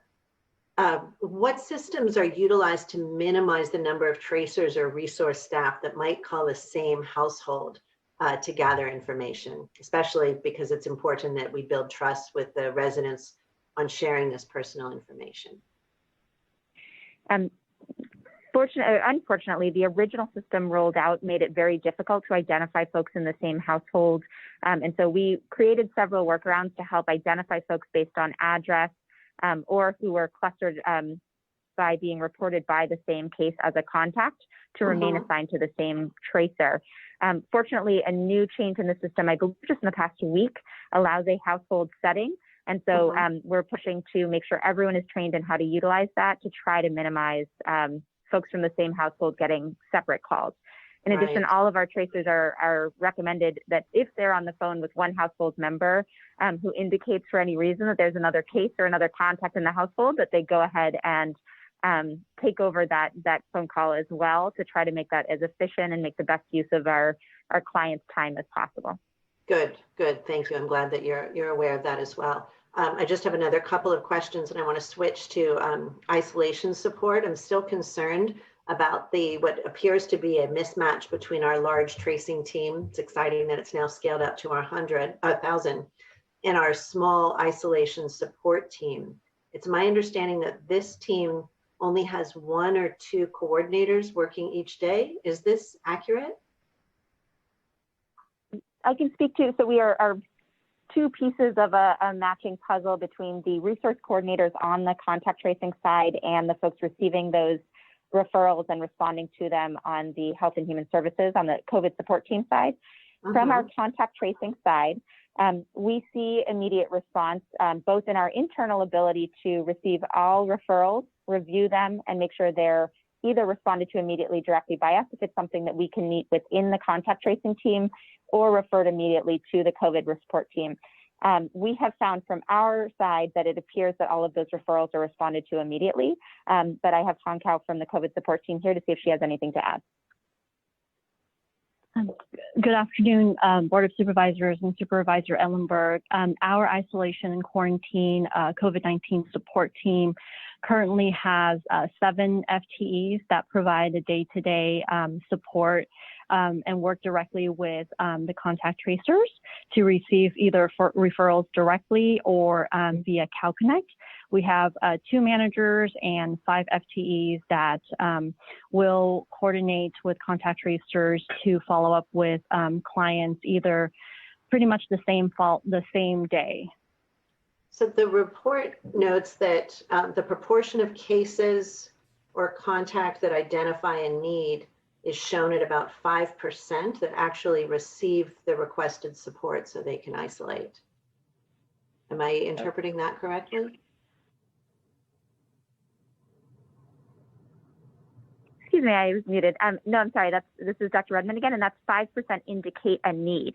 As best we're aware, nearly 100% of those needs are then met, with rare exceptions of folks who then indicate they no longer, the need's been met in a different way, or the need is something different by the time we reach them. Got it, thank you, that feels much better. And do we still only have contact tracers during traditional business hours? That's true, 7 days a week from 8 to 5 p.m. right now, with a couple of exceptions when needed to try to reach someone after hours. We are working on a system that may be able to offer more regular evening hour availability. Good. I really want to be sure that there are enough staff on in the isolation team to keep up with the volume on the tracing side. And if we need to partner with cities or to bring in staff for a joint team or route some underutilized tracers to provide the follow-up and linkage to supports, I hope that we'll do that. As you all know, because you've taught me, the effectiveness of the tracing really requires both the directive to stay home and the supports so that it's actually feasible for our residents. That was not a question. That was just a concern that we are hiring enough people. And if you don't have enough, please move people around and get more. And I'll look forward to the report on schools next week. Thank you all very, very much. Thank you, Supervisor Ellenberg. And I apologize to my colleagues. I meant to go to speakers first. So if I can do that now, and then I'll finish with Supervisor Simitian, Wasserman, and myself. Thank you to the clerk.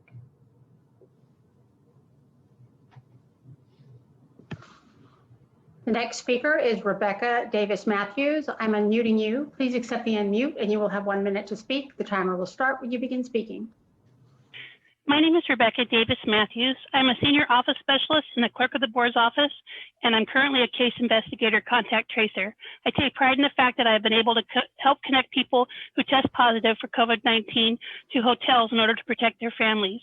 I have encountered so many people who have needed help with food, paying their rent, or explaining to their employer why they cannot come to work. My team and I have done everything we can to assist these people. I was a lead for almost 3 months before I was phased out and replaced with a lead hired by Haluna Health.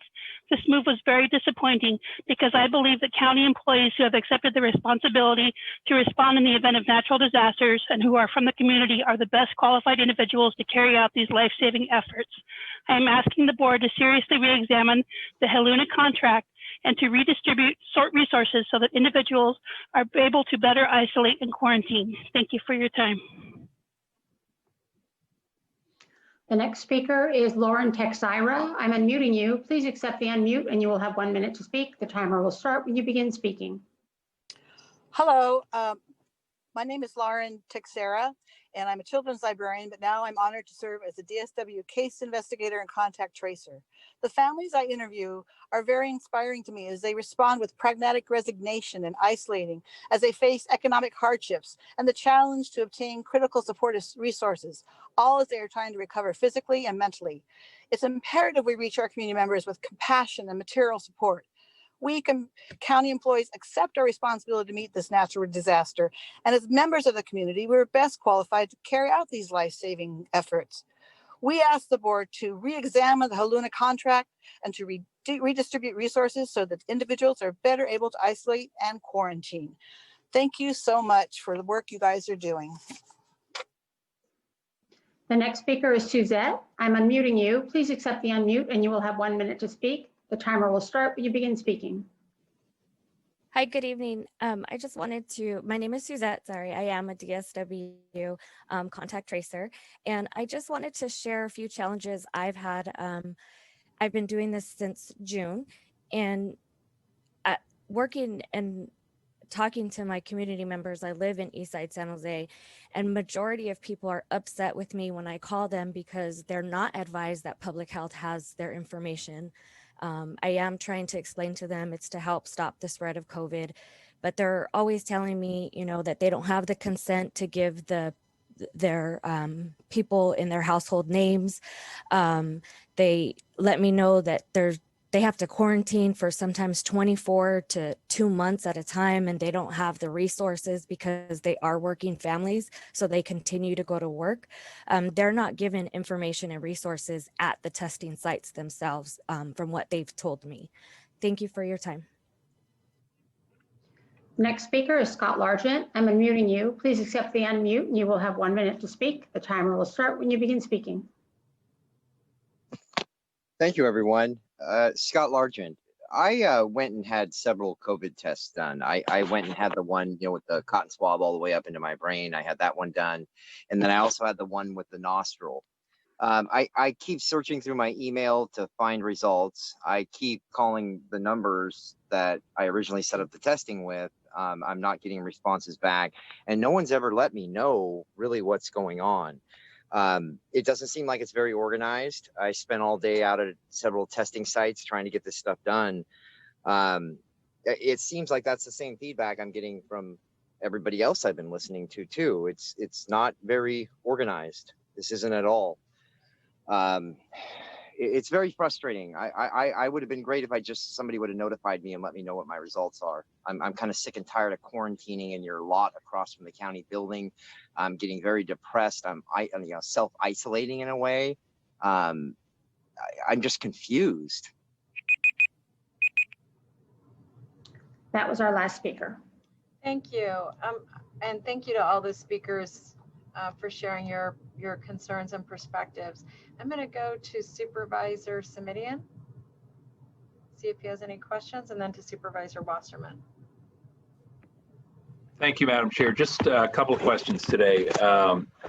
The first, and forgive me if this was embedded in the very detailed presentations we got, but can somebody speak with precision to where we think we are with respect to the data glitches in CalReady as it does or doesn't affect the current data being presented on our own county page and the data dashboards in particular?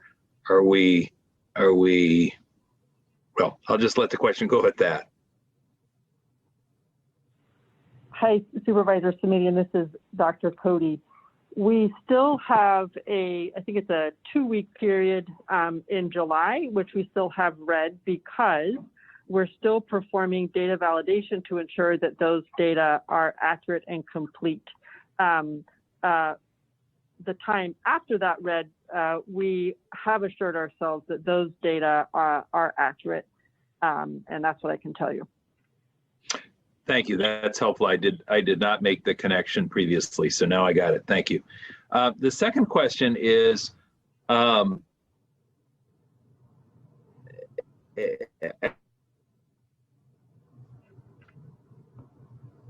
actually reflects an interest in the next Valley Homeless Healthcare. We're going to hear, I believe, that we've got something like 2,000 homeless folks who've been tested and 9 folks who tested positive, which was, I mean, if I did my my math right, and sometimes I don't on the fly, but I think that's about 0.5%, yes? Sure. I'll go to Dr. Fenster-Scheib if he'll weigh in on this one with me. Well, my question is, I heard Dr. Fenster-Scheib earlier say that we had a roughly 4% positivity rate, and yet among 2,000 homeless individuals who were tested, the positivity rate was about 0.5%. 2,000 folks is enough so we had a pretty good sample. I'm just curious if I'm the only one who found that surprising, or if there's it seems counterintuitive to me. Does anybody know what to make of that? Well, we tested in the last few weeks 128,000 people, so that's a lot. And depending on the population that you choose, we were happy actually that population of homeless has such a low positivity rate. In some of the cities that we've tested, some in your district, in fact, had very, very low, under 1%, as I remember. Maybe I'm a little off on that.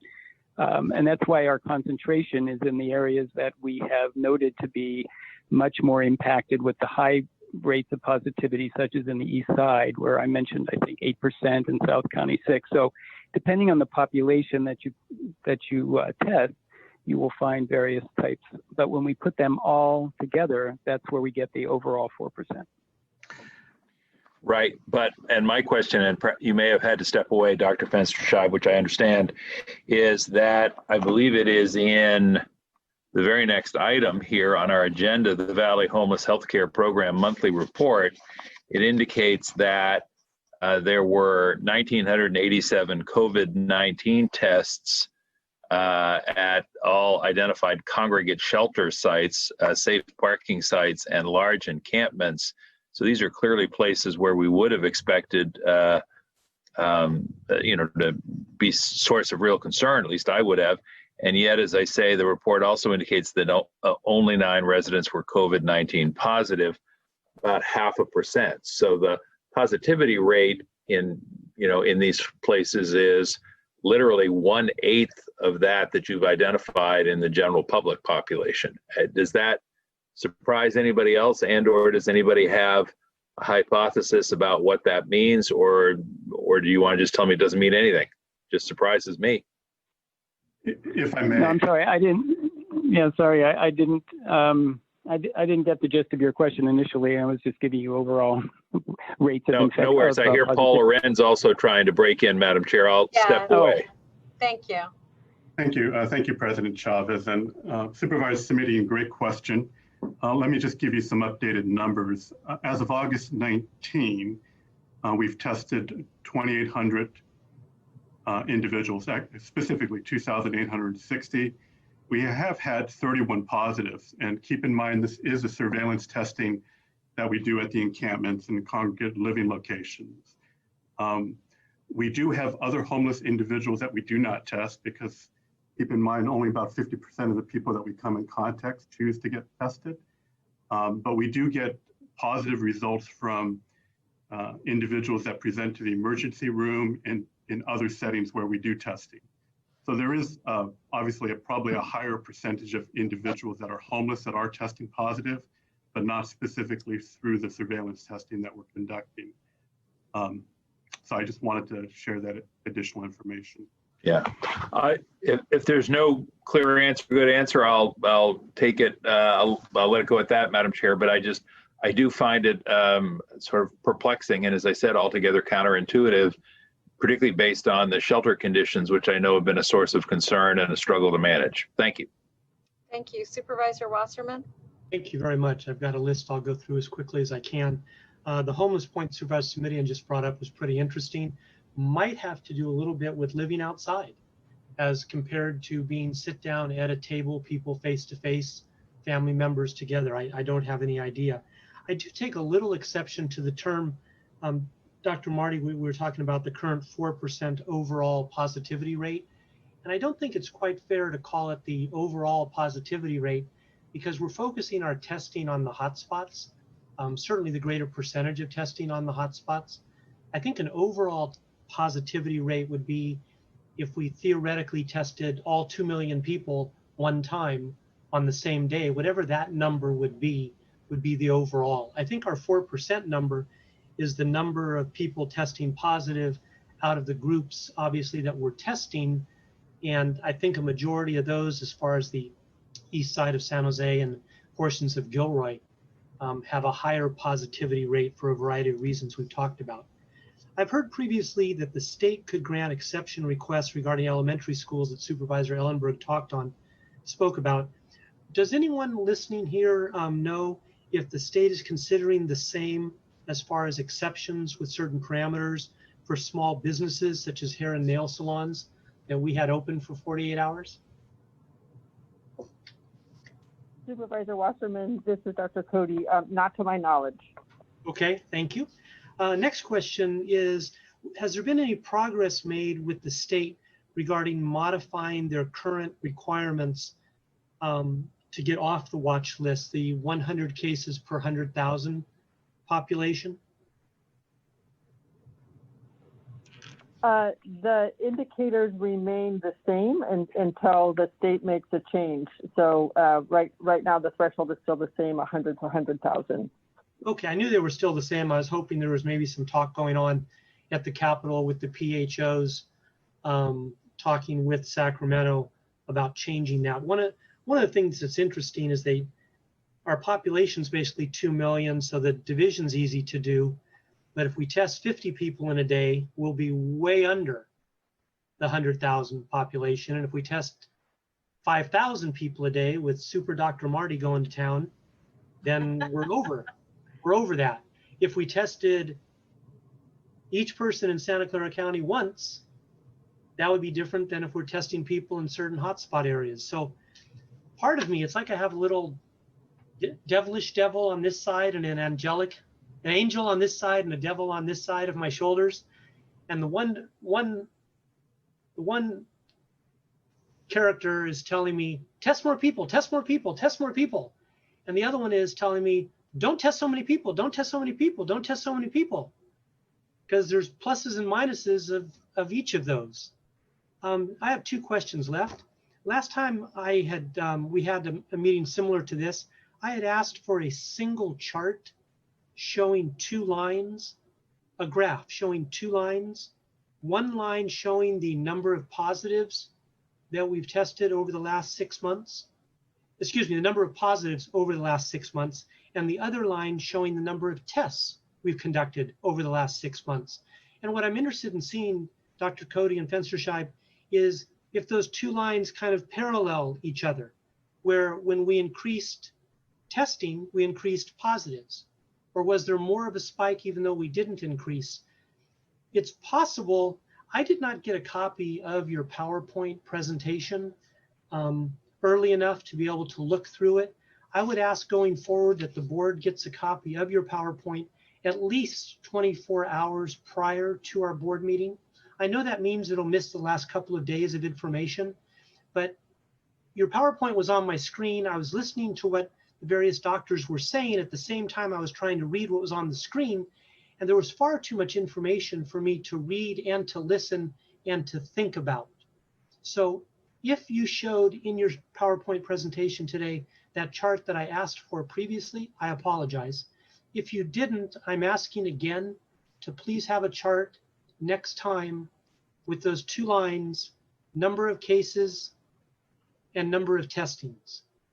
Oh, and to Dr. Marty's comment, my wife and I got our flu shots last week. We got our flu shots. I was very disappointed that my high-priced insurance did not cover flu shots. I just found that to be absolutely stupid. Thank you, Madam President. Thank you. Supervisor, I guess, go ahead, Dr. Cody.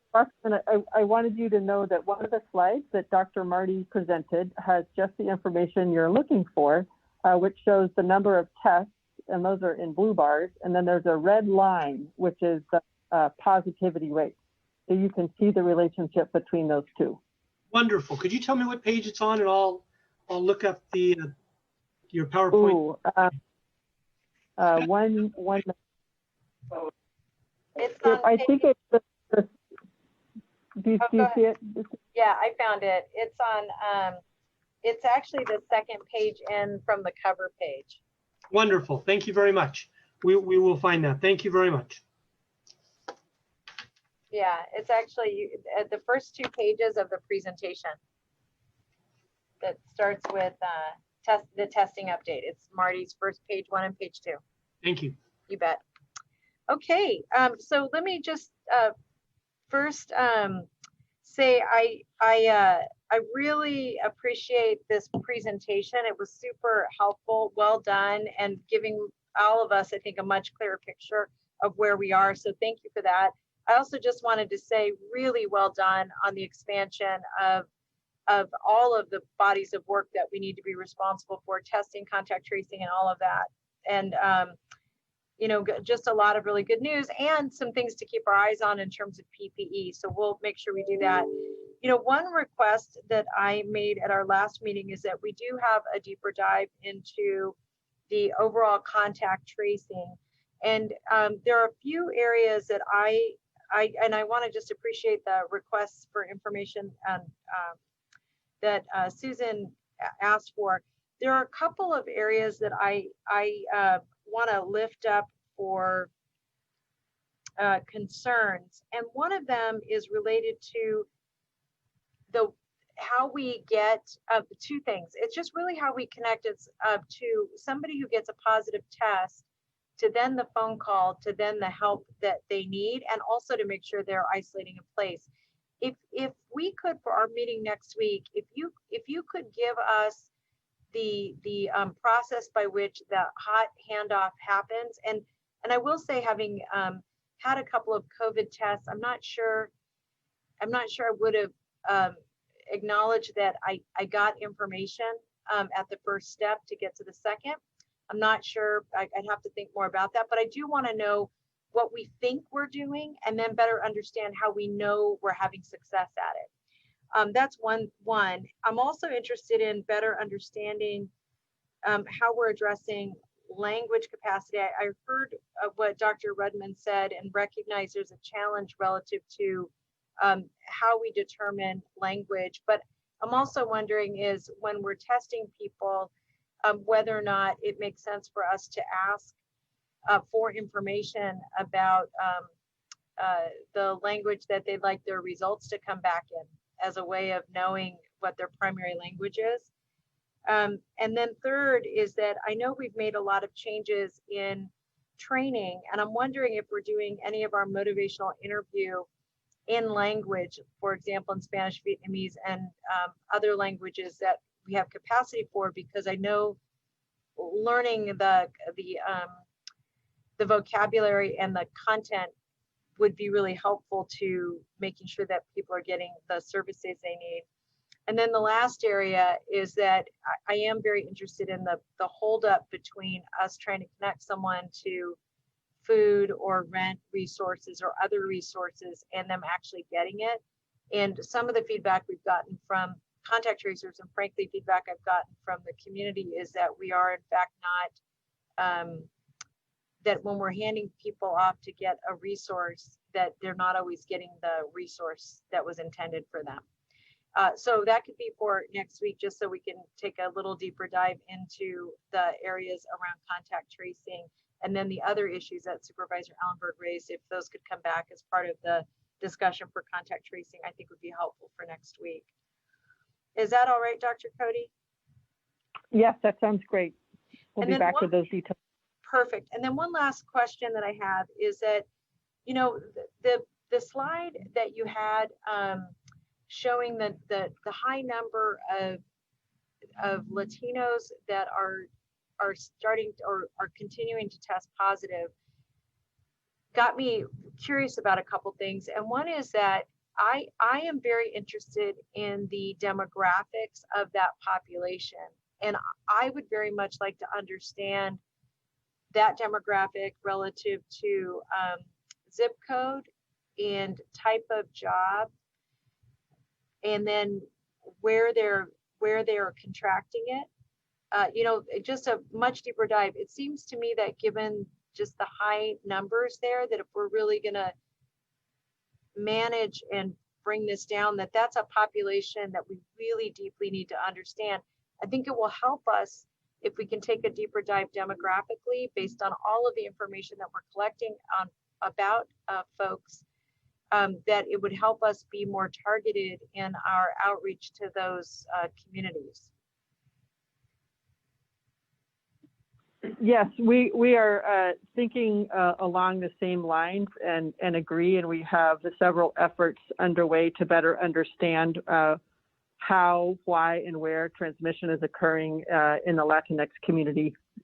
Don't have any answers for you at the moment, but we desperately need to better understand, to do just as you say, to help prevent spread. And Dr. Cody, are we able to, I know we have some information about these communities, but I'm actually wondering if it makes sense for us to have conversations with our service partners about what they're learning on the ground for people as they're coming up positive. And what I mean by that is I'm particularly interested in, you know, our like Roots and Sacred Heart and others that might be able to help shape our perspective a little, and better understanding. I'm actually kind of intrigued with another issue, which is that Dr. Rudman said that we have about 4% of the population who are asking for services. And I'm wondering, of the Latinx community, what percentage of that community is asking for services versus the overall community? And I don't know what your ETA would be on pulling that together, but if next week you could give us what you know, and then what the timeline is for that deeper dive. Sure. Well, we're happy to share what we know next week. And I will say that part of the work with the Si Se Puede collective is for the community leaders and workers to help us understand what's happening. So that work is already underway. Do we on the folks that are testing positive, when I know we're finding we must be learning about workplaces and other things. I haven't seen the list of questions, but right now, are we pulling, is that information computerized in a way that would allow us to look at overall jobs for everybody who's tested positive, overall, types of jobs, places, well, I'm assuming zip codes, but types of jobs? Can we pull that data now? It's difficult to pull. We have it in a couple different places. Some of the testing sites, the Verily test sites, we have insight about occupation. Some of the case data, we have insight about occupation, but if you don't know more, you can't necessarily infer where the transmission occurred. And so that's why we're doing a different approach. So the communities where we know there's accelerated transmission and higher positivity rates, to go deeper in those communities with sort of a different way of asking questions and looking at the data to try to get those insights. And then finally, we do have from reports from work sites that have a case cluster then investigated by our worksite investigation group. And that's the final way to try to get some insight as to where transmission is occurring and how we can best prevent it. Could you send to the board the list of questions that the contact tracers are asking? And part of the reason I'm curious about that is I'm not sure I entirely understand how we're interviewing 70% of folks and don't have a sense of workplace. Just, yeah, like where people work and the like. Yeah, understood. Why don't we include what we know for our report back next week? Thank you. That'd be helpful. All right. So we've heard from the public and we've heard from the board. I want to thank all of you. Susan, did you have another question? No? I want to thank all of you very much. I appreciate the work you're doing, and I really appreciate all of you being able to stay so late with us. So thank you for that. We're going to move on to item 19, and this is the Valley Homeless Healthcare Program. And for that, I will turn to Paul Lorenz. Thank you again, President Chavez. Members of the board, just a few brief updates. Most of you know that we did receive our renewal to our federal grant for 3 years. It represents about $2.94 million annually. We are also requesting a $261,000 roll forward to continue work on the medication assisted treatment program. And you will also note that in the report, many of our quality metrics and measures are off. Obviously, that's related to the COVID-19 impact in terms of our ability to interact with many of our patients. But we are looking at strategies to further improve on those measures and outcomes. It will be difficult, but obviously we have to find new ways to interact with our patient population. With that being said, I'm happy to respond to any specific questions that you may have. Thank you. And I'm going to see if any of my colleagues have questions. I'll see if Susan or Dave, Mike, or Joe. No? No, I don't have any questions. I'm just going to ask one. One is to thank you very much for all of the important work and congratulations on the renewal. The thing I wanted to just make sure I understood is that based on COVID-19 and just the impacts to the overall program, are there any changes that we need to make in our metrics in the interim?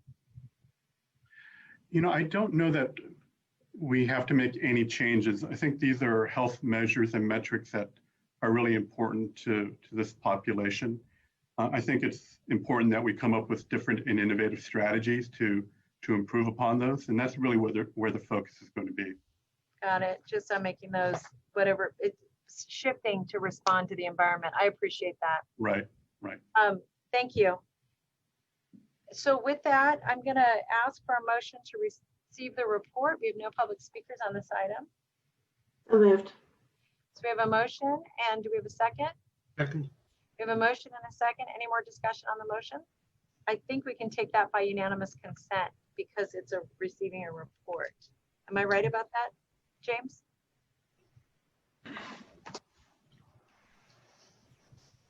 Actually, this item has specific approvals, so there should be a roll call vote.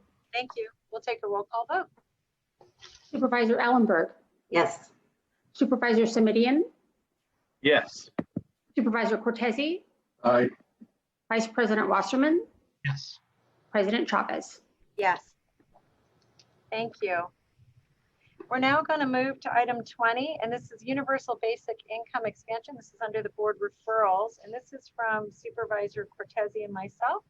And I will defer to Supervisor Cortese. And one, I want to just thank him for his leadership on this issue. And I am hopeful, Dave, that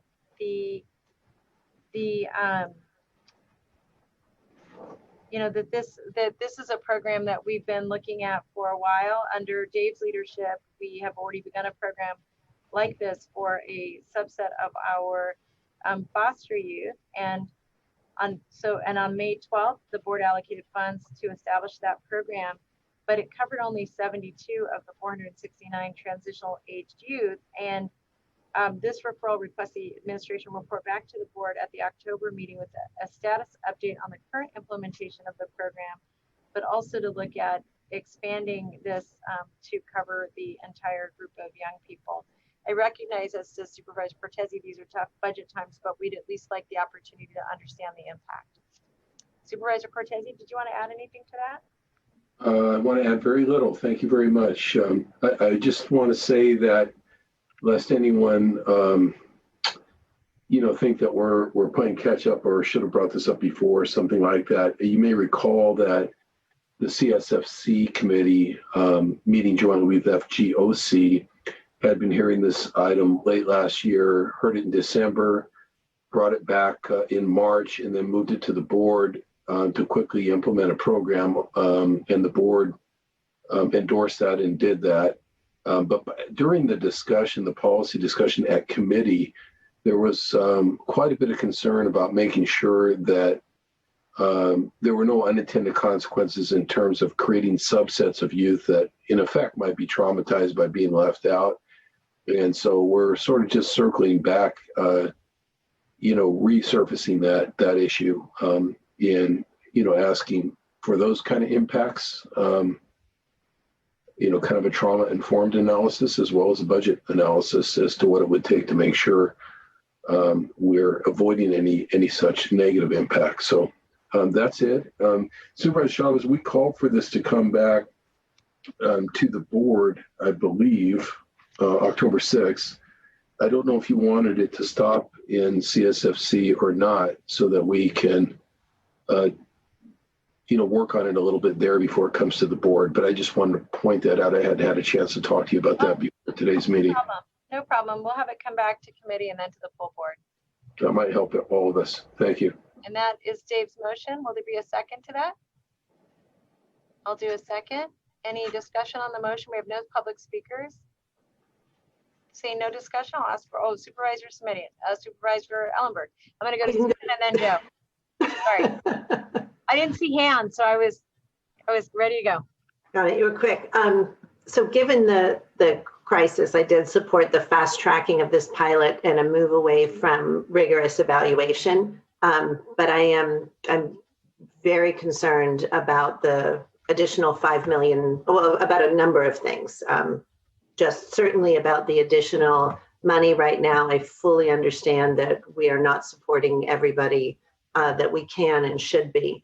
But I'm also thinking about it, if we were, what we are talking about expanding the program with that kind of investment, I would say that we would be doing a real disservice to all future foster youth if we didn't invest in really rigorous experimental evaluation, and not just for foster youth in our county, but foster youth everywhere. What I've learned and seen is that data from experimental research is really the gold standard for proving that a program works. And if we do our part to invest in that type of research, governments everywhere will have the research they need to justify investing in these types of programs for their own transitioning foster youth.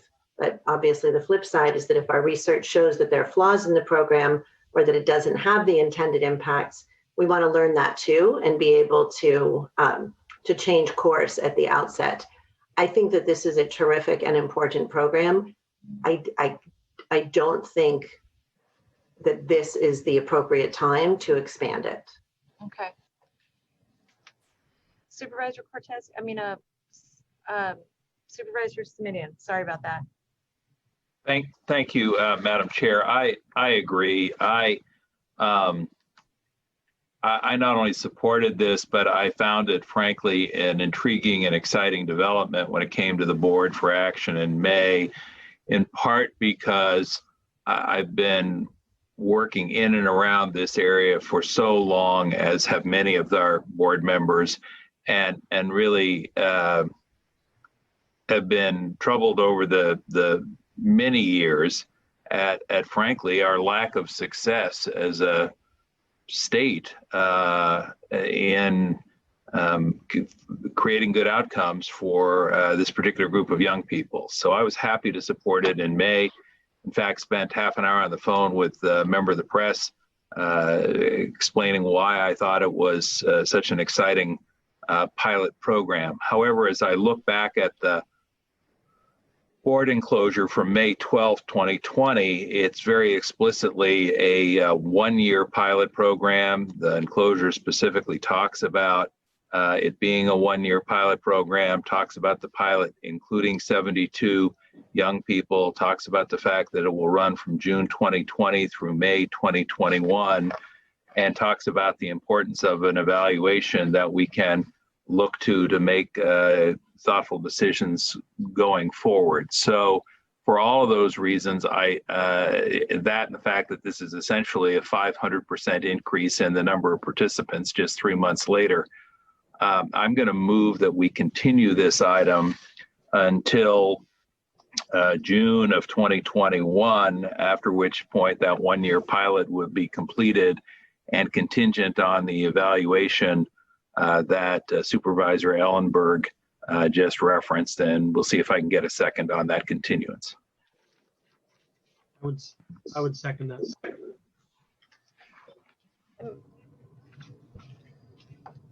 All right, so you have a motion and a second, and then I'll go to Supervisor Cortese. Yeah, on the motion, I'm not sure where some of the numbers, dollar figures and calculations are being thrown around. Ultimately, what if you read all the way back down to the end of the referral, it talks about 72 of the 131 who are 24 years old are part of the program. And there's an emphasis in that last paragraph to make sure to come back and continue to talk about how we deal with them. You may recall that the staff and the ledge file that came back to us was very much focused on the area of public-private partnership. It's something that was directed by the staff. So we don't know how that's going. I'm sure, regardless of continuing this, I know that CSFC will have continuing jurisdiction over the foster issue and can receive reports on how that public-private partnership is going. The idea of not being able to try to put a pay for success program together with community foundations and some of the other sectors that want to contribute to something like this, and continue to expand it to at least to finish the pool of 131 who were in the original pool. I think is a mistake, but I'm sure we'll hear from people over time who got left out, and foster families who are attached to those youth that got left out, of that cohort, that 131 person cohort. I don't think that was something that was, again, not to be redundant, but it wasn't overlooked by the committee. We specifically asked to make sure that entire cohort was covered by the cost as it came forward. And for whatever reason, I think DFCS thought that they were under a cap of about $900,000. So they used the cap to back down the number of youth to 72, as opposed to coming forward with, a plan to cover the whole 131, whether that was to utilize outside sources of money or not. So, but I understand there's a motion on the floor; it's got to be voted on. But I would discourage supporting that, given the fact that part of this pilot program that the board approved was direction to the administration to continue to try to seek non-general fund sources of funding to augment the program. I don't think that's going to impact any other services in the county if that's successful. Thank you for the reminder, Dave. And I'll just point out one other thing. The reason that Supervisor Cortese and I did not want to have a partial group is the staff was interested in doing the assessment of the young people who got money versus the young people who didn't from this pool of kids, young people. And to your point, Susan, I think they could have done the research by looking at other counties instead of having our own community be test subjects. And that was troubling to me. And when it came to the board, I missed it and I feel badly about it, which is one of the things that I would like to remedy. I think the other point that was raised that I think is really valuable is I do think your point is right that, understanding how this works better and, us rethinking the way we're approaching these kids it's really time we do it. And so this, so the beginning of this program gave us an opportunity to do that. But I totally agree with you that I think we have to be looking for really strong ways to do the research to determine when we're taking an action that has meaning and impact and then when it doesn't. And actually that's one of the reasons I voted against the budget is I didn't feel like we'd given it that kind of assessment overall. But all that being said, there's a motion and a second on the floor. I won't be voting for the motion. I think there's a way to get to the in-between here that isn't all or nothing, and would ask Supervisor Chavez, I'm happy to incorporate in the motion direction to staff to continue pursuing private sector funding. That was something I thought held out some potential as well. If the seconder is amenable, absolutely. Thank you. Thank you. So another option besides private sector funding would be state and federal dollars like the Title 4E demonstration dollars or Family First Prevention Services Act. So there are really two issues for me.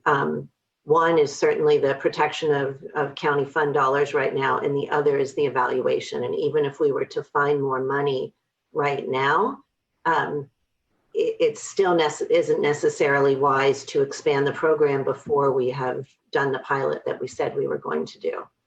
So I'll accept the second, but I think it doesn't fully address the concerns that I have about the evaluation as well. Were you the second, Susan, or was Mike? Oh, Mike was, yeah. But way to jump in there. And just to be I felt like I had seconded it. And just to be clear, I wasn't suggesting that would take us in a different direction. I was just trying to make clear that the staff absolutely should continue to seek those other funds. But I share the view that you articulated initially, Supervisor Ellenberg, about the importance of an evaluation. Thank you. It's a long day. If I had seconded it, that would have been what I said. So we have a motion and a second, and we'll take a roll call vote. Supervisor Ellenberg? Yes. Supervisor Simidian? Yes. Supervisor Cortese? No. Vice President Wasserman? Yes. President Chavez? No. Nope. All right. So we're going to go on then to item 21. And this is something that Susan and I brought forward. I will turn to you, Susan. All right. Thank you, President Chavez, for working with me on this very important issue. Supervisor Chavez and I hosted a schools reopening forum recently so that we could hear firsthand from our community members and stakeholders how the COVID-19 closures have affected our education system. And what we realized and gleaned from that forum was that people had a lot more questions than we had answers. So the purpose of this referral is to A, determine what supports are needed to ensure compliance with the state, and B, direct resources to those supports and ensure that schools have the necessary tools at their disposal to physically reopen in October if the health order permits. This referral outlines the categories of issues that should be included in the report back. And I'll just quickly go through my questions, obviously not to be answered now, but these are this is the information I'm looking for. For starters, I'd like to see a clear grid that delineates the responsibilities of the state government, county Office of Education, and individual school districts, specifically with regard to the COVID response and reopening rules and regulations. I'm curious to know how consistent or inconsistent the key elements of each of our K-12 district plans are in terms of start dates and schedules to inform practices of before and after school providers, other childcare providers, and employers. Also, I don't know whether it's more important to be consistent or to be flexible. So a reflection on that would be useful. I'd like to know how routine testing of school staff and teachers will be supported. Will it rely on employer health policies, the county, or other resources? How often are school employees and students expected to test? How will positive test results for a school employee or student be flagged by testing providers and routed to be sure that schools are quickly alerted of positive test results? Who's responsible for case investigation and contact tracing for school staff or students? Will it be done through standard EOC contact tracing efforts, or will some school district staff be engaged in this process? What school district leave policies will support school personnel that may need to isolate or quarantine if they need to go through this process? And if they need to go through this process multiple times in a school year, what will the county's role be in supporting their ability to isolate? I'm also concerned about how families will be supported, particularly thinking of essential workers, if they're notified on a given day of a cohort or school or district closure and they're unable to stay home with their children. And again, this is a scenario that potentially could play out multiple times across a school year. There's going to be a challenge with schools, childcare providers, and extracurricular programs to coordinate to limit the number of contacts that children might be exposed to over the course of a day. We don't know yet or have information on what the requirements are for a cohort or school or district to resume in-person instruction after a case. And I think the last one is what county run or funded services or programs will be in place to support students' non-academic needs, including access to counseling and mental health support. And that's really just what I've gleaned from constituents in the last week or two. Thank you. Susan, do you want to take the form of a motion? Yes, I would move that we direct staff to schedule a hearing to cover these issues on reopening schools safely. So we have a motion, and I'll may we have a second? Yep. Okay, Supervisor Wasserman seconds. Right. I will start with Supervisor Cortese, see if there are any questions from my colleagues. None? Supervisor Simonian? Okay. We have no public speakers. I'm going to ask for a roll call vote. Supervisor Ellenberg. Yes. Supervisor Simonian. We'll come back. Supervisor Cortese. Aye. Vice President Wasserman. Aye. President Chavez. Yes. Supervisor Simonian. Hi, sorry, a little slow on the unmute button there. No worries. Thanks. So we're now going to move, that passes unanimously. We're now going to move to item 22, and this is to expand the ombudsman for the COVID mediation. This is from Supervisor Cortese asking staff to give feedback on the best way to expand those resources. Supervisor Cortese.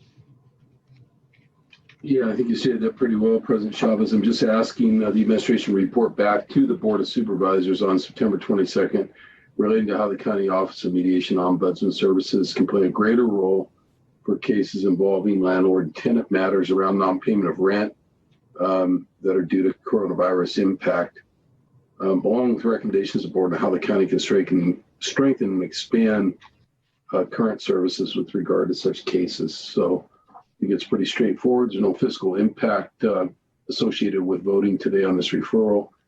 That particular office is already doing some landlord tenant work. I think it's explained pretty well in the recommendation here that, or re-explains factually what, in terms of facts that we already know, or the context of facts that we already know, that there's somewhere approaching 50,000 folks out there who are already behind on their rent and really haven't been in need of mediation services yet, while there's an eviction ordinance in place, although I think, as we all know, a lot of that tension is starting to grow. So trying to be ready for what's going to happen next here. And I'd make the motion to recommend this action and take a look at it when it comes back on the 22nd. We have a motion. Do we have a second? Yep. Second. We have a second from Supervisor Ellenberg. I'm going to go to public speakers, and then I'll come back to the board for comments and questions. The first speaker is Cecilia Giovanni. I am unmuting you. Please accept the unmute and you will have 1 minute to speak. The timer will start when you begin speaking. Just to correct, my name is Cecilia Chavez. I'm an organizer with Silicon Valley Debug, and we thank this proposal or this item for being brought up. From our experience with working with the Ombudsman Office in the jail context, and also by having sat through eviction court number of times supporting the families that came to Debug, even though it's a well-intended proposal, we have found that the Ombudsman Office hasn't really been that much of a resource to support. It's going to be interesting to see how it works within the eviction court process. What would be helpful would be to actually get legal representation for those who are facing eviction. We're supporting a number of families who are actually going through that as well, and part of our team is in the city, San Jose City's council as well, listening in, but just want to give those thoughts. The next speaker is Emily Hislop. I'm unmuting you. Please accept the unmute and you will have 1 minute to speak. The timer will start when you begin speaking. Thank you, everyone. My name is Emily Hislop. I'm with Project Sentinel. Just wanted to remind the public that in addition to OMOS, there is our services. In addition to dispute resolution, we have been providing tenant landlord counseling to several counties in Northern California and the majority of Santa Clara County, in addition to our fair housing services and HUD counseling. We currently have 8 staff members who serve Santa Clara County, and we provide neutral, up-to-date counseling to tenants and landlords, including for the last year or two, we have been doing day of court UD mediation. We have been working tirelessly to educate all our most experienced mediators on all the moratorium rules, and have launched pilot program in Hayward to do specific COVID-19 rent mediation, where not only do the mediators try to work with landlords and tenants, but they also try to connect them with resources so that everybody can make it through this crisis. So I just wanted to put it out there that there's another organization that is out there. Final speaker is Catherine Hedges. I'm unmuting you. Please accept the unmute and you will have 1 minute to speak. The timer will start when you begin speaking. Good afternoon, good evening. Yeah, I'm very concerned about the eviction moratorium expiring and, sorry, topics on 2 different meetings tonight. I was going to talk about Councilor Perales, but that's the wrong meeting. Anyway, we need to do everything we can to prevent evictions and prevent retaliation against tenants who are taking advantage of the rent protections under COVID-19. But we absolutely have to extend the eviction moratorium. That is essential. I hope we can also provide relief to landlords for their property tax and other expenses. Because I don't want to see them go bankrupt and then the real estate trust buying all their properties. I mean, the small landlords, not the like Irvine Company landlords. Thank you. Those are all our public speakers. I'm going to go back to the board. We have a motion and a second. I'm now going to see if there are any questions, and I am going to go to Supervisor Ellenberg and then to Supervisor Simidian and then to Supervisor Wasserman. Great. Thank you, Supervisor Cortese, for bringing this referral. I think that it's really a good idea. It would be useful to me if the report back included some broader data on the Office of Mediation and Ombuds Services, and wondering if you would be okay including in that report, asking for inclusion in the report back, the answers to 4 questions. I'd like to know, what are the office's measures of success? For example, how many mediations are successful, how many go on to lawsuits? Second, what's the data on who currently uses mediation services in terms of demographics, geography, or however the office is collecting user data? Third, how do we currently let residents know that this is a service that's available to them? And fourth, is any rental assistance provided to tenants who are seeking mediation services? Would you be okay adding those 4 questions to the report back? Absolutely. Great, thank you so much. Supervisor Simidian? No questions. Thank you, Madam Chair. Supervisor Wasserman? No, ma'am. All right, we're going to take a roll call vote.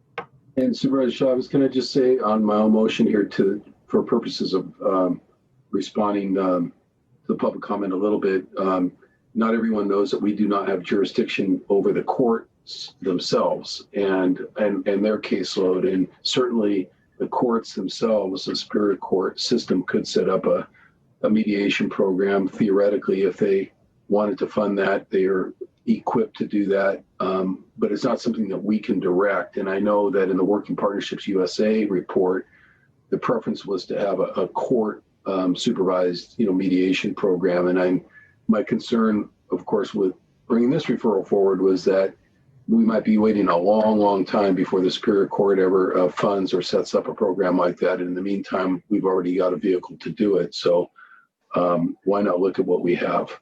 Thank you. Thank you. All right. Supervisor Ellenberg. Oh, did I jump the gun? Nope, you were great, Peggy. Go. Supervisor Ellenberg. Yes. Supervisor Simidian. Aye. Supervisor Cortese. Aye. Vice President Wasserman. Aye. President Chavez. Yes.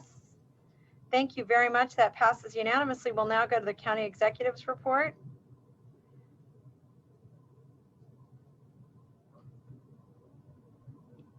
Dr. Smith, do you have a report today?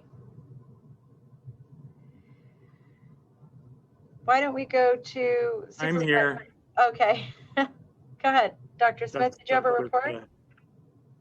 I just have a very short report. I wanted to just let the board know that early next week, we'll be putting out another request to the departments for proposals for the November budget action. So I'm sure you'll be hearing about that, and we wanted to let you know that that was starting.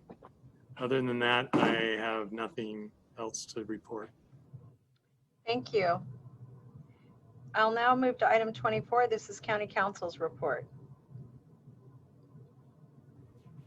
At the August 24, 2020 closed session, by unanimous vote with all members present, the board authorized the county to file or join amicus briefs in cases challenging the June 22, 2020 presidential proclamation suspending entry of aliens who present a risk to the U.S. labor market following the coronavirus outbreak, or other federal actions intended to suspend or limit immigration in response to the COVID-19 pandemic.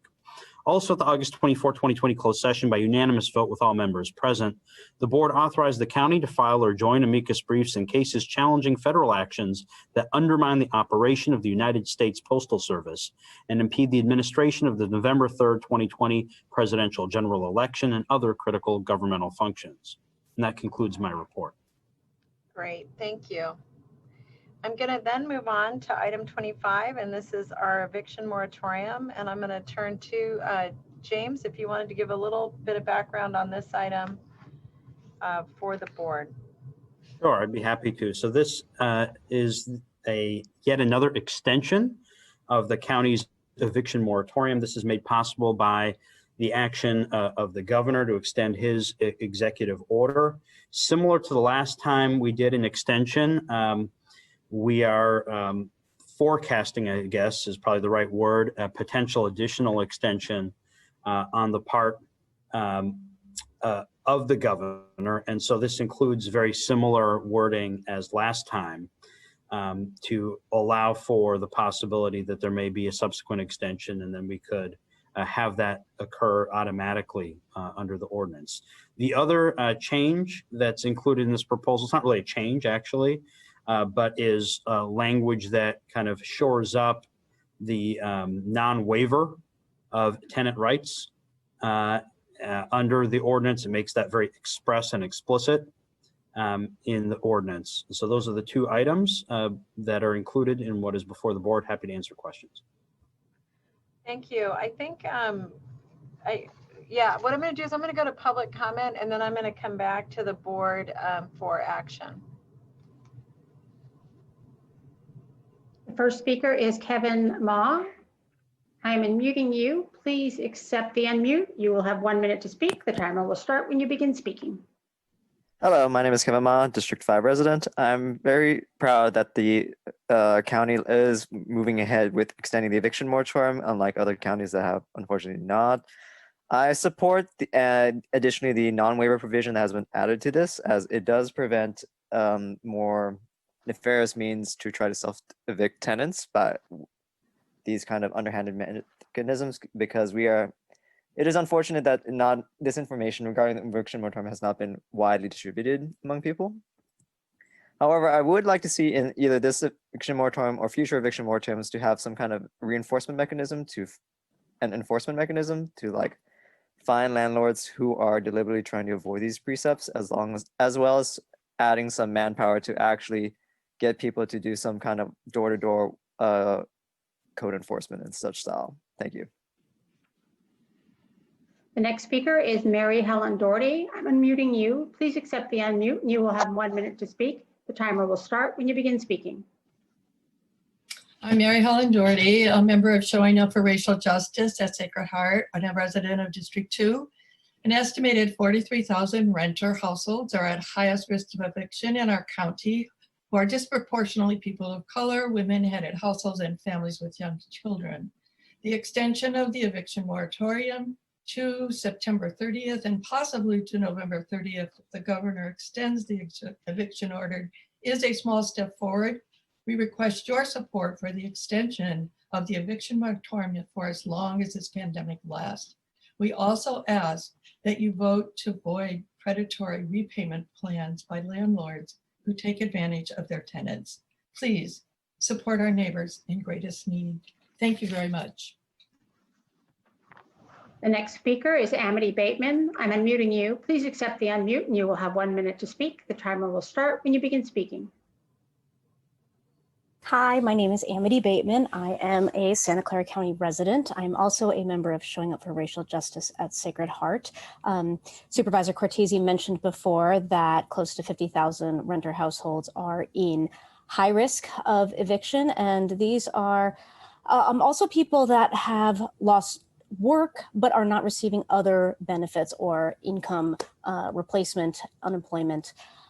So we are really supportive of the changes that you have made to the eviction moratorium, the proposal on the table. We do request the extension of the eviction moratorium for as long as possible, ideally until the end of the pandemic emergency. This is not only a good for the people that are directly impacted, but a public good for our entire community. As a resident and a homeowner, I really encourage you to extend this for our community. Thank you. The next speaker is Cecilia Chavez. I'm unmuting you. Please accept the unmute and you will have 1 minute to speak. The timer will start when you begin speaking. Thank you. Just spoke earlier. So just want to say to please extend the moratorium till the end of the year. COVID is not going out anytime soon. So instead of coming back every month or so to extend it, just extend it till the end of the year. Also, you know, we just had a long, or you all just had a long conversation. I just heard it about racial equity. So as our fellow surge members have already explained, this is hurting the most vulnerable community, which is, you know, my community, the Latino undocumented community, who is doesn't qualify for any type of assistance and who've been managing to survive by hustling out and, you know, doing side jobs and all kind of work, but we're still looking, it's still a very hard time, and many of my fellow neighbors are losing their homes. So something to consider, just extend it till the end of the year. The next speaker is Events SVH. I'm unmuting you. Please accept the unmute and you will have 1 minute to speak. The timer will start when you begin speaking. Hi, thank you for the opportunity to speak today. My name is Mitch Mankin. I'm speaking on behalf of Silicon Valley at Home, the voice of affordable housing in Silicon Valley. We would like to support the extension of the eviction moratorium as proposed. The eviction moratoriums are a temporary solution to a larger problem. Those who have lost their jobs and often don't have money to pay the rent are wondering where that will come from. And solutions that will hopefully include rent relief are being hashed out in the state legislature this week. We hope that they will be addressed in Congress in September, although we do not know the outcomes of either of those yet. In the meantime, we owe it to the most vulnerable in our county to protect them from ending up out on the street before help arrives. SV at Home will continue to work with all the stakeholders involved to find solutions that address the needs of all parties. Thank you very much. The next speaker is BC Matthews. I'm unmuting you. Please accept the unmute and you will have 1 minute to speak. The timer will start when you begin speaking. Hi, my name is BC Matthews. I'm a staff attorney with Bay Area Legal Aid in our Santa Clara County Regional Office. Thank you for your continuing work and dedication regarding this important issue. We support the current proposal to extend the moratorium, and we urge you to extend it to December 31st or 60 days after the expiration of the local health emergency, whichever is later, and to include all evictions with limited exceptions, similar to Alameda County. It is estimated that over 43,000 tenants are at risk of eviction once the protections expire. Additionally, failure to extend the moratorium will disproportionately impact Black and Latinx communities. If this moratorium is not extended, children can potentially lose access to their educational rights, and students who become homeless face immense barriers to academic achievement. Therefore, we urge you to please extend the eviction moratorium again to December 31st. Thank you. The next speaker is Emily Hislop. I'm unmuting you. Please accept the unmute and you will have 1 minute to speak. The timer will start when you begin speaking. Thank you, Emily Hislop from Project Sentinel again. We just wanted to express our concern that the legislature or the governor will not act in time before September 1st when the emergency rule gets lifted in the court. We recently did a survey of all of our tenant landlord inquiries from April through July. And of those 2,700 inquiries, the majority of which are Santa Clara County, all areas except San Jose, 48% were concerning non-payment of rent and eviction or termination. These come from tenants and landlords alike. So even though there's a moratorium in place, there is a lot of fear out there. And even with the moratorium extended, with the court being opened, there's going to be an increase of UDs filed. We're certain from the stories that we've heard.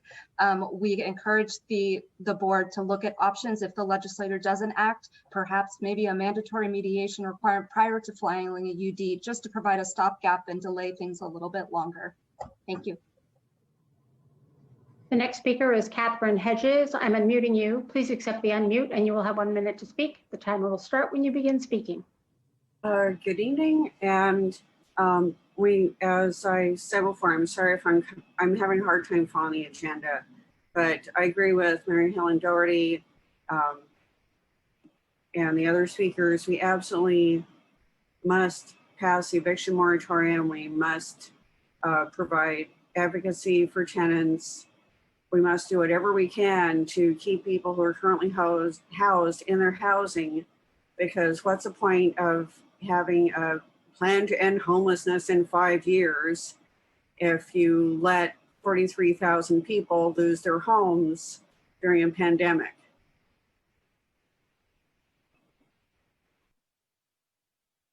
The next speaker is Roheen Ghosh. I'm unmuting you. Please accept the unmute and you will have 1 minute to speak. The timer will start when you begin speaking. Hi, I'd like to, my name is Roheen. I'm a representative of the High School Democrats of Santa Clara County and a resident of District 5, represented by Supervisor Simitian. I would like to make it very clear that I support extending the eviction moratorium, but I think that more needs to be done as far as long-term protection, such as converting unpaid rent to civil debt, and taking the full suite of protections that is included in AB 1436 and applying those on the county level. I think there's a lot we can do to extend this eviction moratorium protection up until the state of emergency is over, but I applaud this step being taken right now, and I think it is a good step in the right direction. Thank you. I yield the balance of my time. The next speaker is Michael Trujillo. I'm unmuting you. Please accept the unmute and you will have 1 minute to speak. The timer will start when you begin speaking. Hello, my name is Michael Trujillo and I'm a staff attorney with the Law Foundation of Silicon Valley. I'd like to thank the Board of Supervisors for once again extending the critical protection that the eviction moratorium provides for Santa Clara County renters. With Judicial Council repealing Emergency Rule 1, this protection is the only thing protecting tenants from eviction and keeping them housed. Our analysis shows that over 43,000 tenant households are at extreme risk of eviction once a county's eviction moratorium expires. We encourage the county to continue exploring other ways to strengthen its moratorium, including by converting back rent that people owe into civil debt to permanently prevent evictions for these renters. Thank you. The next speaker is Crystal Olivas. I'm unmuting you. Please accept the unmute and you will have 1 minute to speak. The timer will start when you begin speaking. Hi, my name is Crystal Olivas. I am calling to urge you all to please extend the eviction moratorium. It is obviously not enough. We really need something that would remove the burden of rent from tenants, and we need some kind of rent relief program. I work with survivors of domestic violence and sexual assault, and many are families who have been are coming out of really traumatic situations. Most are single income households and are so stressed out about the looming risk of eviction that they're facing. I please urge you to extend the eviction for as long as the pandemic is in place, and to continue to look through other options for tenants. The next speaker is Carol Stevenson. I'm unmuting you. Please accept the unmute and you will have 1 minute to speak. The timer will start when you begin speaking. Hi, sorry, my Zoom has the wrong name, but my name's Nicole Buccalow. I'm a member of Showing Up for Racial Justice, a housing social worker at PATH, People Assisting the Homeless in San Jose, and a resident of Santa Clara County. An estimated 43,000 renter households are at the highest risk of eviction in our county, people who have lost work but do not receive unemployment or other income replacement. These residents are disproportionately people of color, women-headed households, and families with young children. We request your support for the extension of the eviction moratorium for as long as this pandemic lasts. Please support our neighbors in greatest need. There is such a high rate of people and families already experiencing homelessness in this county, and we cannot afford to add any more to this system. Thank you. Our final speaker is Scott Largent. I'm unmuting you. Please accept the unmute and you will have 1 minute to speak. The timer will start when you begin speaking. Thank you. Good evening, everyone. Scott Largent. I do support the rent moratorium. You know, I think it is a great idea during a pandemic right now. My concerns is, you know, once the dam breaks and everybody's got to be pulled into that civil courtroom. Remember, when you're poor, you don't get an attorney in Santa Clara County. When you're poor, you don't get Wi-Fi at court. You don't get self-help. So we're going to set all these people onto that bench and just set them up for the slaughter there in the civil dragnet in Santa Clara County. And these people are going to be reaching out to these nonprofits that are supposed to be there as a safety blanket that just do not exist. I feel really bad for people that are going to be, you know, just entering into the gas chamber. I feel so bad for these people, but I'm going to do what I need to do as a community activist and just sit out there with my megaphone and try to warn people what they're going to step into. You know, I'm not a lawyer, but maybe I can give legal advice.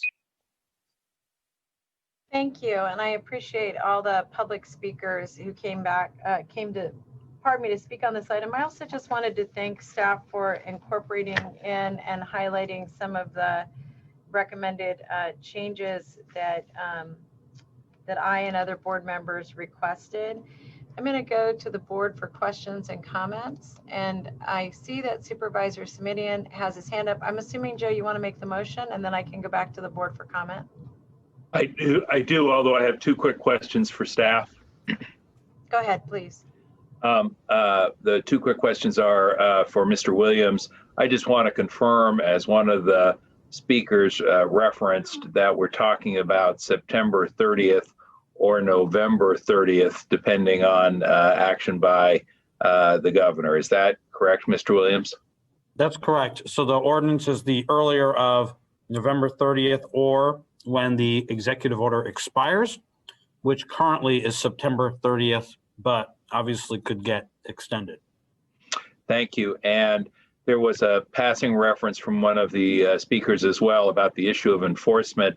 I did want to just ask or confirm, I guess, that the enforcement ordinance, which our board, the urgency ordinance, which our board recently approved unanimously, would allow for enforcement action against anyone who was violating any of our public health orders or the ordinance. Yes or no in this?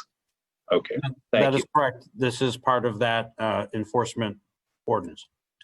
Good. I think it's important that we acknowledge that tool. And while I know you've indicated you want to see it used sparingly, I do think at some point, if folks need to be clear about the fact that compliance is expected and that enforcement is a real possibility, that would be to the good. Thank you, Madam President. With that clarity, I would like to move the recommended amendment to the ordinance. So we have a motion. Do we have a second? Second. Supervisor Cortese made a second. I will go to Dave. Do you have any questions? I don't. You bet. Susan? Don't. Joe? I just wanted to add one more thing, Madam President, and that is also referenced by some of the speakers. As I mentioned at a prior meeting, this really, I mean, there are limits to what we can do as a county. We're trying to work creatively and flexibly within those limits. But really, this is an opportunity for us to buy time and protect people to some degree while they're still in place. But we really do need our state and federal legislators to step up and give us something more in the way of addressing the mortgage forbearance and rent forgiveness issues that other speakers have referenced. And I didn't want to let that go unnoted. Thank you. Thank you. Supervisor Wasserman? Thank you very much. I agree with Supervisor Simidian what he just said now.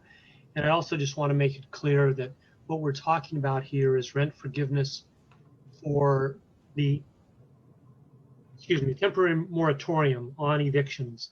is for those tenants who are unable to pay their rent due to a COVID-related reason. And I've had a number of different people who I know are working at home in the high-tech industry, et cetera, that have asked me, so if I don't pay my rent, I can't get evicted and then I have a year to pay it back? And I said, no, that's not what the intent is.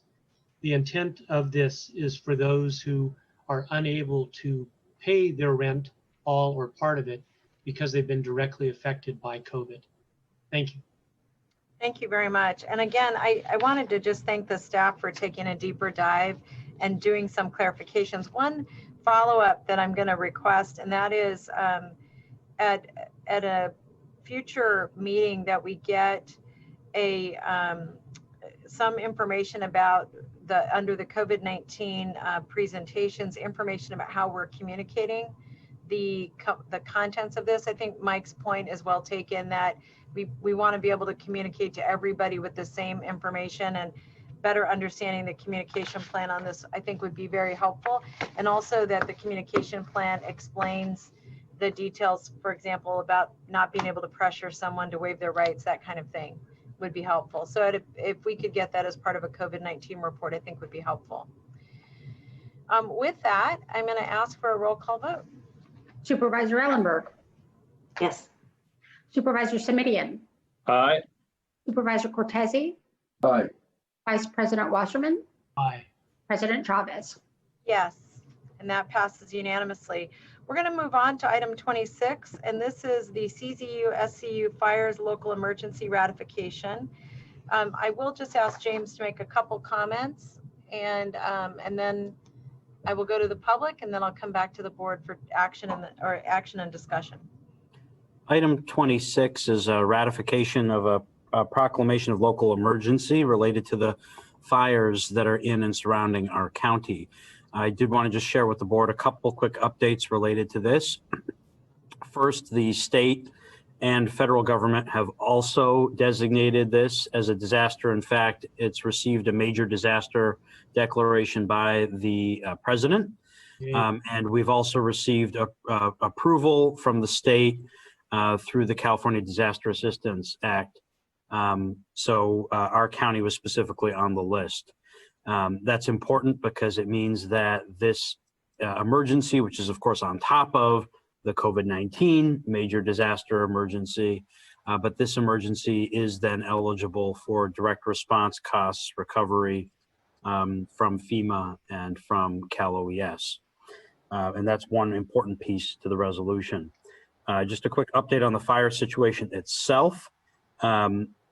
Good news in the last few days, there was a lot of concern about dry lightning coming again, and we had a red flag warning from the National Weather Service. We were very fortunate that our county almost completely escaped additional lightning strikes and additional fires. There was one, but it was quickly put out. And as a result of that and the additional progress that has been made by the firefighters on both the CZU and the SCU fires, a number of warnings and mandatory evacuation areas have been lifted late yesterday and today. And so that's good news and a reflection of increasing control, although the fires themselves will continue to burn for several weeks. In addition, that we will have significant work to do related to the recovery efforts, debris removal, erosion issues, assessing infrastructure, including county roads. So many activities that will need to continue to be done. And this proclamation ratification will assist with all of those efforts. Happy to answer any questions. But I think the board is sadly a bit familiar now with the emergency proclamation process. Motion to approve. Second. We have a motion and a second. Any discussion from my colleagues? Seeing none, I'll ask for a roll call vote. Supervisor Ellenberg. Excuse me, Yes. Madam Speaker, I assume no speakers on this. Good, no speakers on this item. Thank you. Supervisor Ellenberg. Yes. Supervisor Simidian. Simidian, yes. Supervisor Cortese. Aye. Vice President Wasserman. Yes. President Chavez. Yes. And that passes unanimously. Thank you. And I do want to just say thank you to our staff and County Fire and everybody else who's been working very hard to fight the fires. Item 27 is a report back on a referral from Supervisor Ellenberg and myself relative to the Office of Children. What did we name it? Children and Families Policy Advocate. Wow, that's a mouthful. And Supervisor Ellenberg, I don't know if you wanted to make any comments on this. This is a report back on the initial request that we made. And I'll turn to you to see if you have any comments. I have a couple myself. I do, thank you. I want to thank administration staff for their hard work on this. I am 100% on board with this initial work plan. I have a couple of requests to be sure are included.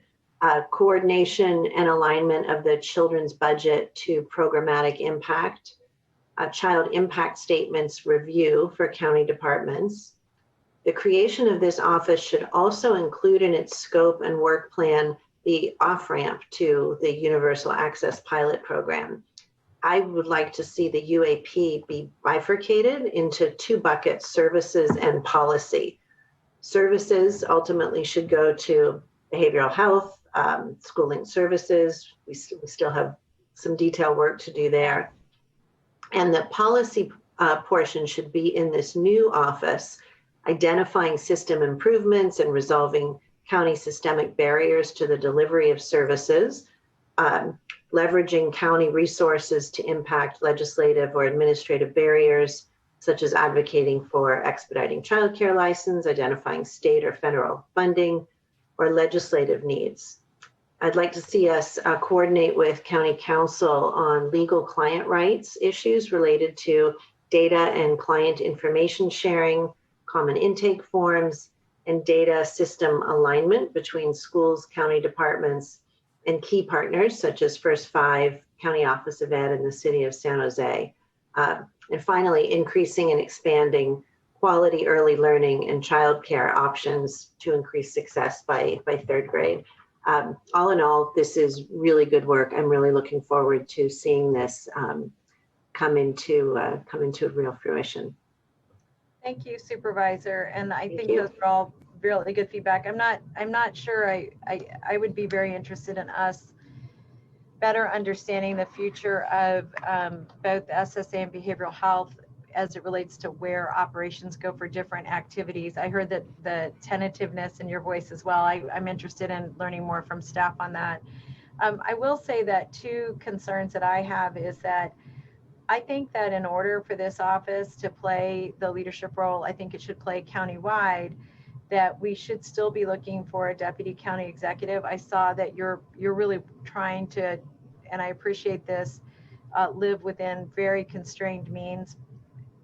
And I understand that. I just want to share that I, for one, would be very interested in the person being a leader in the organization at the highest level. And I think part of the reason for that is that that I also think that we have to be thinking a lot more about the role that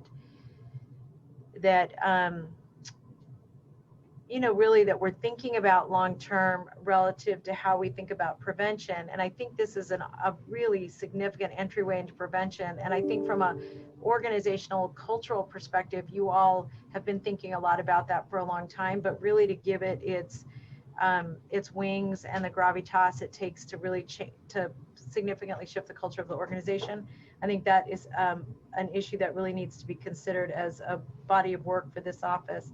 And so I am interested in it being a deputy county exec. I'm also interested in a program management 2 position, because I think otherwise the person needs staffing, in order for the organization to really be able to pierce through the morass that is our community in the county health world. Again, I just want these to be considered. I'm not asking for an action. I am really just asking for the staff's best thinking as they move forward. I support all of that. Thank you very much, Susan. So with that, could we get a motion and a second to to just receive the report and along with our comments. So moved. We have a motion. Do we have a second? Second. Thank you. We have a motion and a second.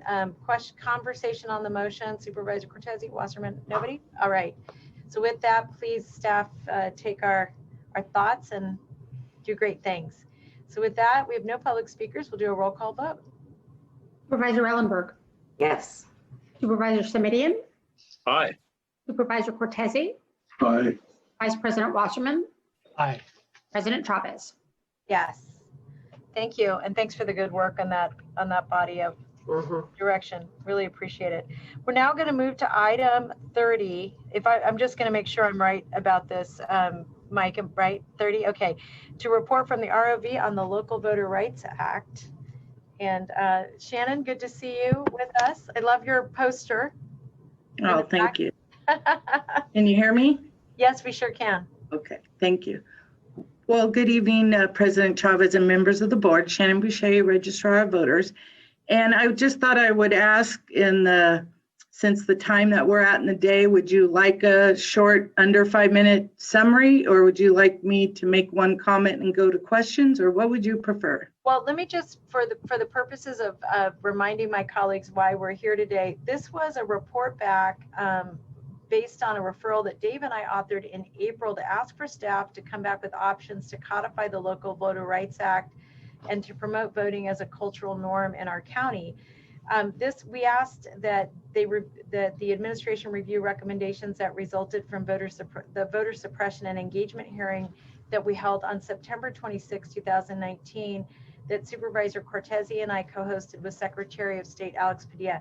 We had a lot of panelists, and that's where the body of work came from. I just wanted to give folks feedback. And I really want to thank Shannon, you and your team. You have been slammed, but you did a lot of work in spite of all of that. And, I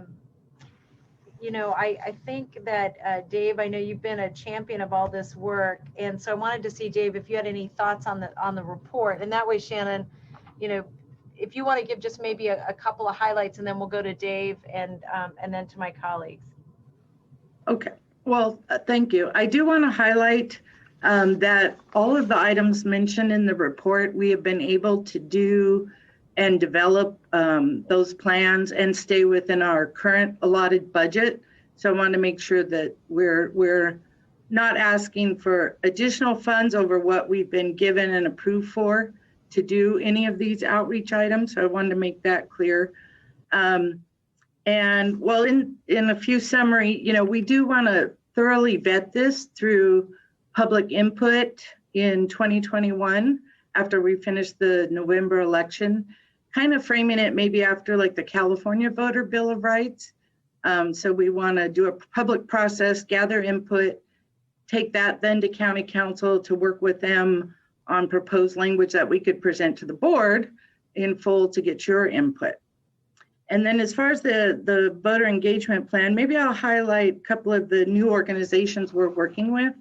Of course, we continue to do our radio, print ads, social media, PSAs, videos, billboards, grocery store carts, and buses for this November's election, and continue to work with numerous community-based organizations and our own committees.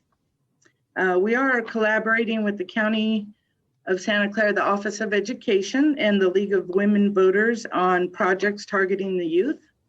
And we have a new partnership with the SSA Hub to reach out to foster youth. And then again, we're targeting the care facilities and the assisted living centers for the emergency ballot delivery program.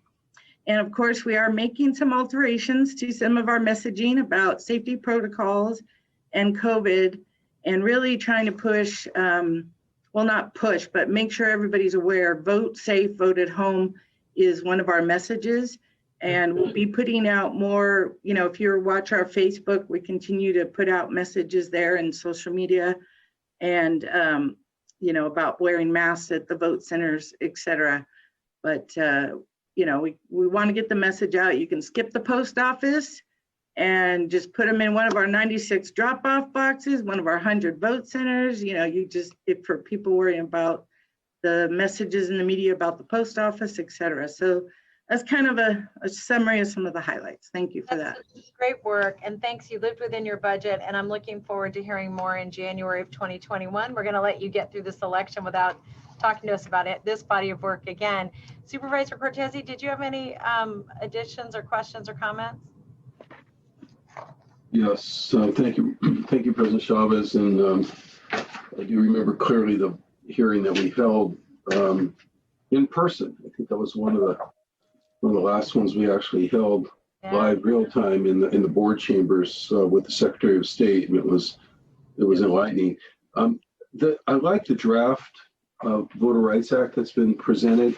The only thing I've been kind of stuck on recently, and I don't know if it's, I mean, some of the things that we make statements about for those who are more sophisticated about voting almost, seem like the stating the obvious, right? You have the right to vote if you're 18, those sorts of things.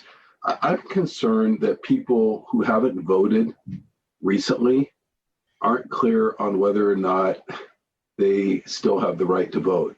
And I think there are a lot of folks out there that they're not part of somebody's GOTV campaign. They're not part of some target universe of frequent voters. They have maybe voted the last time 10 years ago. And a simple statement that you are, that you have a right to vote, even if you've missed an election, or even if you haven't voted recently. I just think it could be not only simple and important, but could be a mantra that more work can be built on later to make sure we're just not constantly sort of almost working around this blind spot of folks out there, because yes, we know they have a right, but they're not really focused on by anybody in terms of engagement. But other than that, I'm, very happy to see this come back. Thank you. Dave, would you like to make the motion? I would love to make the motion. So we have a motion. Do we have a second? I'll make the second. We have a motion and a second. Shannon, did you want to respond to Dave's comments? Well, we will take that into consideration. This was kind of listing many things out at once, just to kind of even bring a start to when we do our public input next year, to give them ideas about that what potentially could go into the VRA, the Voting Rights Act, and to give you all the idea also. So we'll definitely look at that. I mean, we do have, the law allows that we send notices to people maybe who haven't voted in like 4 years, or, after like 2 general elections. So we do have a process and notifications that we do. So maybe we can put information about that, to make it really clear on how that works and what happens, and telling people, you can re-register every day if you want. I mean, if you haven't voted in 5 years, don't worry about it. Just go online and right now and register. So we definitely can look at that. Great, thank you. You're welcome. All right, so we have a motion and a second. We have no public speakers on this item. We have none of you that would like to speak. We'll take a roll call vote. Supervisor Ellenberg. Yes. Supervisor Simidian. Aye. Supervisor Cortese. Aye. Vice President Wasserman. Yes. President Chavez. Yes, and that passes unanimously. We're now going to move to item 31, and this is a Measure A Housing Acceleration Report. This is coming back from a referral that I brought forward to my colleagues. I do just wanted to we have a couple public comments. What I would like to do is I'll take public comment and then I will go to staff. And I'm not sure, Consuelo, is this going to be you or Key?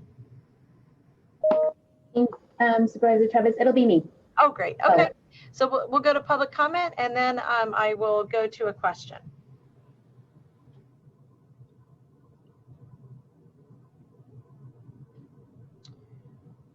If we could have the clerk call public comment. Apologies, I was muted. No problem. We have one speaker, Catherine Hedges. I'm unmuting you. Please accept the unmute. You will have 1 minute to speak. The timer will start when you begin speaking. Good evening, Board of Supervisors. I certainly hope that we can accelerate the progress under Measure A. I look forward to seeing the report, but it seems like it's taking an awfully long time to build this new housing with the funds. I know there's been some projects that have come online, and I hope we can accelerate that. Thank you very much. Thank you. On this item, I will be moving approval. I wanted to say that how much I appreciate all the work. There is one piece of the original referral that was not yet responded to, and I wanted to ask Consuelo if you all could go back and take a look at working with a handful of our developers that we find that are really active and really aggressive to see whether or not by supporting their bandwidth that it actually could move more projects forward more quickly. And I'm particularly thinking about the mid-sized nonprofit developers that are really kind of at the edge, that by funding them, and I don't know if Measure A can do that. So the first question is, can Measure A do that? And the second question is it a good idea? But I'd like to ask you to sit with the mid-sized developers and determine whether or not there could be a rate of return in terms of actual housing being built if they had more bandwidth. Any thoughts on it? Is that it, Consuelo? Does that make sense? Absolutely, Board President Chavez. We're happy to sit with the developers to understand how we can provide them with additional support and whether this option or a few others might make sense to accelerate the pace of their pipeline. That would be really great. And thank you very much. I would ask that we, if I could get a motion to move approval, and then I'll go to Supervisor Committee, and if we have a motion on the floor. So moved. We have a motion. Do we have a second? No? I'm sorry, I was listening. So this is Raising my hand. to receive the report. Just to receive the report, I'm asking them to finish the work that was from the original referral. Yes. Okay, so we have a motion and a second. I'll now, Supervisor Simidian had his hand up, and so then I'll come back in line. Joe, and then to Susan. Thanks so much, Supervisor Chavez. I had the same two questions you had that you referenced, which is, can we do that? Meaning, is this a lawful and appropriate use of Measure A dollars?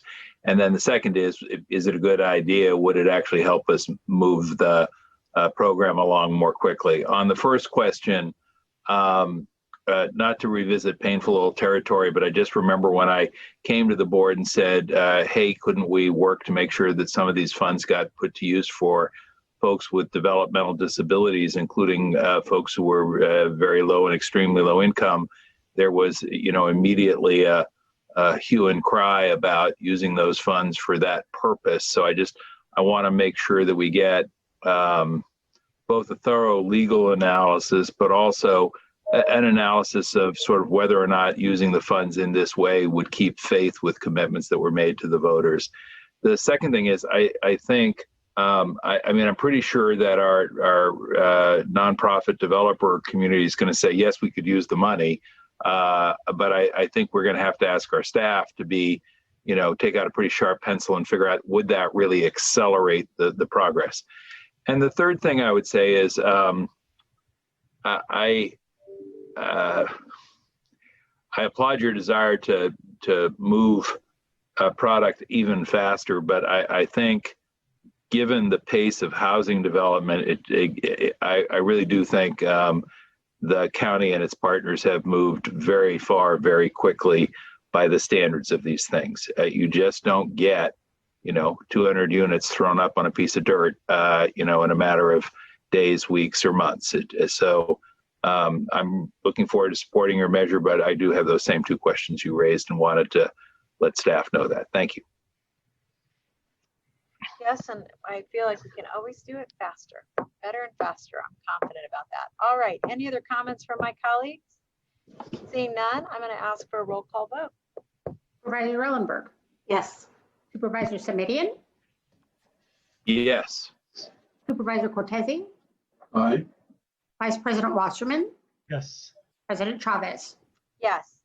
Thank you, and thank you, Consuelo. I'm looking forward to that next body of work. I really appreciate your leadership in this area.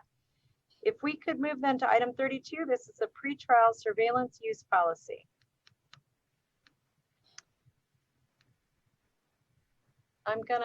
I don't know if we have anybody doing a report, but Supervisor Ceremonial, my belief is that this is on the agenda because our policy does not allow it to be put on consent. Madam Chair, yes, this one has just a little wrinkle in it that I think can be addressed by next week. So I'm just going to ask that we continue this one, item 32, until next week. Sorry about that, but it's the third bullet. Could you feel my glare? I did. It was singeing. I got it. But the third bullet point under paragraph number 8 in the proposed policy, which is about third-party data sharing, says the pretrial services may share GPS data with law enforcement and the prosecution if there's a risk to public safety, which sounds sensible enough on its surface, but doesn't indicate at all who gets to make that determination or what level of risk there might be. Clear and present danger, exigent circumstances, reasonable risk. So I think that's just a sentence that can be tweaked in the next week. I tried to get it done today and it just didn't happen, Madam Chair. So I'm going to move that we continue this one to next week to resolve that one issue. And then if you want, I'll take up item 33 right away. Thank you. Supervisor Wasserman. Thank you. I would ask that perhaps this item is put at the very beginning of the agenda of our next meeting. Out of kindness to the staff that waited. Yes. Well, you know what? I think that's fine, but it could also, oh yeah, it can't be on consent. Anyway, I hear you. We have and I'm so sorry, Mike, we're having a hard time. I think we're probably, I'm having a hard time hearing you. We have a motion from Supervisor Ceremonial to continue. We have a request from Supervisor Wasserman to put it early on the agenda. And then Mike, are you making a second to that motion? Sure. Okay, we have a motion and a second with a location preference on the agenda. Any more discussion on this item? Seeing none, I'm going to ask for a roll call vote. Supervisor Ellenberg. Yes. Supervisor Ceremonial. Ceremonial, aye. Supervisor Cortese. Aye. Vice President Wasserman. Aye. President Chavez. Yes, thank you. Item 33, I'm going to turn again to Supervisor Ceremonial. Thank you, Madam President. The recommended action has 4 possible action items listed. I am prepared to move approval of the 4 items, A, B, C, and D, under item 33 in the recommended action to adopt the findings, receive the surveillance impact report, approve the surveillance use policy, and approve the agreement. So we have a motion. Do we have a second from Supervisor Wasserman? Thank you for that. We have no public speakers. Is there any other discussion from the board? Seeing none, I'm going to ask for a roll call vote. Supervisor Ellenberg. Yes. Supervisor Ceremonial. Aye. Supervisor Cortese. Aye. Vice President Wasserman. Yes. President Chavez. Yes. And that passes unanimously. I'm now going to move to item 41, and this is to consider items that were removed from the consent calendar. To my knowledge, there were none removed. Correct. And I'm getting that confirmed from Supervisor Wasserman. Item 42, we are adjourned, everyone. Thank you to all of our team. You did a great job. A lot got done today. Good night. Thanks, everyone, and thanks to my colleagues for the thoughtful discussion. Good night.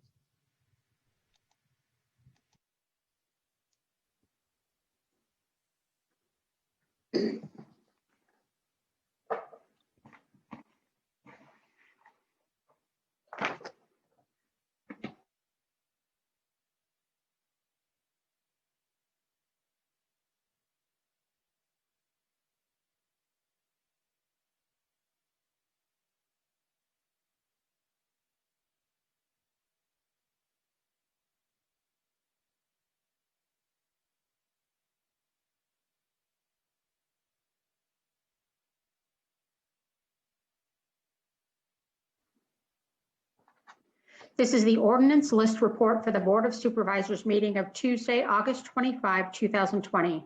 Item number 9, adopt ordinance number NS-1.200.373, amending Appendix I zoning of the County of Santa Clara Ordinance Code to add a new non-residential use classification, supplemental use regulations, and permitting requirements for industrial hemp operations as recommended by the Planning Commission. Item number 25, adopt urgency ordinance number NS-9.292 relating to amending and extending ordinance number NS-9.287 as extended by ordinance number NS-9.288 and amended by ordinance number NS-9.289 regarding a temporary moratorium on evictions resulting from the novel coronavirus emergency within Santa Clara County and declaring urgency thereof. The adoption of this ordinance is exempt from the California Environmental Quality Act pursuant to sections 15060 C2 and 15378 of the CEQA guidelines. Item number 50, introduction and preliminary adoption of salary ordinance number NS-5.21.14, amending Santa Clara County salary ordinance number NS-5.21 relating to compensation of employees, revising footnote 232 to authorize a differential of 2% of the assistant chief appraiser, assistant chief auditor dash appraiser, and assistant chief of assessments standards, services, and exemption division classifications in the office of the assessor when in possession of a valid State Board of Equalization advanced property tax appraisal certificate. Item number 51, introduction and preliminary adoption of salary ordinance number NS-5.21.13, amending Santa Clara County salary ordinance number NS-5.21 relating to compensation of employees, amending the salary schedule to increase the salaries of various represented and unrepresented classifications. Item number 53, introduction and preliminary adoption of salary ordinance number NS-5.21.17, amending Santa Clara County salary ordinance number NS-5.21 relating to compensation of employees, adjusting salaries for classifications represented by the Santa Clara County Government Attorneys Association, providing for a 3% general wage increase.